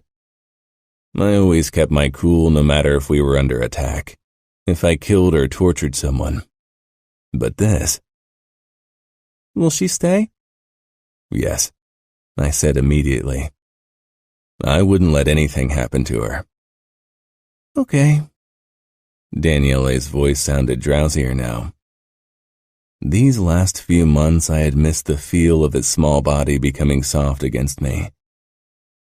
I tucked him in, and hadn't even read the first page before he was already asleep. Lulu peeked up at me through half-closed eyes. When she wasn't pooing everywhere or snapping, she was tolerable. I stood and returned to the bedroom, surprised to find Julia waiting for me. I pulled her against me, kneading her close. And? How did it go? Good. She narrowed her eyes thoughtfully. There was more I wanted to say. Something I'd never said to anyone but my children. I'd formed the exact same words before, but they stuck to my tongue like glue. I thought we could exchange our gifts tonight. Tomorrow morning should be about the kids and Lulu opening their presents. I chuckled. Don't tell me you got the dog a present. Julia pursed her lips. Of course, she's part of this family. And I got presents for Elia, Domenico, and Sybil as well. How did your parents manage to create someone like you? Christian turned out well too. I didn't want to talk about him. Our interactions had been tense. He didn't trust me and I didn't trust him. That wasn't a good foundation for a work relationship. Let me get my present. It's in the office. I'll come with you. My present for you is downstairs as well. Julia took my hand and pulled me toward her hobby room.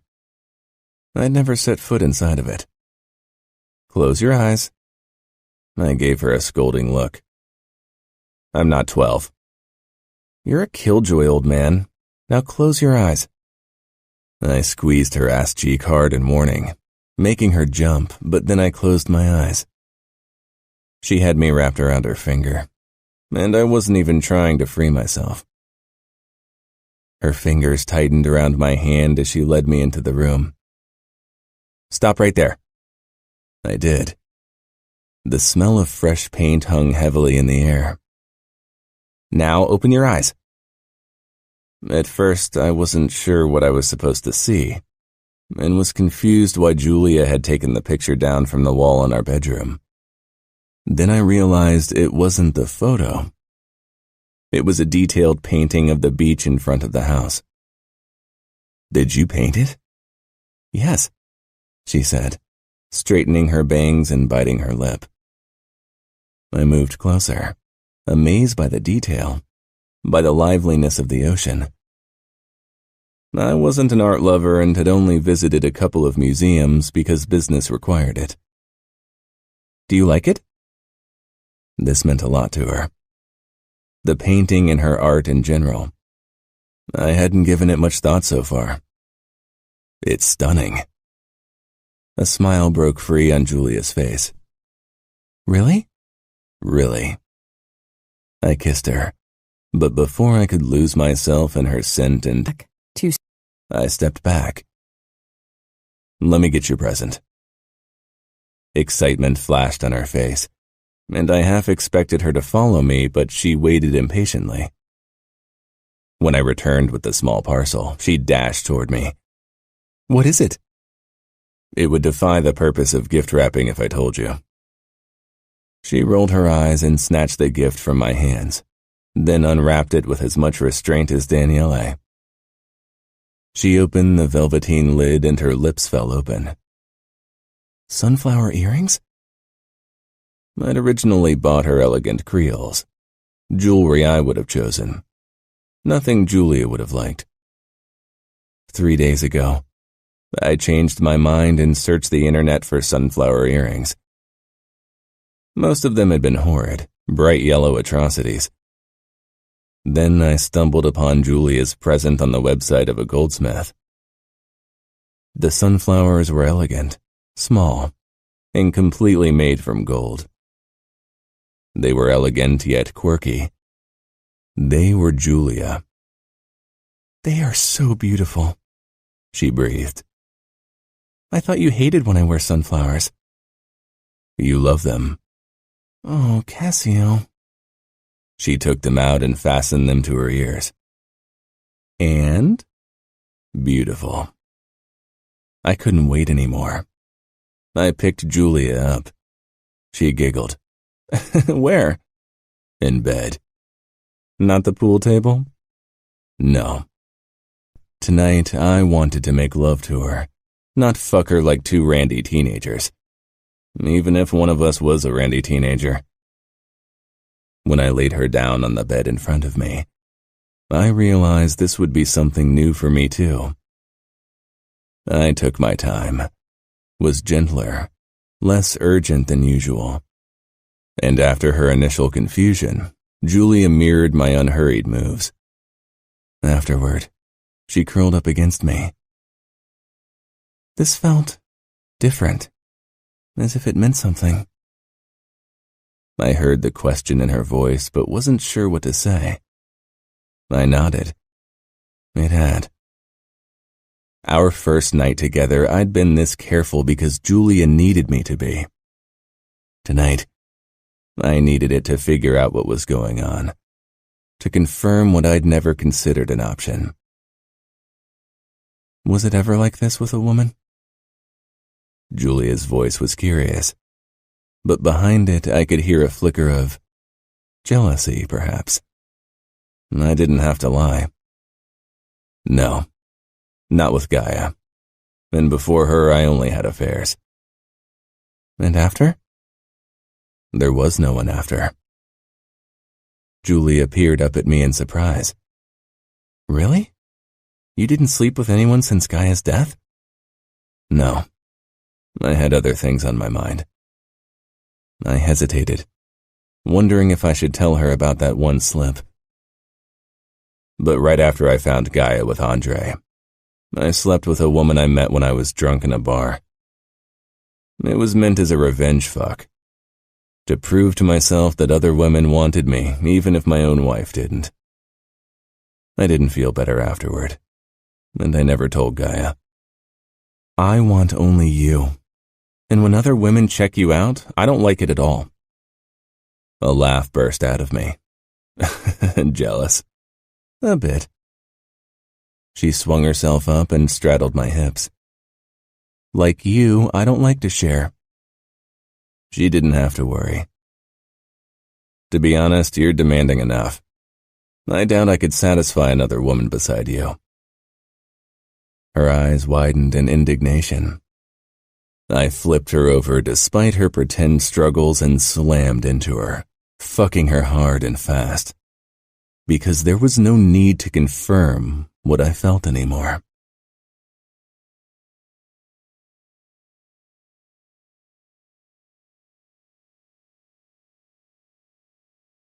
Chapter 21. Cassio.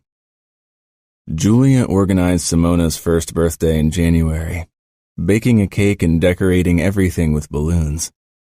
My family came over around tea time. Simona had done her first steps by now, and followed Julia like a puppy. She was too young to remember her mother. For her, there was only Julia. Faro and his wife and 2 children were invited as well. He joined me in a quiet moment. She got Daniele to talk again. I nodded, following Julia with my eyes. She righted the sunflower in Simona's hair. My daughter's dress also had a sunflower print. She looked adorable, so I gave up protesting. She did. She's good with the kids. And good with you, Faro said with a suggestive grin. I narrowed my eyes. Come on, Cassio. It's like you fell into the fountain of youth and you're less cranky than in the past. I'm happy for you. I didn't say anything. Your father approached me. From the change in Faro's voice, I knew I wouldn't like what he had to say. What did he want? He asked me to talk to you about having a child with Julia. He thinks you should be prepared for any eventualities. The eventualities being that Daniele's not my son. I gritted out. Faro shrugged. It is an option, and not an unlikely one at that.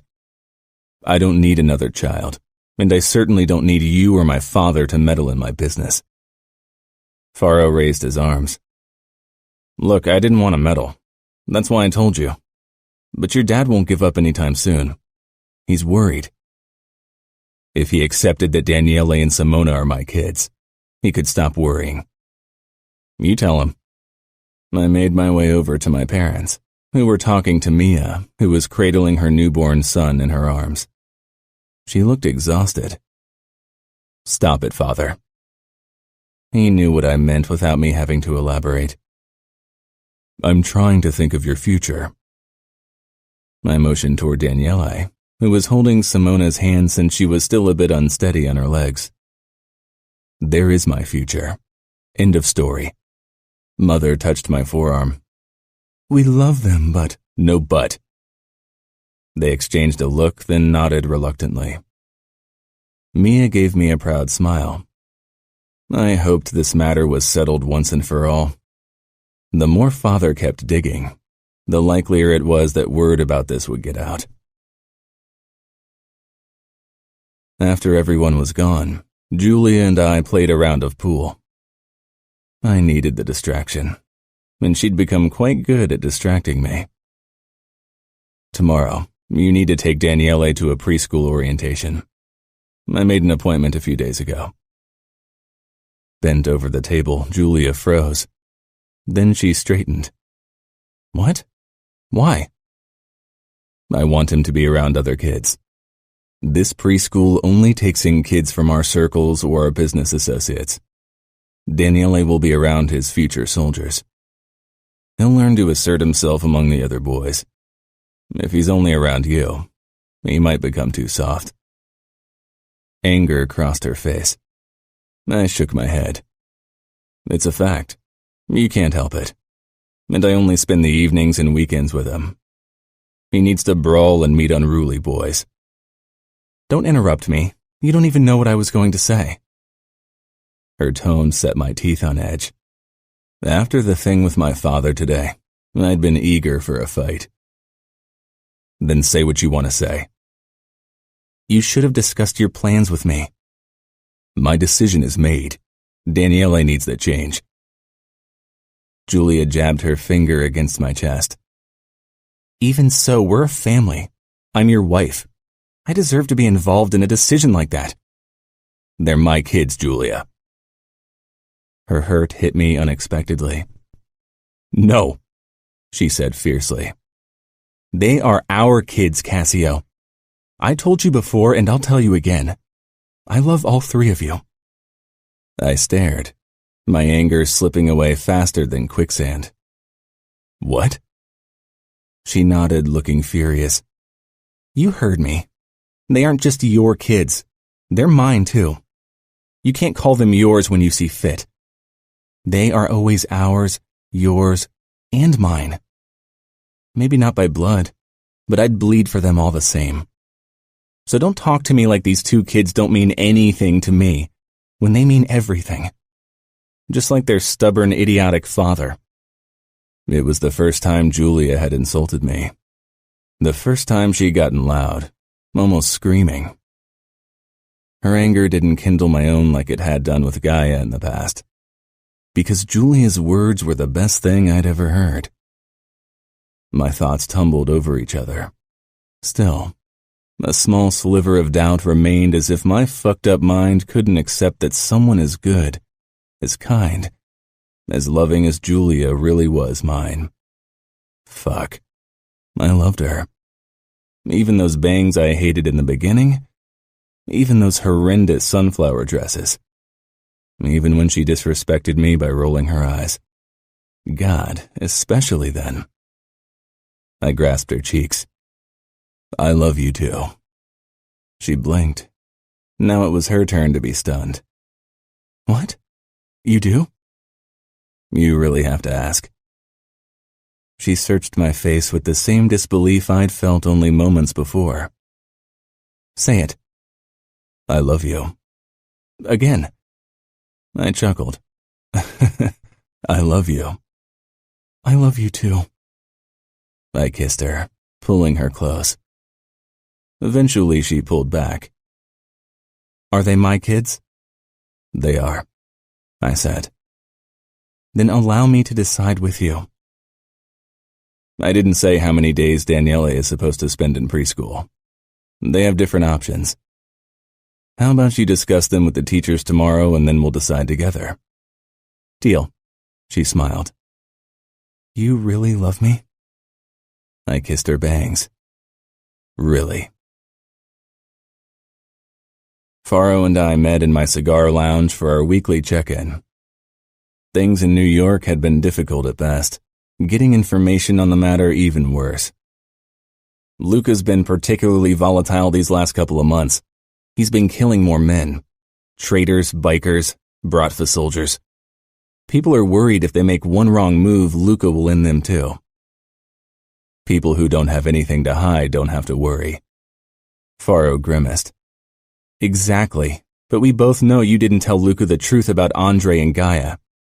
In his current mood, that could be your death sentence. Only you and my father know. Father made sure of it. Father had killed the cleaning team and Dr. Sal after Gaia's death without consulting with me. He sometimes forgot I was now underboss and didn't need his meddling. What about Julia? I frowned.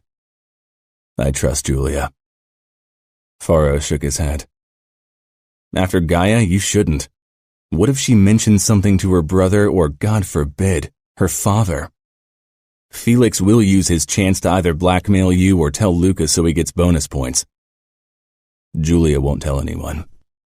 They are her family. She's a woman. They tend to overlook the shortcomings of their loved ones. A fact we should be grateful for, or neither you nor my wife would put up with us. Shortcomings didn't even begin to cover my faults. Julia accepted them.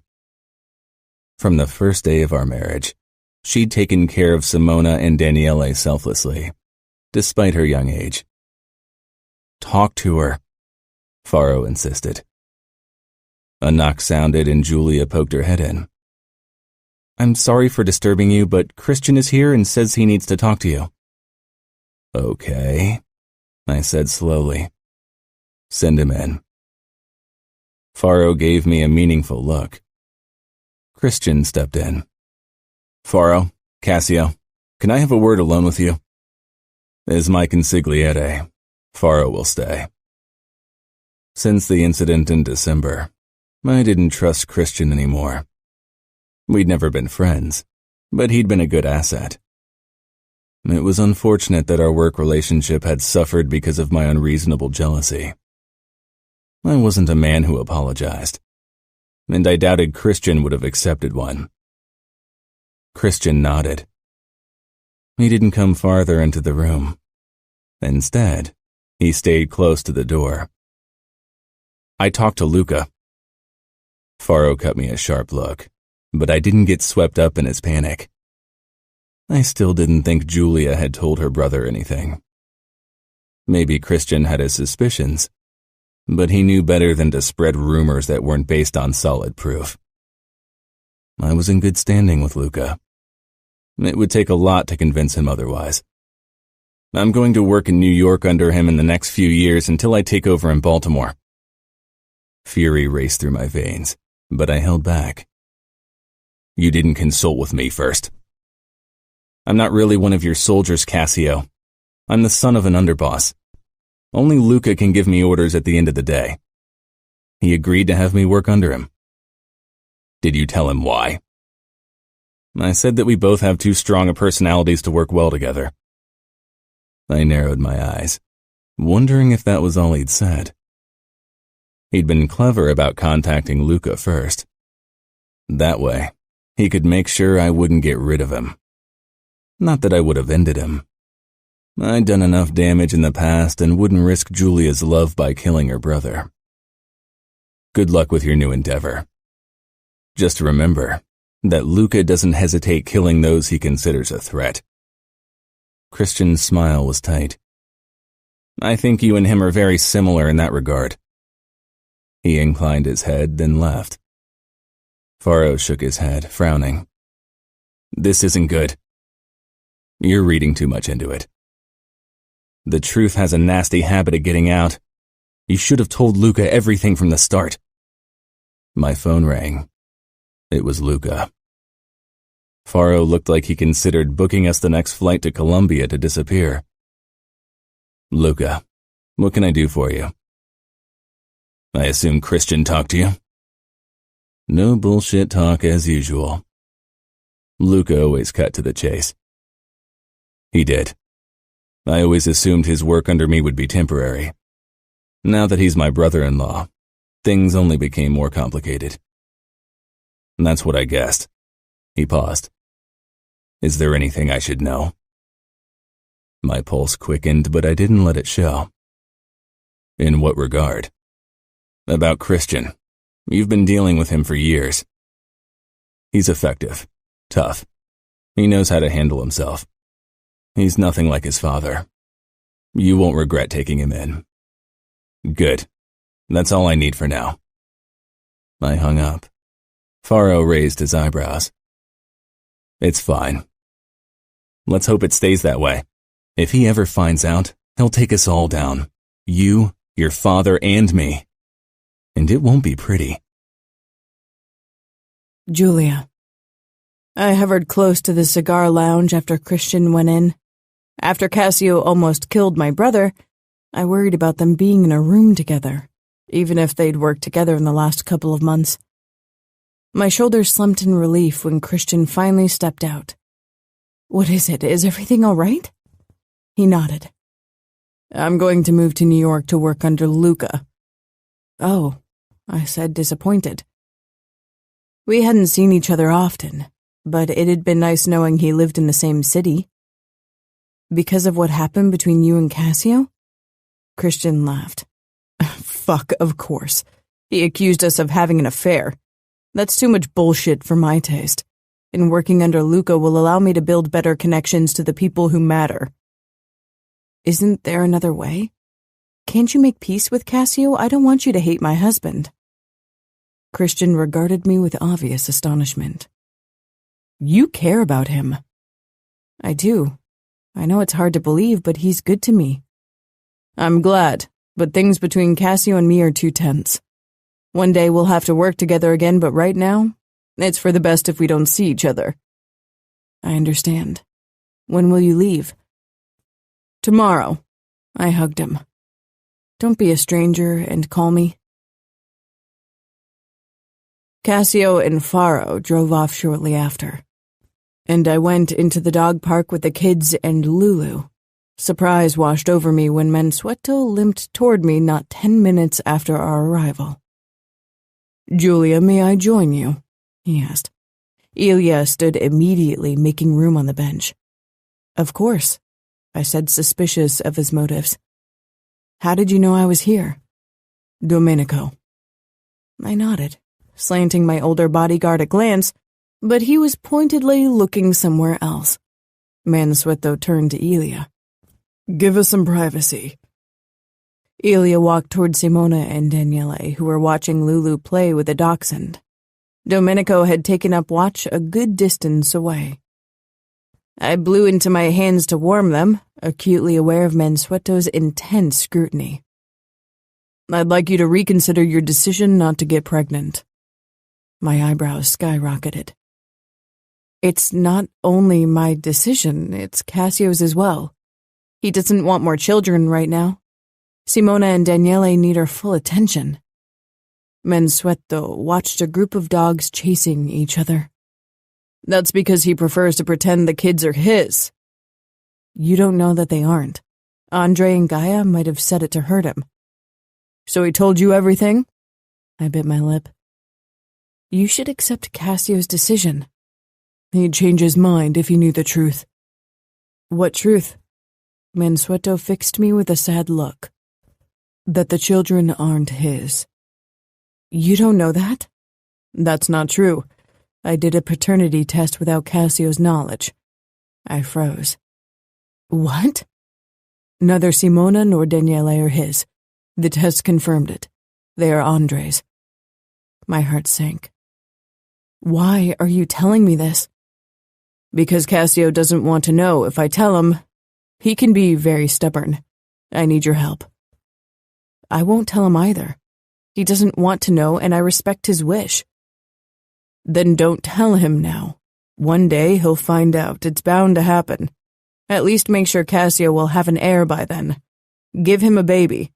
Don't you want your own child, Julia? Simona and Daniele giggled when Lulu and her dog friend had a tug-of-war over a long branch.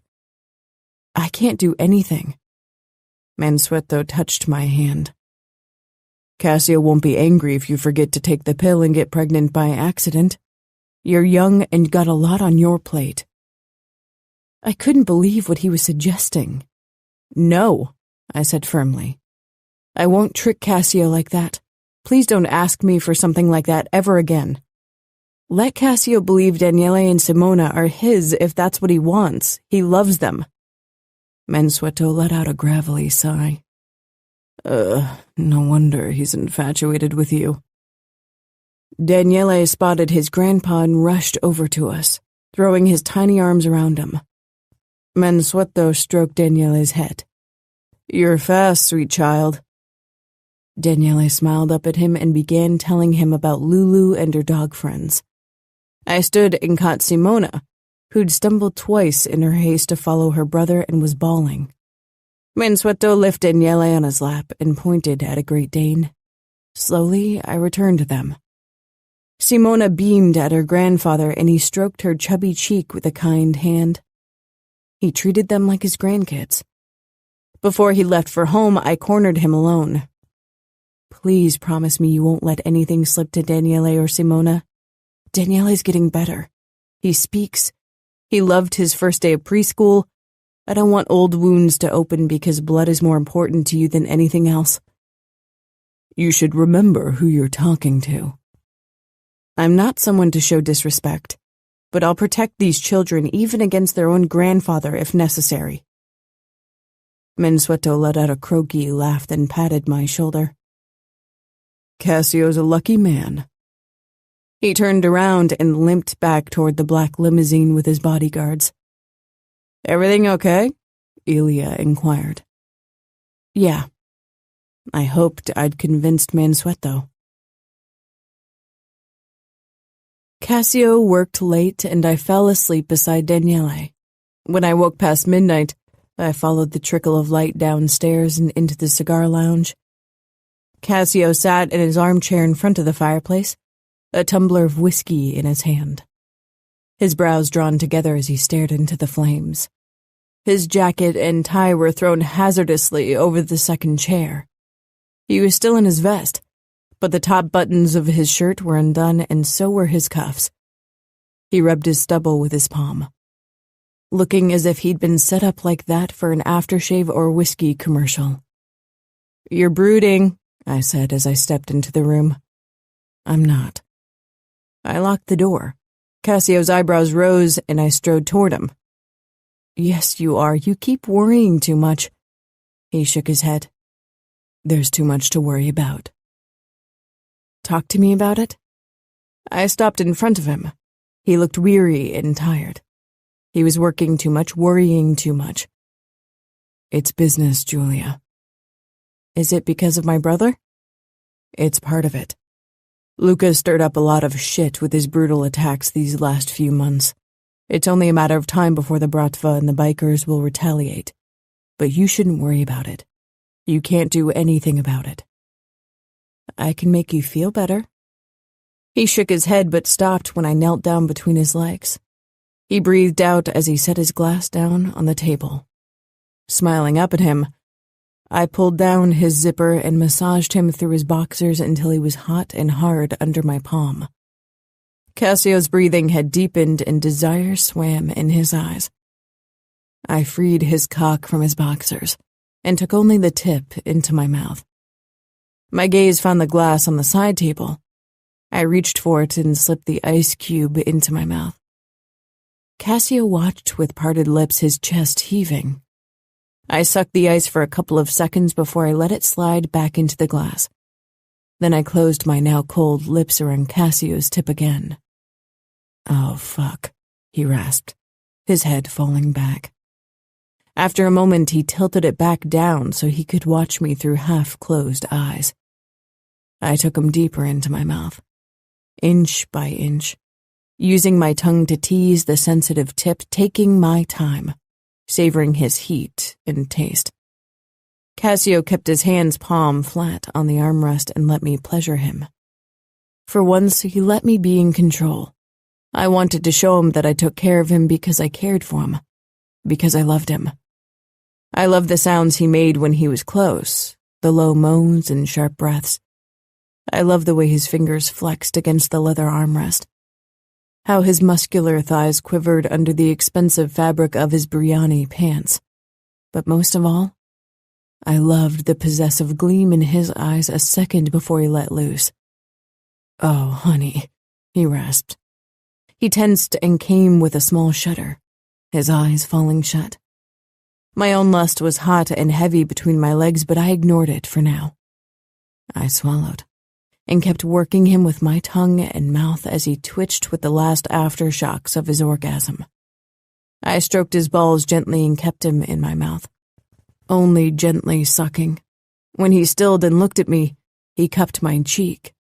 I let his cock slowly glide out of my mouth, causing him to moan low in his throat again. I kissed his thigh. "Better?" He let out a raw chuckle. "Yeah." He leaned forward and grasped my hips. "Now it's my turn." "This was about you." "I know." He hoisted me to my feet, then slipped his head under my nightgown. Hooking a finger under my panties, he moved them aside, revealing my swollen flesh. He slipped his tongue between my lips, and I gasped. He grasped my thigh and lifted one of my legs so my foot was on the armrest, opening me up for him. Like I had done, he took the ice cube and sucked it in his mouth before he dropped it in his hand and slid his cold tongue through my folds. The coldness thrilled me, making my back arch in pleasure. He thrust his tongue into me, and I gripped his head for better leverage so I could move my hips and drive it even deeper into me. He pulled back, and then his fingers touched the ice cube to my pussy. I cried out at the sensation. Cassio rubbed the cube over my folds slowly until I was coated with a cold liquid, and then he leaned forward again and gently sucked the moisture from my sensitive skin. I shook from the force of pleasure, but I held back. Cassio pushed 2 fingers into me, ice cold from holding onto the cube. I rocked my hips, needing more, desperate for more.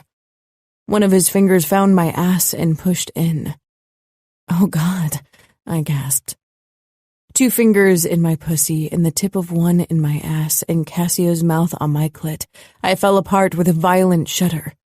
He pressed me closer to his face, and as he did, he slid deeper into my back entrance.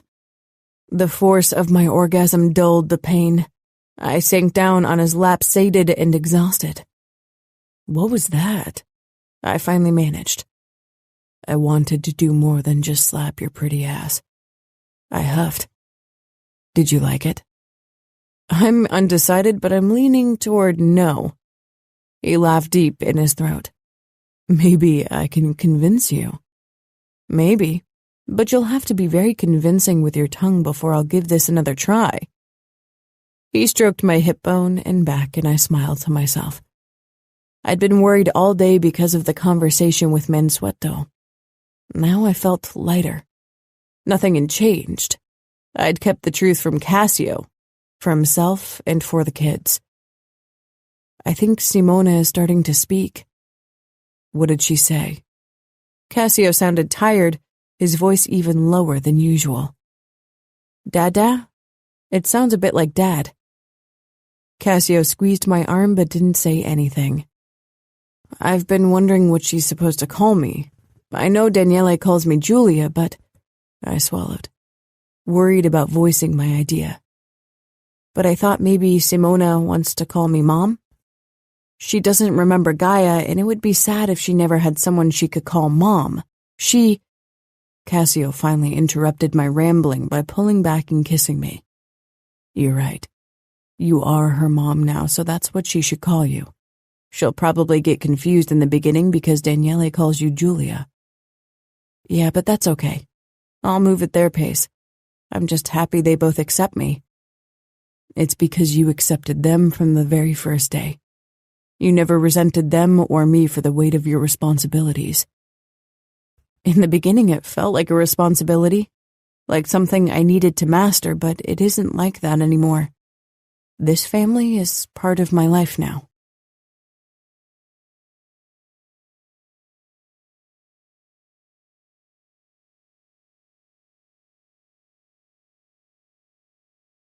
Chapter 22. Julia. We spent our first summer vacation at the beach house. It was early June and the sun was shining brightly. The weather forecast had predicted a few days without rain. Cassio had taken the week off from work, which didn't mean he wouldn't have to return in case of an emergency, but I was still ecstatic about the chance to have a family vacation on the beach. I dressed Simona in a cute two-piece with ruffles and sunflowers, cute sunglasses, and a straw hat. My bikini looked very similar, minus the excessive frills, but we still managed a cute twin look. Daniele wore his favorite Superman swim trunks. Cassio was eye candy in his board shorts. He carried Daniele into the water while Simona and I dipped only our toes into the Atlantic. I preferred lukewarm water, so I didn't understand how Cassio and Daniele could enjoy a dip in the cold. Simona shared my opinion and squealed every time the waves touched her tiny toes. Her eyes brimmed over with joy as she raised her arms. Mom? Every time she called me Mom, my heart skipped a beat. She occasionally called me Julia when she tried to imitate Daniele, but she had trouble pronouncing my name. Daniele had been confused the first few times she'd called me Mom, but after I'd explained to him that I wasn't trying to take his mom's place and that it only showed how much I loved and cared for them, he'd come to terms with it. Hugging Simona to my chest, I watched Cassio carry Daniele on his shoulders. Everybody who saw them knew they were father and son. Not because of physical similarities, but because of how they acted around each other. It was beautiful. Lulu barked wildly beside me, enraged that Cassio and Daniele were out of her reach, but she wasn't very fond of water. Dad! Simona screamed, stretching out her arms. Cassio came out of the water and set Daniele on the beach. Lulu inspected him at once as if she worried the ocean could have harmed him. I handed Simona to Cassio, and before he went into the water, he kissed me. Daniele ran along the water's edge, Lulu still barking close behind him. Her fur had grown in again, and she was the cutest curly fluff ball. Not so fast, I called when Daniele and Lulu became too wild, and then Daniele stumbled and fell down hard. I rushed over to him. Lulu was already licking his face. I knelt beside him. He was cradling his knee, crying. He'd landed on a stone and was bleeding from a cut below his knee. It's all right. We'll fix you. Cassio's shadow fell over us. He handed Simona over to me and carried Daniele into the house. He managed to calm down in his dad's arms. The wound didn't need stitches, thankfully. Cassio cleaned it and patched it up with a Band-Aid, all the while talking in a low, soothing voice to Daniele. Daniele didn't shed another tear. He tried to be a big boy when he was around his dad. Cassio patted his hand. Do you want a popsicle? I asked. He bit his lip looking down at the sofa, shuffling his legs. Daniele? I got down on my haunches in front of him, trying to figure out what was wrong. He wrapped his arms around my neck, surprising me. Hey, you okay? I hugged Daniele tightly to my chest. not sure why he needed my closeness, but more than willing to give it to him. Mom? He whispered. I froze. Cassio tensed, his eyes tumultuous as he watched. Was Daniele thinking of Gaia? Missing her? I pulled back slowly. Daniele looked down at my chin. Can I call you Mom? I choked and tears sprang into my eyes at his unexpected request. Cassio's face became still. I kissed Daniele's cheek, then crushed him to me once more. Yes, nothing would make me happier. I love you. He began to sniffle, and I couldn't hold back either. Cassio averted his eyes, his Adam's apple bobbing as he swallowed. After a moment, he came over to us and knelt beside us, hugging us both. I pressed my face into his chest, feeling his heartbeat thundering in his ribcage. Cassio kissed the top of my head, then Daniele's. Daniele called me Mom every chance he got that day. Shyly at first, but later with adorable giddiness. In the evening, Cassio and I sat on the swing in front of the house watching the sunset. We hadn't talked about today's events yet. With Daniele and Simona around, there hadn't been time. I didn't expect it, I said. Cassio knew what I was referring to without me stating it outright. His arm around my shoulders tightened, holding me even closer to his side. Me neither. He's old enough to remember his mother, but I suppose even the memory will fade with time. He was too young to form a strong bond with her. I guess it's a blessing after all. I suppose so. It seemed horribly cruel to be glad for Gaia's early death, but for Simona and Daniele, it was probably easier that way. Had they both been older at the time of her suicide, they would have struggled even more. Eventually, Daniele and Simona will ask questions about Gaia. It's natural to want to know more about your birth mother. Cassio breathed out. Until they do, I won't talk about her. Everything I'll tell them will be a lie anyway. Not everything. When we married, I thought I was doing damage control. My eyebrows climbed to my forehead. Cassio chuckled seeing it. I know, not very romantic, but you were meant to make my life easier. You expected to get a nanny with some sexy times thrown in the mix? I can't deny it. I didn't consider the option that we would become partners. That I would enjoy your presence outside of the bedroom, and even that seemed unlikely after I first met you. You know how to turn this romantic sunset even more romantic, I teased. Romantic isn't my strong suit. You don't say. Cassio turned to me and cupped my cheek. You surprised me, and keep surprising me. That's good, right? More than good. Do you think you'll ever fully trust me? Ever not expect I'll cheat on you? I trust you. At my doubtful expression, he added, I do, but I'm not sure if the nagging doubt at the back of my head will ever fully leave. Catching Gaia like that. He shook his head, then peered out toward the ocean. I know most people are capable of doing very bad things. I see it every day. It's difficult not to always expect the worst. I understood him. I could imagine how it must have felt to catch your partner cheating on you, especially with family. I won't cheat. I'll work for your trust every day, no matter how long it takes for your nagging voice to shut up. I love you. Cassio bent down, his lips touching mine. If anyone can shut up my nagging voice, then it's you. You've breathed new life into me. You mean your newfound virility? I teased, grinning. Cassio didn't smile. He stroked my hair, his eyes following his fingers as they slid down. Into everything. I was dead inside. Going through the motions of every day, living for work, for building a future for my kids. While doing that, I forgot about the present. About living. You showed me how important it is to live in the moment. To experience my children's life and not just plan for their future. He kissed me.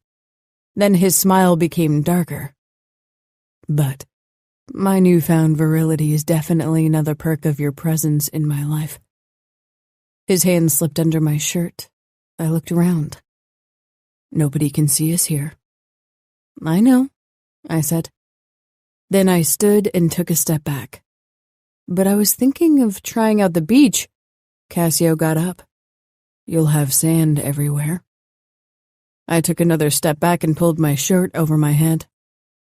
Maybe I'll like the additional friction, old man. Cassio's smile turned wolfish. I think I need to dunk you in the ocean first, to punish you for your insolence. I backed away, down the stairs, and Cassio stalked me like a hunter after his prey. Run, little girl, run. I'm not. He lunged for me, but with a choked screech, I jumped back, whirled around, and dashed away. My feet sunk into the soft sand, and the cool evening breeze whipped at my hair. I threw a glance over my shoulder, finding Cassio taking off his shoes, shirt, and pants. Rolling my eyes, I dropped my bra and called, You'll never catch up with me, old man. He was surprisingly fast. Hell, he was faster than any man of his height and muscle mass had any business of being. All the damn workouts were paying off, it seemed. Giggling, I popped open the button of my shorts. Unfortunately, I couldn't stop because Cassio was hot on my heels, and so I almost stumbled in my attempt to shove off my shorts while running. Only in my panties I sped up even more, trying to run up the dunes and away from the ocean. Gotcha. Cassio growled a moment before his arms wrapped around my middle and he lifted me off the ground. He pressed a hot kiss against my neck, then bit down, causing me to gasp. Despite my struggling, he carried me over to the ocean's edge. This will be very cold. Fortunately, I know the perfect way to get you warm again. Cassio, don't you dare! I warned, but he stepped into the waves, the cold spray hitting my calves. Cassio? He threw me into the water. Shock at the freezing cold of the Atlantic zapped through my body. I burst through the water's surface with a gasp, drawing in a short breath as my body struggled to get used to the cold. Cassio looked as if he was taking a dip in the Caribbean and not the Atlantic. He didn't even have goosebumps. I glared at him, but at the same time couldn't help but grin. Maybe I had surprised him, but he surprised me, too. When I'd first seen him in the foyer of my parents' home, looking so terribly poised and in control, I wondered how we'd ever work.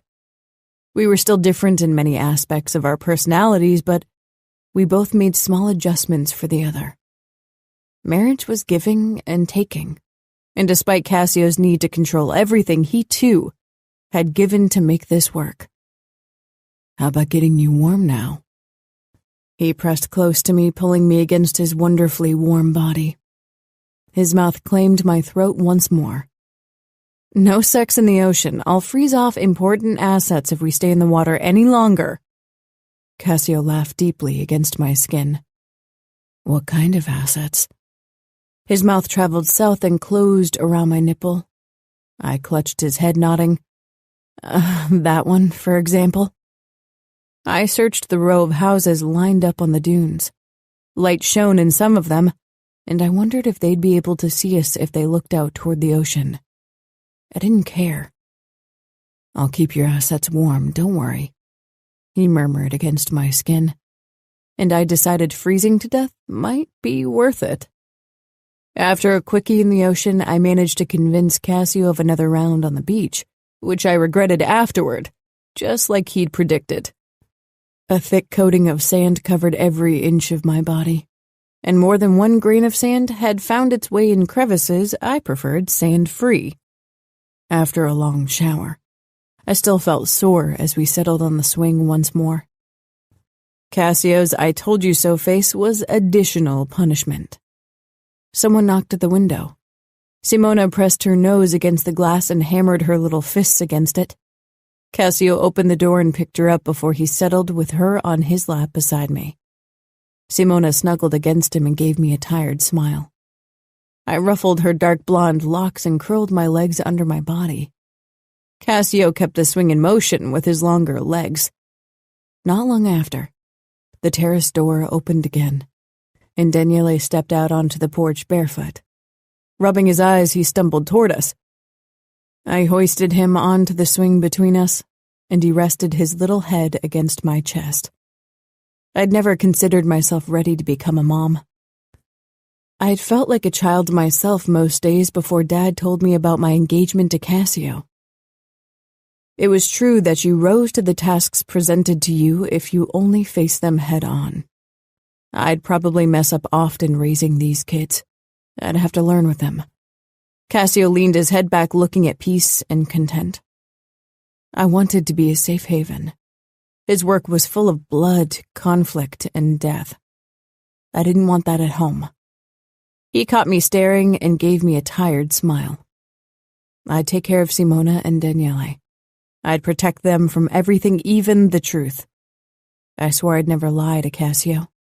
But the truth his father told me would have to be the one exception. Lies had a way of catching up with you eventually. I hope this was one of the cases where they didn't.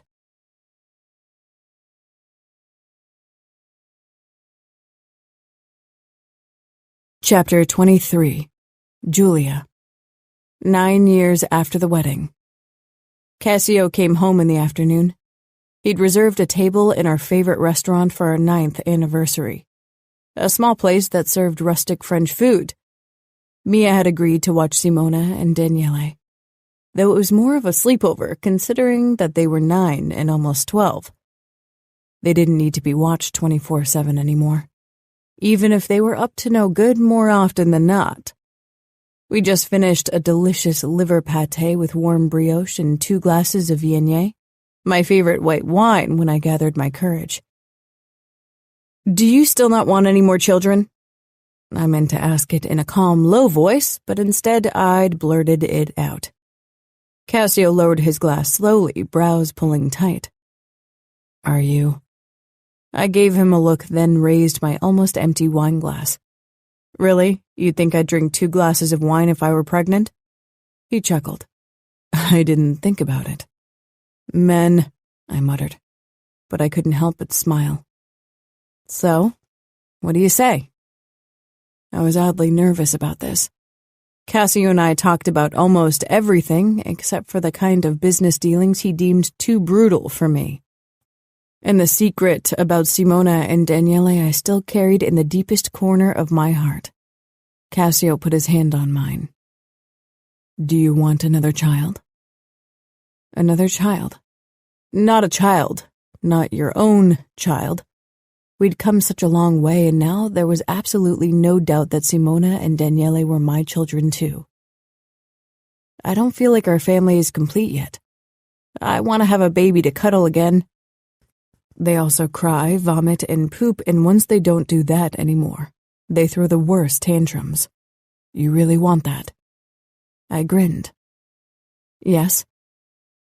Cassio shook his head as if I was unreasonable, but from the gentle look in his eyes, I knew I had him. So? If you want another baby, you'll get it. But what about you?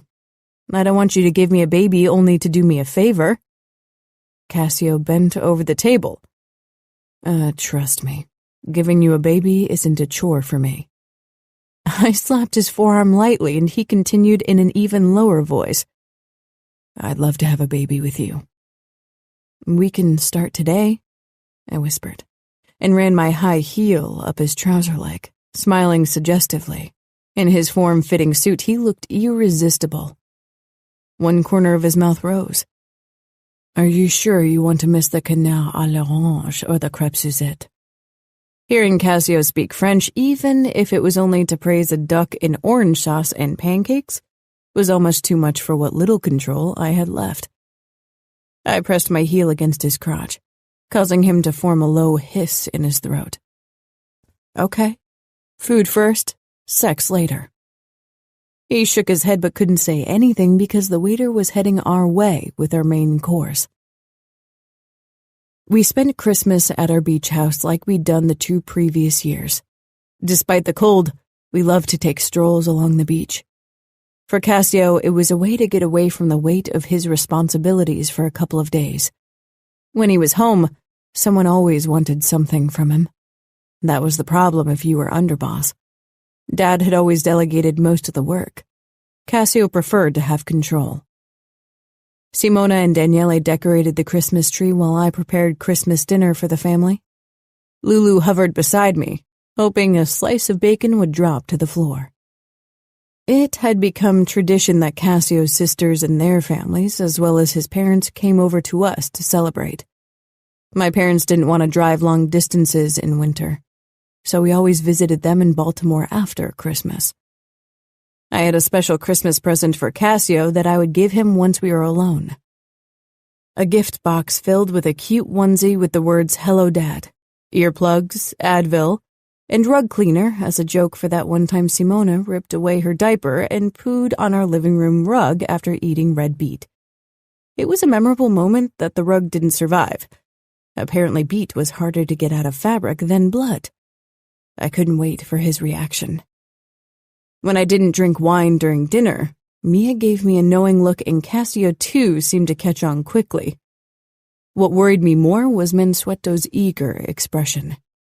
He'd kept his promise and not mentioned the paternity test again, but his silence didn't mean it wasn't still in his mind. His health had deteriorated rapidly in the last few months. He needed a wheelchair and had lost plenty of weight. Getting an heir, one who was related to him in blood, might be one of the last things he wanted to accomplish in his life. Cassio. Even before Julia gave me my Christmas present, I knew she was pregnant, and not only because she wasn't drinking wine. She'd acted differently in the last couple of weeks. Subtle changes. She'd occasionally touch her breasts as if they ached. She also hadn't felt well in the morning. I never asked because I wanted to give her time to come to terms with it. Of course, everyone else picked up on it during dinner as well. Julia always drank a glass of white wine with her food. Before Father and Mother left, he took me aside. I knew what was coming. You should consider doing a paternity test now. Your unborn child deserves it. What is that supposed to mean? I whispered harshly. Daniele and Simona were saying goodbye to their cousins and too far away to hear anything. If it's a boy, he might be your true heir. This discussion is over. I'm old. I don't know how long I still have. Which is why you shouldn't destroy our relationship now. Father nodded, then motioned for Mother to roll him out of the house. Julia watched me worriedly. I gave her a tight smile. She didn't need to know about this. When I opened Julia's box later in our bedroom, I felt a little stunned, even though I'd known what it would reveal. I was 40. After Gaia's death, I had been sure I'd never become a father again, and now here I was. "I'm pregnant," she whispered when I didn't say anything for a few seconds. I wrapped her in a gentle embrace, kissing her sweet mouth. That was quick. Pride rang in my voice. Julia rolled her eyes. "We practiced so hard over the years. Your swimmers are practically ready for Olympic gold." Even after all these years, Julia's quick wit still often caught me off guard. Sometimes, I don't know what to do with you. She pursed her lips. "Kiss me?" I did, then I pulled back. "Should we tell Simona and Daniele tomorrow?" Julia hesitated. "I'm sure they'll be happy." They had accepted Julia as their mother. Daniele hardly ever mentioned Gaia, and Simona didn't remember anything of her. Worry flickered across Julia's face, and I realized she hadn't been worried about our kids not accepting a baby until my inconsiderate words. "That wasn't why you hesitated." "No, I thought we should wait a few more weeks. I don't want something to happen." She searched my eyes. "They will be happy, right?" "Of course. Then they have someone else to torture." Those two were like cats and dogs sometimes, especially now that they grew older and Daniele was trying to appear cool. We waited 6 more weeks before we announced the pregnancy to them at the dining table one evening. For a moment, both of them only watched with wide eyes. Then they began to cheer. They didn't know what a baby meant. Babysitting and diaper-changing duties. Julia laughed in relief. Simona jumped up from her chair and rushed over to Julia, throwing her arms around her. "Careful," I said. "Your mom has a baby in her belly." Simona nodded wide-eyed and stared at Julia's still flat stomach. "Can it hear me?" "Yes." She leaned down. "Please be a little sister. Boys are annoying." "Hi, you're annoying." Daniele had talked with his mouth full and a few noodles fell out when he spoke. Simona wrinkled her nose. "You stink." Daniele swallowed and let out a burp. "That stinks." "Ew." "Enough," I said firmly. "We're having dinner." Daniele nodded, but he kept his eyes on Simona. Simona stroked Julia's belly as if it was a magic lamp and would grant her a wish before she returned to her place. Daniele stuck his food-covered tongue out at her. She hit him. I gave Julia a look. "You really want another one of these?" "I can't wait for another one," she said. Julia. I was in my 8th month when Mansueto had another heart attack. The doctors weren't sure if he'd ever leave the hospital again. When he asked me to visit him alone, dread filled me. He was pale and thin in the hospital bed. His eyes were even duller than usual, and he could barely lift his head in greeting when I walked in. "How are you?" I asked gently, as I sank down in the chair beside the bed. "I don't have long." I touched his wrinkly hand. "You don't know that." He smiled weakly. "I'm going to die, Julia, and there's only one thing I need to do before I leave this earth." "And what is that?" "I want my blood to live on, to rule." He nodded at my belly. "You carry the true heir to the name ready in your womb. Daniele shouldn't be allowed to become underboss. It's just not right." I leaned back and pulled my hand away. That was exactly why I wished we hadn't told Mansueto the gender of the baby. If it had been a girl, he wouldn't have been this obsessed. "Do a dying man a favor of telling Cassio the truth about those kids. He needs to know." I shook my head. "I won't tell him, and you shouldn't either. Why would you even ask me to do it?" He smiled tiredly. "I'm an old man. I don't have long to live.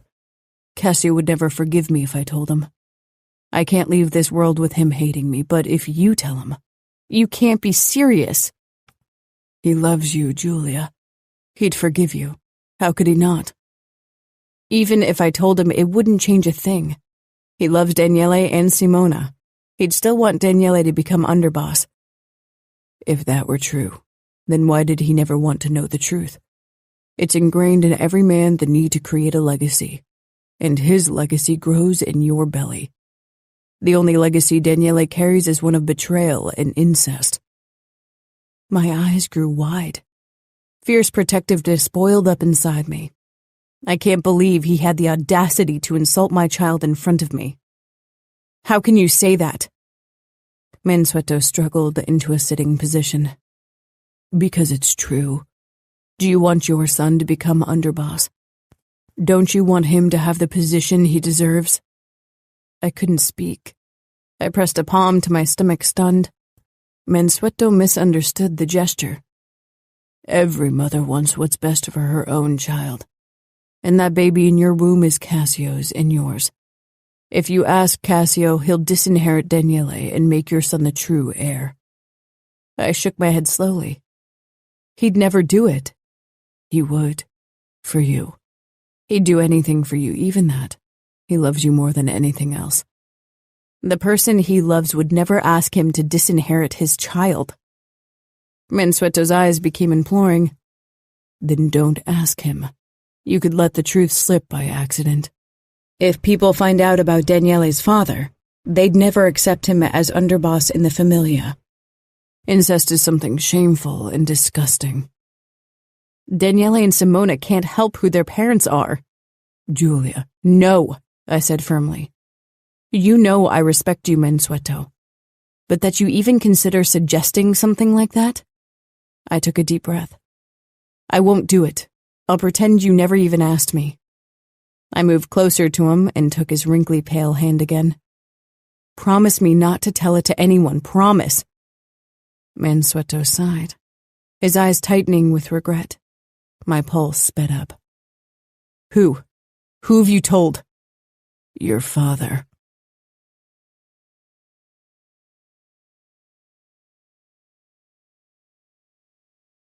Chapter 24. Julia. How could he have told my father? He might as well have announced it on the news. I turned around and hurried out of the hospital room, almost colliding with Mia on my way out. She steadied me with a firm grip on my shoulder. Hey, what's wrong? I forced a smile. I forgot about an appointment. I'm sorry, I need to leave. Okay. Hesitation and worry reflected on her face. Ilya, who'd waited in the corridor for me, fell into step beside me, but I motioned for him to give me some privacy as I called Dad. He picked up after the second ring, his voice cheerful, of course. He was ecstatic. Julia, how's my grandson?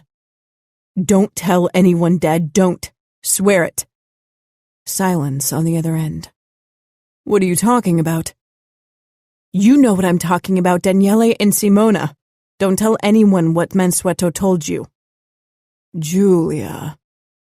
Dad began as if he was talking to my naive 7-year-old self. Dad, I mean it. I don't want the news to get out. You were the only one who could spread it.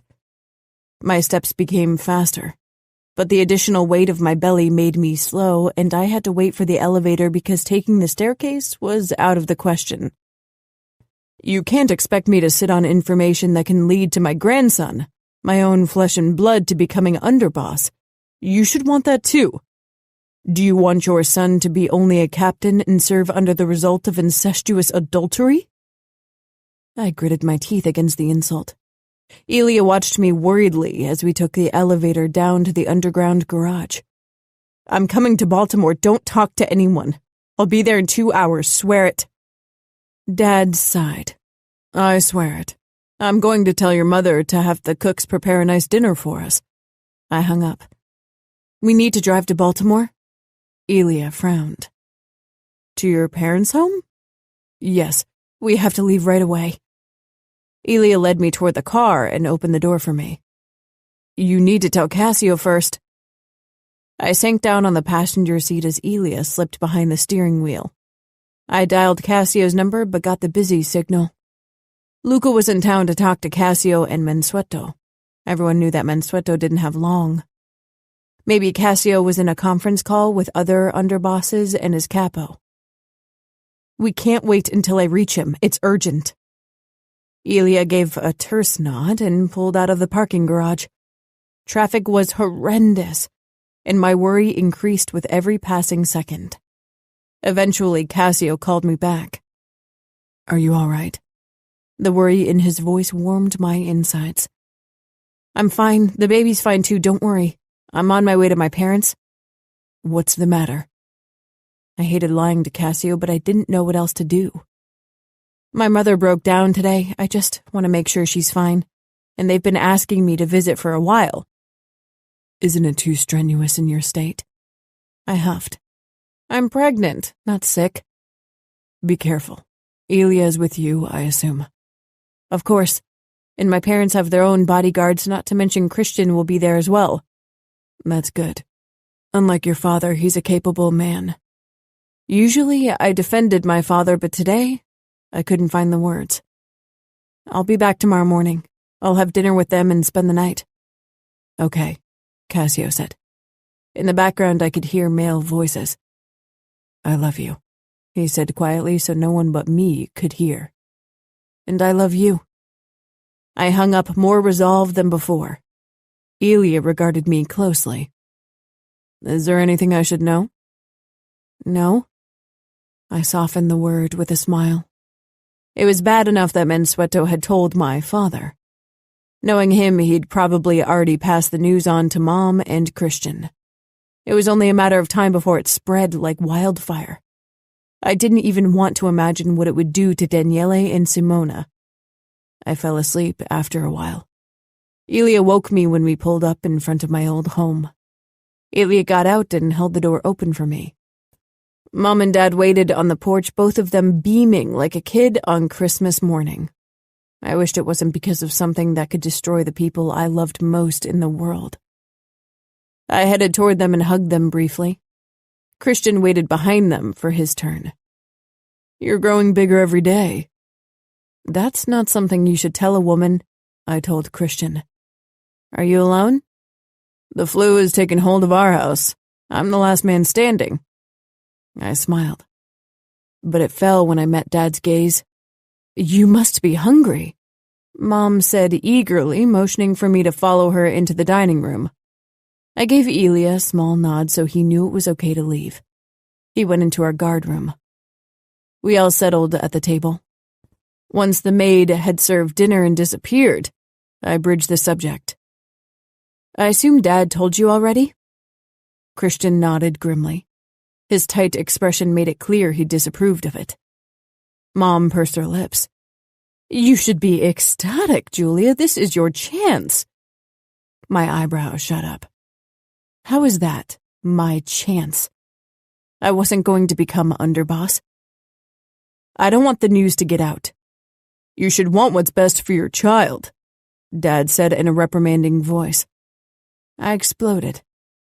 "Is that so? Was it for my best when you married me off to a man you described as the cruelest underboss in the famiglia, a man almost twice my age? Was that for my best or yours, Dad?" Dad's face became stone. He glared down at his plate. I almost felt guilty because despite all his faults, I loved him. He'd been a better father than many other men in our world. "How can you speak in that tone to your father? Show some respect," Mom hissed. I took a bite of the beef tenderloin, trying to stay calm. Keeping a level head had become more difficult since pregnancy hormones were in play. "I respect you, but your ambition is going to ruin everything. I don't care if this baby becomes underboss. I want only the best for him, but becoming a leader in our world isn't part of it." "You were always a dreamer, Julia. It's what I love about you," Dad said, breaking through my rising anger until his next words. "But as a man, I can't afford irrational daydreams. I know the realities of our life. And the truth is that all that matters is a position of power. I won't have the son of a cheating whore as an underboss. Our grandson will rule over Philadelphia and no one else." "Dad," Christian began with a frown.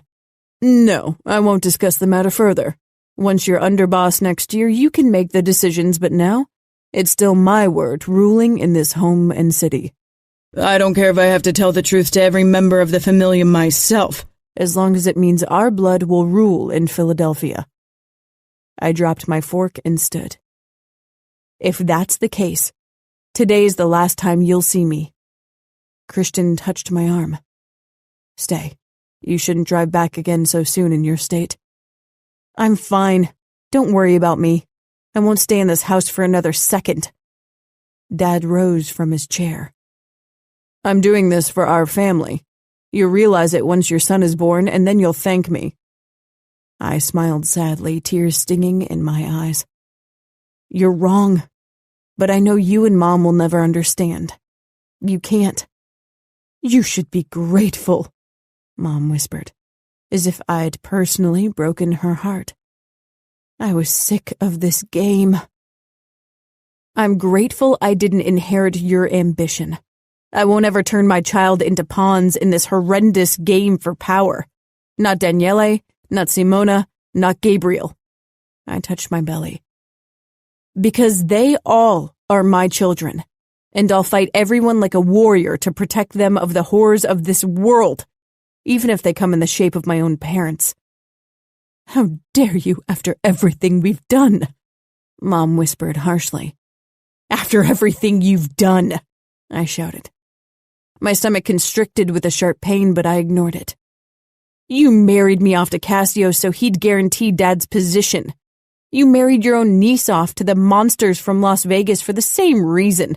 And you want my gratefulness? I turned, clutching my belly, my heart pounding in my chest. Elia waited in the lobby, his hand on his gun. His eyes narrowed. You better take your hand off your gun or you won't live to see tomorrow, Christian growled. Elia ignored him and stepped up to me, cupping my elbow. Are you all right, Julia? I gave a terse nod. Take me home. I'm done here. Elia led me outside, grabbing my coat on the way. Christian followed. I sagged down on the passenger seat. Before I closed the door, my brother leaned in. Text me when you're home so I know you're okay. I gave him a shaky smile. I wish you already were, underboss. Even then I wouldn't be able to stop Dad from spreading the news. You know our parents. This is their chance. I know. I'll try talking them out of it anyway.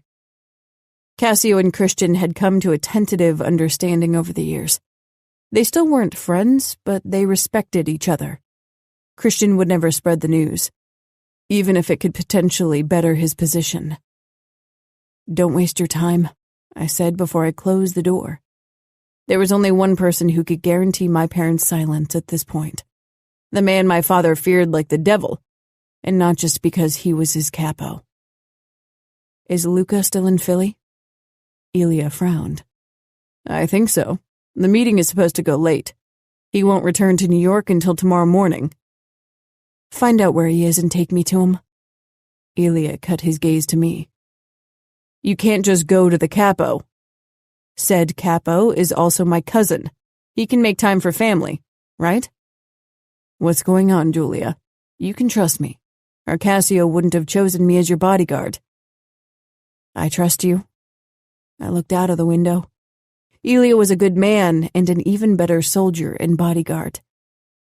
But you won't tell me what this is about? I leaned my forehead against the glass. I can't. Elia was Cassio's soldier first. He was loyal to him. He'd tell Cassio the truth the moment he found out. Because Cassio isn't supposed to know? A hint of suspicion rang in his voice. Take me to Luca, Elia. That's all you need to know. Elia's mouth tightened, but he picked up his phone and called someone to ask where the capo was. As it turned out, Luca was back in his hotel when we finally returned to Philadelphia. Do you have Luca's number? I asked as we stepped into the luxurious lobby of the Ritz-Carlton. No, not every soldier gets the capo's number, Julia. He rules over thousands of men. I haven't even talked to him so far.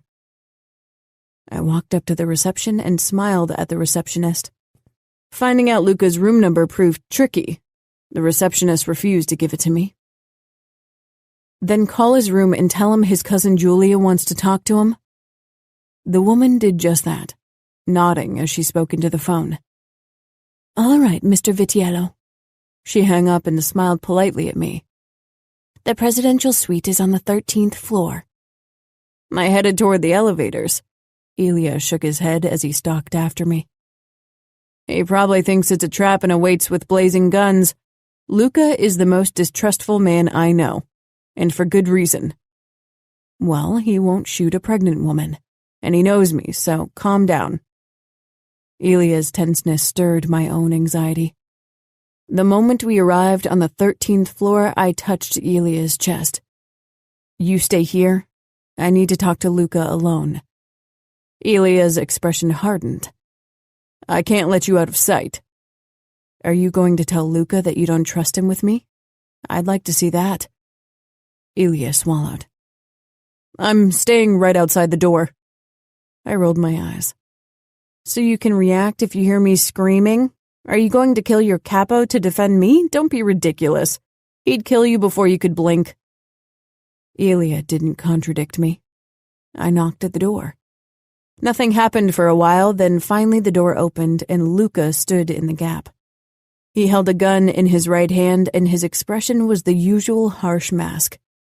I smiled, trying to mask my nerves. "Good evening, Luca. I'm sorry to disturb you. Can I have a word with you?" Luca glanced behind me at Elia, and the look in his eyes sent a chill down my back. "I didn't expect you, Julia." His wary gaze settled on me. We were cousins, but that didn't mean we were close or that Luca trusted me the slightest bit. He didn't trust anyone. After a moment, he nodded and opened the door for me. "Come in."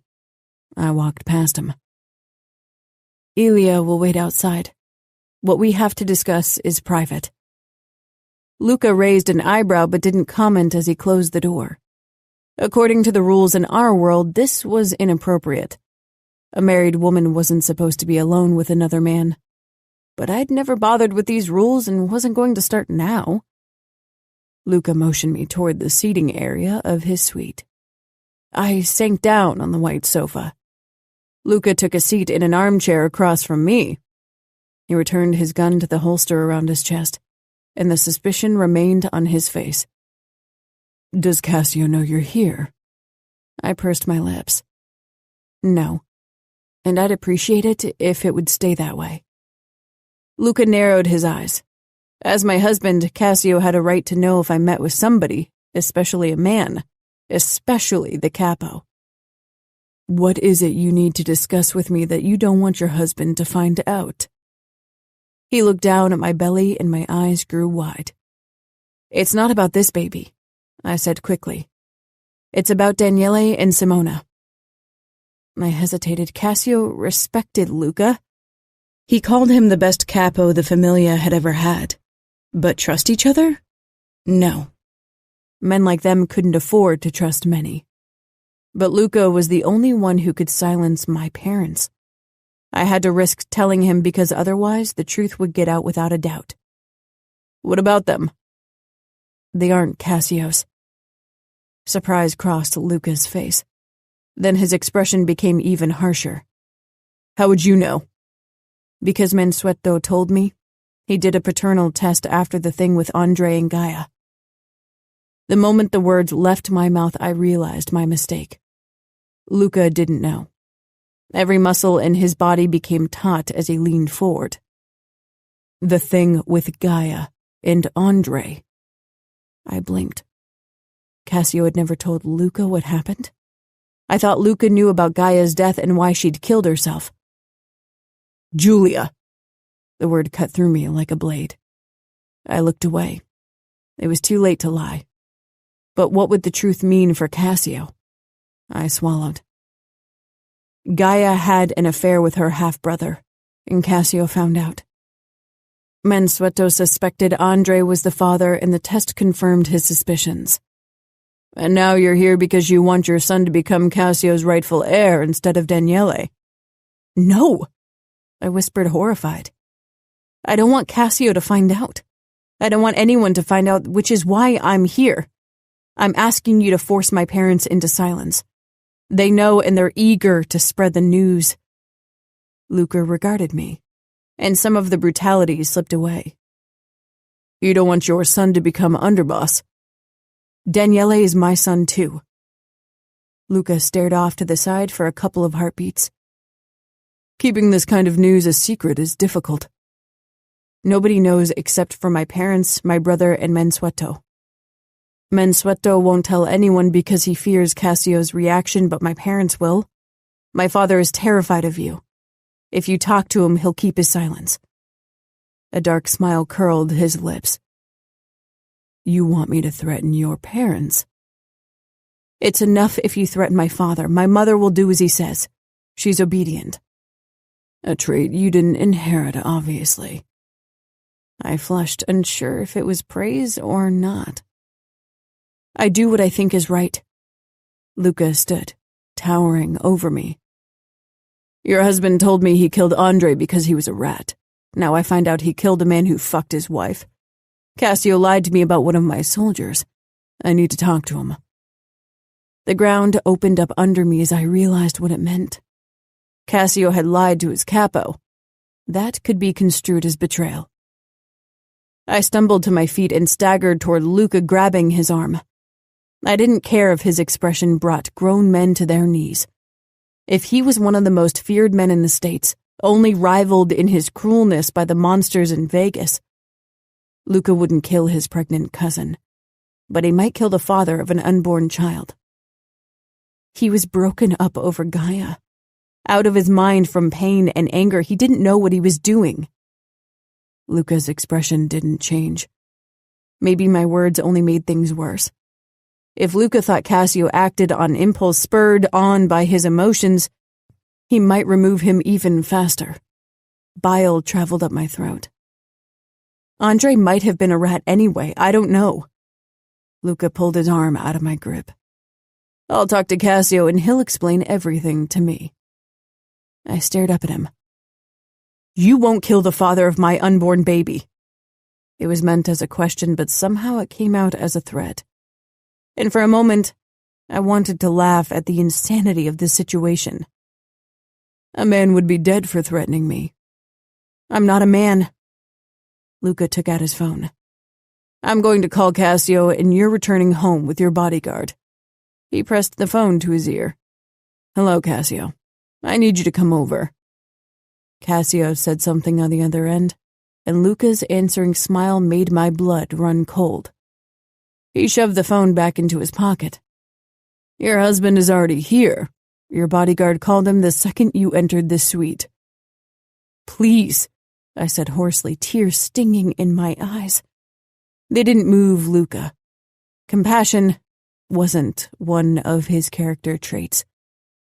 A knock sounded and Luca motioned for me to stay where I was. He pulled his gun and headed toward the door. My mind whirled, trying to figure out a way out of this. Good evening, Luca, Cassio said calmly. Luca stepped back and let Cassio pass, then closed the door. Cassio scanned me from head to toe, then stalked toward me. He pulled me against him, his expression anxious. What's going on? I'm sorry, I whispered. I wanted to help and ruined everything.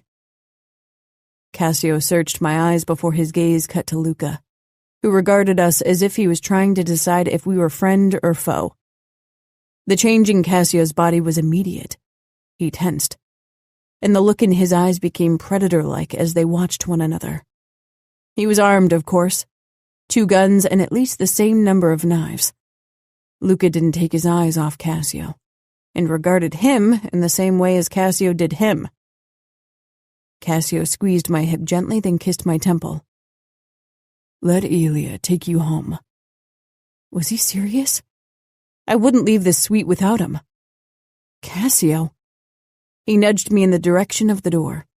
I glanced between Luca and him. Cassio, Luca knows about Ngaio and Andre, I whispered imploringly, trying to get through to him. Cassio nodded.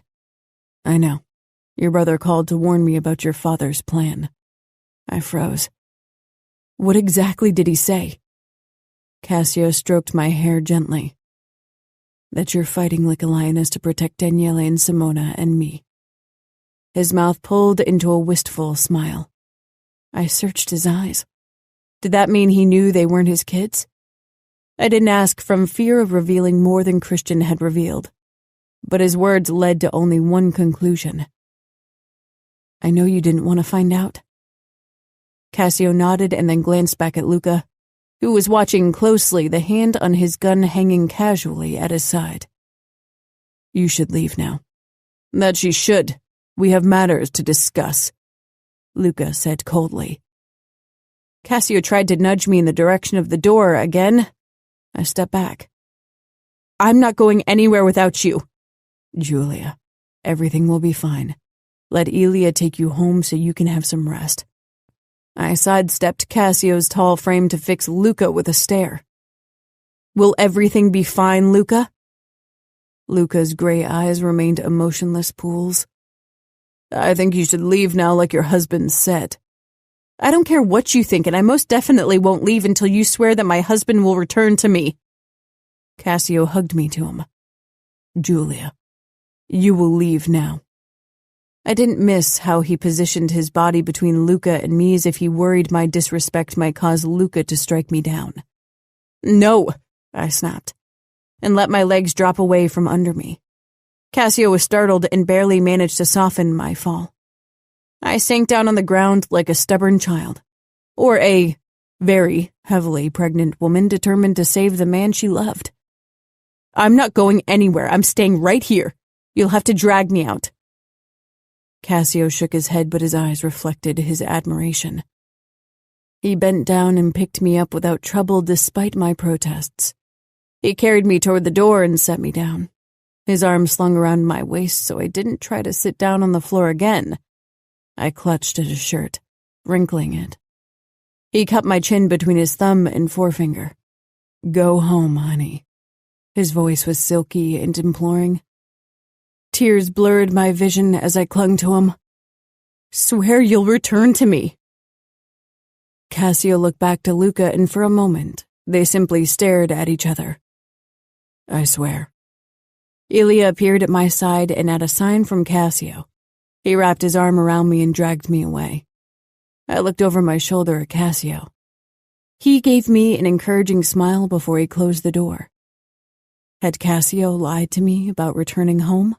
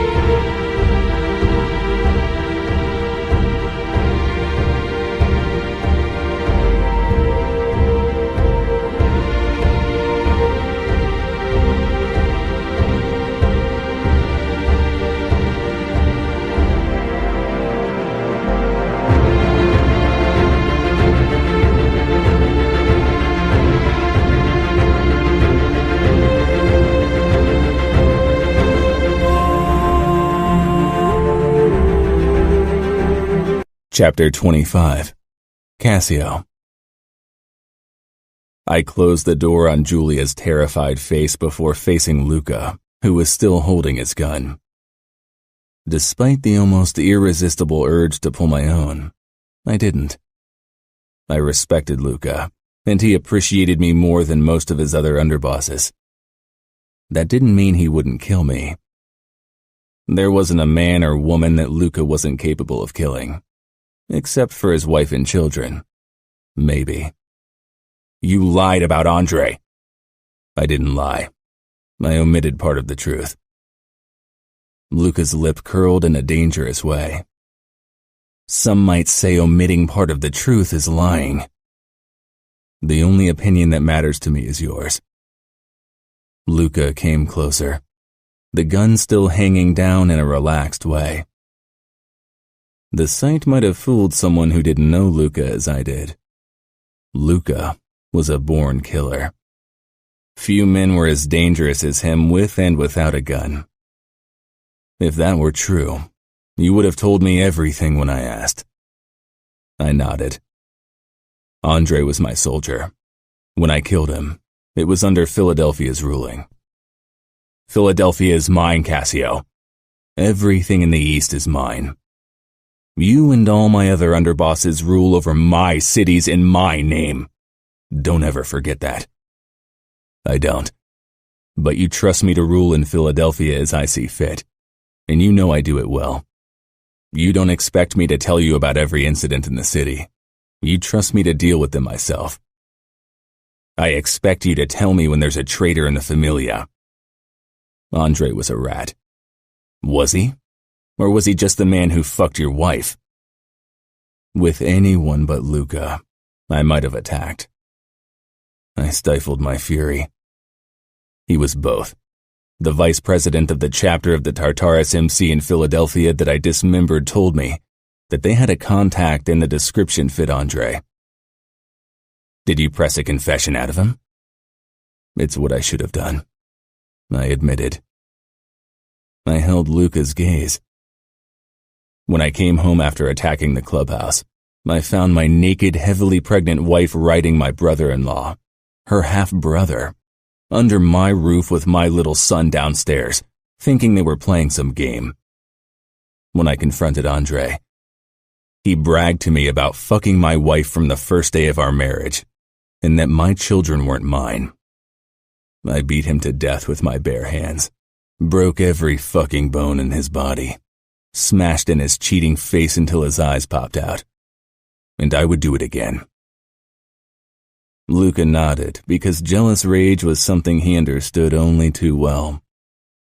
Did you kill Gaia? No, I didn't even consider it, I said. She killed herself like I told you. She missed him too much. The pain of the past didn't come this time. Gaia was the past. Julia was my present and future. She'd showed me what it meant to love a woman as fiercely as I loved my children. Luca sheathed his gun. I expect the truth from my men. I didn't want anyone to find out that Gaia had cheated. Some people did, of course, and the reaction was bad enough. I hated admitting this, but Luca needed to understand. I swore to Julia that I'd return to her, and I had every intention of keeping that promise. I understand, Luca said simply. I'm going to make sure Felix keeps his fucking mouth shut unless you want the truth out. The truth about Daniele and Simona, about their blood, and why they didn't look like me. Daniele and Simona are my children in every regard that matters. They can't ever find out the truth. They won't. Luca picked up his phone. I should handle it. Luca smiled wryly. Your wife might not be happy if you kill her father, and Felix might count on it. Felix knows I wouldn't hesitate to end his sorry life, however. I inclined my head. Luca had killed family members before, so Felix definitely couldn't hope for mercy. Luca pressed the phone to his ear. Ah, Felix. I hear you acquired some interesting tidbit of information. Have you told anyone yet? Luca waited. And it'll stay that way. Understood. I think it would be best to discuss the matter in person, just so I can really get the message across to you. Pause. No, you will meet me in New York tomorrow at 4 p.m. Don't make me wait. He hung up. I nodded my thanks because the actual words would never pass my lips. You should go to your wife now. I turned around and headed to the door, but before I could open it, Luca spoke up again. This was your last omission, Cassio.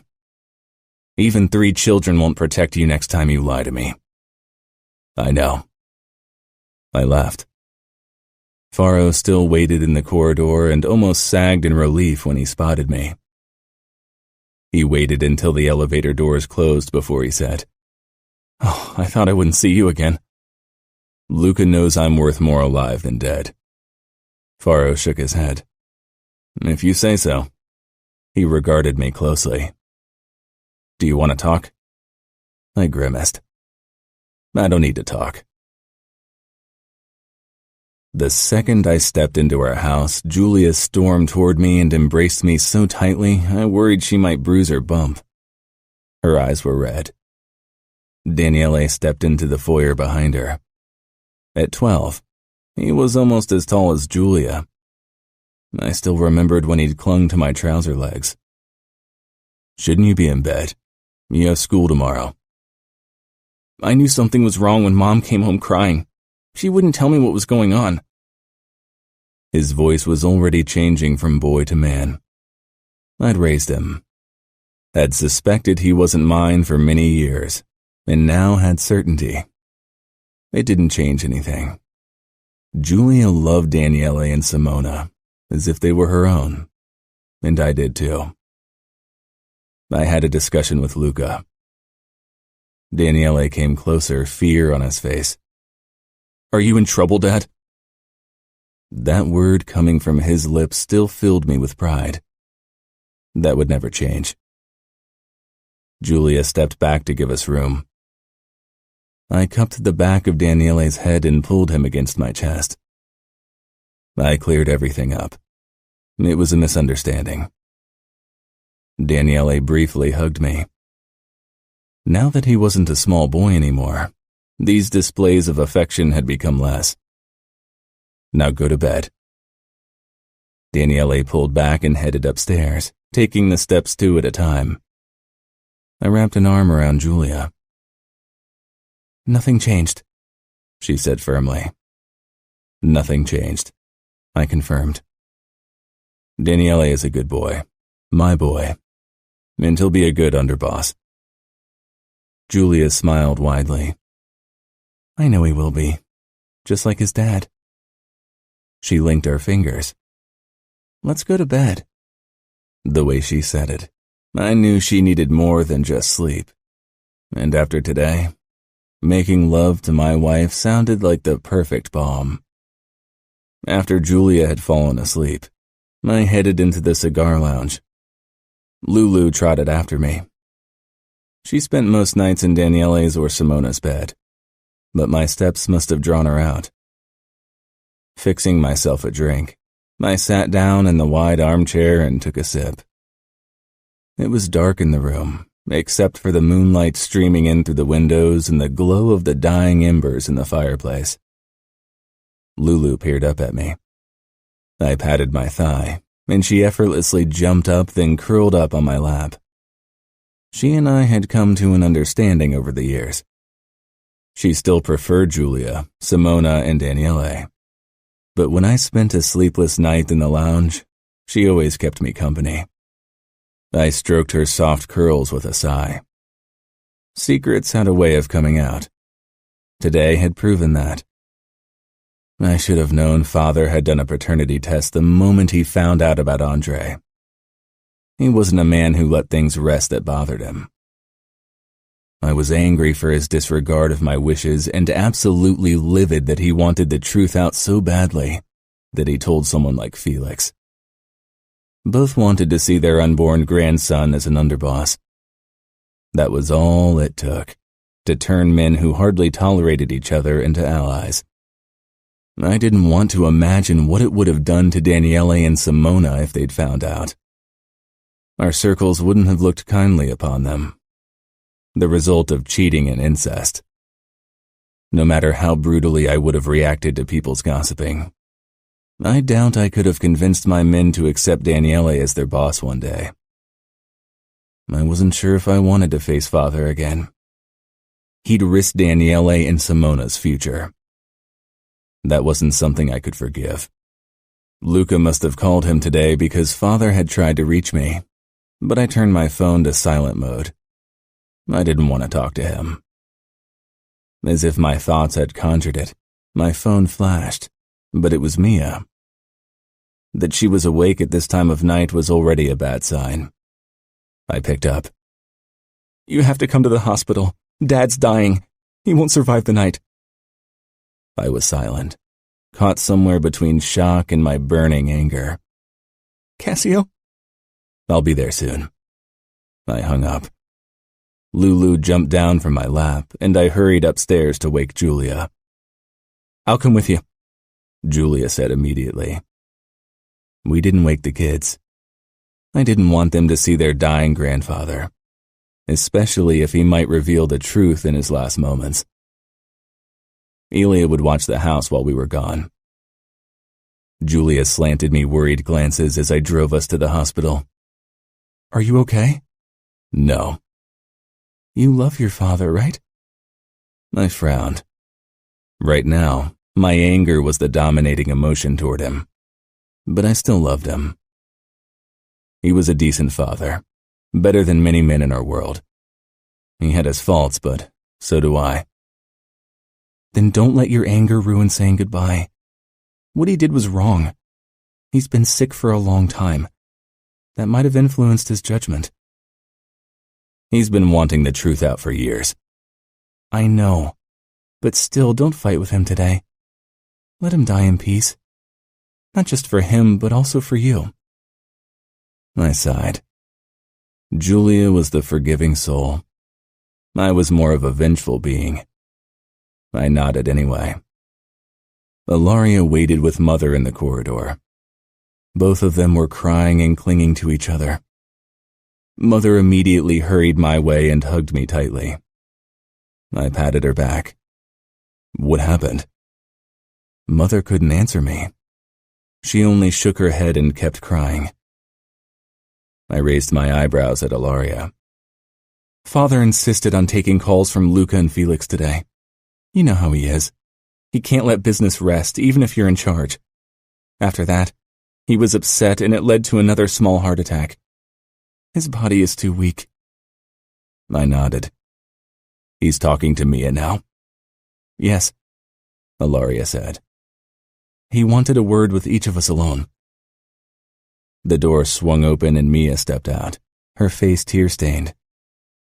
When she spotted me, she looked relieved. Oh, you're here. Father worried you wouldn't come.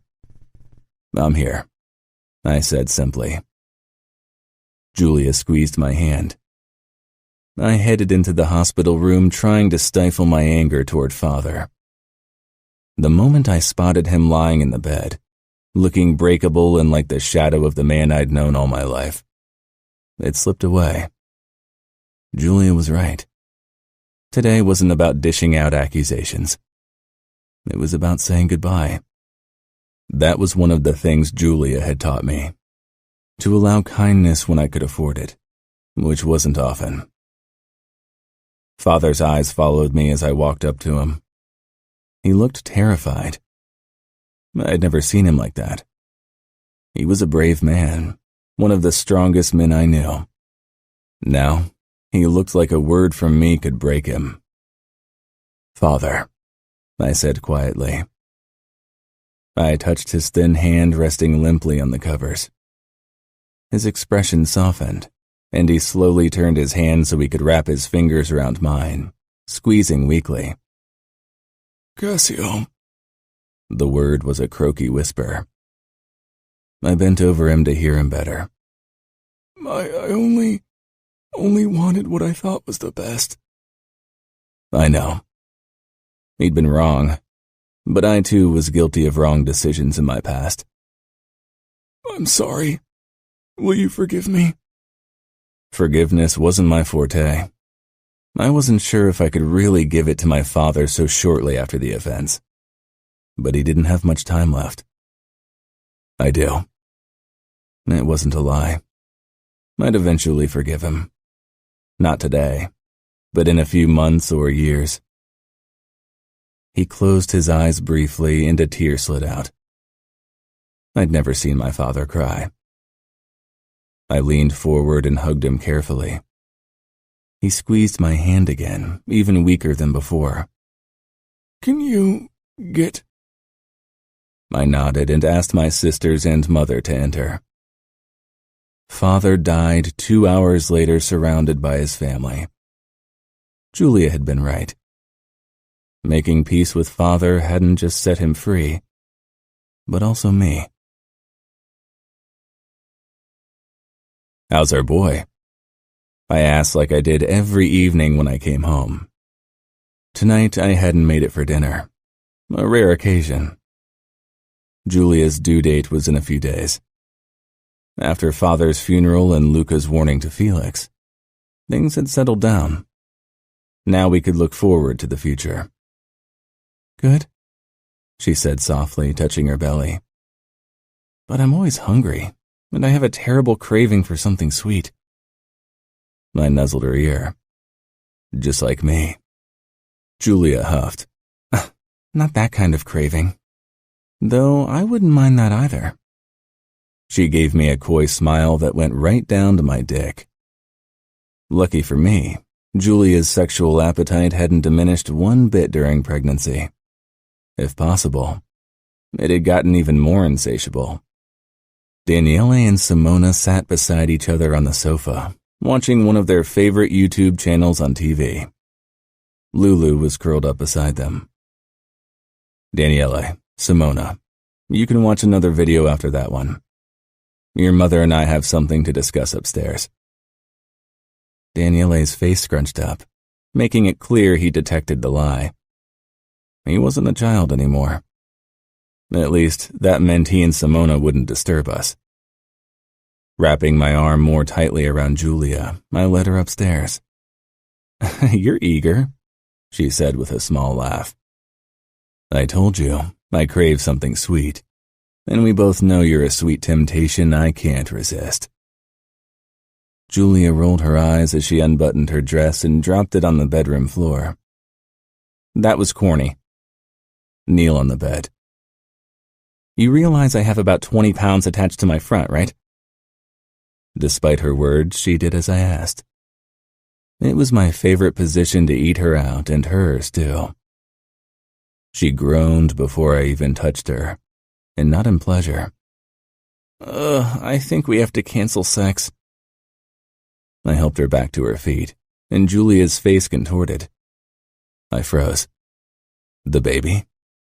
I asked, my voice calm, even if I didn't feel it. Everything inside of me twisted and turned. "Yeah." I wrapped an arm around Julia, steadying her. I was so nervous. For once in my life, my hands weren't steady. After helping Julia get dressed, calling Elia, and telling Daniele to take care of Simona, I drove us to the hospital, all the while whispering words of comfort.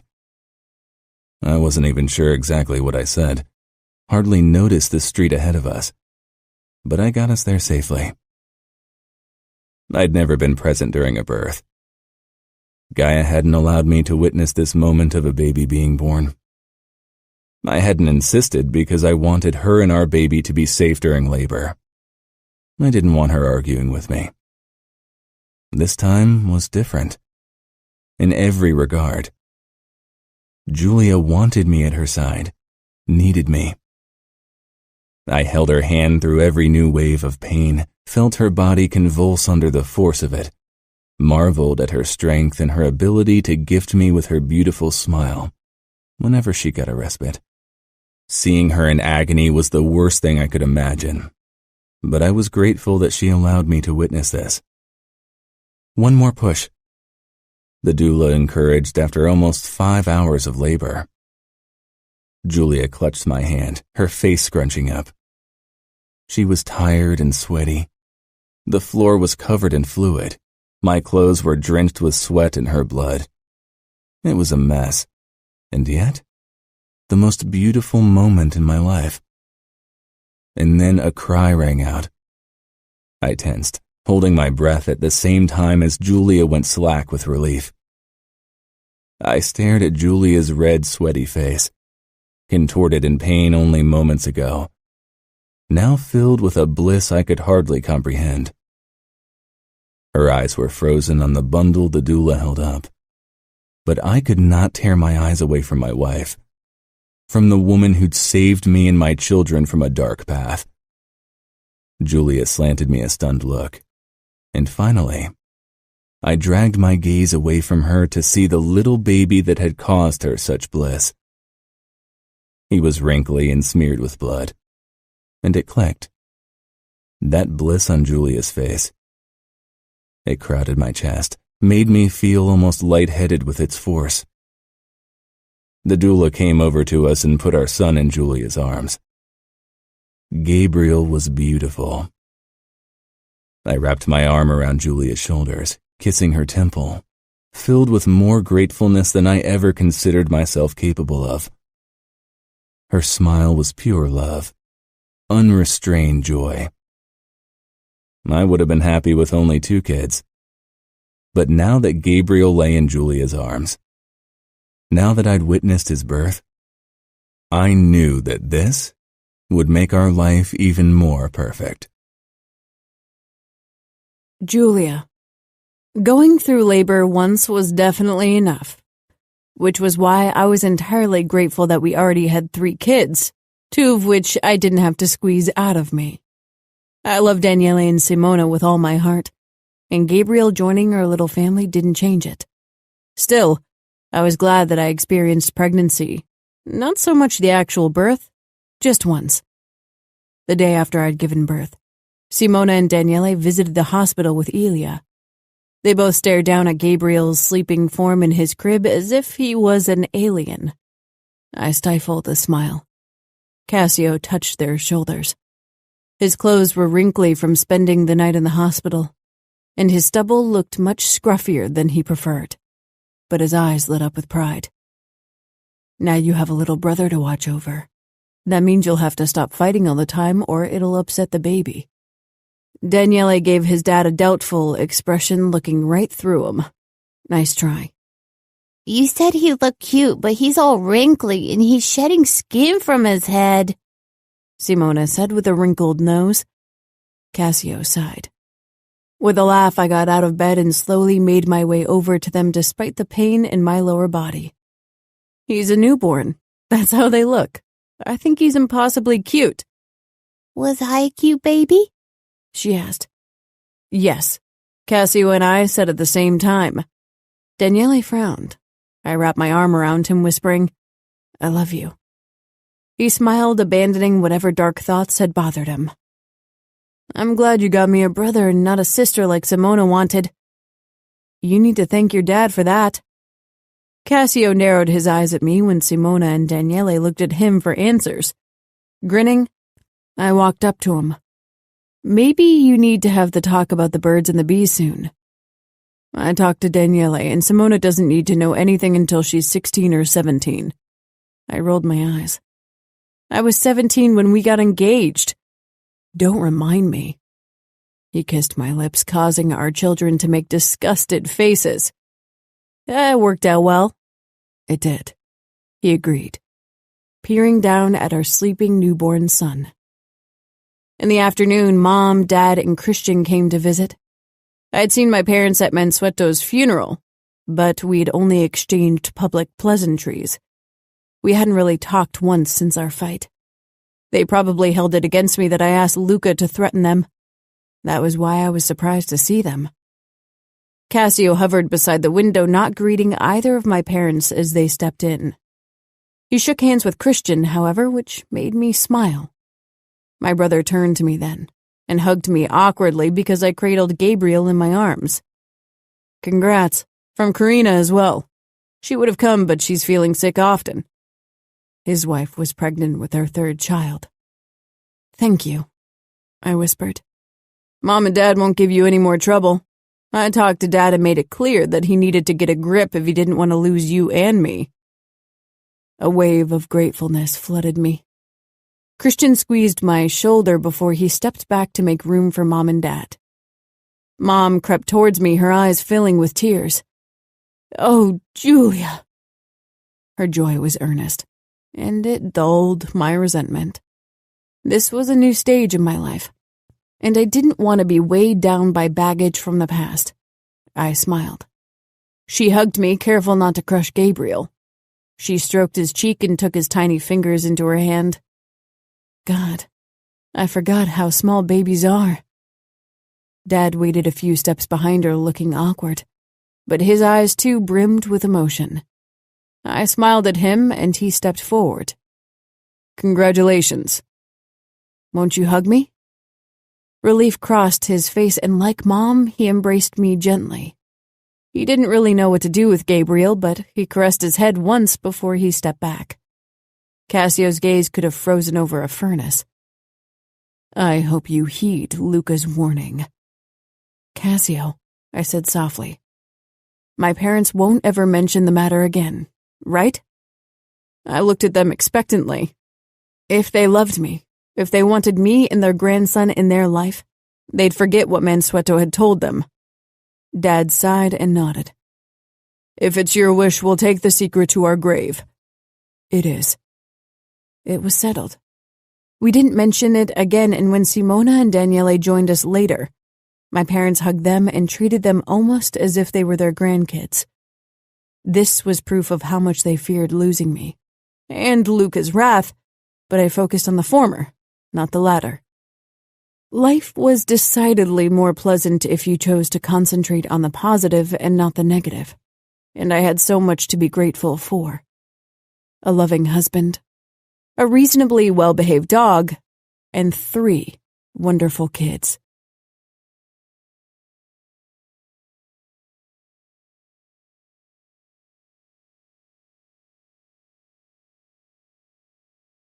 Epilogue. Cassio. In the past, I'd visited my family's beach house to find inner peace and remind myself of the beauty in life. I'd gotten up early to stand on the porch and watch the ocean roll over the white beach, to listen to the calming whooshing of the water without being disturbed. I often brought work with me. Today I slept in. Something Julia had taught me. It was already past 9 when I stepped onto the porch. Julia and the kids were already up. Laughter drifted up to me from the beach, not the quiet of the past. I didn't miss it. I hadn't come here to find inner peace or see something beautiful. Inner peace had found me when Julia stepped into my life. I didn't have to drive hundreds of miles to seek a beach house for that. Now I only had to come home to my wife. Too beautiful for words, inside and out. I closed my eyes, tilting my head up to the early morning sun, letting it warm my upper body and face. Many aspects of my life remained dark spots of brutality, but my home had become my safe haven. "Love, won't you join us?" Julia called. I looked at her. She cradled our 2-month-old son with one arm, while her other hand clutched her ginormous sun hat against her head. The wind was tearing relentlessly at the ugly thing. I'd made peace with her quirky clothes, but some things were beyond my tolerance. "Love?" That word wasn't a casual endearment born out of habit coming from Julia's lips. Every time she said it, it held meaning. Julia encompassed that word, love. That feeling in every action, every smile, every fiber of her being. I headed down to her, sand clinging to my bare feet as I crossed the dune to the beach. Simona and Daniele were taking a dip in the cold ocean, chasing each other and laughing. It was warm for late October, but the water was freezing cold. Back in Philadelphia, these moments of childish carefreeness were few and far between for Daniele.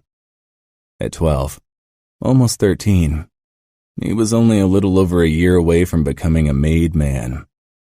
His 14th birthday would mark the day of his induction. His eyes found me briefly, and he gave me a boyish grin before Simona tossed water into his face and their chase continued. I joined Julia, wrapped an arm around her waist, and grabbed the hand holding her hat down to pull her against my body, Gabriel between us. A gust of wind carried the straw hat away until only the bright yellow of its one big sunflower flashed in the distance. Julia gave me an indignant look. "Oh, you did that on purpose." I kissed her, and she softened against me. Julia handed me Gabriel, who peered up at me with my dark blue eyes. It filled me with pride seeing our physical similarities. But it wasn't stronger than the pride I felt when Daniele and Simona did something that I taught them, like play pool. Both of them were quite good at it. I loved all 3 of them equally. "I have more hats like that," she said pointedly. "I know. I've made peace with your love of sunflowers." Julia had planted several of those ginormous flowers in our garden. What had once been a neatly manicured lawn was now filled with toys, for children and Lulu, wildflowers, and those yellow atrocities. You brought chaos into my life. You like my kind of chaos. Daniele and Simona continued their chase on the beach. Lulu jumped up from her spot on a lounge chair and joined them with cheerful barking. The floor of our beach house would be littered with sand tonight. In the past, this would have made me furious. I do. More than anything else, I love our life. It's perfect in my eyes. Julia kissed my chest over my heart, then Gabriel's forehead. We made it that way. We work every day so it stays that way. Happiness is a choice. I wasn't sure it was true for everyone, but for me, especially since Julia had come into my life. It was. Julia still painted almost every day, and even took courses to improve her craft. In one of them, the teacher had asked them to create a painting that expressed their vision of happiness. Julia had painted our children, Lulu and me taking a stroll on the beach. It was as easy as that. Whenever I looked at the photo of Julia and our little family that I carried in my wallet, one overwhelming feeling filled me. Happiness.